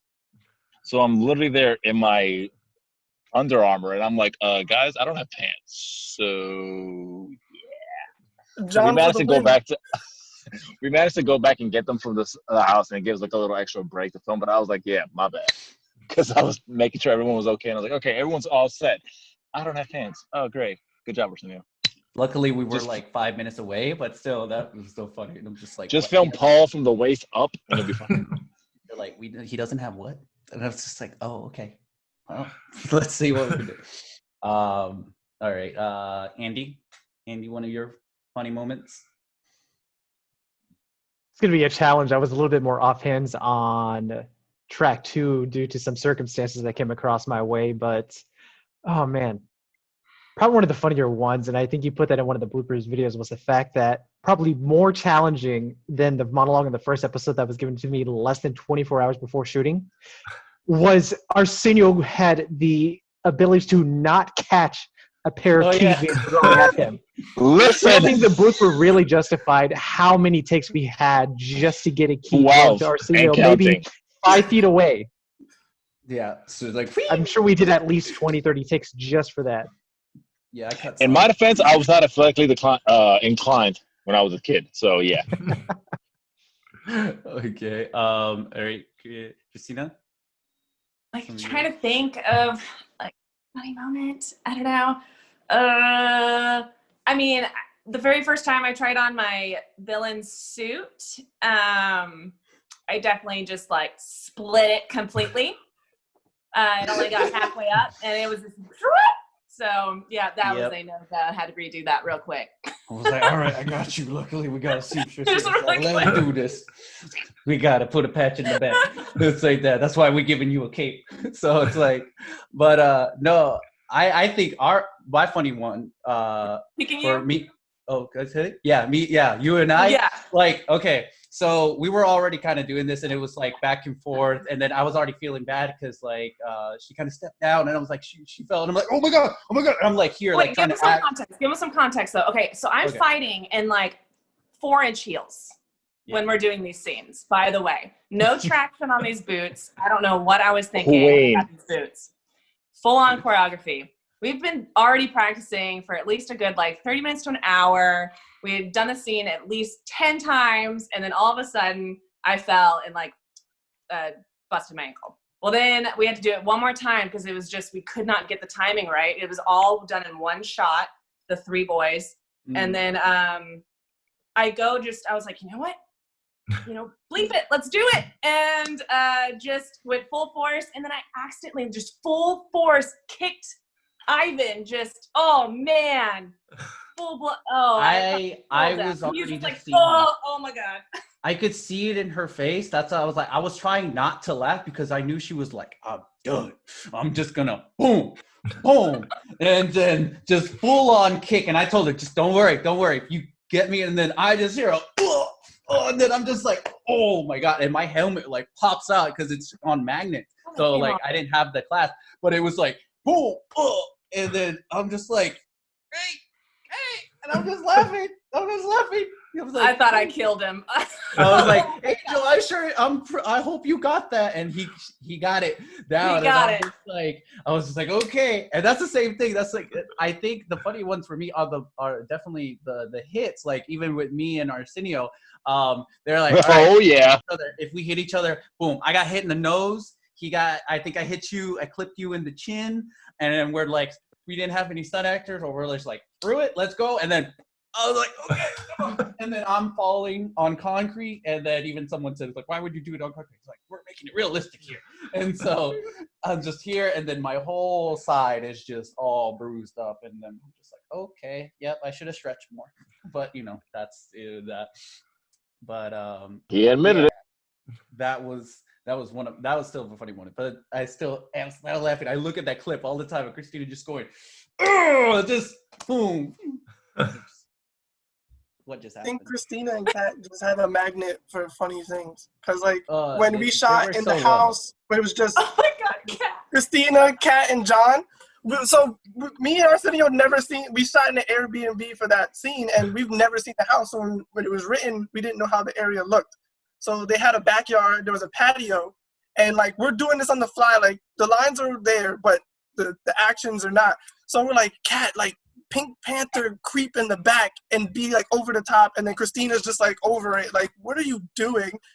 Kat does this, like, she tries to do like a little dive roll, and if you hear the real audio, you just hear a big, like, she just thudded behind the tree, and then she just kept going all in character, and then we get to the door, and it's missing a screen. So then me and Arsenio are just like, Kat has to climb through that screen. And just filming that alone was just hilarious. Like, them two together is too much, and they're like in character the entire time, even when they make a mistake. Unless Christina feels bad, because she's like, "Oh, I'm sorry. Was that okay?" I know. It was still so, and like coming from me, where I just smile 24/7. I'm always anytime I'm like trying not to laugh, or like I'll just do that, and I'm like, I can't do it, and then all these guys are just one-upping everything on me. It's just like, you need to see the Jamminger Strike 2 cinematographer cut with Angel telling Ivan how many times he's smiling at the camera. He's like, it's smiling. honestly smiling at me. I just hear him. He's like, you smiling at me, my guy. Like, you look into my soul. So that's, but even then, like, that's a lot of stuff. There's clearly just a lot of wacky stuff that always happens. So sounds like a very fun time on set. And we try to, and I feel bad that, like, Misha over here, but she will join us. She will be joining us very, very soon, and of course there'll definitely be some wacky time. Definitely. There's gonna be like that, so I can definitely tell. So. I can't wait to do fights with Kat, because she's very small and I'm also very small, so I'm looking forward to like doing choreography with her.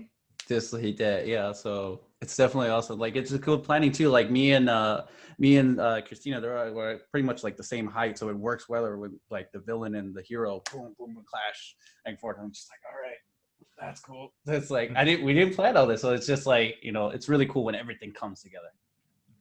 Is it quickly jumping in? Is it quite easy enough to do the choreography? By that expression, that means no. Yeah, Ivan, tell me, Ivan. If they tell me to do a kick up, they're gonna need someone else to do it for me. If you see Ivan do a kick up in Jamagers, it's gonna be me in his clothes. He'll wear a bald cap, or he'll have a hat eventually. Because you ain't gonna get me to do something like that. I can only do so much. I'm gonna be just the first person to like get the most injuries. So no, but like luckily, we had people like Arsenio and Andy and Justin as well, kind of giving that, making sure that everything's okay right now. Like, all right, let's see what's possible. We kind of make sure that we can do that. Arsenio, break down the process of how this all goes. Oh boy, this is gonna be fun. So the fun thing about being a team basically split between New York and Texas, I don't know whether the train's out in my background, sorry about that, is the fact that since me and Justin do a lot of the stunts here in New York, we have to figure out a way of how to record it and send it to the Texas crew. It's like, hey, this is how it is. So when Justin writes out the scripts with me, I always write out the scenes. The choreographer's like, okay, punch here, kick here, turn around here. and I write it down, it makes sense in my brain, but then to translate to someone else, like, okay, this is what we got to do. So we always film it and send them. So I send it to Andy. I'm like, Andy, this is what we're doing. Like, try to get everybody together so we can do it stuff. And even then, you could have it a month in advance, and it's different doing it for a person who you're not used to doing it. Because I can do a choreography with Justin, and we have the flow down perfectly. But when I got to do it with Christina, it's like, okay, cool. You good with this? All right, cool. Let's go with it. And my fight with Christina, I was like, okay, you coming in, slap, and then you punch me, kick me in the chest. All right, cool. Let's go. And a little fun fact, she actually slapped the helmet. You hear it in Arctic, and you hear the impact. And I'm like, That is your hand sound is okay? the real sound of the slap. Yeah. I was like, is your hand okay? Good. All right, cool. Let's keep it going. And then I'm just like passed out in the corner. That's why I say it's like it was the most serious but the funniest moment because she was just already boom, boom. She was I just felt like in. the right there and then just went, oh, it worked. Oh my god. And then like when we were practicing that, even that too, like, you know, we went closer to Andy's area and then we just we all practiced there.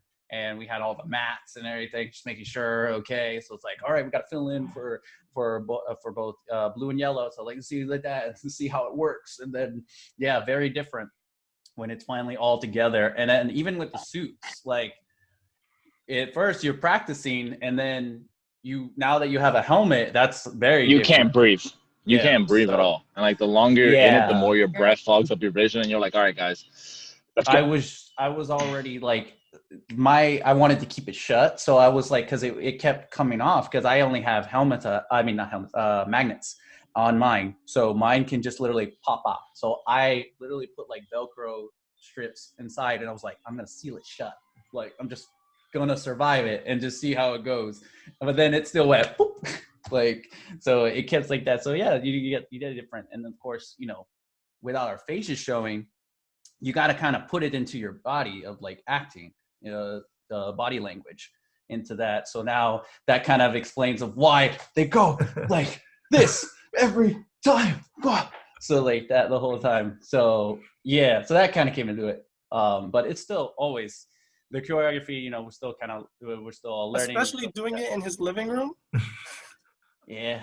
I'm just like trying to do that and making sure nothing gets broken. And then I literally have a photo of just me just being done, trying to practice. Just like, yeah. So it's still fun. It's definitely all learning. That's why I kind of like that we've done this. It just like we've gone from like the pilot to track 1, 2, and then you know future. It's just like learn so much, you know. So. So, I've got more questions. Oh, okay. I'm loving this. I'm loving Forgot this. it was that. Okay. Okay, Christina, this is for you. How do you prepare to get in the role, and how different is it compared to yourself in real life? Well, I feel like Sinestra was just kind of like born inside myself, so I can just sort of like bring it out. Especially when Kat's around, I feel like we really feed off each other's energy really well. So kind of right before filming, we'll just kind of read through our lines really quick, and it just sort of happens. Like the chemistry just sort of is there, which is really good. So, I don't know. Yeah. It definitely does. You definitely just show that I was just like, and this again on me. I'm just gonna keep blaming myself because I don't give a whole lot of info, but I'm just so surprised that I'm just like, okay, here's this. Go for it. And then she just like kills it. Everybody, this is with everybody too. Like I'm just like, here, this guy wears a fedora. Arsenio, make it happen. And they were like, this guy wears blue. It's like that, you know. And same with Dexter. Like, here's all this. Boom, he just kills it. And it's like same thing. Can we talk about how quick Dex like adapted and like jumped into the role of Freddy? Yeah, yes. That's another one. That's definitely awesome. Hands down. Picked it up. Yes, like What that. was he was cast a month before filming of track 2, and he was the one who But- memorized his lines the most on set. Yeah, that was. He was that cast like 2 weeks before, basically. Because I remember wow. I got him his flight as his birthday gift, and I was like, all right, so you're coming to Texas, so you're gonna be the Yellow Ranger. Yeah, so that was definitely a surprise, and like I was just scared, nervous. That was where my nervousness came in, and then I was like, Arsenio, I trust you. He's your friend. But I'm just saying, I was just like, that's it. And so when he came in, it was like good aura, good presentation, and then I'm like, what? He learned his lines already? was like, I didn't even learn my lines. Like, I was like, all right, cool. All right, he already got it. He's professional. It was just like that. Okay, and then he killed it. And it was just so good. It just felt that vibe. That's why I felt like during the production, it was like, all right, we got this. We got this. We got Saturday. We got Sunday. We got Monday to worry about. Terrible. It's just like that. So that's why that's why he's saying, it's not just me because they're here, but like you guys are doing so well. Like I don't really have to worry so much when it comes to lines and stuff like that. So I'm just like, all right, I'm good with that. So I love this. I love that. And, I'm terrible at just portraying that I'm like, I like it, but it all works out. So yeah, that's where it is. So yeah, all of you guys definitely put your characters in everything you guys do. So let me see. Okay, Justin, what is the writing process when making an episode? The writing process starts with asking Ivan a million questions that he hasn't thought of yet. Yes. And then I start I'll write like bullet points of things that I want to address. And then I annoy Arsenio for like the entire night. Because I used to work the night shift during that time. So it would just be from like 6 p.m. to 2 p.m. because I would ride the subway all the way to Brooklyn. And I'm just like, how does this sound and this? And then I'm just sending him, like, it'll be just a line added to the script and send him the whole script. Like, I bounce off of Arsenio to, like, make sure my head's right. I'm like, does this make sense? He's like, yes, you're good. Just keep going. What was it? The Murphy draft that we call it? The first ones, we called like the first one, and then it goes to draft 2, draft 3, draft 4.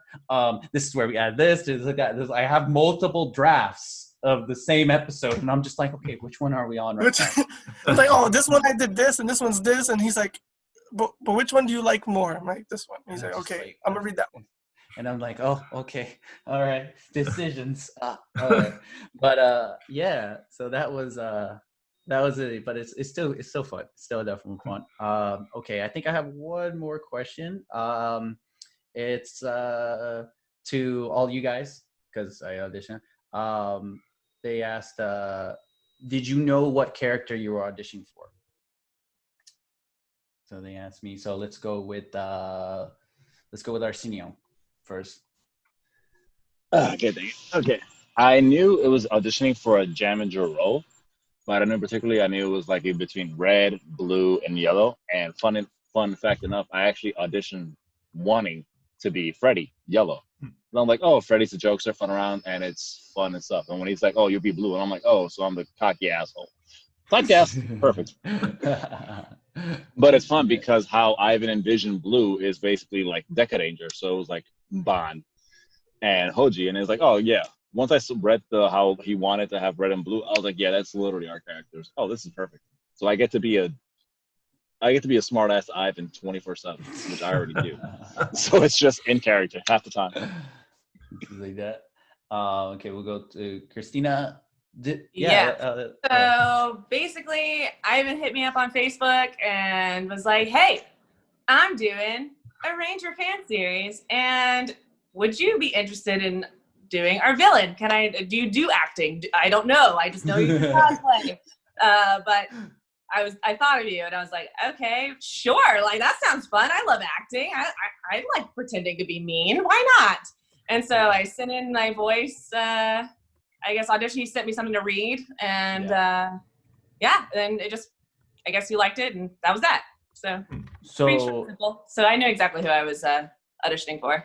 Yeah, so like fun fact, she didn't know at first that she was gonna have another like a sister villain, and that was on me because I was just like I was like, you know what, I liked her character, I like how she did it in the pilot, but I was like, there's always got to be like the villain always need like a sidekick or like a second person, like a Jesse and James type thing, and like a duo, and so that's why I was like, I want Sinestro to be like this, how Christina's portraying it. And I'm like, but I need like the polar opposite of evil, like an evil opposite.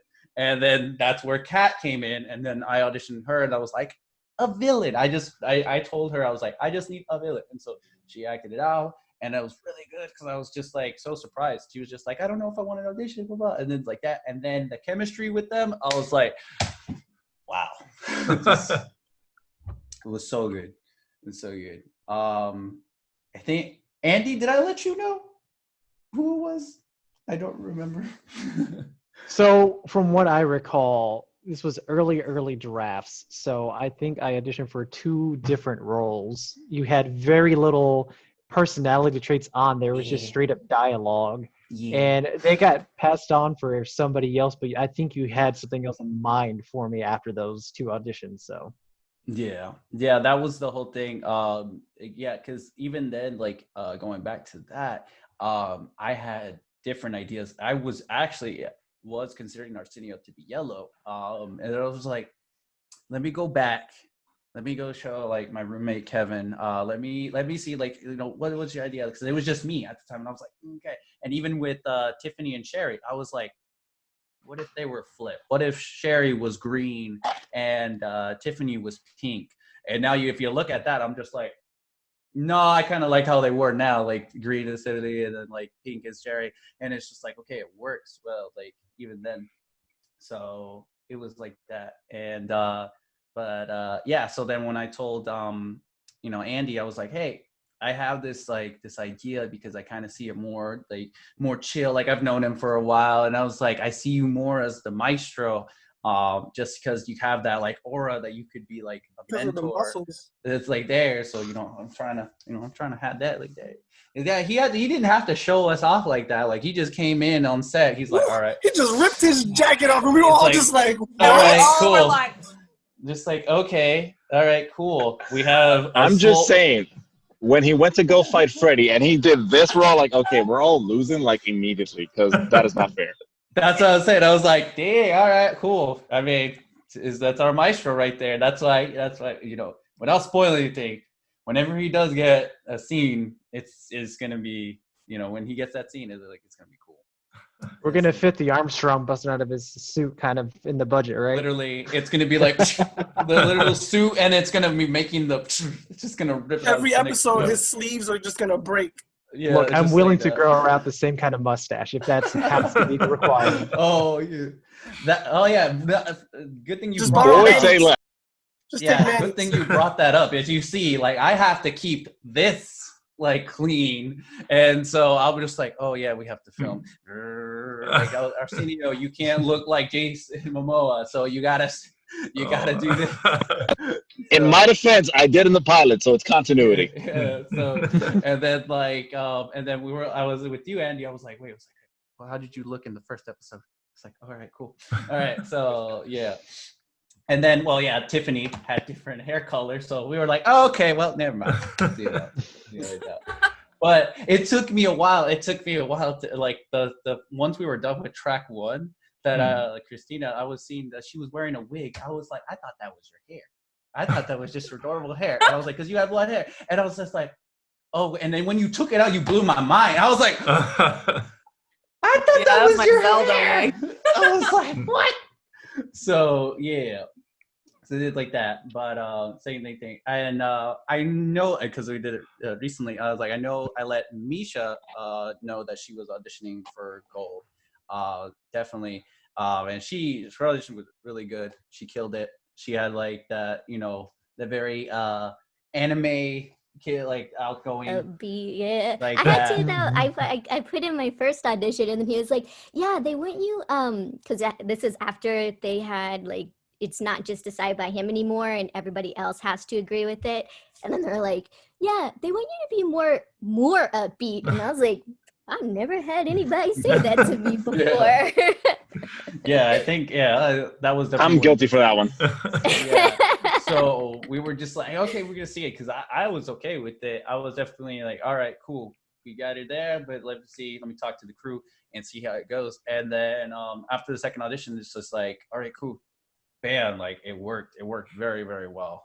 And also so it was just like that. So sometimes I do let them know, but sometimes but now, like in future stuff, if anybody out there wanted to audition, I'll be giving some sort of like hints of like the characters, but if we've definitely let other people He did some really vague stuff for the sides, for the like the next auditions. Yeah, for the next characters that we have. So going forward, now that we have like more, we're out there more, and then we're able to like give more options for the characters and people that want to audition. We kind of like, okay, we want to see what is it. We want someone who's like, you know, angry or more positive or sad. You know, we kind of go like that. Yeah. So.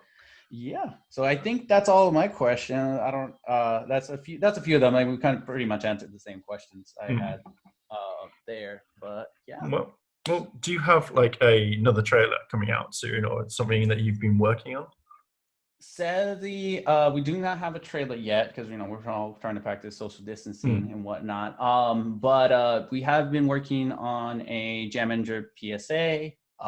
Currently, and so we're working on that. We want to still, we're still trying to, you know, learn from the people who are still kind of, everyone's kind of going back into the business of filming and just trying to like the safety and just making our groups a little bit smaller and just making sure that everyone's okay with filming. But we do have stuff planned out. But so that's why we advise that once we do like more Jam Ender videos, they do all connect. Some of them, if like a PSA, non-canon, it's more like fun. It's more of fun like type of thing. But then the future Jam Ender videos, while we be able to make smaller videos, they will connect to the tracks. So it continuity is king. Yeah, it is. So that's him right there. That's all continuity. Everything has to work out. And I was like, well, what if this goes and it'd be all right? Like, no. The amount of rewrites, people like, can we change this? And I'm like, if I change that, I have to change like 18 things. Are you sure? Yeah, it's just like don't get me started on that. It's like, but I will give a segue that we are planning on working on once I'm back in New York to do a video where it's going to be Paul and Freddie, because we're the New York crew training together. So Freddie's going to learn more about fighting. Since he's got to get more like not just using his feet. So it's going to be a big fight sequence with Paul and Freddie, blue versus yellow, which might tease the appearance of a certain character popping in a lot sooner than we expected. Yeah. Yeah. And that's written by Arsenio. Yeah. So, yeah, definitely we have like the same thing over here. So while we are a crew, we have a crew in New York and we have a crew in Texas. We're definitely trying to go back and forth, and it works out. You know, definitely got a bunch of people that are very talented, and I'm not just saying that just because they're here. Like they're all talented. They're like, oh, I had no acting abilities or whatever. I'm like, no, that's what you guys are doing. You guys are showing really good talent, and no, I'm so happy to have such a good positive crew around these, because yeah, it's just really hard sometimes. But yeah, so we have more stuff. Hopefully once the world is all a lot more safer. But we're definitely going to start making more stuff because we miss it. So, cool. Yeah. Well, now we've come to the part where you've got to give me your socials. You've got to tell the world where they can find you on anything, even MySpace. MySpace. MySpace. Oh, Shoot. Are you trying to be on my top? Are you trying to be on my like top 5? Like next. Top 6. Top 6. I had like top. What was it? Top 10? It was like that. That's the highest. I had like a lot of them, but they were mostly my family members.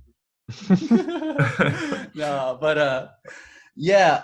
Okay. I guess I'll start. I don't know who's next to me, but like right now, Misha's right next to me. So I don't know if you want to go through like that, but so yeah.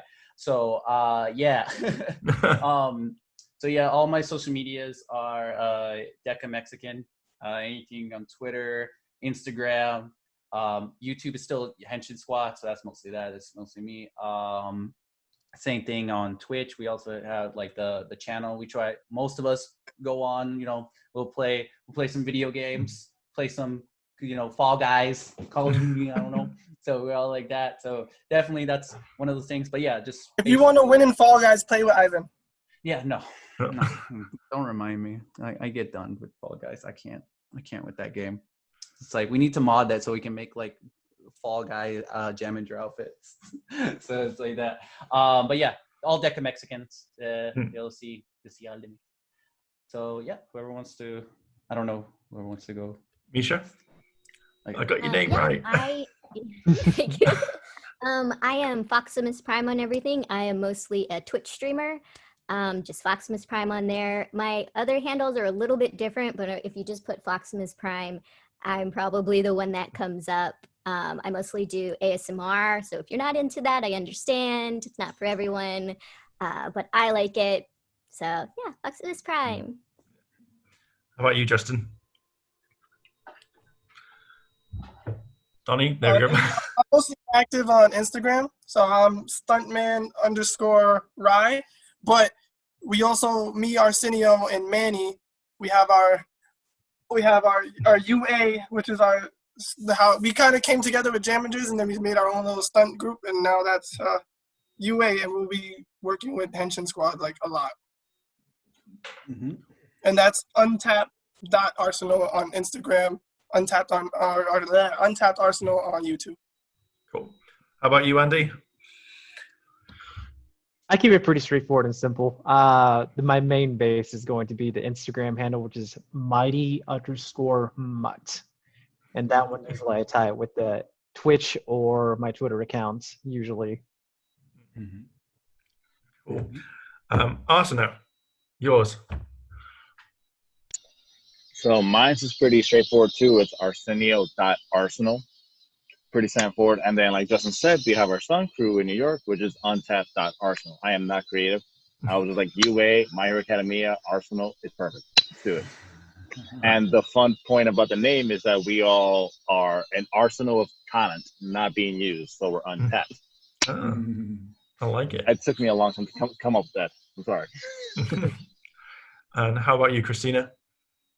I'm Kaya Snow on everything. So IG, TikTok, Facebook, all the same. KYIA Snow.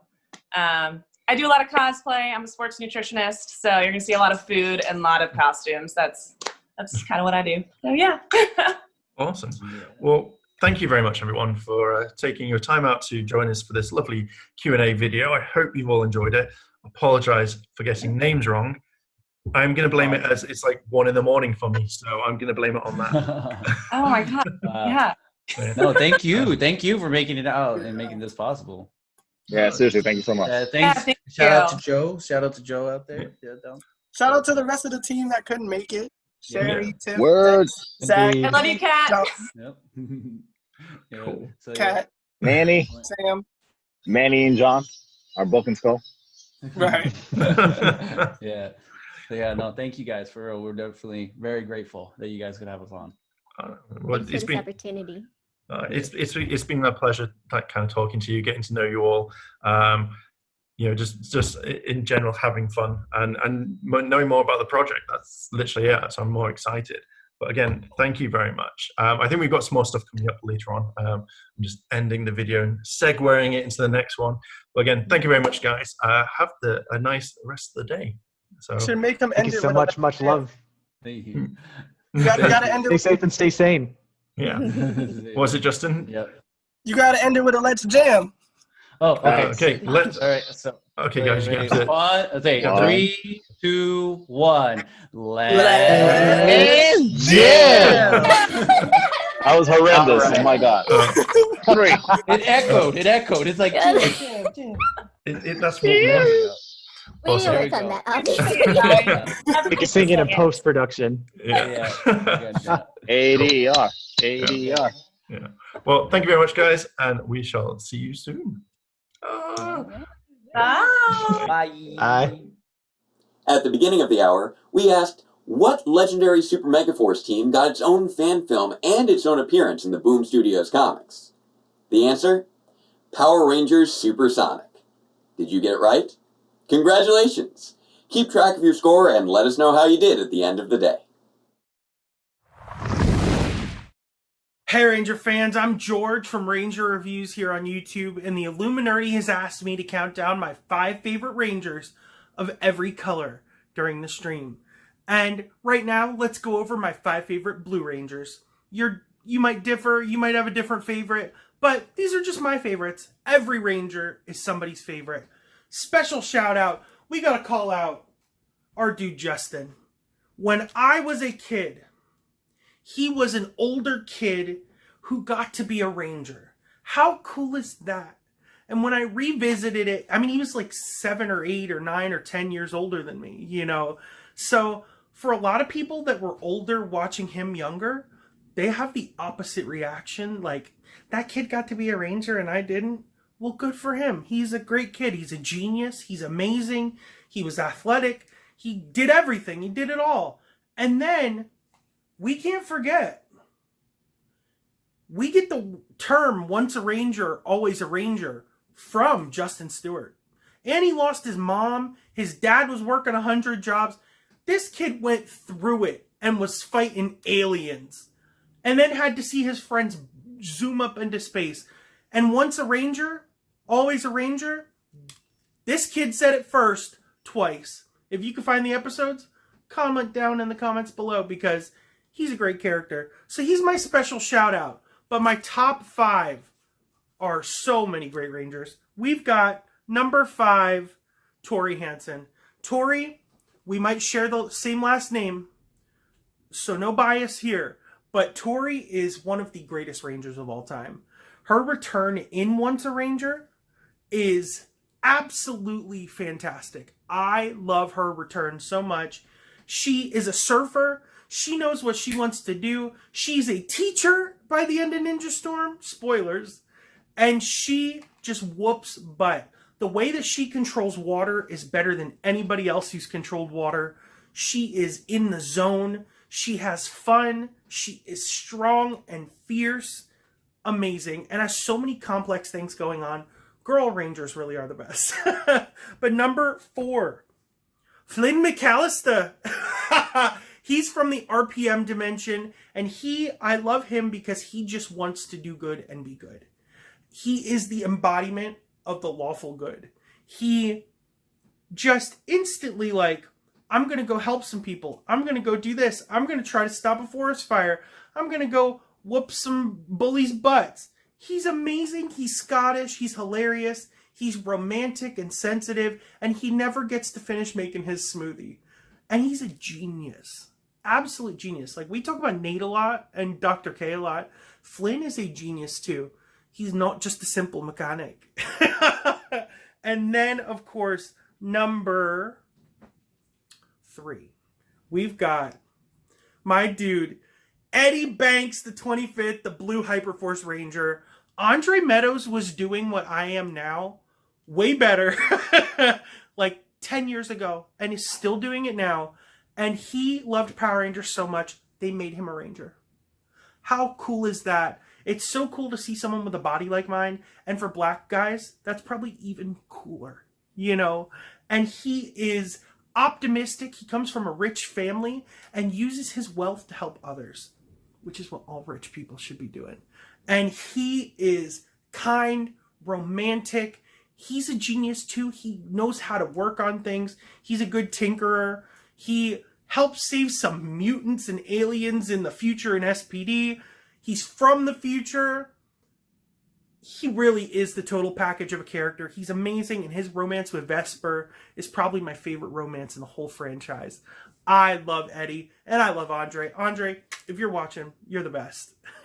And number 2, it's Ravi Shaw. Ravi Shaw is an incredible character that we are not talking about enough. Jazz brings him to life so effortlessly. He's still the most like cool, chill, relaxed Ranger. And he's like the perfect version of like someone like Kai or someone like Lucas. You know, he's got so much more going on though. He is an artist and wants to be an artist. He has romance. He has thrills, danger, Ranger stuff, all kind of stuff going on. And he just whoops butt. And I love Ravi. He's an incredible character. Of course, number 2 for me. And by the end of Beast Morphers, I think you'll be pretty happy. Not that I've seen the episodes. And number 1, it's Ethan James. Ethan is an absolute icon. I had the biggest crush on Ethan when I was a kid. He's amazing. He is the genius of all geniuses. He becomes like a rich person who helps other people when he grows up. Starts computer camps and all kind of stuff. Amazing. An absolute icon. He is so funny, and the way that Kevin brings him to life is so awesome. I love Ethan. But who are your favorite Blue Rangers? Let me know down in the comments below. Is it Billy from the show? Is it Billy from the comics? Is it RJ Kyler, Billy from the 2017 movie? Let me know. And until later in the stream, be kind to one another and Ranger up. Let's do White Rangers next. Next up, we have Morphin Network Spotlight on legendary prop maker Dave Plavy. Over the years, Power Rangers fans have developed a strong appreciation for good quality helmets, and the series itself likes to recycle its helmets whenever possible. Do you know what Ranger helmet from a past season appeared in Power Rangers RPM? Let us know your answer in the chat or comment down below, and we'll let you know if you're right at the end of the hour. What's up, guys? Welcome to a very special Viewing Globe Spotlight of Mountaineer Comic-Con owner and Legendary Virtual Con founder and the owner of Legendary Props, Dave Plavy. How you doing, Dave? How you doing? I'm pretty good. Doing good. How's life there? So Christian, where are you right now? I am in Reading, Pennsylvania, probably about 5 hours away from home. Awesome. My actual job sent me here for the rest of the week, so I'm here, unfortunately. Awesome. So, Dave, for people that don't know you, can you explain and tell fans who you are? Well, like you said, I am Legendary Props owner, Legendary Ranger Con, and Mountaineer Convention, Mountaineer Comic Con. Legendary Props, Power Ranger helmets, specialized in those. I've branched out to do different things in the past. Legendary Ranger Con was a virtual event that we had a couple times for fans to reach out via Zoom to Power Rangers across the world. Surprisingly, we had 13 different countries chime in on that, so it's pretty cool. And then Mountaineer Comic Con in Morgantown, West Virginia. This is my baby that I'm focusing on a lot. It's going to be held September 24th through the 26th, 2021. I've been working on it for quite some time and still have a lot of time to go. So I lucked out and didn't choose this year because of the whole Corona thing. So a little psychic on that, I guess. So you do make good props. Can you tell what you do for example, for props you made, or example of like clothes you made on your website, Legendary Props? So helmets. Helmets is a big thing. I've made helmets for I think the last count was almost 30 Ranger actors. I've been doing the helmets for probably about 7 years now. Last couple of years I started branching out into t-shirts. I've always had like a nostalgia feel for t-shirt designs. I like to be something that you have to know what it is to understand what it's from. And I've designed a lot of things, and I've either have them printed or print them myself. And yeah, it's Legendary Props. So when do you start Legendary Props? Like when you start making prop making? When Gokaiger, I forget the year, when Gokaiger, which we know as Super Mega Force, debuted in Japan, my son is a huge Pirates, Major League Baseball Pirate fan, and he heard that Gokaiger was Space Pirates. I wanted to make him a helmet because he was a Power Rangers fan. He grew up with Dino Thunder, SPD, Mystic Force, and so I sculpted one and went from there. And it's just, I found people found me, learned tricks of the trade, and just kept going. Nice. Actually, I want to show one nice helmet you can make here. So explain making this helmet. Yeah, that is my favorite helmet.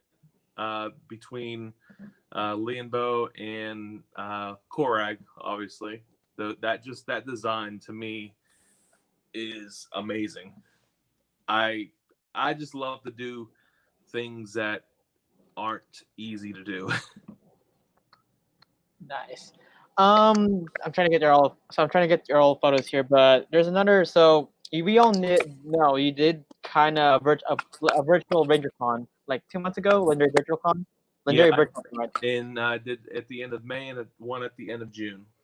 Yes.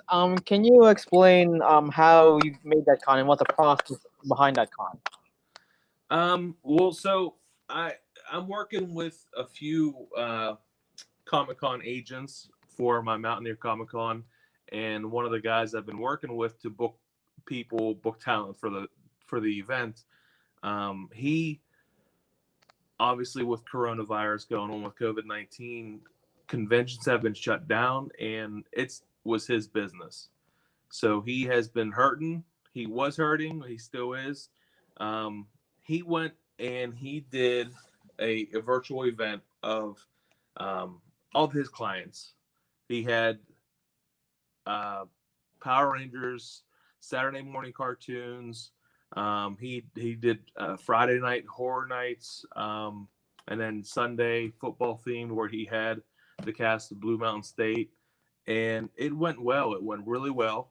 I talked to him. I told him up front, I says, I love the idea. I didn't want to step on any of his toes, but I would love to do this because Ranger Stop and Pop had canceled. Power Morphin had just announced that it was canceling, and I wanted to put one together where it could be done online and people get to chat with people, and it went very well. He welcomed it. We worked together.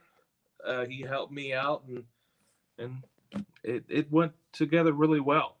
Well enough to where we had the 2 events, and now you're seeing all these different events popping up, and there's just too many of them now. That's why we haven't done any others since. Nicely. For you guys wanting to know what it looks like, this is what it looks like. Legendary Virtual Con. We do have some more helmets I want to try to show you guys. So this is really nice. Can you tell us how you made those? Yes. So this was for a wedding that it actually became a viral hit, I guess you'd want to say, a couple weeks ago. Karen Ashley shared it, and several other people shared it. Not that shot exactly, but in, I would say, April of 2019, I am a moderator on a Power Rangers cosplay group on Facebook, and somebody came online and said, hey guys, I'm getting married in September. I want to make this happen. Can you help me? And I looked where he was. Actually, he's only an hour from where I'm at right now, but 3.5 hour drive from my house. And I told him, let's do it. I thought this was a perfect thing for me to do for photos. A lot of great shots came of it and came about, and it went together great. So that post, the videographer was the one who posted it, and somebody stole, I don't want to say stole it, somebody shared it, and it picked up and ran. Last time I saw it had over 6,000 shares on Facebook alone, and it is absolutely insane. The couple was phenomenal. We had such a great time with them, and what a lot of people didn't see are the bridesmaids were Sailor Moon. I didn't have anything to do with their little props. They had the wands, but it was a really fun time, and I got a lot of great shots out of there. They got a lot of great shots in video, so it's pretty cool how that all came together. Yes.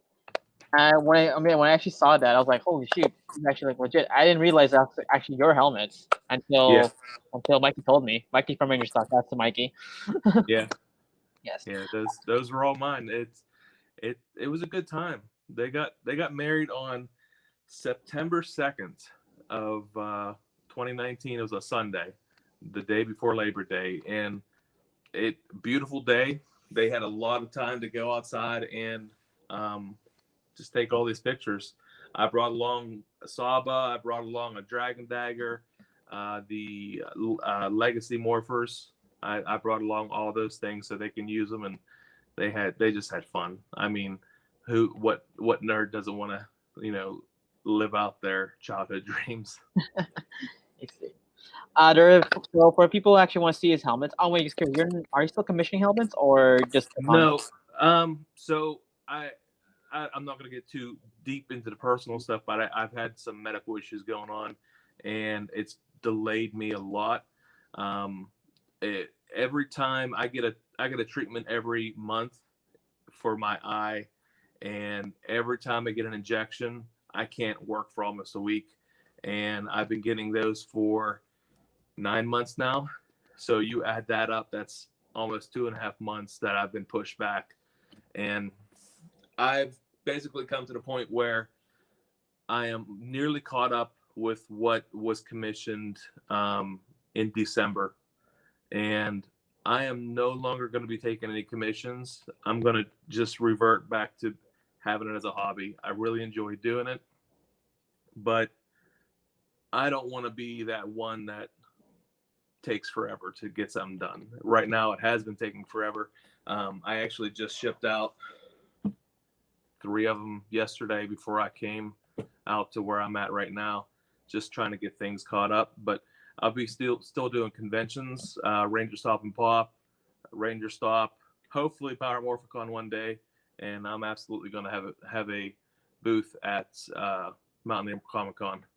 I'm not going to work it, but Yes. I'm going to definitely have a booth there.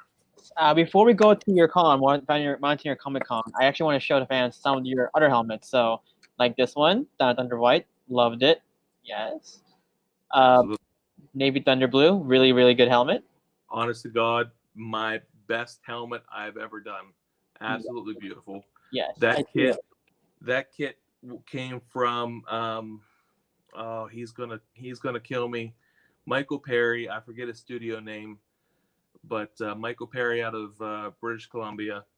He does phenomenal kit work and just beautiful. We'll trade from time to time, but I was able to purchase that off him, and yeah, that was a beautiful helmet. Probably the best one I've ever done.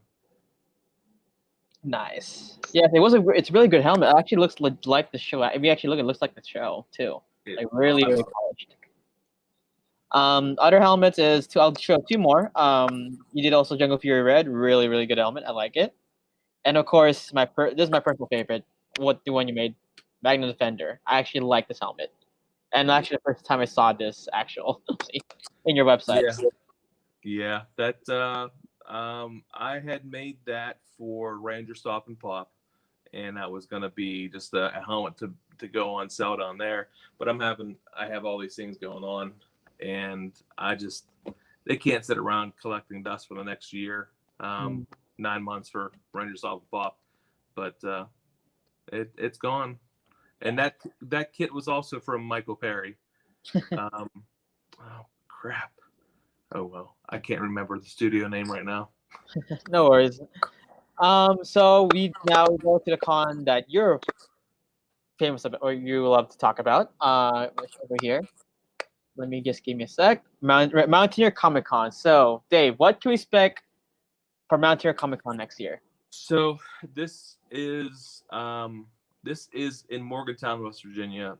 There is no other convention like this for at least 90 miles. Pittsburgh has Steel City Con, Hagerstown, Harrisburg, PA, Huntington, West Virginia, Columbus, Ohio. Anybody in and around Morgantown, West Virginia, this is going to be a phenomenal show. It's got a lot of mixture. I have not stuck to one genre. I'm bringing in people internationally. It's amazing. I do, and will always stick to my Power Ranger roots. I do have 6 of them signed on right now, and we'll be working on some more maybe. But I get a lot of people like asking, "Hey, get JDF or get Austin St. John," and like I'm working on them. I have people from TVs, movies, the MCU,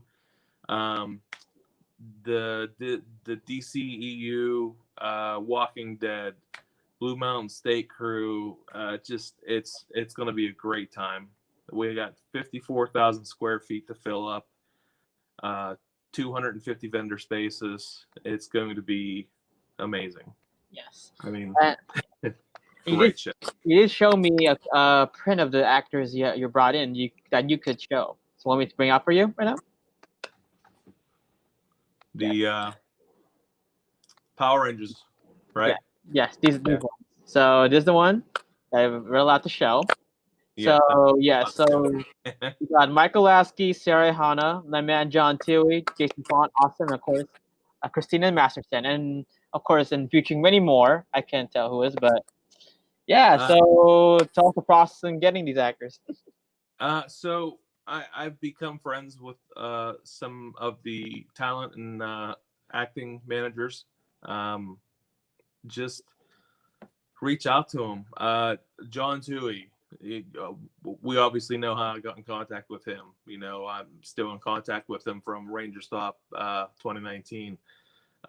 Jason Font, he found my Instagram for Mountaineer Comic Con, and he messaged me, dude. He didn't know who I was. He didn't know I was behind it, but he says, dude, I would love to come. I've never signed in West Virginia before. And I told him, it's like, hey, it's Dave from Legendary Props. You're supposed to be, because I've never met him personally, but I says, I'm actually sponsoring you for Ranger Stop and Pop in Atlanta. I could definitely talk about it whenever we meet up in June. Well, we never met up in June. And I just says, hey, this is going to happen. I want you there.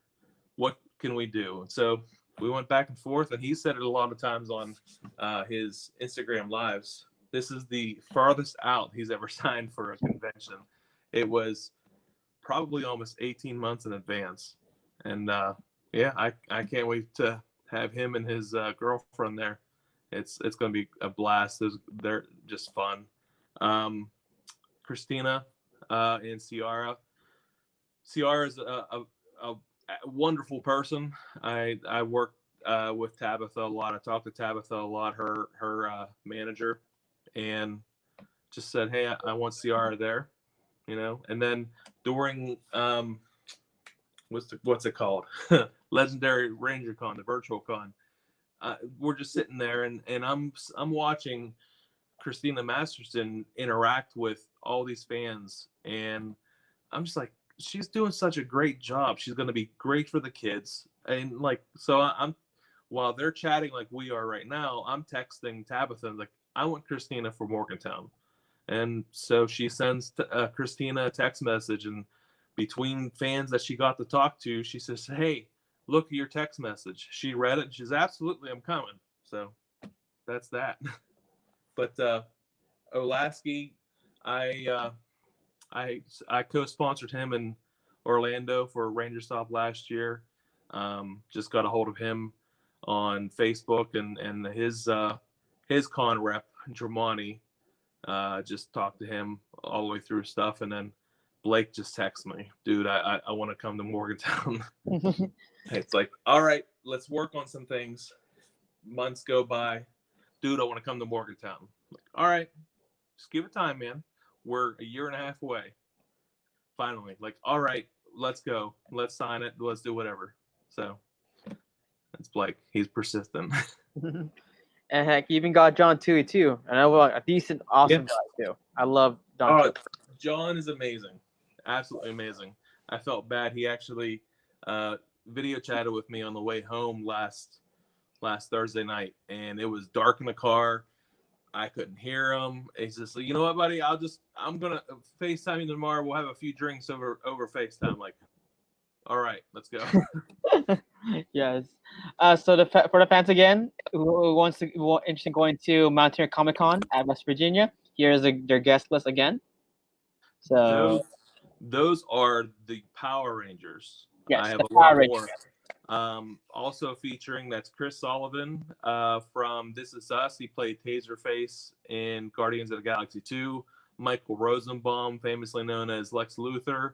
Manu Bennett, who actually co-starred in The Hobbit with John Tui. Alan Richardson, he's been in a lot of stuff. Smallville, Ninja Turtles, he played Raphael in the latest Yeah. version of it. Blue Mountain State, a lot of stuff. But I have a lot of other guests already announced and several more coming in the next month and a half. Yes. So Lost you there for a second. oh, sorry, I lost my voice. Sorry, I lost. So anyway, so is there a website where you can go and find your con? Yes, mountaineercomiccon.com. Instagram is at Mountaineer Comic Con. Twitter is MountaineerCon. Facebook.com/Mountaineer Comic Con. Everything's there. It's the locations listed, hotel information, everything. It's all there. I'm ready. I hope other people are ready. Yes. So okay, guys. So guys, if you guys want to go to again, here's the information. It is Morgantown, West Virginia, September 24th, 26th, 2021, Mountaineer Comic Con. Again, Dave, thank you so much for being part of this awesome experience. And also shout outs to Illuminati for doing this and like helping host this. That's an amazing thing again so much. And yeah, guys. So Dave, where can you find you in social media or your other websites? At Legendary Props on Instagram, Legendary Props on Facebook, personal Instagram Dave Plavy, Facebook Dave Plavy. Everything, I'm out there. I don't hide my name. Everything's there. Everybody knows that I'm connected to these different things. Some way you'll find me. Oh, lost my voice again. Oops, lost my audio. Can you hear me now? Yeah, I can hear you. Yeah, sorry, I'm losing. Guys, technical difficulties. Sorry about that. But anyway, guys, again, thank you, Dave, so much. And this is the Wing Glove Spotlight, and I'm Ryan from Morphin Network. Please follow me on Instagram, DasherBoy247. Please follow our pages at YouTube, Facebook, Instagram, and Twitter at Morphin Network. All right, guys. Again, thank you so much, and see ya. At the beginning of the hour, we asked what Ranger helmet from a past season appeared in Power Rangers RPM. The answer? The Red Overdrive Ranger. Did you get it right? Congratulations. Keep track of your score and let us know how you did at the end of the day. Greetings, Ranger fans. I'm Jake Brody, head of DR Productions and the creator of Database Rangers Power Reviews. Over the course of nearly 8 years, we have created literally hundreds of hours of Power Rangers content for YouTube. By far, our single most popular video to date has been our half-hour fan film, Power Rangers Grid Defense. If you would like to see an alternate take on adapting Tokume Sentai Go Busters, produced 3 years before Power Rangers Beast Morphers and set in the not-so-distant future of 2019, where a new team of Rangers rise up to defend Omega City, you should absolutely check it out. We also feature short series like the Retro Power Run-Throughs, where we summarize every episode of the first 20 years of the Power Rangers franchise in tweet-sized bits. Jake's Journey, where I chronicle my trip to the 2017 Power Rangers Hollywood premiere, The Ranger Logs, which explore the early episodes of Power Rangers Dino Charge, and Conversations in Context, which look at important real-life issues through the lens of Power Rangers and Tokusatsu. We've also done a number of really fun one-shot videos that may spin off into larger projects later on, like A Deeper Look, which compared the Power Rangers Beast Morphers premiere to other season premieres in the Chiplin era. A 90-second history of Power Rangers, which is self-explanatory. Welcome to Hyperforce, a musical summary of the live-streamed Power Rangers tabletop. And most recently, Jake's Takes of an Indeterminate Temperature, where I discuss pressing real-world topics outside of the context of Power Rangers, a series that I definitely hope to revisit in the future. And that's not even getting into our weekly material. That's right, every week my wife MJ and I record our live reactions to the latest episodes of Power Rangers and other Tokusatsu. With almost 300 installments and counting, these are by far our most frequent releases. And you are more than welcome to join us for our live stream episodes each Saturday night at 7 p.m. Eastern Time. We'd love to have you. Now, I recognize that's a lot of content to keep track of, and I'm sure that you have questions. But don't worry. We also have periodic channel updates in the form of Jake Says Hi. And if you have any Power Rangers questions that you want answered in 60 seconds or less, definitely check out our classic Ask DB and Ask Dr. K minisode series. Which brings us to our biggest question. Who is Database Ranger? And what is Database Ranger's Power Reviews? Well, let's start with the latter. Power Reviews premiered on this channel on October 13th, 2012, and it is a review series that explores individual episodes of Power Rangers, starting with Power Rangers Samurai and Super Samurai, moving along through Megaforce and Super Megaforce, and taking a look at a ton of different classic episodes along the way. However, it's also a bit more complex than that, because the reviews themselves are presented by characters like Database Ranger and Dr. K, whose lives grow and change across the course of the series, being influenced and informed by the episodes that they're analyzing, until the line between their world and the world of Power Rangers becomes increasingly blurred, and you can no longer really tell where one ends and the other begins. So, who is Database Ranger? Well, wait. What's happening? I believe that I will take over from here. You see, Database Ranger began as a simple internet reviewer, notable only for his obsession with the Power Rangers franchise, his lack of a social life, and the mysterious existence of his roommate, Dr. K, a character from the very franchise that he had chosen to analyze. His neighbors layered in some further mystery, including the standoffish Guy, the overly friendly Mitch and Marymore Potsner, and the curious K doppelganger, Mayo. For some time, the existence of Dr. K made him question his own sanity, as she perpetually avoided the notice of his neighbors, and he began to realize that even his own past was a mystery to him. However, it wasn't until his effort towards publishing his book suddenly appeared to bear fruit that things really took a turn for the strange. And that is where we really start to get into spoilers. So if you want to find things out for yourself, I suggest you go to this time code here. Time is such a slippery thing, after all. So, shall we proceed? The book deal was a trap, of course, laid by Alphabet Soup, an organization from the same universe as Dr. K, although this particular iteration appeared to be from an alternative timeline. They were interested in conducting experiments in crossing dimensions, and were willing to go to quite some lengths to accomplish those goals. However, they weren't counting on Database Ranger to put up quite so much of a fight, a development that he himself was surprised by. Soon, after some digging around in his mind and a few threats to the space-time continuum, they finally uncovered the truth. The naive Database was in fact the amnesiac Phantom Ranger. And here's where we reach the midpoint of our story, where things get really interesting. Because that is when he met me. Shortly after tending to a series of trans-dimensional tears at Alphabet Soup's facility, he found himself trapped in another world, a world shaped by me, his shadow archetype.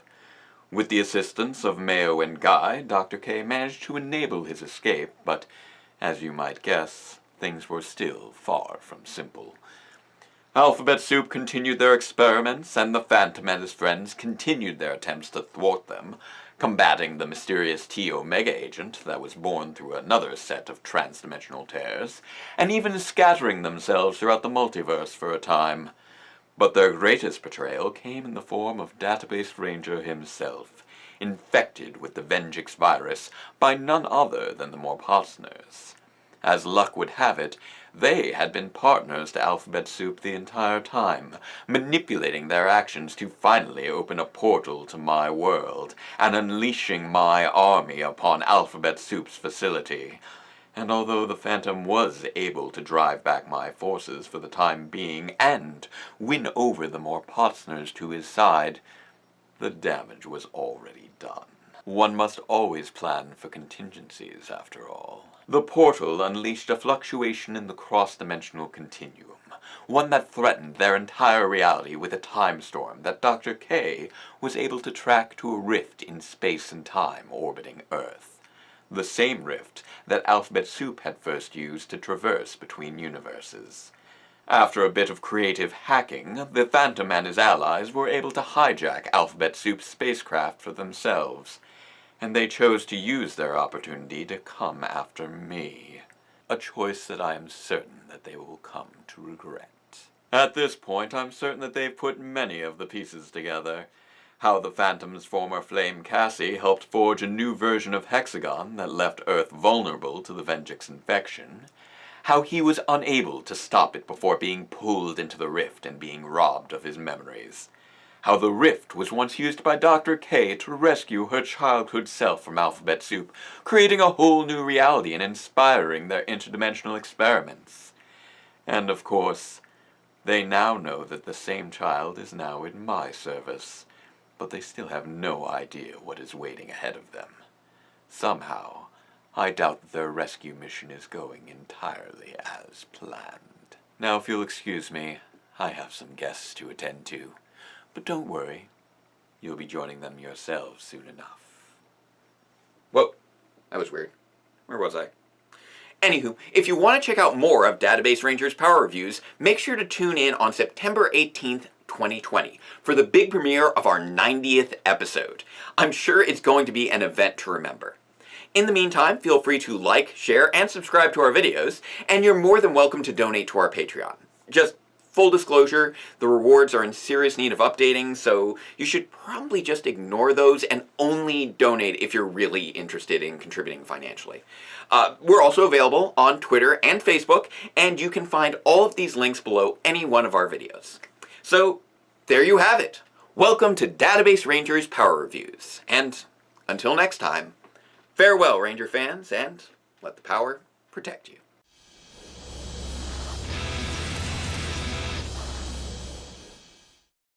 Next up, we have Toku Chris's Thrill of the Hunt, where he discusses the ins and outs of toy collecting with Collector Shuki, Big Mike 8109, and Long's Toys.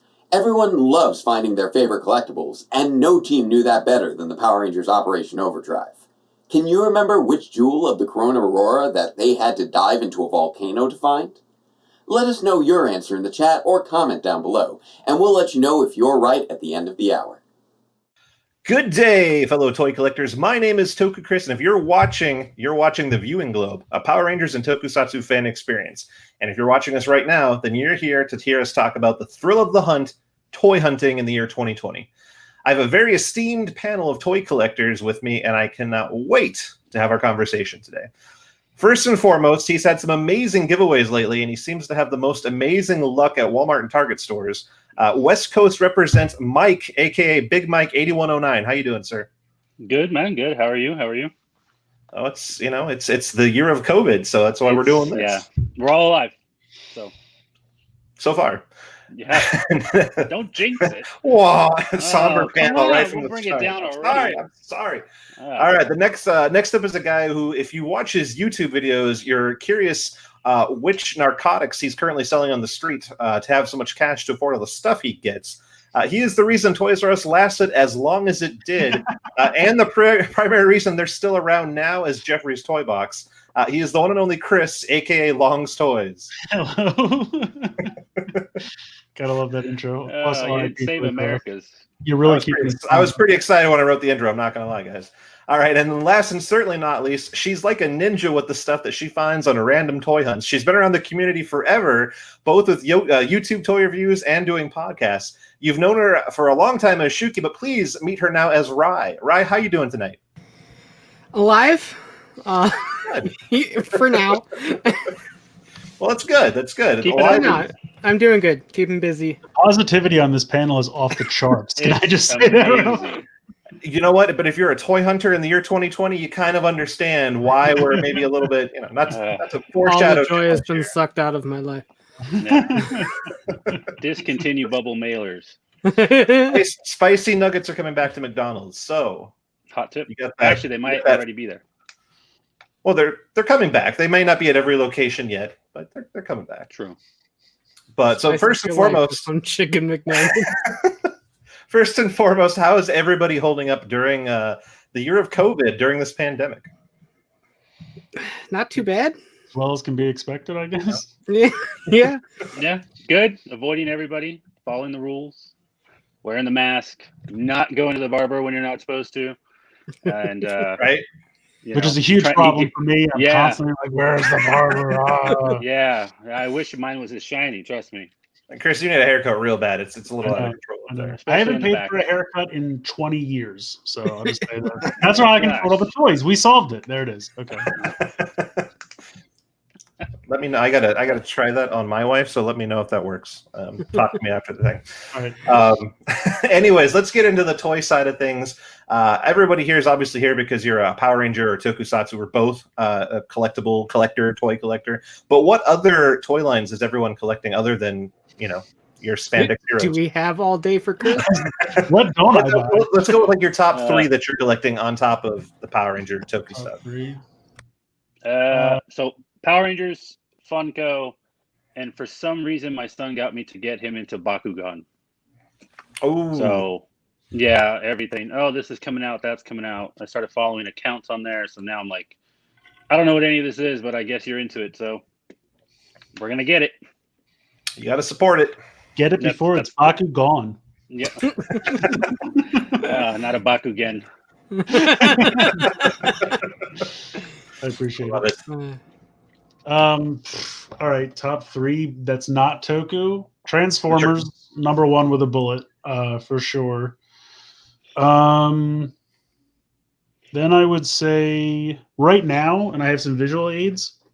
Oh boy.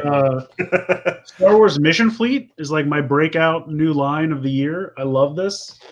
Wow. Super, super fun, like tiny 2.5-inch figures, but they remind me very much of like the 90s Kenner Power of the Force stuff, because it's like a small figure with normal proportions and accessories, and it comes with a vehicle. So it's like that. What I just showed you was $20. So I feel like the price is fair. It's kind of like the spiritual successor to the 5 POA line and the Play School Heroes kind of merged together. So it's like the best of both worlds. But yeah, I absolutely love that. And then I'm trying to look at this pile of toys next to me. I would say right now I'm really into like NECA and Super 7 Ninja Turtle stuff. Really, really into that right now. Sometimes it's hard to find. Sometimes it's not. I'm so sorry. So sorry. Yeah. But it's been getting better. It's been getting better. Rye, top three. Transformers, number one, for sure. As the mounds of totes and stuff over in this corner of the room are any indication. Number two, I was going to say, I'm in the same boat with you. Same boat with you, my friend. I have been getting Mission Fleet. I haven't fully decided if I'm committing fully to it because of space and money, but it is really cool. But like that being said, I'm a big card game person for both Pokemon and Card Fight Vanguard, so a lot of my extra money goes into card game related stuff. But I don't know, a lot of my stuff's Toku. Like I'm like knee deep into Ultraman right now, so I hear that a lot. And also, I have to give a shout out. He-Man is back, and the 5-year-old inside me is amazingly happy. So sorry, I had to I saw show the it. tag at Walmart for those today. The He-Man, was it He-Man Origins? Yeah, it looks exactly like the original packaging. It's perfect. I love it. But they have the extra added articulation. I saw. Yeah, that. they're like the original toys updated with recent. Are they Mattel or Super 7? Those are Mattel. Yeah, Mattel took Those it are back Mattel, from okay. Super 7. Okay, awesome. As for me, aside from Toku, it's pretty much Transformers, and then I'm probably going to dip a little bit into the Halo line coming out from Jazzware. Yes. 23 points of articulations on a 6.5-inch figure. I'm in. Let's go. Especially with the fact that when I talked to them at Toy Fair, they told me all about how they have the CAD files for all the helmets, all the suits, all the weapons. So, I mean, they have like how they were in the game. They have like those design files to be able to replicate that stuff. And they were told they have complete freedom to do whatever they want to do. So every unlockable skin or helmet over the years, they can make a toy of it if they want to. Do we have a street date for when that's happening? I think it's supposed to be this fall. Nice. I know they were waiting for Did it get Halo pushed? Infinite to be well, they were waiting for Halo Infinite to be launched, number one, before they could even showcase. Well, yeah. So that took forever, but then they had mentioned back at Toy Fair, and now keep in mind this is February, so we're going back in time, before COVID was really a big concern. They did mention that they were going to have to wait and see what happened with everything in China, and China did shut down manufacturing for about 60 to 90 days. So there may have been a delay there too, but We'll find out. I did see Micro Machines, which is also Jazzwares. I did see that on the shelf a couple weeks ago. So and the AEW and the UFC by Jazzwares is all coming out now too. So I'm assuming Halo should be hitting probably relatively soon. It's just a matter of figuring out where in the toy aisle they're going to be. Yeah, I'm excited. I'll get roped into that. I know. I'm excited Yeah, for the well, 4-inch figures for Halo. There's a whole stack back here, right? Let's see, move the hand the right way. So this stack right here is all old McFarlane Halo toys. Halo 3, Halo ODST. Dang. Yeah, well, yeah, they're worth like 20 cents each. So, why I bought them? I was a KB Toy store manager back in the day, so I bought things. But yeah, that's what I did. But let's continue on because we're here to talk about toy hunting. What would this again? Another question for everybody here. What would your ratio be, or comparison from how much you buy online versus how much you're buying in store right now? So if you break it down, 80% online, 20% in store. What would your ratios be? Probably 70% online, 30% in store. But lately, with Walmart and Target releasing the Lightning Collection figures sooner, it's almost to the point where I'm like, well, I'm canceling the online orders because I don't need that many. So, but I also don't feel too safe going into the store. So it's like I need to pinpoint where I need to be. So I'm only going in once to not raise my risk factor. But we won't count the whole 16 Walgreens to find the Dino Thunder thing. But I feel safe in Walgreens. It was a quick just in, didn't touch nothing, got out. And it's a pharmacy. If you should feel safe anywhere, Exactly. it's a pharmacy, right? Exactly. Seriously. But but when I do go out, it's following all the guidelines, and you're not shuffling through things anymore. I've noticed it's kind of like just glancing off to the side. Okay, I don't need to see the package, whatever. It's not here. I'm not going to tap all the toys at once. And yeah, it's just being a little bit more cautious when you go to the store. Exactly. And Link the box. Online's become easier to me, but the problem, is shipping. They're not. They're just trying to get them out as fast as they can, and they're not paying attention to how they ship them. Even though there is, the majority of people are like, "Hey, this needs to be in a box." Right. But people are going around the system. They're buying 2 or 3 of one item or adding stuff with it to get the box. Yeah. I was very surprised to see the Psycho Ranger packs shipped in a box. Right. But That's so weird. I feel like the that must Omega have been Ranger was just the thrown case out. they got them in because they were really like, first of all, it's a nice solid box on its own, but then it's like when I remember buying Transformers exclusives from Amazon, and they would come in their own individual case box, and then they would just ship it in that. So luckily, because how Hasbro gave it to them, they just turn around and send it right back out. So I think they all got lucky on the Psycho pack for that same reason. Yeah. So in just 70-30 would probably be online versus in store because of everything going on for the pandemic. Cool. I'm pretty much in the same boat. I was going to say 75-25. I go to the store at most once a week, usually once every 2 weeks to do my grocery shopping and whatnot. So whatever I find at the store while I'm out, great. Otherwise, I'm not making special trips. So the rest of it's just stalking Amazon, Target, whatever online, setting the alerts so you get notified when it comes in stock and jumping on it quick. Following Pre-Attorney on Twitter, waiting for the That guy has been a godsend, can I tell you? Yeah. Pre-Attorney is great. The day I found him, it was like, oh, this guy's going to be my salvation. Carbonized Black series for sure. Oh, yeah. Right. What about you? Where you at on your online ratio to in-store ratio? It used to be like a really solid, like probably 80-20 to like the opposite of like where it is now. Because I used to, last year I was unemployed, so I had a lot of free time. So like I would just make up excuses to go out to the store because it was fun. Yeah. And so like I was looking for this or looking for that. And so like I purposely wouldn't buy things online so I'd have excuses to try to go find them in store because I thought it was fun. So I've rarely bought things online previously other than things I absolutely had to. Like imports or exclusives and stuff like that. But now, given everything going on, it's an 80-20 the other way. Right. Because like Chris, I only go out to grocery shop probably once a week, if that. And I usually only go to one place. Like I go to Meyer, and Meyer can Magical land for all your toy needs. lovely and put stuff I need out one. really fast. And then sometimes Meyer's just a dead zone. Currently, it's in dead zone status. But they were kind of resetting the other day, so hopefully, fingers crossed. But I remember yeah. you were the only person I'm aware of that found the Series 2 blind bags of those little micromorphers. Yep. You were the only person to Oh. find them. Yeah, Ever. I mean, they're at Target now, but like 6 months ago, you found. Yep, the there was only a ones that whole existed in whole one box of them store. at Meyer, and I honestly don't know what happened to them because they aren't there anymore, and they never restocked. You're also the only one I know of that actually found a Racer Zord and a Wrecker Zord in the store.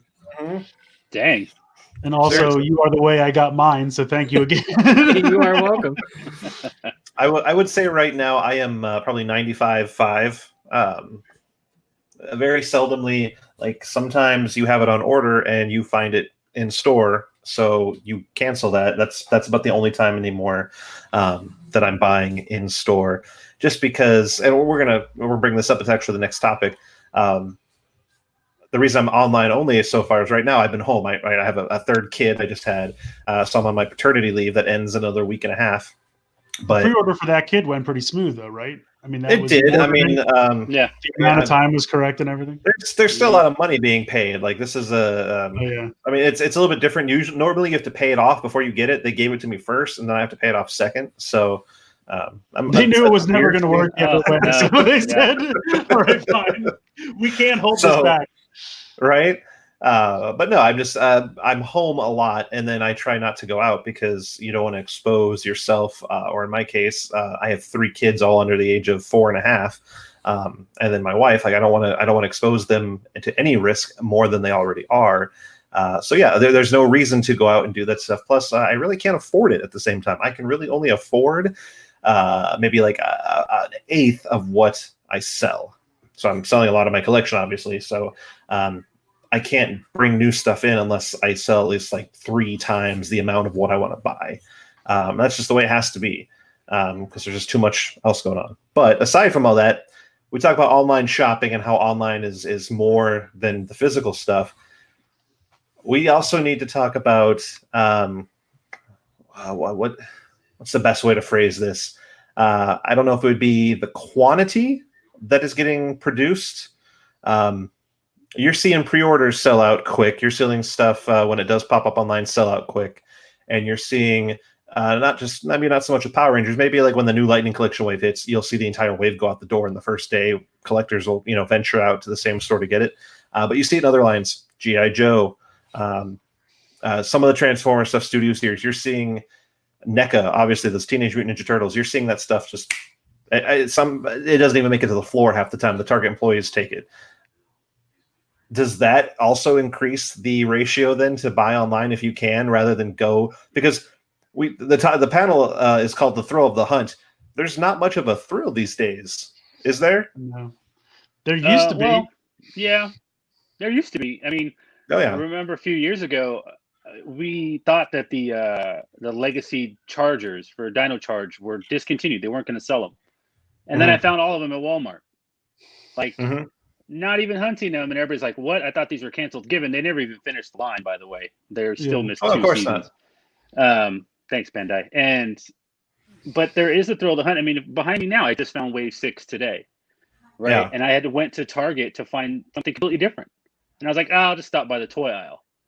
Out of habit, right? And I walk over, and the guy's putting them out, and I was like, "Yeah, I'm gonna need all those. Just don't stop touching them. I'm gonna take them." And then I tried to ask for the case, and he was refusing to go to the back, and I was like, "Fine, that's whatever." And then I went back before I got home to do this podcast, and they were gone. The different sales employee said, "Oh no, we put them all out plus the extras." So I asked about Mighty Morphin Black and everything, and they said, "Oh, we can look up which Targets have them." And I was like, "Are you using the same methods I'm using? Because they all say out of stock." And she's like, "Oh, sorry." So the thrill of the hunt is really missing there because you can only kind of go to one store.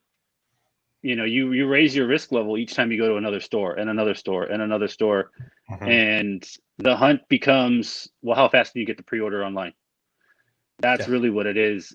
Being able to be up at 3 a.m. for work every day, I catch it at 5. Walgreens updates at 5:30 every morning for me, just so you know. So check if you want Dino Thunder. But things like that make it hard, because then how are they going to be shipped? And like you said, the quantity and quality is becoming less and less. You look at the cases of Lightning Collection figures, they're gone really quick, 5-6 minutes, and they're already pushed. They're on their second wave. And then now they're out. So everybody that's wanting, Mighty Morphin Black, they either got to wait for Best Buy right now in October, or patience versus money. A lot of people have offered me just today from posting on Twitter, they want the Mighty Morphin Black, and there were some triple-digit amounts, and I'm like, just wait, it's hard to say just no. Wait I'm like, to give me my PayPal good. information, and then I can set it up for you. Hold on, Siri doesn't know what PayPal is. Wait a minute, but yeah, it was weird. I'm like, no, guys, it comes out in 6 days. What are we doing? Do you have a printer? Yeah, I have it from Pulse. I'm gonna charge you shipping. Pulse isn't. So just wait.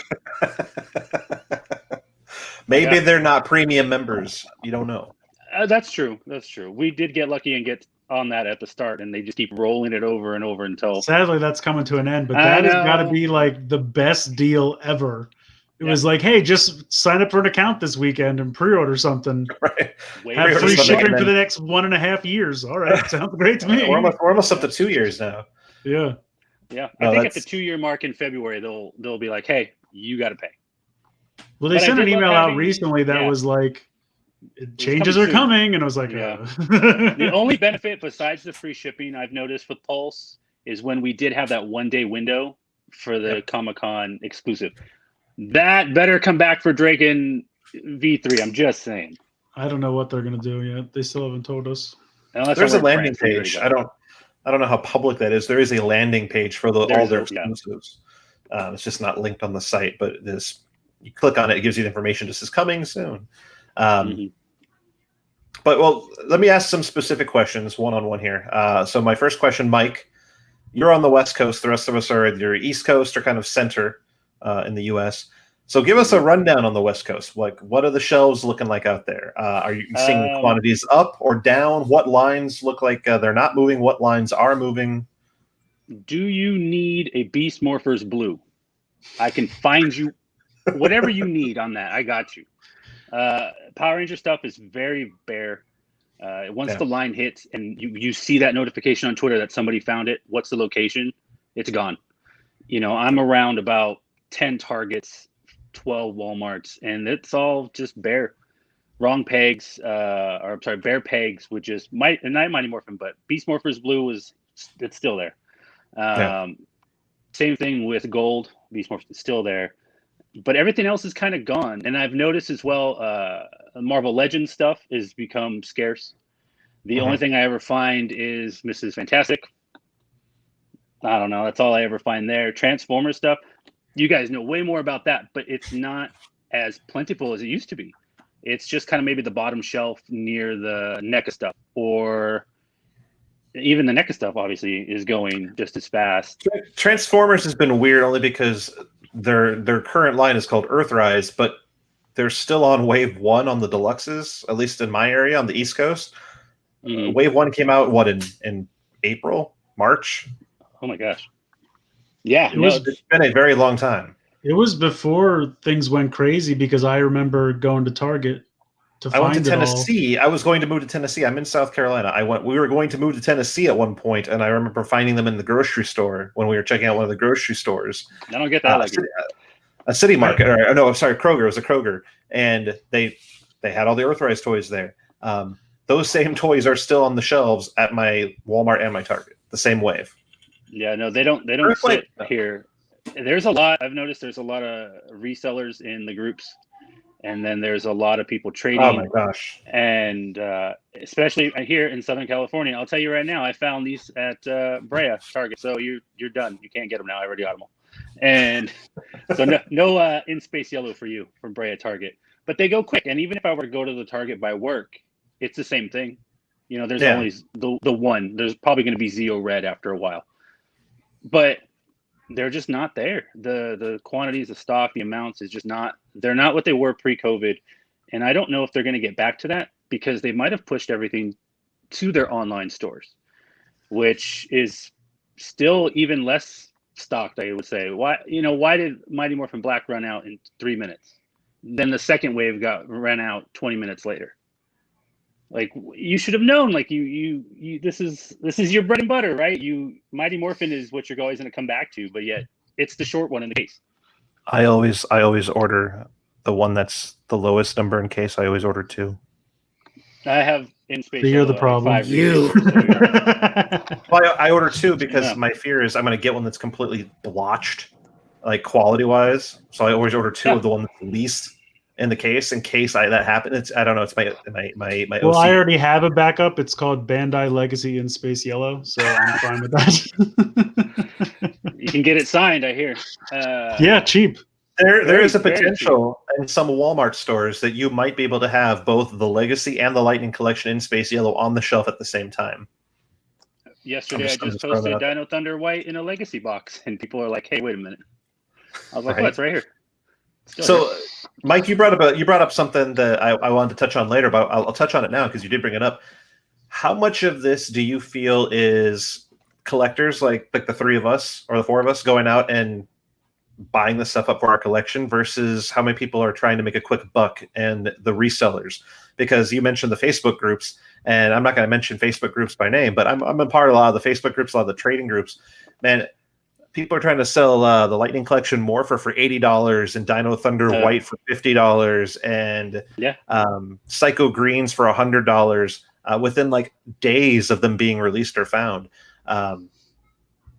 Is that what another problem is? Just people buying up to resell it because they're seeing it sells? Because I'm as someone who's currently selling a lot of my old collection, I go on eBay, I type my item in, I see what's sold, I filter to sold to see what the actual value is.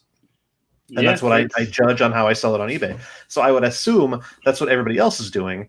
And so, when they see Psycho Greens going for $100, that's why they decide to ask for $100. But does that contribute to, I mean, are people buying things up so much because they think they can flip it for a quick buck? I'm going to tell you right now, it is a buck. I mean, you bought it for 20. What are you trying to get, right? Like, you need to pay for shipping unless you're going to tell the person to pay for shipping, or you're trying to trade it for something you don't have, right? Say you miss Psycho Green, but you happen to just find 3 Dino Thunder Whites, right? Yeah. So that person's going to buy all 3 of those, and they're going to try to trade that for their Psycho Green that they missed out on. Or they're going to try to flip it. Like, look at the putties. They're gone.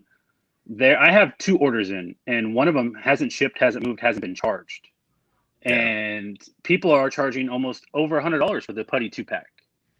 But you already got the putty once. It's fighting green. All they do is change the paint. That's it. Yeah, so now I have 3 and then 2 on the way, and that'll be announced at a later date. But stuff like that, yes, you do find. Yeah, mine's somewhere. Oh, there he is, right there, along with Alpha. And I've noticed that people are trying to literally flip it for like $60, $70 as soon as they come out, because they want to get the person that doesn't have the patience, and that person is going to pay the most to be first. They are the first, with Chris over there in the comment section, going first. Found it. And I think that hurts the value. I don't care about the bit. credit. I just want it. But that's the thing. Some people do. Some people want it because they have to have it, and they don't know if they're going to get it. And maybe they didn't get the pre-order. Look back to what you said when you were talking about when you found Mighty Morphin Black. You had people operating with triple digits. So people hear that and they go, "Oh, well, if I find one, I should pick it up and flip it." And also, you have to look at stuff like the NECA Ninja Turtles, right? Bebop and Rocksteady. Let's talk about Bebop and Rocksteady for NECA Ninja Turtles. Those things are going for $200 to $300 at one point. They wouldn't even hit the shelves in Target. Ridiculous. I think that was my first time really noticing that there was a buy and flip mentality hitting, because that came out right around the COVID time. That was like February, March. Wasn't that really people kind need money too? I mean, yeah. whether you're not, you need the cash. That was like towards the end of last year, even though, because I remember going to like Target every day because I didn't know when they would come. And the way NECA stuff gets put out is weird. There's like a person who has to come in and put it out, like the Target employees. Some of them say they can touch it, some of them say they can't. It's weird. The one But by I was mine going can. all the time. And the problem with Bebop and Rocksteady is it was a set of 4, and the other 3 out of the 4 were repaints or repacks, things people already had or didn't want. So the case comes in of 20, 2-packs, just to use a number, and only 3 of them are Bebop and Rocksteady. Well, those get bought up in 10 seconds, and now there's 17 boxes sitting on that shelf. More product is not going to get sent to that Target anytime soon until the other stuff gets cleared out. And when it's not as desirable as brand new stuff, that was a dumb move. You know what I'm saying? You should have done. So I was gonna say, especially when if the DCP, if you're looking at Target, the DCPI, or even Walmart with the SKU, if it's an assortment, right? So if the same SKU number is used for the entire Lightning Collection Wave 5, Wave 6, or for just in general the Lightning Collection in general, if they're stuck sitting on 13 Magna Defenders, like my one Target is, they're not going to replenish that because the system shows that they technically have 2 cases sitting on the shelf of and they don't Power know the Rangers Lightning difference. Collection. That doesn't say there's 13 Lightning Collection. It says there's 13 Lightning Collection, or sorry, does it say 13 Magna Defenders? It's 13 Lightning Collection. Now take that same idea and warp that to Target, which Target does have individual DCPIs, but they're ordered based on the DCPI of the case.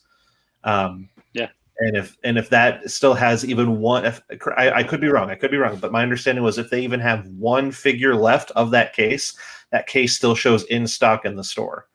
And if it's still in stock in the store, then it doesn't get reordered. You see this a lot with Walmart, where a new line comes out and they get 20 cases of Wave 1 for whatever reason, and they sit on it until the line's over. You see with Transformers all the time, or my friend Kevin, shout out to Kyoto Yuzio 93, he has a Walmart near him that, I'm not going to lie, has 50 figures from the first wave of Lightning Collection. 20 Zeds. It's beautiful. I saw the picture. It will never go anywhere. But Walmart will say, yeah, we got Lightning Collection. They don't know. They don't care. And it's just drop it like half off around Christmas time, which they will. But he needs to be there with credit cards. Free with other purchase. The Facebook groups that I've noticed as well, it's not so much the flipping. There's been quite a people that are just helping. And a lot of them have just, virtually fist bumping, like, hey, man, cost plus shipping, whatever you need. Or they are trading 1 for 1. My Dino Thunder Extra that I traded a DC Black. To me, I thought that was a fair trade. Exclusive for exclusive. We just 1 for 1'd it. And then I think that happens more often. But I've also noticed, too, that people are flipping the Morpher for $90, and then it comes down to 80. Then it comes down to 70. Then it comes down to, hey, how about just a Psycho Green for this thing? And because the reviews come out, some people like the Legacy more, some people like the Lightning more because of whatever sounds, whatever you preferences. So I noticed that even on eBay, those are coming down. I get emails all the time. The item you were watching, $10 dropped, $12, $20, free shipping. The best thing was what came out that's probably behind me that was expensive. DC Black, 80, 90. Now it's 35. Dino Thunder White last weekend. It was 80, 70. Now it's 40. It's slowly coming back down because more and more Walgreens are getting them, more and more people are getting them. And now that's just used as trade fodder, which is fine. But I posted on Twitter about some guy trying to flip something after literally the day before somebody helped him get something for cost. So he got an item for cost, turned around the next day and said, hey, $80. And someone's like, yeah, man, I'll do it. So I screenshotted it and put it in there. I'm like, hey, just remember where you came from, because this person helped you get Ranger Slayer for cost, but you're trying to flip Dino Thunder White. So you didn't have to pay scalper prices. So there's still people like that. And he actually left the group. So long, I guess. I don't know what to really tell you, but it's cool to see people help each other. And I think that needs to happen more. The line is very popular. We all kind of groaned at Wave 6. But yet, here we all are, right? We pre-ordered it. We pre-ordered 2 of whatever. We got them at Target. We got them at Target on the East Coast over the weekend. They're still selling out. They're not staying on shelves. But yet, you have to remember too, like the online Twitter community is very loud. Yeah. But is it the overall? People We're buy Tommy. Very They're small gonna buy can. Tommy. We're in a small Exactly. can. It's an We think echo. it's loud, but we're really just like this. This is the Twitter Power Ranger fandom right here. It fits in the palm of your hand compared to the rest of the world. Yeah, it's exactly that. And so I think to end the question, yeah, some people are using it for a flip because it's popular. Yeah. But that's not necessarily Hasbro's fault. They're making them as much as they can. Factory shut down for 90 days. Wave 5 was pushed. As you can clearly see how close we are from June to September, from 5 to 6. GameStop barely got theirs 2 weeks ago, which I'm assuming was in the same shipment as Rita and Zed because they shipped them out 3 weeks early. And now you're looking at September 1st for Hasbro Pulse because they probably thought we should probably do Hasbro Pulse customers first before we do everybody else because What a concept. Exactly right. Exactly. Listen, I created an and entire website to sell exclusives to collectors, and now I'm going to give everything to Target. That makes They sense. pay for a 20-month premium membership. I would wait until November for a Wave 7 reveal and a December 1st release. And that's probably going to be soon. You know, I think Wave 7 is before the end of the year. The fact that Zeo Megazord hasn't been announced yet because some exclusive website hasn't said anything yet means that it's not real. And that's frustrating because people are playing with it. Videos, YouTubes, all that fun stuff. But yeah, I think scalping is becoming an issue when it comes to getting everything, and everything's selling out within minutes for that reason. About 30% are probably flipping it. And I don't know what to tell you, but This panel may have been recorded earlier, just FYI. People watching. As we date ourselves, like, the Zeo Megazord hasn't been announced. yeah, well, you don't know. We actually don't know. I mean, this hasn't been announced. Where's the thing over here? Oh, that hasn't been announced yet. So it's not real. It's true. That's not really there. I don't know where I found it. Let me ask Chris a question here. Chris, you're a toy reviewer on YouTube, yeah? Mm-hmm. Yeah, Long's Toys. So I've watched your videos. I'm subscribed to you. You cover a whole bunch of different brands, right? I've seen obviously Transformers and Power Rangers. I've seen Ninja Turtles. I've seen Batman, Ultraman, Kamen Rider. Yeah. Is there a particular brand? Is there a particular brand that you don't have to go too much into your analytics here, but this is just, as a creator looking at the numbers, is there a particular brand that seems to operate or perform better than other ones? Like what would you say is your number one traffic draw out of all the stuff you cover? Surprisingly, Power Rangers and Transformers, which I say surprisingly because there are such bigger, more famous, whatever term you want to use, reviewers out there who probably do a better job than me, but I appreciate everyone who watches my stuff. I really do. It's why I keep doing it. But yeah, surprisingly, like Power Rangers stuff, I just put up the Megazord, the 3-pack, the $15 3-pack Dino Megazord. I was trying to upload it to YouTube last night and it would not finish processing it. And then I went to sleep and it finished sometime overnight. And so I woke up to a bunch of comments. I'm glad it finally got done for you. I know, thank you. But like right off the bat, like it just started jumping up. And I mean, my numbers are not amazing, but I know what's typical for me. And yeah, but I mean, like I said, I feel like there are so many bigger, like I figured smaller fringe stuff would do better because no one else is covering it. You know what I mean? But maybe just because nobody cares about it. I don't know. Nobody's looking for it. Yeah, exactly. The way I always looked at this was I'm going to do what I like. I very rarely buy something because I think it'll review well because you can never tell. Oh, I think this will do amazing and it does nothing.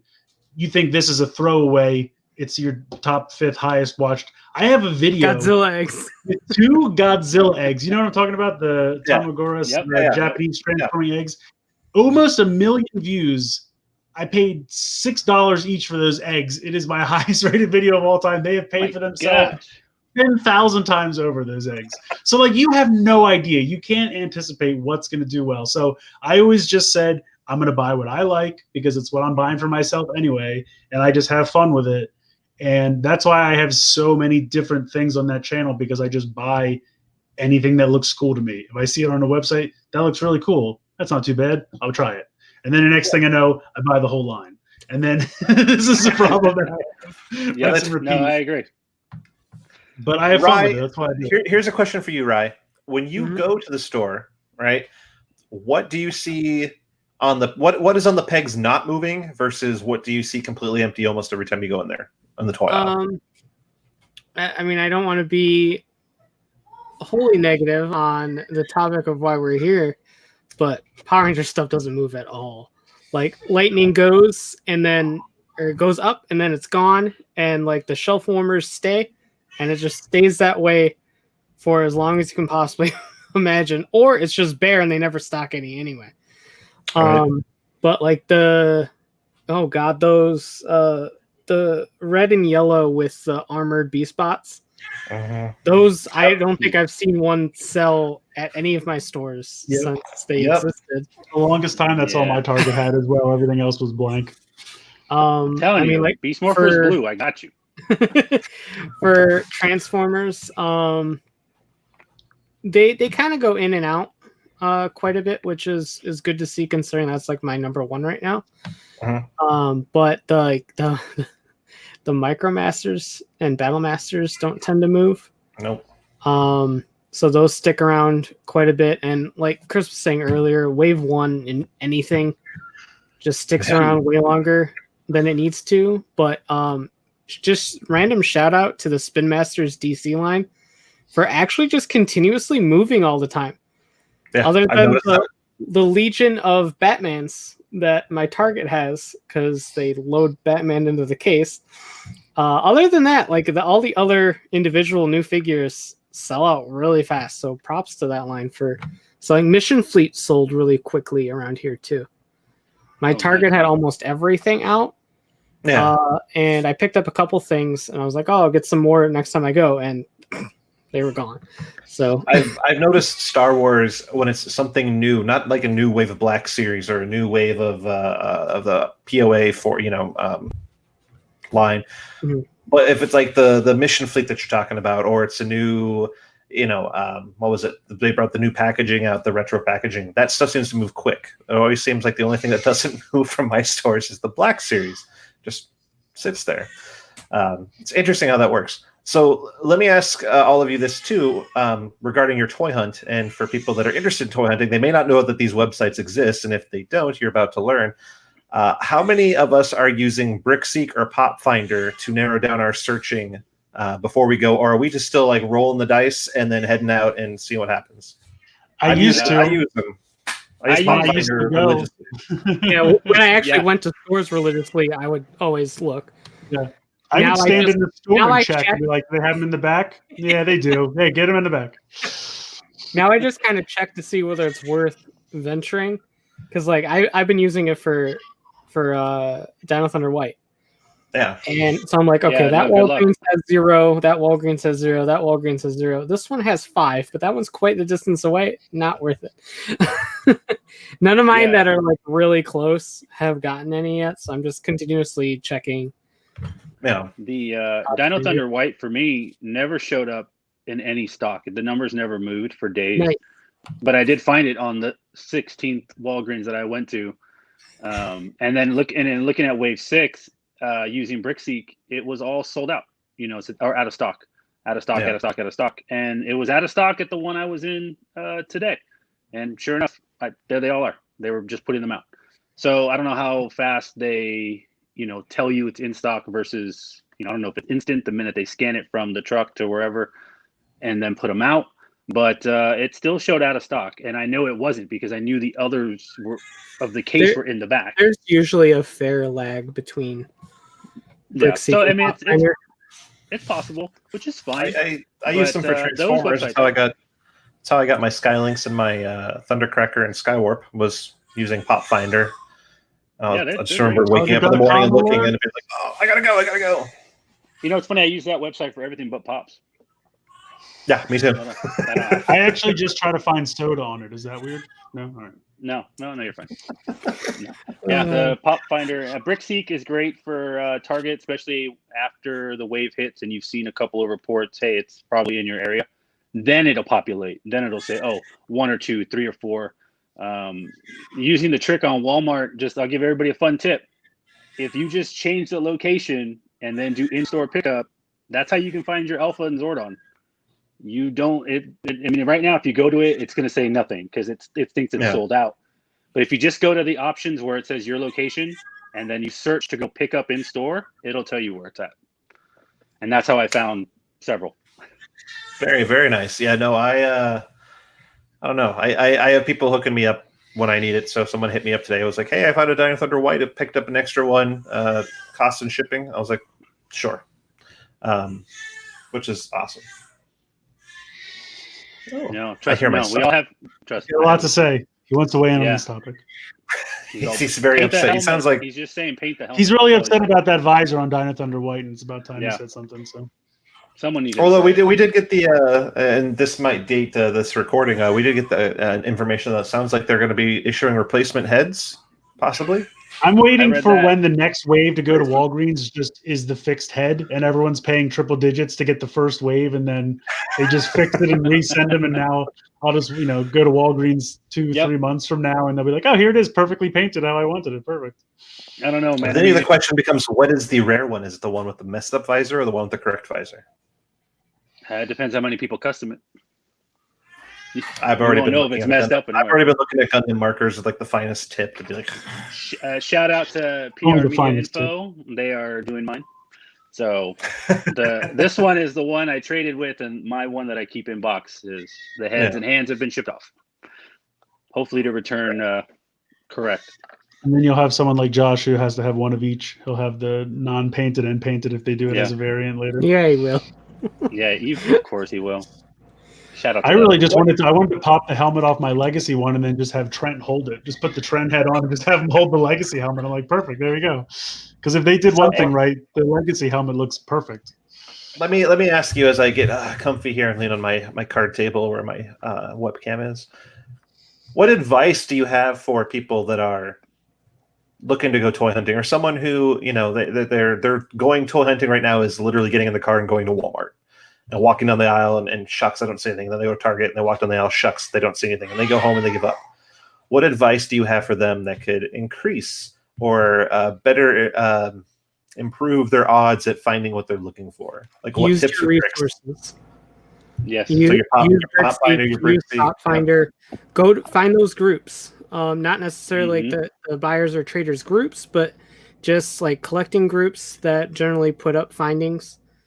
Stuff like that can be really helpful. Look for local groups. Like I used to be when I lived in Colorado. I was in a Colorado like Power Ranger fan group. There's only like maybe 80 of us there, but it was active, and we would share like, oh hey, I found this figure at this store, and that's how people are able to get their stuff. So that's right. That's awesome. That's a great idea. The first thing I would say is, oh, go ahead, Mike. Go ahead. Go ahead. I was going to say the first thing I would say is don't do that. Stay home. No.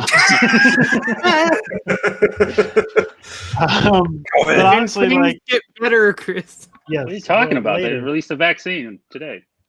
2021, I'll be back to toy hunting. But what I just do, honestly, like find the listing on Target, and then they have that toggle thing in the app.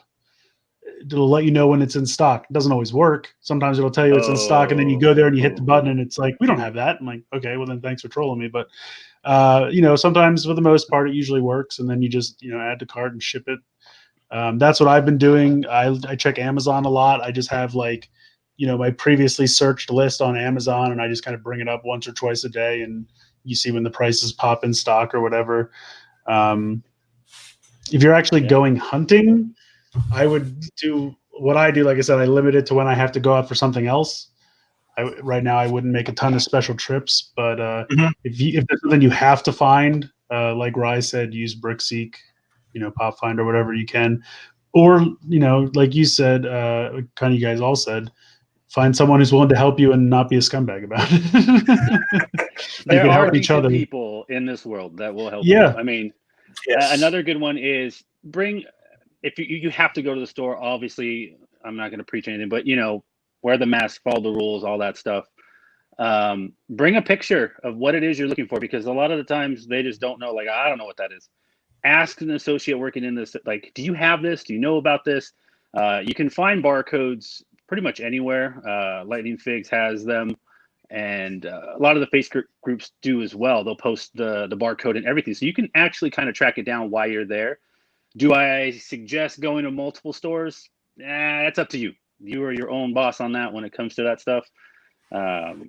But yeah, definitely it helps to have the picture, because if they'll look at it visually, like, oh yeah, I know what that is. I know exactly what that is. Like, let me go get it. They don't know what it is, but they've seen it because they've unloaded the truck or they've unloaded something in the back. That happened with Mighty Morphin Red.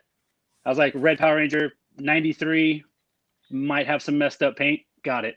It's in the back. So they brought it out. And that helmet with no white line around the visor? Yeah, we got that. Yeah.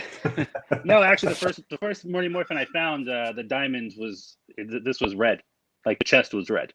Wow, that's the a new two level. white sides were. I should have took a picture, but I would have bought that, man. I would like. Yeah, well, it did look like someone had done it. But also another thing too, don't be that guy that's going to put a Magna Defender inside a Stormtrooper box. Oh my gosh! Yeah, don't do that. Just sell it somewhere else, man. You'll get your money back. If not, you'll get a couple bucks back. Yeah, don't return wrong toys in the wrong box. Don't do that. Don't return legacy items in lightning boxes. Don't shoplift.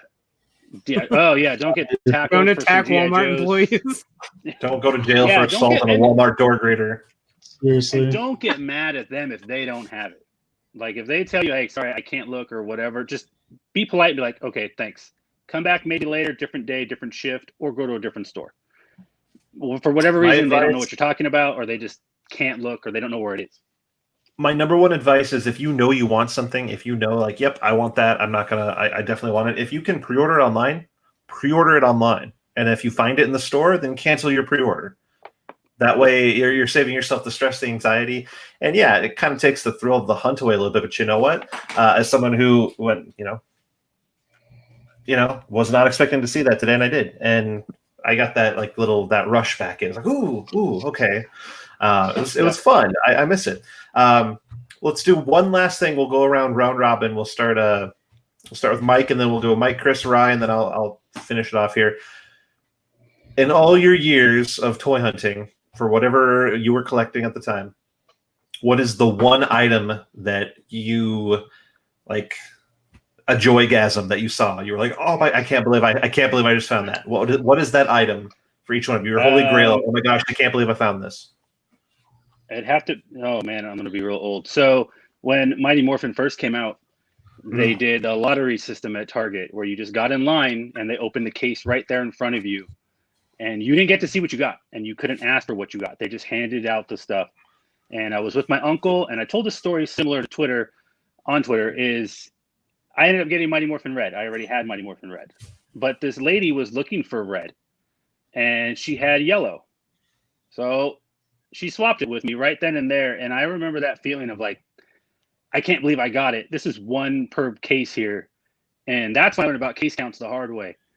And so I've always had a very special place for that Mighty Morphin Yellow, because that was the only female figure I could get. Because after that, they stopped doing it and switched to Automorphin and then the karate figures. So I could never get pink. To this day, I have never had the original Pink Ranger in the little box. So, bye, Ryan. And yeah, so that's the one that I remember as a kid. I was like 10 or 11 years old, and I cherished that thing forever. And I still have it. It's upstairs, in my closet. Played with. The coin is all tethered, off the chest or whatever. Yeah. I still have the white, the white blaster. The buckle on it is still solid red. It doesn't look like a morpher. You kids won't know. 90s kids will know. But it's not your lightning. You won't understand. Only 90 kids would know. Facebook group. That one, that Yellow Ranger definitely started the whole feeling of finding the one that you always wanted.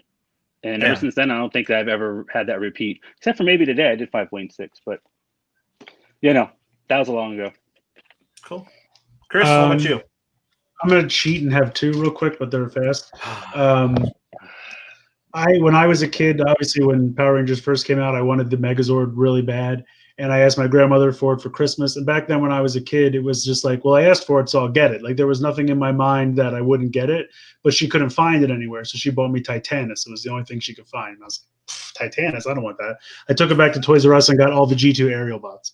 Oh my God.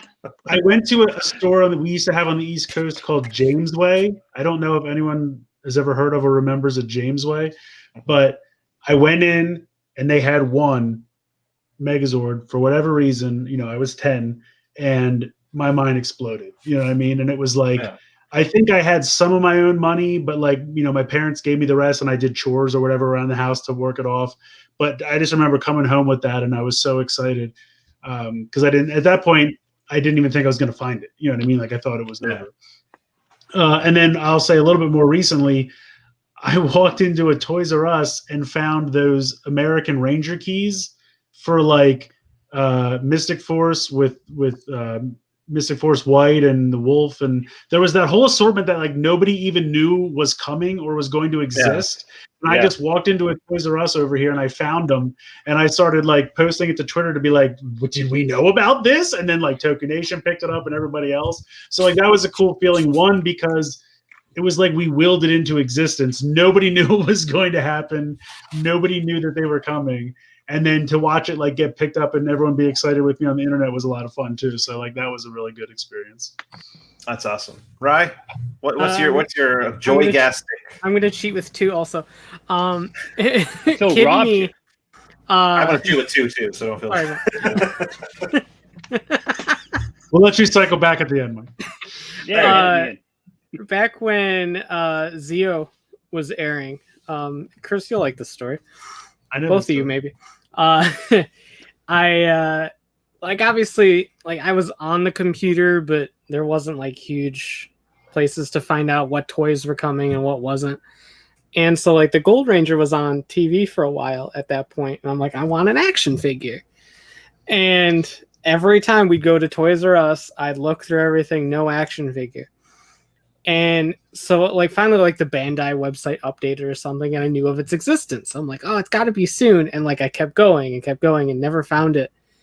And one time I went and I looked through the pegs, at least as far as I could see, because I was still really young, and didn't find it. And I got really upset. And then I looked down and there was like a face down figure on the bottom shelf. And so I picked it up and I flip it over and it's the Gold Ranger, and I screamed. My mom thought something happened. I was like, what's happening? I'm like, I found the Gold Ranger. I was taking my kid. Yeah. And then more recently, just because I don't know if any more of these exist, because I've never actually seen anyone else have this. But that time that I found you can find it. Oh yeah. The mismarked Red Ranger with the gold chest. Gold. Yeah, that's right. That I was forgot about that. There was one out here, but I never picked it up because I was like, no. should have. Well, I don't know who watched that show, but not me. And I was like, I don't know if I want this. I was like, oh, Netflix though. I had to do a double take on that one just because they're all so similar. And I'm like, well, it's a gold chest. No, that's right. I'm like, no, he's supposed to have a red chest. I'm like, yes, variants. I will share my 2.5 stories.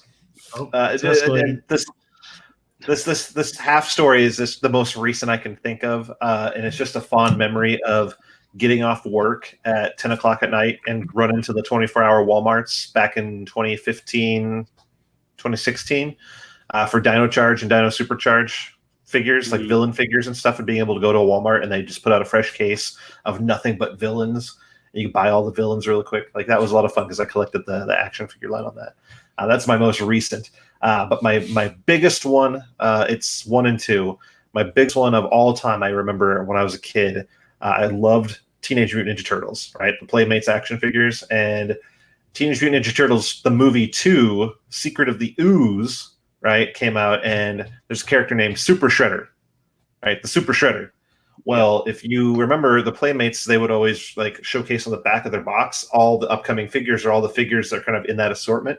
And that's how I learned the existence of the Super Shredder action figure. Well, as a kid, that's all I wanted was a Super Shredder action figure. And Raya, I think I was in your boat. Every single time you go to a KB Toy, they go to the mall KB Toy store, go to whatever store in Minnesota where I lived that sold toys, just running and rummaging through everything until that one time when you finally pull that figure back and there it is looking at you, and it's just like grabbing it and clutching it to your chest and not, whether I was like 7 years old or something, and just like I'm never letting go.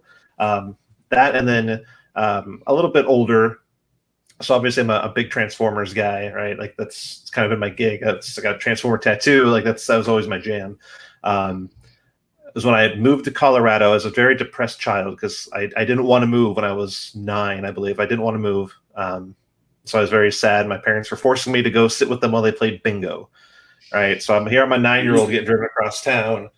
And we swung by the store because my mom and dad wanted to pick up like a coloring book or something for me to do something with. I did maybe 10 or 11 looking at the time frame. Anyways, walked down the toy aisle to take a look at something, and guess what's on the end cap? It's the G2 Dinobots. Had no idea Transformers was coming back in any way, shape, or form because it was the very early 90s. No idea. And then there's the Dinobots from 1985 sitting on the shelf looking back at you, and I never had any other than green colors. Oh yeah, I got the rare ones. I got the red snarl or the green snarl and the red slag, which are the harder to find other than the silver ones. Color swap. Yeah, so I got those, and it's like, oh my gosh. And then after that, I was Transformers until Beast Wars. Then I got angry. But anyways, that's a long story short. But Mike, you want to finish off with your second story too, if you have another story? Dino Charge, the Charger packs that were the legacy ones. They were all black little Dino Chargers, or the gold Dino Chargers, but the black little Dino figures. Yeah. We all thought they were canceled. They were taken offline everywhere. And we thought, okay, well, that's the end of it. They never came out. And then I ended up finding a whole case of them at Walmart. And I was like, wait, what? And I had to ask. I think I asked Taku Nation. I asked every Ranger thing that I ever followed. I think I asked both Chris's. What? Did we know about this? You guys know more about me. I asked Raz. I asked everybody. And they're like, no, this is the first. You found the first case that we know of. So, I bought I think I remember that conversation, actually. Yeah. I was like, oh, well, all right. So I gave away the doubles, and I think that's, if you know me, I'm giving away stuff like as much as I can, and I think that stems from Super Mega Force. I think I was the first to find the Mighty Morphin Ranger keys in Target, and then the pink and yellow for Super Mega Force with the clear red. Everybody was like, "What?" We didn't think we were going to get female keys because there was like 2 in the whole line, but yeah, I know Super Mega Force. I broke a lot of like first in that one. Like I found the Super Mega Force Morpher. Everybody's like, open it, do this. I'm like, but I don't open my stuff. Which I always feel bad because everybody's like, open it, tell me what it says, and then that's fine. That, if I remember correctly, that was open anyways. You could put the key in and turn it while it was still in package. Yeah, well, see, I didn't pull the tab. I didn't. Yeah. But I mean, yeah. So I wanted to keep it pure, But yeah, that was, I think, the Dino Charger one actually stood out because we all thought it was canceled. Everybody was like, it's done, the line's done. And it was because they didn't finish the last 2 teams. So no one ever got the last 2. I don't even remember what they were, but they never came out. No, I don't remember. I had given up buying those things at that point. I would like to say this has been fun. I hope the 3 of you had fun with me. Toy hunting, it's a passion, it's a hobby. It's something I'll probably do with my kids as they're older. My oldest is really, really, really into Spider-Man right now. We'll see what happens with that. But toy hunting is fun, and it can be costly. So it can be costly. But again, Chris and Rai and Mike, I'd like to thank you again for coming on to this panel here on the Viewing Globe, the Power Ranger Tokusatsu fan experience, streaming online for free. Where can everybody find you on the social media, on the interwebs? Mike, if you want to go first, then Chris, then Rai. At Big Mike 8109 on Twitter. Just started my Lightning Collection 360 videos. Something pretty basic. So you can follow that if you want at L Collection 360. There's also a YouTube channel for that as well. Subscribe. Giveaways are coming for that channel. So I just figured out how to do a YouTube one with all the rules. There's so many rules. So that one was determined today, actually. So by the time this goes up, you actually might be able to see what the giveaway is. Awesome. Chris, where can people find you on the interwebs? Well, my Twitter is right there on my screen at CLong83. And my YouTube channel is Long's Toys. So you can just youtube.com/Long's Toys. Rai, where can everybody find your beautiful face? I am literally at Collector Shuki everywhere you could possibly imagine. If you want to check out my old reviews, I haven't done them in a year and a half or something like that. But If you want to, they're at youtube.com/collectorchuki. Twitter is at collectorchuki, and that's really all I use. I don't understand any other social media platform. So you and me both. That is that. Yeah. All right. And I am at Toku Chris on every form of social media you can find, except for Facebook, because I think it'd be weird to make a Facebook for internet person. Well, wait, that's stupid. No. That's taking it too far. So anyways, thank you everybody for watching the panel. I have no idea what's coming up next while we're recording this. Hopefully it's something awesome. Hopefully we're not the end of the night, because that would be awkward. Anyhow, we'll talk to you next time. Thanks again for watching. And hey, we read the comments. We'll probably be reading the comments, and we're talking to you during the show. So have a good one. We'll talk to you later. Bye. Bye. At the beginning of the hour, we asked which jewel of the Corona Aurora was found in a volcano. The answer? The Toru Diamond. Did you get it right? Congratulations! Keep track of your score and let us know how you did at the end of the day. Ranger fans, I'm George, and I have a channel here on YouTube called Ranger Reviews. You can follow me on social media, wherever you want, at @PinkRanger. But today, the Illuminati said, just go film some stuff. So today, I'm going to go toy hunting. I'm trying to find the Lightning Collection Morpher and those Zords. And if I don't get those Zords, I'm going to be so mad. Let's go take a look. Put on your mask and let's head out.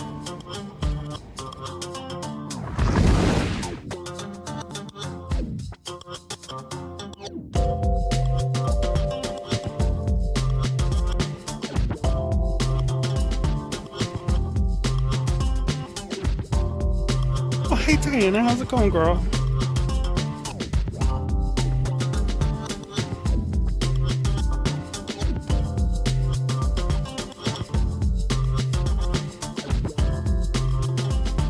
So Walmart was a bust this time. In rural Jersey where I live, there is not a lot of toys to be had. There are a lot of collectors in our area, but we have like a toy dead zone.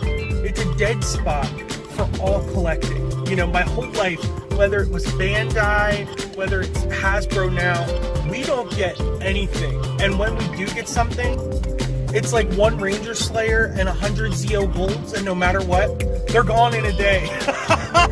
But one day I'll find that Morpher. So let's go look for some Zords over at Target. Target's probably the most reliable. I miss Toys R Us so much, y'all. Let's go.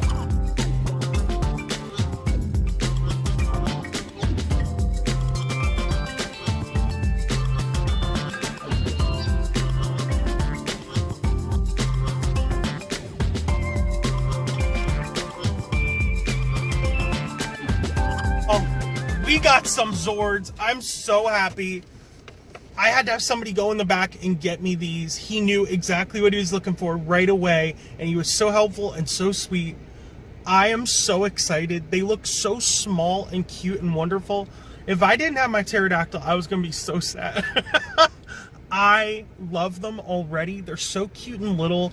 Who cares if they're missing some paint? I'm sure BD15 Decals is going to make some sick-ass decals for these guys.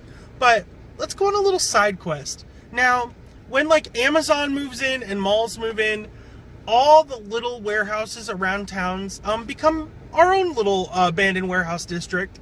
And there is a place in my town where when I was a kid, my dad used to take me all the time, and they had giant metal dinosaurs, and I used to joke that they were my Zords. I haven't been there in years. Let's go see some giant dinosaurs and take some cute little pictures and videos with our new Zords.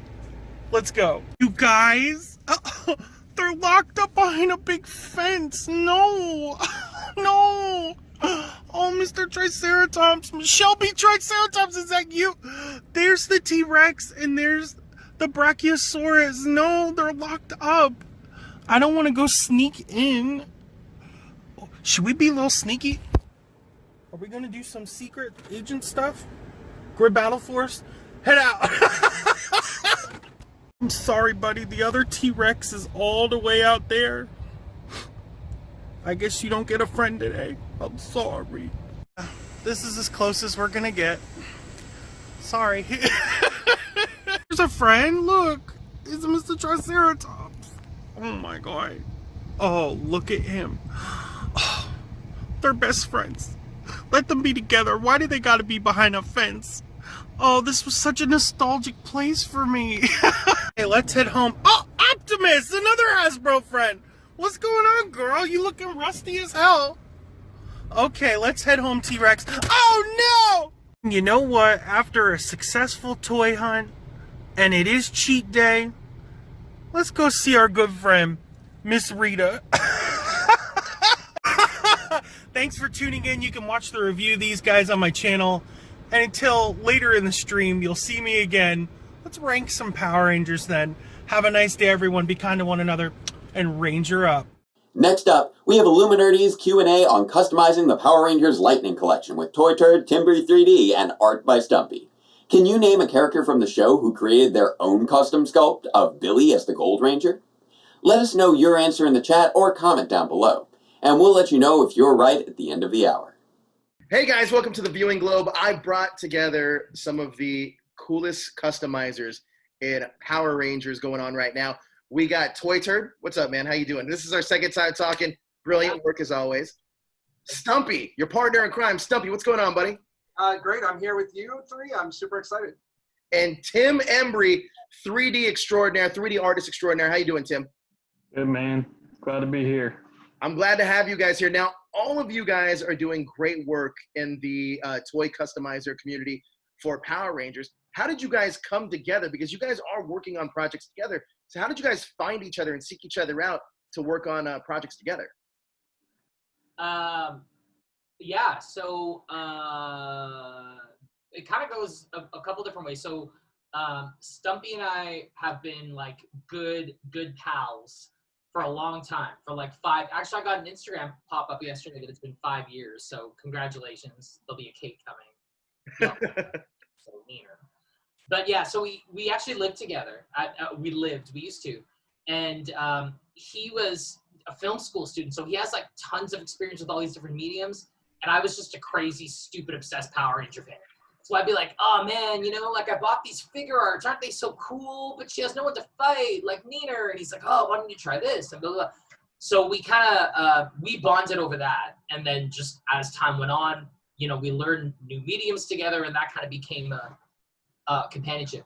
And then Tim's connection with me, I'll let Tim tell his story, but I just am a fan of Tim's work. Tim, Stumpy and I learn different mediums along the way, and then you learn something new and you're obsessed with it. You're like, oh man, all I want to do is clay work, all I want to do is foam work, and then you realize its limitations and it goes on the back burner, and then you whip it out when it becomes relevant. And 3D printing was something that we never really tackled, and Tim very, very, very much does. So I came across Tim's Instagram and I was like drooling, frothing at the mouth. And I'm like, oh my God, this guy, who is this guy? So I started like, trying to work my way in with that guy and make friends and whatever. And I did some orders. And then now we're like, I think we're pretty cool. I've like just called him to chat a couple times. So yeah, we're good. And Tim, so how did you guys connected through your guys' obviously shared interest for customization? But what got you inspired to start 3D printing some of this Lightning Collection stuff? So prior to doing anything with figures, I worked with Matt Cook with Avenged Cosplay, and we'd build full-size Power Ranger stuff. And the more I got involved in 3D printing and learning how to 3D model, and the less time I had to work on stuff, I decided to scale it down a little bit so I could still be working on things. And finally got into the figures and found some avenues of doing so with some good quality with the resin printing and things like that, and just kind of took off from there. And then it was from dioramas to the thrones to the cockpits, and that's where Jerome first called. He actually just randomly called me on Instagram. I posted a picture of my Megazord, the individual cockpit, right there. He's got it, and I all of a sudden seen on my phone, somebody's Instagram calling you. I'm like, what the heck is going on? So I answered it. Man, we talked for probably like 30 minutes, Is that after what that, happened? and he. That's amazing. I love that. Is that what happened? I just called you like some crazy fangirl. just randomly called me, man. In my defense, Timbri 3D. Check this fucking thing out. So if you are scrolling through your Instagram, and if you spend your Saturdays chiseling clay, and some asshole on the other side of the world just pops this thing out like it's like yesterday's trash, you would also be calling Timbri 3D on. So I freaked out. I've made maybe 3 of these in my lifetime, tried with different cardboard boxes and a dream. Like, seriously, like, I mean, I have the kind of brain, I'd be so into it that I'd like be opening up hand sanitizer boxes at work, and I'd be like, almost, almost. And then he can do things with his 3D ability that, is just so precise, right? That so, I mean, I think as a collector, having a pterodactyl cockpit was just a fantasy of mine. So now, Stumpy, I want to ask you, because I know that you were living with Toy Turd for a while and you were in film school. When he was working on these customs, did you kind of use that film school eye to start taking like toy photographs of the work? Is that how that kind of worked out? Actually, he's more of the toy photographer than I am, for sure. Like, growing up, I wanted action figures. I didn't maybe get the ones I wanted. But I remember Rescue Heroes, I think it was, like the big feet. They had made no sense. I wanted all of them. They were so cool.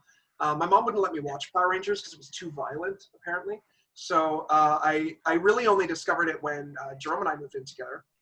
And he was the figure arts at that time. So he was playing with the figure art toys, and there were no villains. It was just the main team, and no putties, no anything. So at one point, he kind of threw together a Ooze Man, which we posted the other day on Toy Turd, like a side-by-side of like, look how far we've come. 5 years ago with the first Ooze Man, made out of like bakeable clay and some wire, and it was just a mess.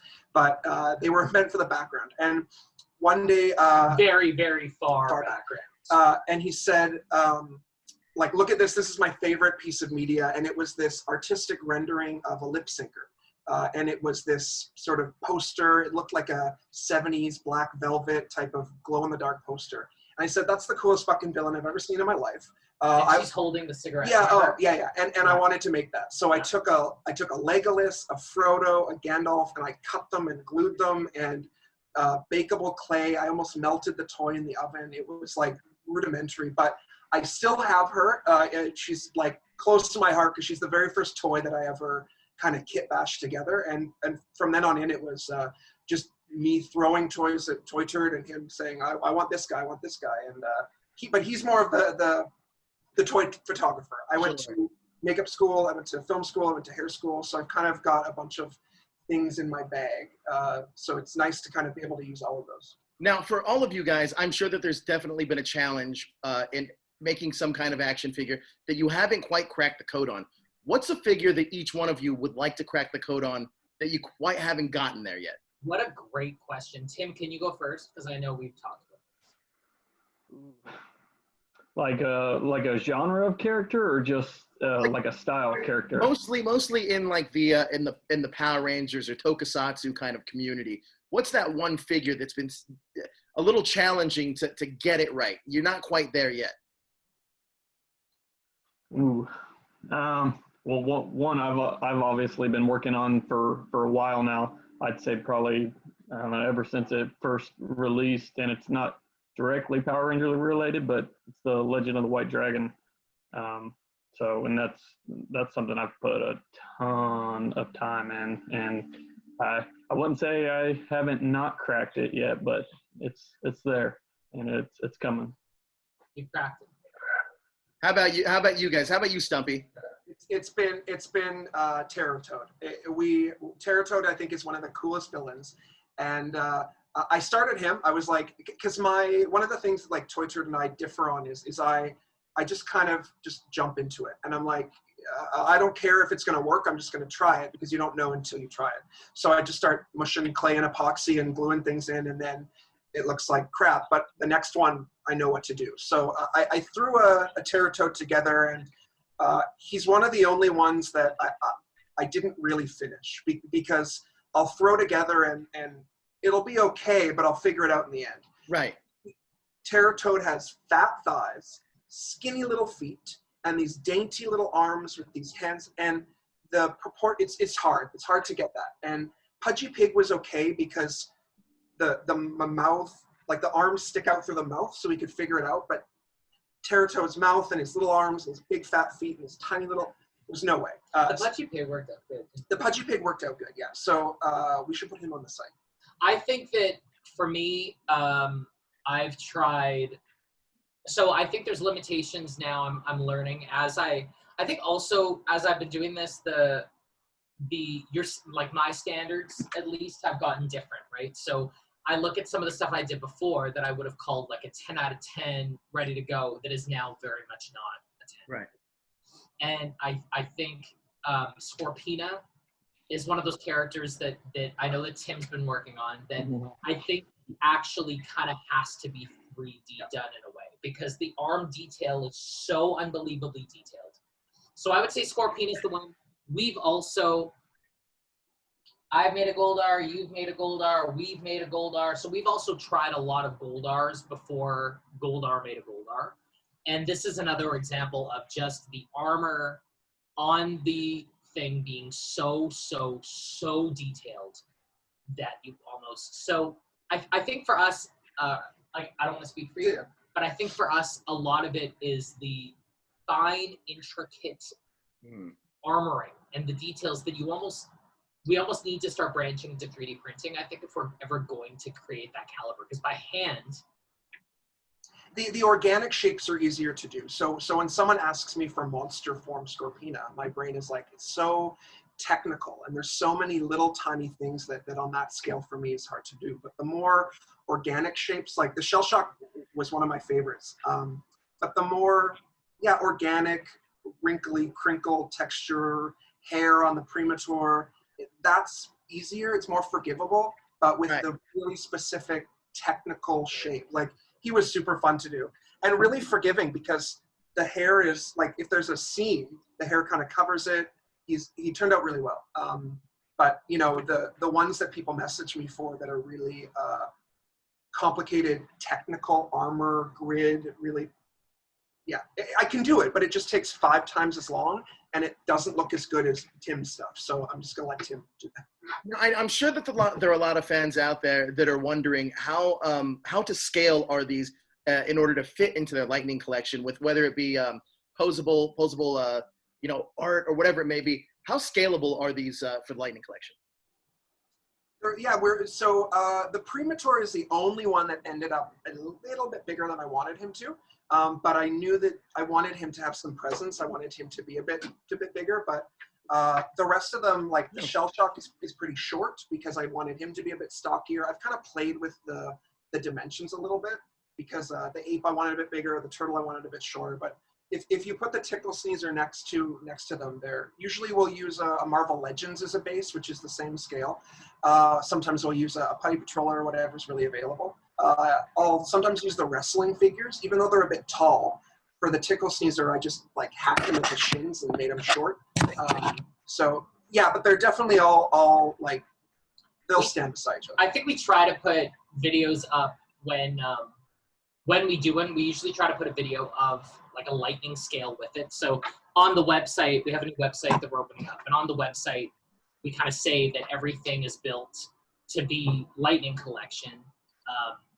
Unless specified otherwise. I know there's a couple different lines that have gone out there, but she turned out pretty good because that animal was beautiful.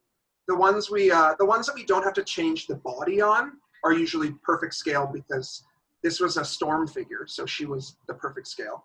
But we can, in theory, make them bigger. Like I save all the molds, I save all the casts, so I could put that Primator head on a legacy size. Like we could change it if someone wants a different size, but our website's going to be Lightning scale stock. Like if people just order a toy, it'll come Lightning scale unless they specify, hey, I'd rather it be figure art sized. Right, which we'll talk about the website in a second. So I actually think that's such a cool concept.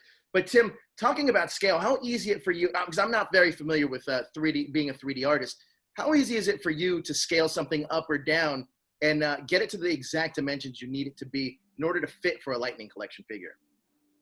Very easy, actually. I actually got a pretty awesome 3D scanner, and I can actually, if you have another figure you want it to be scaled to, I typically just scan that in, and it'll one-to-one match it, and I can dial it down right exactly like to fit into the hand and everything. So it makes for a lot of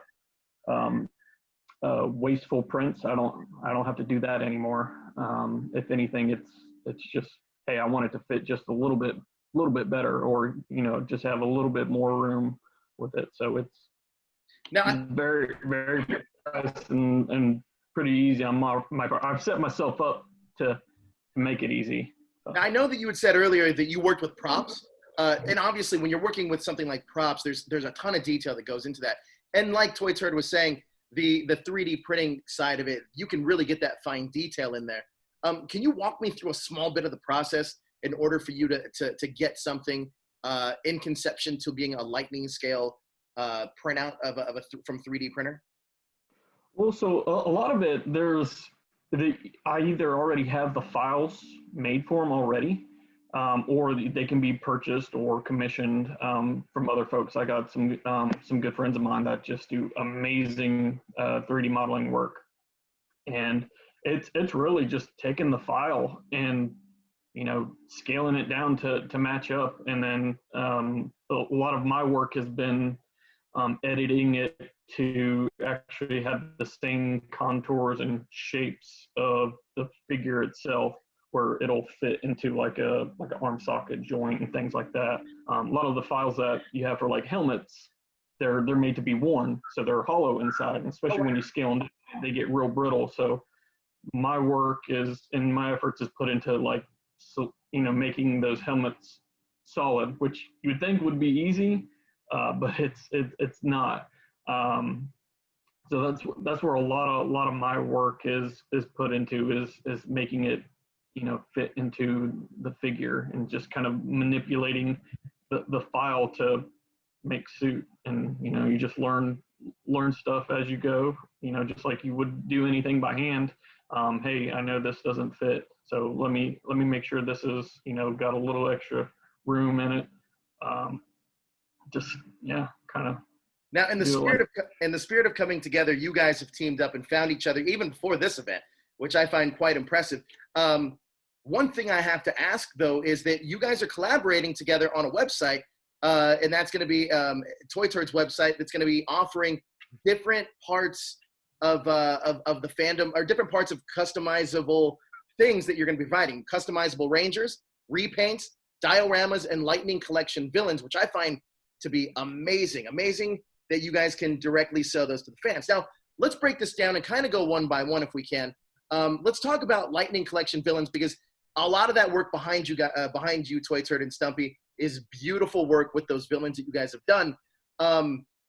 When people order a villain figure, roughly what's the turnaround time that it'll take to get one of those made? Obviously, you guys have those made already, or at least the prototype's already done. How long would it take to get it to the consumer's hand? So so what we've said on the website is 3 to 6 months. 3 to 6 months, and we were actually just talking about that today. We were doing a little bit of work on the website. I just ordered my first cosplay stuff from Aniki Cosplay, so I took a little bit of kind of lessons from them and how they navigated the turnaround. But also, as Stumpy was saying today, he says, this is a new medium for us, doing a website. So as of now, it's kind of been one at a time, little kind of favor between Ranger fans.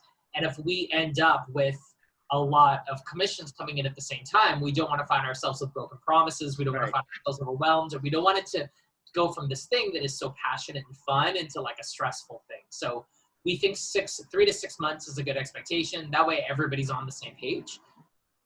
They're all made custom to order. So we've kind of had different level ups in our experience. And first it was bakeable clay, and then it was 2-part epoxy, and now using my special effects makeup experience, I've started casting and molding and using rubber, and so the casting and molding has expedited my process exponentially. Like, it is super fast now. I have the silicone mold. I could pump out 12 Madame Woe heads in an hour. Like, I can really make it fast. It's painting them. It's putting them together.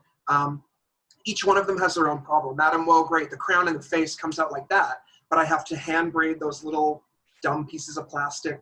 I have to cut her dress out and make sure it looks pretty. I have to put the hair on. So while each of them have something that is fast and expeditable, there is always something that is Tickle Sneezer. I made all of his props out of foam. I should have maybe molded some of those, because if someone orders a Tickle Sneezer now, I have to all from scratch make a backpack, make a little bag, make a little camera. So the pricing kind of scales depending on the figure, because Tickle Sneezer is one of the most complicated because of how many accessories he comes with, versus Madame Woe is a little bit simpler, but she still has a fabric dress, she has actual hair, so each one of them, they're really deluxe. Yeah. And let's also not mistake that these are straight up works of art that are going to be hand painted, handcrafted, customized for each customer only. Now, I have a question for the both of you, or actually all three of you. Can you guys talk to me about the advantages of hand sculpting and also the advantages of 3D printing? Because I think both art forms have different results, obviously, but what are the advantages of both of them? I think that like one of the things that I've been kind of taking a little bit more of the monsters and the villains, and Toyter's been taking a little bit more of the Omega Rangers and the repaints and stuff like that. I think that the 3D printing, from my experience, which is little, but looking at it, the 3D printing, like we said, works really well for the mechanical shapes and the real crisp lines, hard edges that are kind of hard to hand sculpt, versus the organic textures of it's just super easy in clay to make shell shock. I just drag a bunch of lines in his arm, sand it, and suddenly it's easy. And I think something, it may take longer to 3D print than just something I could just squish and mush and it's done. Versus if I was sculpting a transformer or something, that would be so much faster. Now, Tim, can you talk to me about some of the advantages of 3D printing? Because you talked a second ago about scaling down helmets and how that can become a difficulty in its own. So can you talk to me about some of the advantages that 3D printing kind of does have? So, some of the advantages is that, one, you always have that piece. Your supply is endless. And, even if there's like an abundance of supply that's demanded, say like 1,000 helmets or something, there's platforms out there that I'm involved in with my Shapeways that I already have them loaded on there. I can hit an order button and have, 1,000 of them at, the same time frame I could have, 10 of them, something like that. So from a production standpoint, you can really output and really hit that side of the market.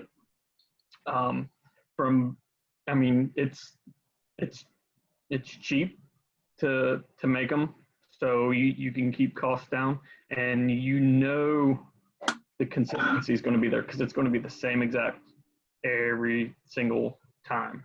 Now about that. I wanted to dive in a little bit to the dioramas, mainly because everybody that has, a lot of people that have Lightning Collection figures, a big question is, how do you display them? Everybody displays them differently, and the dioramas are a great snapshot of our childhood to set up your figures in whatever scene you want to set them up in. So those are going to be provided on the website. Talk to me about the collaboration with the dioramas that are going to be on the website. So the dioramas are done, thanks. The dioramas are done by Stumpy and me at this point.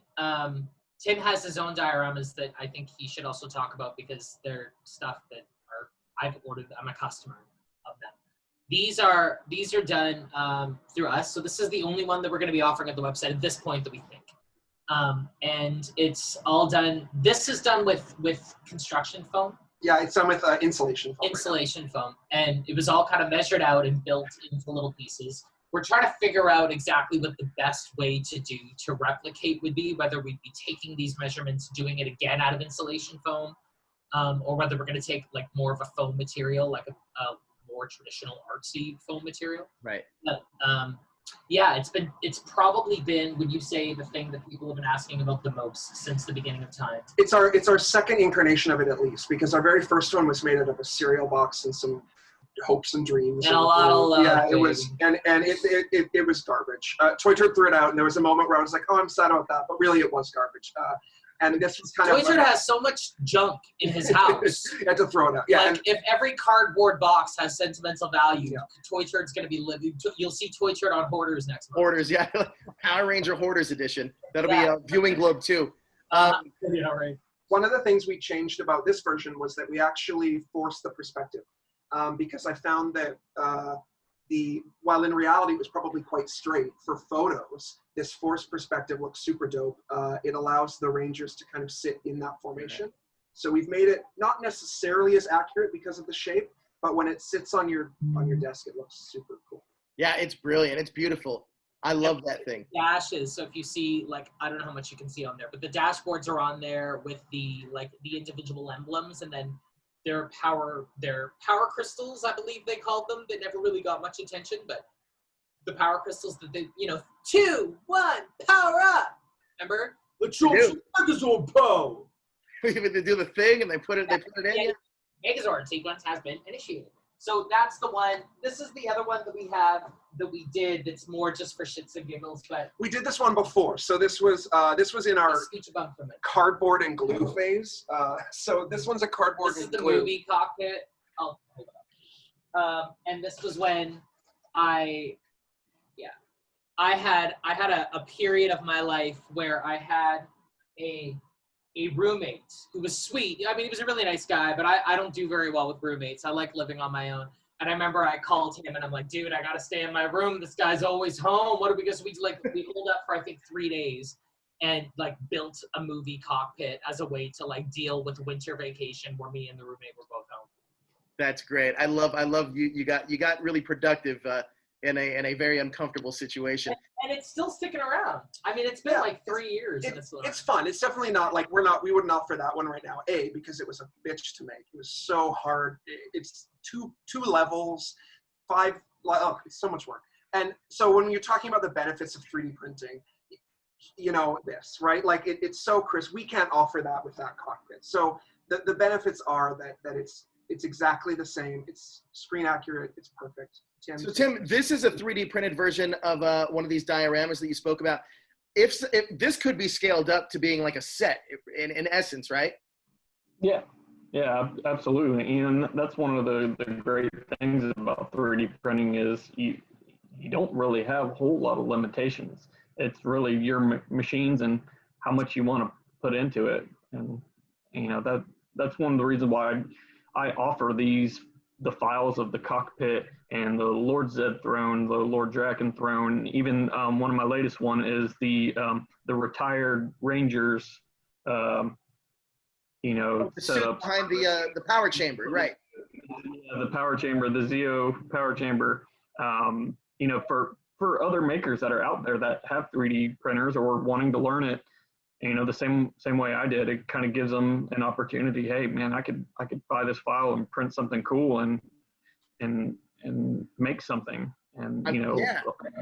I mean, the Lightning Collection just recently came out with the Alpha 5 and Zordon. So now that's just the first step to being a full-on Command Center playset. Which Toy Turd, I know that I've seen some Command Center stuff from you. Yeah. Do you want to grab it? Yeah. Actually, just. Yeah, past the custom stuff, though, I was kind of surprised that they didn't just do that. I mean, obviously, this is a whole other conversation. This is the base of it. That's but obviously a whole other conversation. But it's like, if you're going to sell this for people of my generation, because probably 4-year-olds aren't watching Mighty Morphin. They're probably watching Beast Morphers unless they're watching Marvel, let's be honest.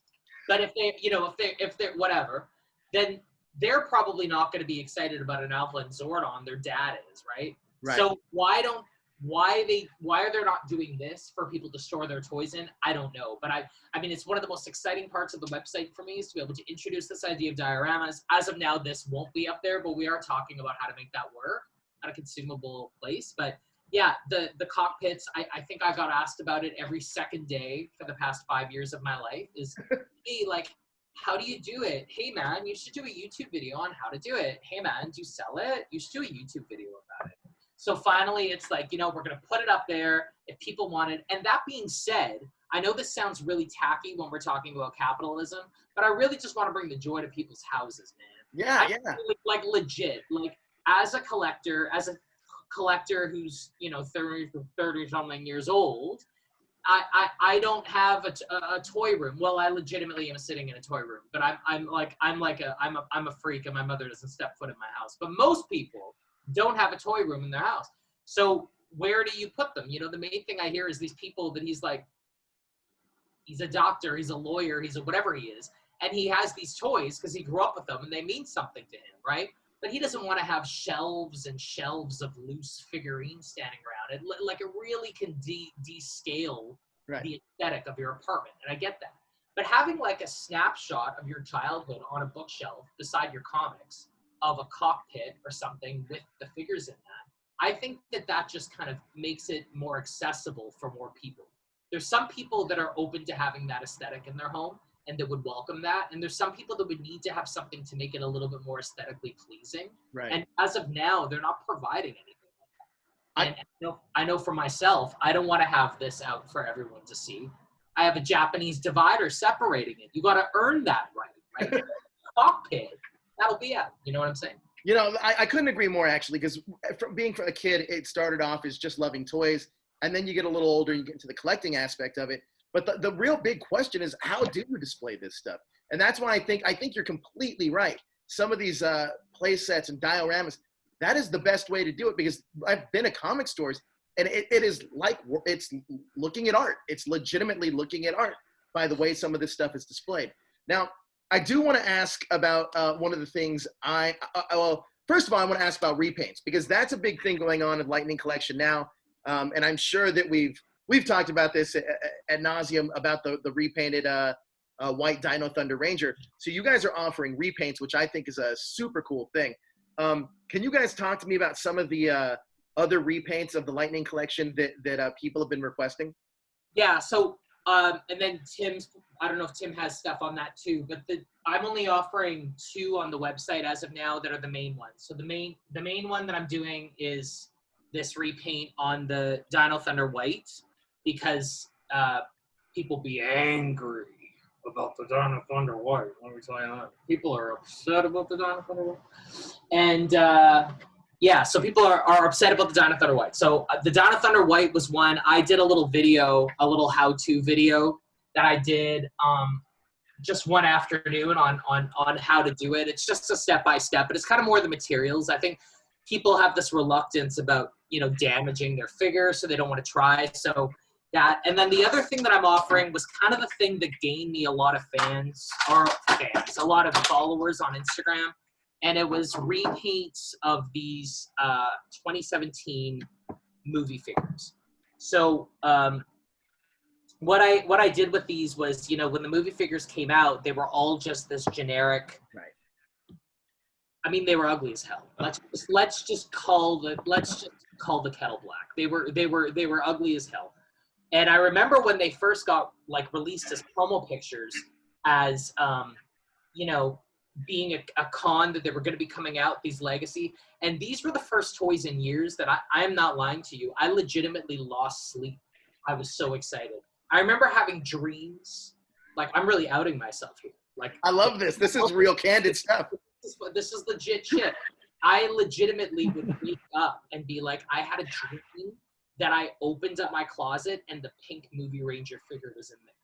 I was a 34-year-old man, dude. Like, that's not okay. And then they came out and I bought them and I was so excited about them. But then first you get this rush and then you're like, oh, but it looks like shit. Right. Oh, I'm happy, but it looks like shit. So I think I started repainting these. And the movie site started featuring them, which was really cool for me. And I got to get a lot of people kind of introduced. And this kind of became, I've made a lot of these. I've made a lot of the Rita Repulsa Green Rangers. I've made a lot of the Zordons, the battle damage Zordons, and I've kind of taken a lot of the female and the males and whatever. So the other thing that I'm offering on the website, I know it's dated. I don't know if anybody still gives a hoot, but we're going to do it. We're going to do this. And Tim is actually has worked on an amazing Green Ranger. You want to talk about that, Tim? So yeah, so actually, you got some on the way right now. So then, and it comes back to, you know, I printed out the full size helmets like before the movie came out, and it was the male version helmet and the Rita version helmet, and really I took the files I had and scaled them down and remade them for figures, and like I said, the detail is just spot on, exact to the movie, and yeah, that's amazing. It's cool seeing some of this stuff actually come to life. I mean, it's cool just for me as a fan to see some of this stuff that normally you probably won't get from the franchise, but you guys are doing it, and I think it's great. Now, one of the things that excites me the most, because I'm a big Ranger collector guy, and you guys are offering Ranger Customs, Power Ranger Customs. Can you guys talk to me a little bit about how that came together and which customs you're kind of offering? Yeah, so I'm doing half of those is with Tim, so we can talk about that in a sec. So I've done a lot of Ranger Customs, and I think it was really exciting for me, for both of us. I know it was exciting for you too, about the Lightning Collection. This idea, before it's like, people would have these 5-inch, and then people would have the Legacy, and it's like, I don't even know what Power Ranger toys means anymore. Like, you could be looking at, what does that mean? So having Hasbro come in has been genius. Oh, the figure arts was another one, right? So now suddenly, at least we've all decided as a collective, even though I got to start from scratch, that we now have this universal scale. And even when they're doing their cheaper end, like Beast Morphers, like the Vivics, that kind of shit, or not the Vivics, but the whatever they call them. Right. Maybe they are Vivics. I think they're called the Vivics, yeah. Whatever. At least those, even though they're not Lightning, they're still the same scale. So now we're all deciding we have the scale. It's the same scale as Marvel Legends. So from a customizer's perspective, that is freaking awesome. And so now, feeling like I can comfortably start from scratch, there's something. So on the website as of now, I'm doing the Story Zordon of Eltar. It's amazing. Which was from the Go-Go Power Ranger line, where Rita's a baby and Zordon is the mentor. And I'm doing the Time Force Silver, which was from the... That's the Unworthy. Thank you, from the Unworthy. Yeah, from the Unworthy. The Chrono Ranger, yes. Chrono Ranger. So doing him, and I think that... Oh, and I'm doing a Dino Charge Silver. Ooh. That looks beautiful. So this was one that was a hand sculpted. I hand sculpted this helmet. So usually if I'm going helmet work, and that's where I'm going to talk about this next part, which is probably the most exciting thing for me, this is where I've started to work with Tim. So I used to do a lot of hand sculpting on my own, but there's some details, you asked about the difference, that I admit defeat. And that's where Tim comes in. So Tim and I are partnering up on these. Tim's also doing them individually. So if you want to just get the pieces on your own and do them, Tim is great for that. If you want to get a completed product on our website, we're selling these Omega Rangers, which are, as if you follow the comics, it is the whatever happened to Jason, Zach, and Trini.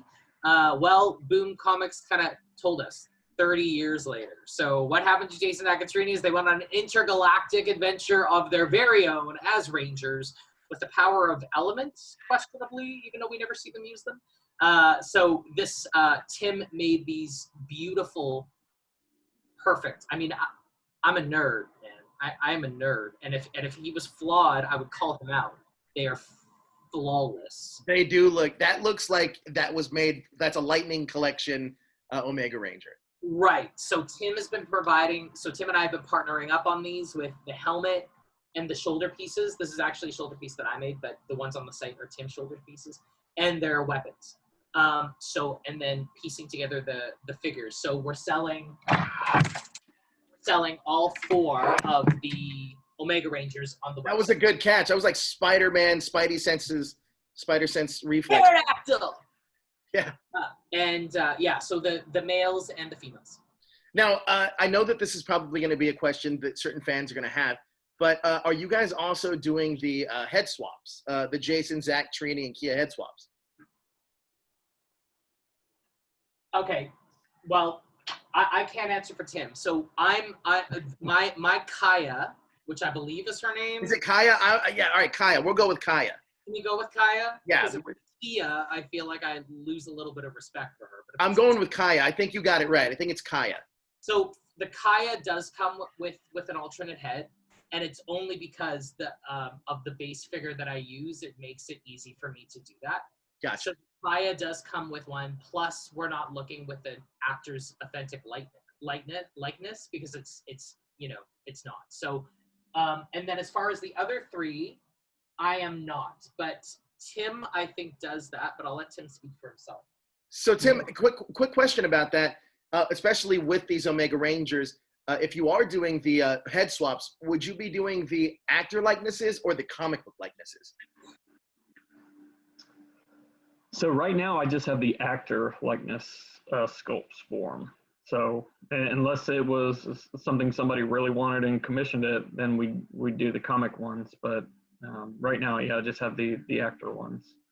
I love that. I love that you guys are still doing the head sculpts for them. Now, if somebody wanted to order their own customizable Ranger with their own kind of customizable head, is that out of the question? So for on our website, Tim, do you want to take you or do you want to take me? Go ahead, you start. Okay, so for our website, this is not Tim's website. I know I keep saying that. I just want to differentiate that Tim also does this thing on his own. Right. So for our website, we are encouraging people to ask for customs that we don't offer currently.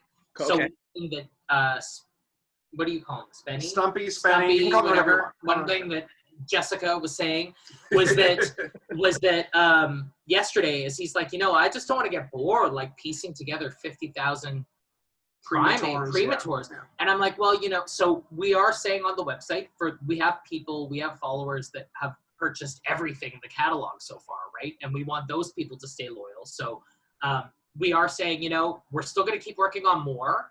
We're still going to be constantly. I mean, it's like we still got the bug, right? And then once we get a prototype done, then the website will be updated. So anything you have, Tim and I are talking about working together on some other teams in the future. We're just going to we have another team in mind, but we're just going to kind of wait to see how the first couple months of this go and see how that works for us. So that's our website's answer to that question. That's awesome. Now, Tim, how about you? You had said if people wanted the head sculpt enough, you guys would do it. What's the process of if somebody did want a custom head sculpt?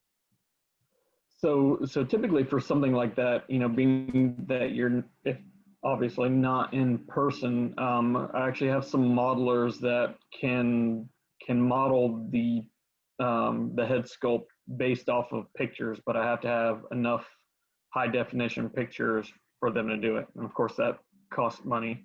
But that would be the avenue of doing so. Wow, that's amazing. I can't believe that we're in a world in technology that we can make ourselves into Power Rangers or make anybody into a Power Ranger. It's pretty impressive. I actually have a scan of myself. I can actually make my own head on a figure. You can be in the Lightning collection, is what you're saying at this point right now. Yeah, that is so cool. I mean, that's honestly like one of almost any fan's like dream come true, right? To have your own Ranger in this toy line with all these iconic characters. Yeah. That's amazing. So which Ranger that you guys haven't made would you want to make? Well, I'll answer that because I've already been after Tim about it. So Tim makes the Hyperforce Ranger. Yes, he does. And so one thing that we are looking at working together on this year, I'm sure we will, is the Hyperforce team. So that's something that I really like, the idea of customizing women right now. I really, really love customizing women. I don't know why I customize the male silhouette, but I don't really like the female silhouette as much for the Lightning collection. I love the female silhouette for the Marvel Legends. So like the Kaya that I've been making is based off of a, I didn't know whether I was to say it or not, but yeah, it's based off the Blink, which is why the head sculpt is also easy. Because interesting. I didn't notice that. Yeah. Yeah, so it's based off the Blink, and that's how I make the Omega Yellow, is off the Blink as well, because it's essentially just a blank silhouette. There's just a little bit of advice for anybody that is getting into customizing. What's the best base Ranger suit for anybody to kind of use out of the Lightning collection right now, as a base? Well, you have a couple things to consider. One is cost, right? So, I mean, if you wanted to make, but okay, I'll just give you the answer that you want. The Mighty Morphin line is great because the only thing that they have on top of them is a belt. Yeah. The White Ranger of the Mighty Morphin is easiest to find and cheapest. The only problem with him is that he has the gauntlets that are pre-molded. So you'd either have to sand them down or clay them over or something. But past the gauntlets, you basically just got a pure white silhouette. You can cut his vest off. It doesn't have any adhesive on it. It just rests. You can cut his vest off. You have to sand down the little gold, garter belt. Little arms. But yeah, he's pretty. So let me do start with the White Ranger. So he was a great base. Super, you know where all the joints are consistent, everything's the same. And what I like about the Lightning as well is that you can take the hands out. So when I was actually sculpting them, you can take it out and put it back in and work with them a little bit more. But the White Rangers are great, just base. That's crazy that was a White Ranger. This is a White Ranger too. That's incredible. Yeah, I've probably had more White Rangers and Red Rangers than any other Lightning figure.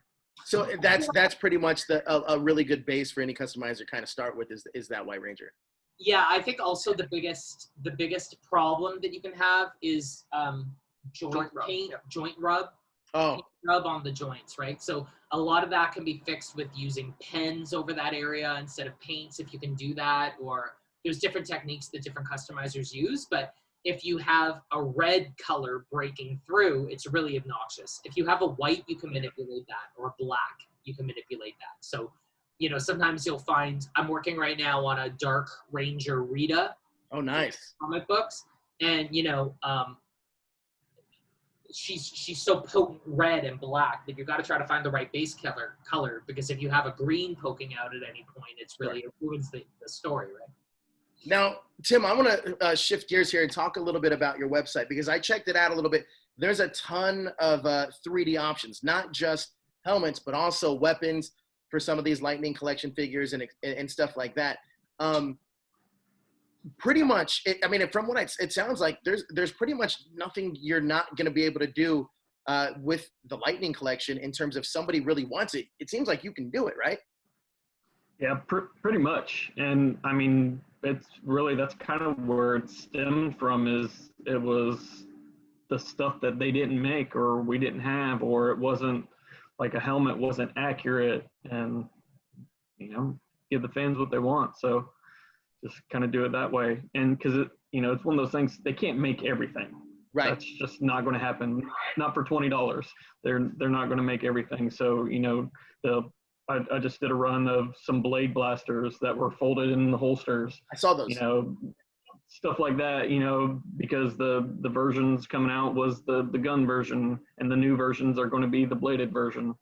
Little things like that, or like the combined weapons, or just replacement weapons for ones that they misplaced or broke or whatever. Now, so I actually discovered you through another Ranger content creator, George Jr. He got your Hyperforce heads and made his own customs. He painted them himself. Do you offer any paint modification, or is it just the 3D printed, kind of raw print? Me personally, I just do the printing, but I have avenues like Mr. Toy Turd over there, and a few others that are stateside as well. That do great work and have put out some great results. So, but it's one of those things. It really depends on if they want to tackle it themselves, or you know, they want to send it off, they got a guy or whatever it may be. So I keep the options open for them. And Toy Turd, here we are. I mean, we're here at the Viewing Globe, and I know we're pre-recording this as of right now, but your website is officially open as of today, right? Yes, today. So you can, if you don't follow the Instagram page. Well, they should be following the Instagram page. You got to follow Toy Turd. That's where all the information's at. I think it's a lot of fun. I agree with you. You know what the hell? I won't be humble. Yeah, go follow the page if you don't follow the page. It's fun. You know, we've been doing it for 5 years, and which is crazy. And you know, I don't even know what to say about it. It's updated kind of daily because that's where my ADD squirrel takes me, and it's fun. So if you go to the website or if you go to the Instagram, so it's @ToyTurd, you'll see in the bio, you'll see it right there. You'll probably see a lot of posts of me shoving it down your throat. Come and visit the website and see what it is that we do. I think the one thing that's interesting with Instagram, you know, is it has its flaws with communication, right? Like if people go to comment or people go to reach out to you, they don't appear in your primary messages. Right. So I think it's not been very cohesive as far as connecting with people as much as I'd like it to be. The website has contact pages. The website has, you know, areas that you can customize your orders to make it specific to you. We've broken it down so you can order per item, per color, per this. So I think it's quite legible, and I think people will have a lot of fun looking through it, if nothing else. Yeah, I can't wait to get my orders in because that's all stuff that I love. You know what I mean? We're talking stuff that I love, and like I'm not gonna lie to you, I'm not a 3D artist. I think it's great. I have no idea how to do it, but it's awesome. I love your customs. I have no idea how to do it, but it is amazing. You guys are doing great work in the community. Now, just real quick, where can everybody find you on social media? And please, let's give them your website one more time. Toy Turd, if they want your website, they got to just go to your Instagram page. Let's just make that a thing right now. Yeah. They got to go to the Instagram page. So just go to @ToyTurd and you'll find it there. The truth of the matter is, you know, just to out it, that at the time of this interview, we haven't totally settled on a domain name. We're bouncing between 2 or 3, and we thought about settling one for the interview, and we're not ready for that yet. So by the time this interview airs, by the time you're watching this, the website is up. So go to @ToyTurd on Instagram, and you will find it there. And how about you, Tim? Where can people find you? So primarily is Instagram and Facebook, and that's at Timbri3D. And if you're wanting to get prints, that'll be through Shapeways at Timbri3D. Or if you're wanting to purchase files on Etsy, Timbri3D on there. So the Etsy one I keep strictly just for files for the other hobbyist 3D printers out there that are just looking, hey, I can just print it myself. I got a printer, and they can just purchase the files there. So. And just to be clear, you're not just just to be clear, you're not just doing Power Ranger 3D printing either. You're doing other 3D printing commissions as well. Is that correct? I dabble into a little other things. I'm primarily focused on Power Rangers, but I have done some other things as well. And has JDF seen the Legend of the White Dragon? When is he going to be able to see that? Yes, he has seen it, and hopefully soon. Yeah. Good. I don't want to reveal too much, but yes, he's on board. Now, Stumpy, where can everybody find you on social media? I'm really bad with social media. I'm like, I like to make my art. I live in my little hobbit hole. Occasionally I'll post a photo. I'm like, I understand it. I'm not an old woman. It's like, I don't understand it. You know, I understand it. I just don't care about it. Like I'm an artist first and a merchandiser second. So I really like making the toys, which is why I always am asking people to send me what they want to be made. So many people want Terratote to be made, so I'm still figuring that out. Lots of people want Nasty Knight. Lots of people want King Sphinx. So I'm still looking into ways. We have, by the time this airs, we'll probably have our newest custom up. Do you want to talk about it now? Yeah, so to answer your question, they can find you at Art by Stumpy. So we're not gonna do a forum. Art.by.stumpy. Yeah, exactly. But like Toy Turd's the main one. Mine, I just kind of have some of my personal art and some stuff, but we've decided to just have everything through Toy Turd because he's got the followers. He cares about hashtagging every day, and I'm more of like just want to make. Was that shady? No. Was there a bit of shade in that? None. There's a little shade thrown in. Shady. Yeah, I think that was a little shady. So we're gonna make a Tango Warrior. You weren't supposed to say what it was. Yeah, we are. Well, by the time Jesus, this comes this out, guy. By the time this comes out, my God, he'll be on the page. All right, so what we're doing is we're launching the website. We found that the main thing, well, I always say the main thing that people want, but I guess there's a few things. Hey, it's been 5 years. I hear a couple things. So the other thing that people really are excited about, people have ordered so many of these Oozmen that I made that I was kept very busy. And the other thing that people want is any kind of army builder. Army builders, yeah. Cobra Commander, it's huge in So GI. I think when the Oozmen came out, was it that the Oozmen were the best thing they've ever seen? I don't know. I think it was just another excuse for henchmen. So, And look at that. Building armies. We're doing Tango Warriors as a way to open up our website as a way to celebrate it. So we're working on the prototypes right now so that in a way with molding so they can just be punched out. We've purchased the base figures. We're getting ready to go. So by the time the website comes out, on top of everything else that's on there, people can order Tango Warriors as kind of a way. So yeah, so that's it. I didn't think we were gonna drop the Tango Warriors name, but Well, by the time this comes out, right? So I Tim, if you tell anyone before then, we're gonna have to. Yeah, NDA signed. No, I'm just joking. Yeah. Got it. Now, look, this is exactly what the Viewing Globe is all about, highlighting people that are doing cool things in the community. I urge everybody, if you're a fan or a collector of the Lightning Collection or any other Power Ranger toy line, these are your guys. I'm sure there's other people out there that are doing it, but these are the ones that I found right away that just jumped out at me. Amazing, amazing job you guys are doing.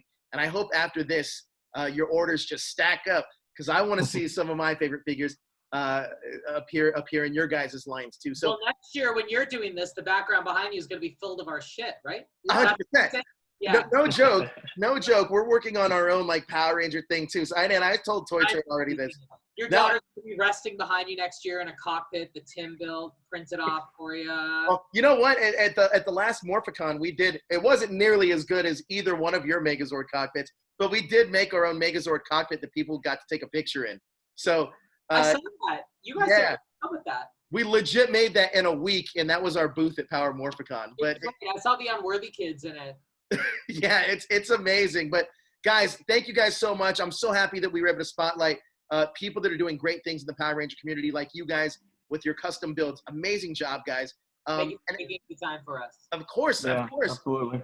You guys are amazing. But we got more at the Viewing Globe right here. Stay tuned. Keep it here at the Viewing Globe for more great Power Ranger and Tokusatsu related content.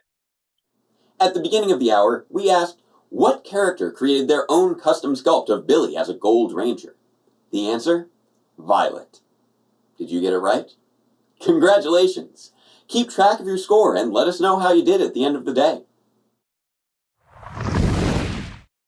Hey Ranger fans, I'm George from Ranger Reviews here on YouTube, and the Illuminati has asked me to count down my 5 favorite Rangers of every color during the stream. And right now, let's talk about White Rangers. My 5th favorite White Ranger, it's Tommy, but not the Tommy from the show, the Tommy from the Prime universe right now in the comics.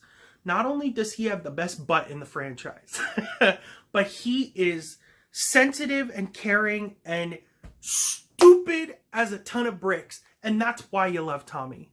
And he has gone through so much. He died and came back to life and is now like filled with, you know, the white light, the powerful energy, and is an awesome Power Ranger. He's a leader and just the coolest, the absolute coolest. But number 4, we've got Miss Alyssa in Relay. She could have been my number 1, but some of these are, I'm going to put them ahead for this list. Alyssa, she comes from a Kung Fu background. Her family has their own style of martial arts. So cool. She goes to college. She bakes. She rides bikes. She is into excavation. She becomes a teacher. She, is into like just full on history. I love it. She has so many beautiful depth-filled things as a character. And if I'm not mistaken, is the very first Ranger to ever get an auxiliary Zord in the entire franchise. What more do I need to say? Alyssa is an icon. Number 3. This is a controversial pick because we only saw him for 1 second out of the suit. But it's Sam, the SPD Omega Ranger. When I was a kid, he was so much a hero to look up to. Because you saw him just in the suit, you kind of put yourself in the suit. He was a kid who was, raised in an orphanage. He was an orphan who lost his family. And when he comes back and becomes a ranger and Z befriends him again, it's so beautiful and it's so iconic.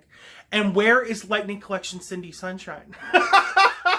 But here is number 3. Number 2, we've got Trent Mercer, the White Dino Ranger. He's amazing. I got his brand new Lightning Collection figure right here. Check that review out on my channel. Give myself a little plug. And he is amazing. He's a sensitive emo artist. He's romantic and funny, and he was evil for a while. And he was someone who was adopted. So we go from an orphan to someone who was adopted by Anton Mercer. He goes from Trent Fernandez to Trent Mercer. And I love his art as a character so much. And by the end, he's kind of like, I did what I needed to as a ranger, but he still comes back when he needs to. And that's the sign of a good ranger. Once, always, forever. And number 1, and her actress is no longer with us, so it always stings a little. It's Udana, the White Mystic Ranger. She is an absolute delight. I love Udana with every part of me. She is a leader, a mother, a mentor, a just triumphant performance. And Peta Rudder, the way that she brought her to life is so special and different and unique. She gets that number 1 spot because we only see her as a ranger a few times, but she had a whole history, decades and decades of being a ranger before that. And sometimes the best ranger is the one that comes in only when you need them. Next up, we have Morphin Network's Q&A with Steve Andrino, better known as the suit actor for Baboo from Mighty Morphin Power Rangers. Do you know which episode featured the last appearance of Baboo's head? Let us know your answer in the chat or comment down below, and we'll let you know if you're right at the end of the hour. What's up? Hello, everyone. Welcome to the Viewing Glow Spotlight. A very special guest, the suit actor of Baboo from byMorphin Season 2 and 3, Steve Andrino. What's up, Steve? Not much. Thanks for having me on, guys. Appreciate you. Awesome. So, Steve, how was your day?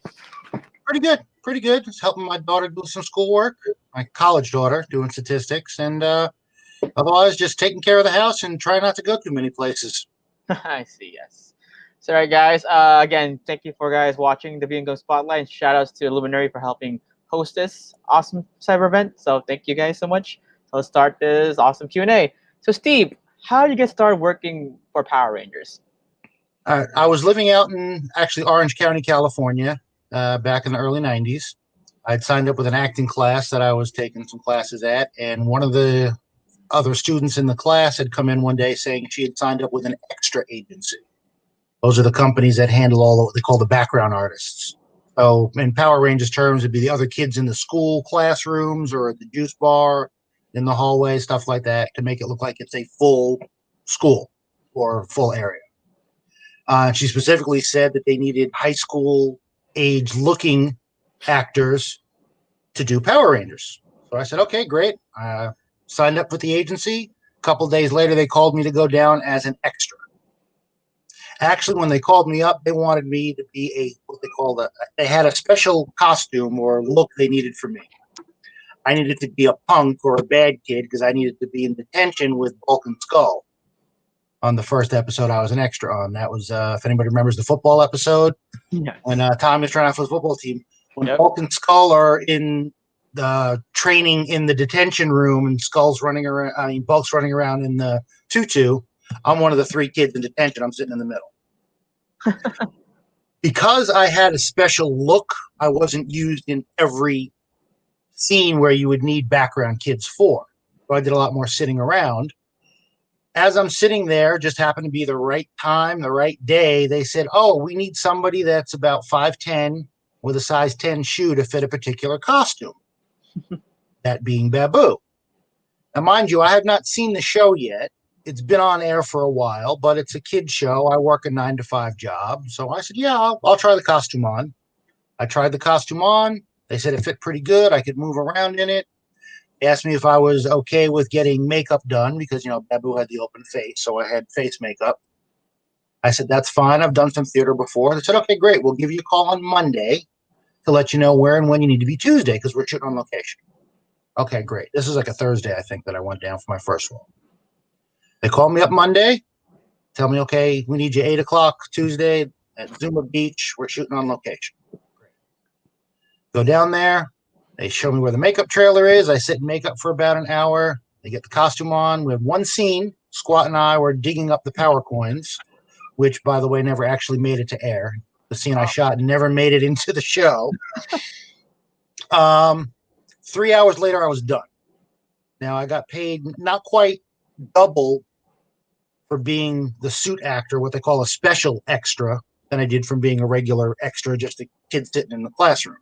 So I'm thinking, well, this is great. Plus, it's an 8-hour minimum. It's a guarantee, and I was only there for 3 hours. So I got, full day's worth of pay for 3 hours worth of work. Great.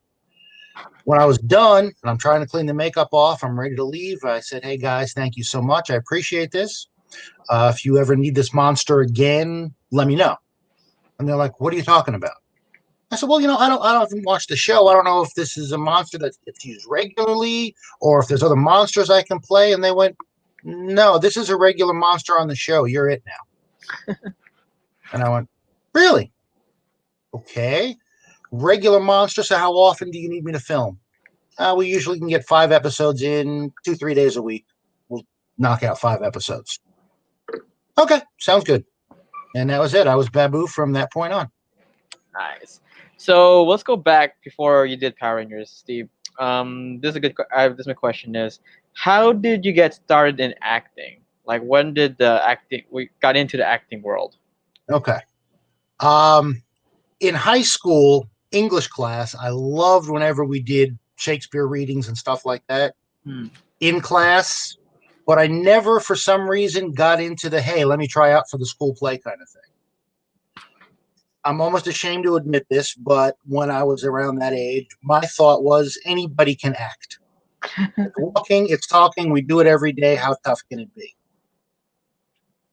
Wasn't until I went to college. I went away to college one year, and I had a friend of mine all but drag me down to the auditions for the school, for the college play that they were doing. And I remember going, I don't really want to do this. Like, oh, just come on, kill a little bit of time. We'll go to frat party or something after that. I said, all right, fine. Went down there, read for the part, left. Didn't think anything of it. Next day, I was coming back from somewhere else, not being in complete control of all my faculties, if you will, and decided to stop in to see what was going on. Well, the director sees me and says, oh, good, I'm glad you're back. I want you to read for this part again. Okay. Hands me the script. I sit down. I'm starting to read it, and I'm not feeling well. I'm a little drunk. My stomach starts acting up. I have to go to the bathroom and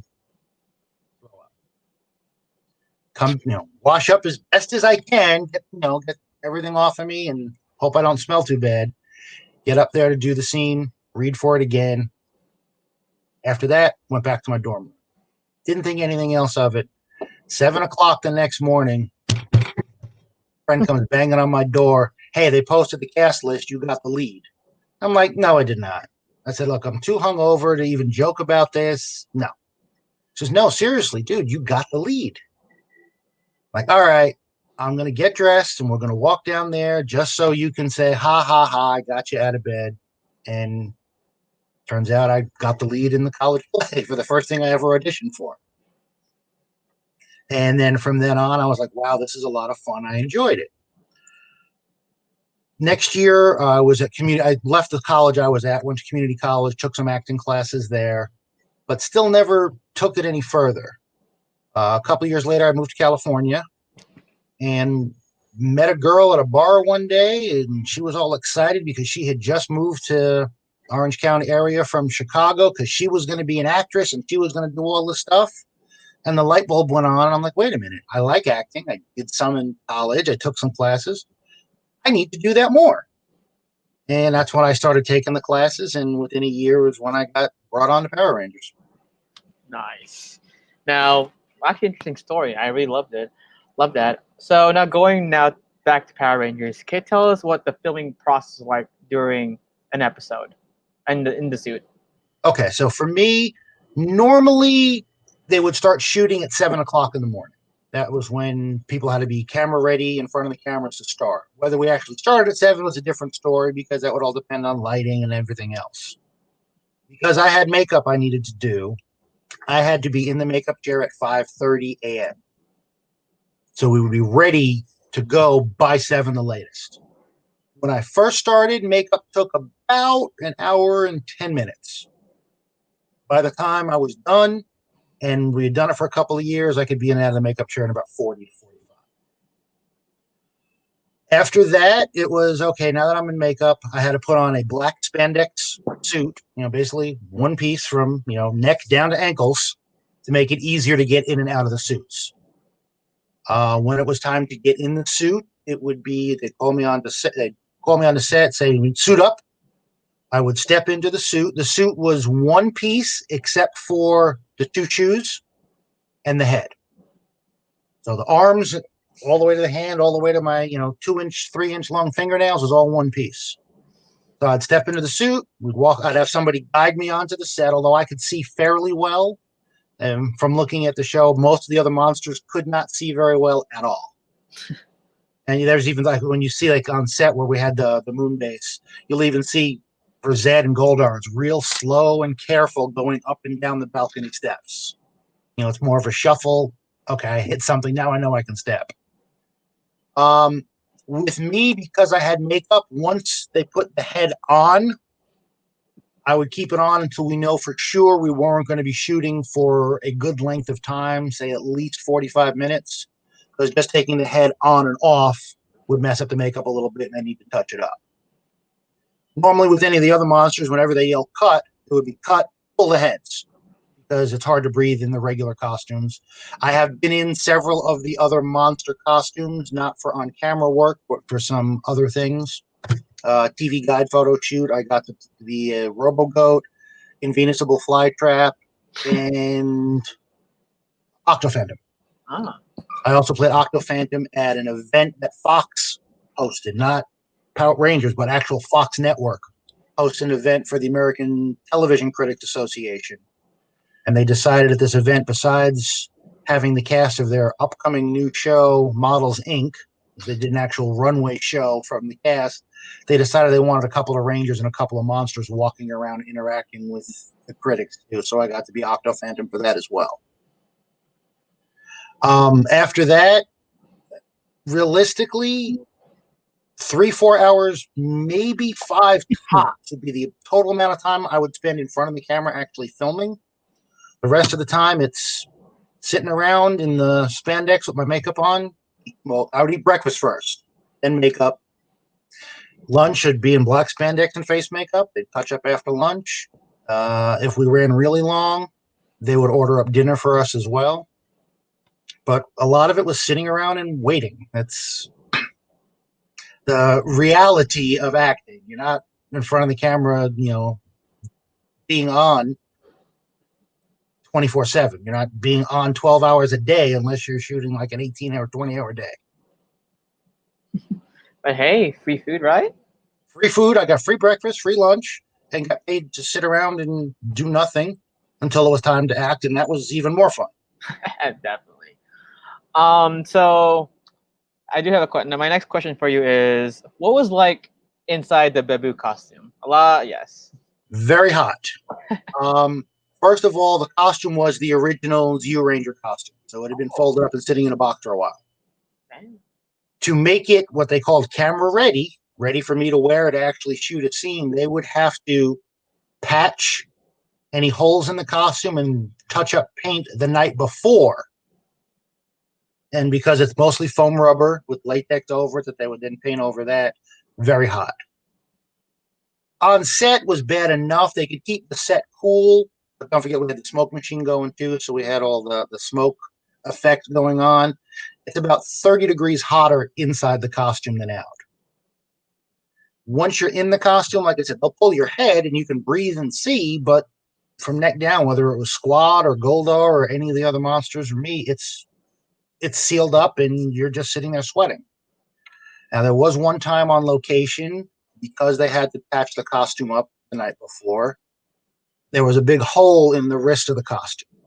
So first scene, I step into the costume, I put my hands in, and I have to force my hand into the costume because they patched it too tight. And I said, hey, guys, just a heads up. Patch is too tight. I'm worried that once I take my hand out, I'm going to have to force it out, and it's going to possibly rip the costume. I'm like, okay, great. Thanks for telling us. You can't get out of the costume now. What do you mean I can't get out of the costume? Well, we're on location. We were at Griffith Park shooting, I think it was one of the scenes we were shooting the Tenga cave when Squat and I were taking care of the Tengas. They said, we're on location. We don't have any way to patch the costume. You can't get out of it. I said, okay, but it's 80-something degrees out here now. It's going to get hotter. I'm hot in the costume as it is. They basically had to sit me down. They would unzip the back of the costume so I could kind of hunch it forward but not take my arms out, and they had a fan blowing on me to keep me cool. And that was fine. It worked. Then we're getting ready to break for lunch, and I'm like, guys, I've got 3-inch long fingernails. I can't pick up a fork and knife to eat. What am I going to do for lunch? And they said, that's what the PAs are for. They'll feed you. And I'm like, really? Maybe you didn't want to tell me that. And I immediately thought of the Clockwork Orange scene where he's in the full body cast, just like, just overly exaggerating the fact that he's being fed. But I didn't do that. I mean, I loved everybody I worked with. It was a really great crew, and we just had a lot of fun doing it. So I didn't want to take advantage of that. I see. And Clockwork Orange, good example. So Steve, so we do know you were in season 2 and 3 of Mighty Morphin. Can you tell me like any fun memories you had during filming during season 2? My favorite memory was we were filming, and I'm drawing a blank on the name of the episode, so forgive me. But the episode where Kimberly was turned into Rita, where she thought she was, but of course we know the spell didn't take. She knew she was Kimberly. She knew she was dressed up as Rita.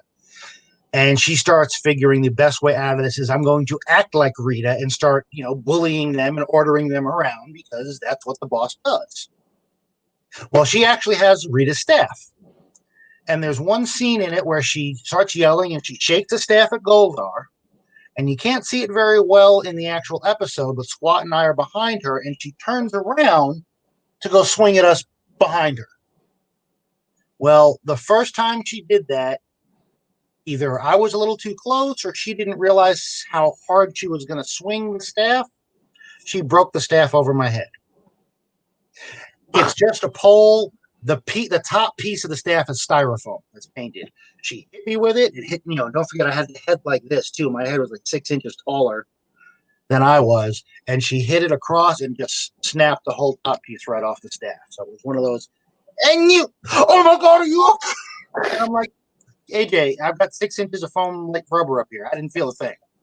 So they had to, all right, cut and get art department over and basically take a couple of toothpick sticks and stick the head of the pole back on. It's like, okay, this time shake it at them, but don't hit them, please. So that was probably my most fun memory ever, but certainly for season 2. Nice. So Amy Jo actually hit you with a rod. That actually is memorable. Yep, she actually broke Rita's staff over my head. And unfortunately, I haven't run into her at a convention yet to remind her of this fact. But believe me, when I do, I will. Anyways, speaking of season 2, now, do you have any fun memories of doing season 3? Season 3, I'm going to be honest, I loved when they brought Rito in. The voice actor they did for Rito and Danny Stolkup, who was actually in the suit, was absolutely phenomenal. He embodied Rito. My favorite episode or memory from that one, I actually have two. One was the lantern episode when we had to steal a lantern from, oh God, why am I blanking? Adam. We go on set to this pagoda that was actually at the water treatment facility close to the studio. And they hung up all these paper lanterns, and, you know, us just even trying to reach up to grab them. Again, I've got 3-inch long fingernails. I can't grab anything.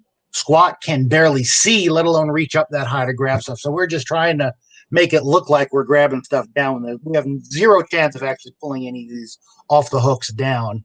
But then when we're sitting there with all of them around us, and Rito comes up and is like, "What are you guys looking to open up a store or something?" I enjoyed that one a lot, just because of the lines and the way we did that scene. Other one would be the Face Stealer episode, which we shot in the La Brea Tar Pit Museum. And we had to go steal the mask. And you can actually see in the shot we used, as I'm reaching for the mask, I end up knocking over like one of the other props, the vase that was there. That starts to fall over as I grab the mask. And then when we all have to freeze and pretend to be one of the exhibits because we hear the kids coming.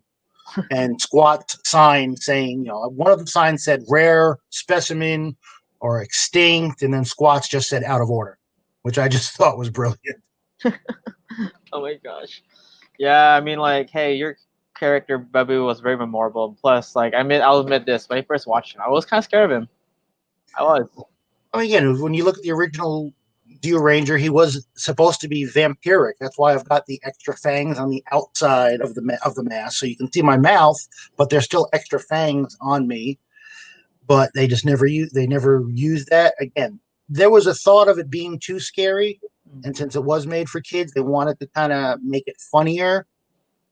Then they brought Zed on and really got a lot of backlash for being too scary. Because let's be honest, as adults, you look at Zed, it's like, this is a monster that's basically a person that's had his skin peeled off. That's a scary thought. A 5 or 6-year-old is looking, oh, that's a funny looking red monster. And they don't put together what that really is. But when he brought Zed on, Saban got a lot of complaints from parents saying the show was too scary, which was really the reason for bringing back Rita. And to make her marry Zed and make Zed and their relationship more funny than scary. I see. So before I go to the next question, Steve, so besides MMPR, did you work in other seasons or just MMPR itself? Just MMPR. And the reason I stopped doing that, unfortunately, I would like to think I would have been on more seasons. Right after I wrapped season 3, my last day of filming was September 14th. A month later, I was married and living in Las Vegas. I had met my wife through the industry, through acting. At the time, and I'm going to be dating myself here, and kids, this is a technology lesson for you. Back in the day, 95, we had pagers, not cell phones. And even then, they were limited to a specific area. So I had a pager with a couple of different LA and Orange County phone numbers on it. It worked great in LA and Orange County and Riverside County. I thought it's going to work when I'm in Vegas too. They'll still page me when they need me. I can call back and say, yeah, what time do I got to be there? And I'll drive back to LA. I had somewhere to stay the night before, and I figured I'd be able to keep working. Not realizing that I was out of pager range by living in Vegas. So they did try contacting me, as far as I know. I have heard since then that the question was from Haim Saban himself, what happened to my blue guy? Where did he go? We just lost touch with him. Because I had a pager that was an LA pager trying to work in Las Vegas, and it didn't. So I would have stayed on. I would have hopefully done monsters in other seasons, but I, as far as they were concerned, dropped off the face of the earth. Damn. But hey, hey, Steve, you did give us 2 great seasons, so thank you. Yes. Thank you. Now before we end this segment, I do want to give a shout out to your Instagram page, because I did see you have your own website. We'll talk about it. I just started Etsy page the other day. Friend of mine that I met at another convention, and I've appeared on his show a couple times. If I can shout out a fellow fan page, Gazbot at Action Activate. I've done I've done an interview on his show before, and then we just finished doing a couple of MMPR episode reviews. We reviewed the wedding episodes. And he had suggested to me a while ago doing an Etsy page just to be able to get, people that can't come to see me at conventions. And I've only done a few. And now with things going on, it's hard to get to anybody. Decided to sell my autographs online on an Etsy page. And in addition to that, I had kind of come up with this at the Power Morphicon Express convention. That was April of last year in Pasadena, Texas, close to where I live. I kind of came up with the phrase that, everybody's here to see the Rangers, but the monsters need love too. So I started actually doing T-shirts. Monsters need love too. Nice. So that's on my Etsy page, and this is hopefully just the start. I'm actually working on a logo and trying to do other types of T-shirts. Pretty affordable. I do them for $15 plus shipping. And the Etsy page is actually named Monsters Need Love Too. So one word, no spaces, pretty easy to find. If you like, I'll send you the link if you want to attach it to wherever you put the video up. If you can do that, great. If not, that's fine. Understand. But yeah, so that's kind of where I'm at right now. Haven't really auditioned for anything, done any other acting for the last 20 some odd years, 27 years now, I guess it is. Would I get back into it if I could? Absolutely. Something fell into my lap or somebody said, hey, we want you for something. Yes. I do have one other friend, Matt Palmer, who does the Immortal Red Fox, his own Tokusatsu show in Power Rangers vein, who has tapped me to be the head villain for that series. He's done a few episodes already. I am scheduled to, once we're able to film again, to play the head villain on that. So I'll be Lord Zed this time. Oh, not Zed, of course. It's the Dark Lord Shinigami. Nice. So, guys, this is my segment of this awesome Q&A. We could go to my partner in crime, Leo, Psycho Fox. Oh, he's a mute. You mute yourself, bro. He's muted. Mute yourself. There you go. Sorry, Lord Zed must have took control of my my mic. Anyways, hey Steve, how you doing, man? Real good, thanks. That's good. So I got a couple of questions about your character Baboo. So, in case you didn't know, Baboo was, I don't know if you ever watched Power Rangers in Space, but Baboo was supposed to be helping Zed and Rita beat up the rest of the Rangers from around the world and stuff, but he was never there, him or Squat. So, likely or not, they may have survived when the Z-Wave hit and made all the bad guys into good guys. What do you think Baboo and Squat are doing right now? What I think they're doing right now is getting into trouble somewhere. I had come to the conclusion a little while ago that Squat and Baboo not only were the bulk and skull of the monsters, we were there for comic relief, but in actuality, we were probably the equivalent of toddlers. We were like 6-year-olds, which is why we didn't fight, but we were always asked to do something relatively simple. When your dad's working on the car, hand me a 9/16 wrench. That's what we would do. Go pick this up, go grab that, but stay out of the way otherwise.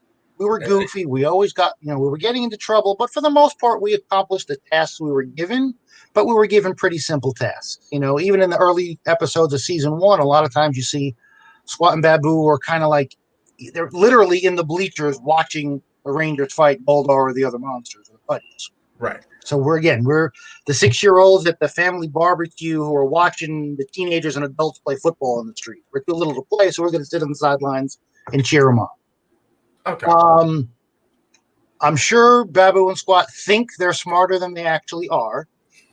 Again, yes, in the ZU Rangers, yes, Baboo was certainly more intelligent and came up with his own potions and other things, but wasn't really used that way for Power Rangers. So, and again, that's the way I played them. That's the way Squat played, as we were bumbling kids trying to be with the cool monsters. So either we would be looking for somebody else to work underneath because we know we can't do it ourselves, or we would be just trying to be super villains. And I just have a feeling we could try to be villains, but everything would go wrong and actually make us look like we were good guys or something. Right. I would probably say they probably open a bar somewhere on like some distant planet, and then they get hit by an alien TV version of Bar Rescue. What have you done to this place? This place is a mess. Or Gordon Ramsay coming in. This is the most rubbish thing I've ever eaten. How you guys are aliens? You should already know how Earth works. Have you ever heard of seasonings and spices? You ever heard of seasoning salt? You wankers! I can see that. I can see that. Definitely. There we go. I like that. My next question is, so Baboo got his actual origin story in the Boom Studios Power Ranger comic books, Go-Go Power Rangers. Yes. And later in throughout the comic book, Lord Zed shows up and he actually becomes one of the Dark Rangers. Remember in season 2, they had the Dark Rangers like the other kids who had the costumes. He becomes a Dark Ranger. Him, Squat, Finster, Rita, and Goldar. Did you know about that, and what are your thoughts about that? I did not. Funny, the Dark Rangers, what we were talking about is that was the first episode that I ever filmed that never made it to air. It was actually episode 59 of season 1. The scene was Squat and I were digging up the dark power coins on the beach. Okay. And then after that, they were given to Rita, and then Goldar's training the putties to be the evil Rangers, the Dark Rangers. As far as the comics, unfortunately, I've read some of them, but haven't read as much as I should have. Okay. Again, I'd like to think Baboo grew up, got older, got smarter, matured, and he's formidable looking. Certainly having the extra bone arms could come in very handy in a fight. You know, he's got a heck of a bite with those extra fangs. Knowing he had some intelligence even at a younger age, I think I could make a pretty darn good villain. Hasbro, can we get Baboo back for Dino Fury for at least a 5-episode arc to show how awesome Baboo is? I'll do it. And it's funny because the autographed pictures that I have that I sell at the conventions and have on my site now, there's one that I don't have for sale yet because I have to get new copies made of it. But the pictures I used were actual on-set pictures. They're behind the scenes. I had one of the PAs take pictures of me in Squat and costumes and some of the other people, some of the other characters. I took some of them myself. But I did specifically ask for one scene of Baboo, not looking like goofy Baboo, but purposefully trying to look mean and evil, sitting on Zed's throne. Oh. So I've got a picture of me, and it's the way the smoke is and the lighting is, it looks dark, it's evil, and I've got this nasty look like, yeah, I could do this. I could probably do a better job. Once again, Hasbro, can we get Steve to beat Baboo one more time, please? For Dino Fury, I don't know if you're going to New 52 Earth 1, but let Baboo be a bad guy, please. I'll just be happy if they come out with the Baboo and Squat Lightning collection. Yes. That's what I'm looking for. Hasbro, okay. Let's get some toys. Hasbro, we're giving you toy ideas. Baboo and Squat Lightning collection. It will sell like hotcakes. PMC exclusives. Let's go. And I have one more question. So, if Squat had its own reality show, what would it be and why? What own reality show? Wow, Squat and Baboo. Squat and Baboo's reality show. I got to think about this. So obviously, we already talked about being on the receiving end of Bar Rescue or Kitchen Nightmare. I could see them hosting not like a battle bots, but an actual monster version. Since we were used to being around the monsters when they created, we should be the ones putting them through their paces to see what monster would actually come out on top. So battle monsters instead of battle bots. Who will be the deadliest monster? That would be cool. It'd be like some like Deadliest Warrior on Spike or like Death Battle and stuff like Rooster Teeth. That'd be really cool. Monster Ninja Warrior. Have them in the costumes trying to do all these tricks and stuff. Monster Ninja NBC. I know you're not with Hasbro or anything like that, but I'm just saying, can we get like a Power Ranger monster-esque themed Ninja Warrior season for just one season. Just one season of Just monsters. one episode. I guarantee it'd be the highest viewed episode. And one of the challenges is stay out of the lava, where you have to stay off the lava. If you get in the lava, you lose, type of thing. I can see that happen. That's actually really cool. And with that being said, let's bring back Ryan. Hey, Ryan. Welcome back. I'm back. Technically, there was a Rare Galaxy style warrior thing. That was a Ninja Steel, but yeah, but this is, if Cosmo's still alive, Baboo and Squad can challenge him in a ratings war. Yes. Yes, definitely. Want a ratings war because Cosmo's about ratings. Baboo and Squad, let's just say that they learned a lot about reality shows since they've been away and didn't get killed in space. They're like, we should totally make a reality show. Boom, they start competing. Channel 5. Yes. All right, guys. This ends this awesome segment Q&A spotlight with Steve and Drano. Again, Steve, thank you so much for being part of this awesome tribute panel and tribute Q&A session. My pleasure, guys. Thank you for having me.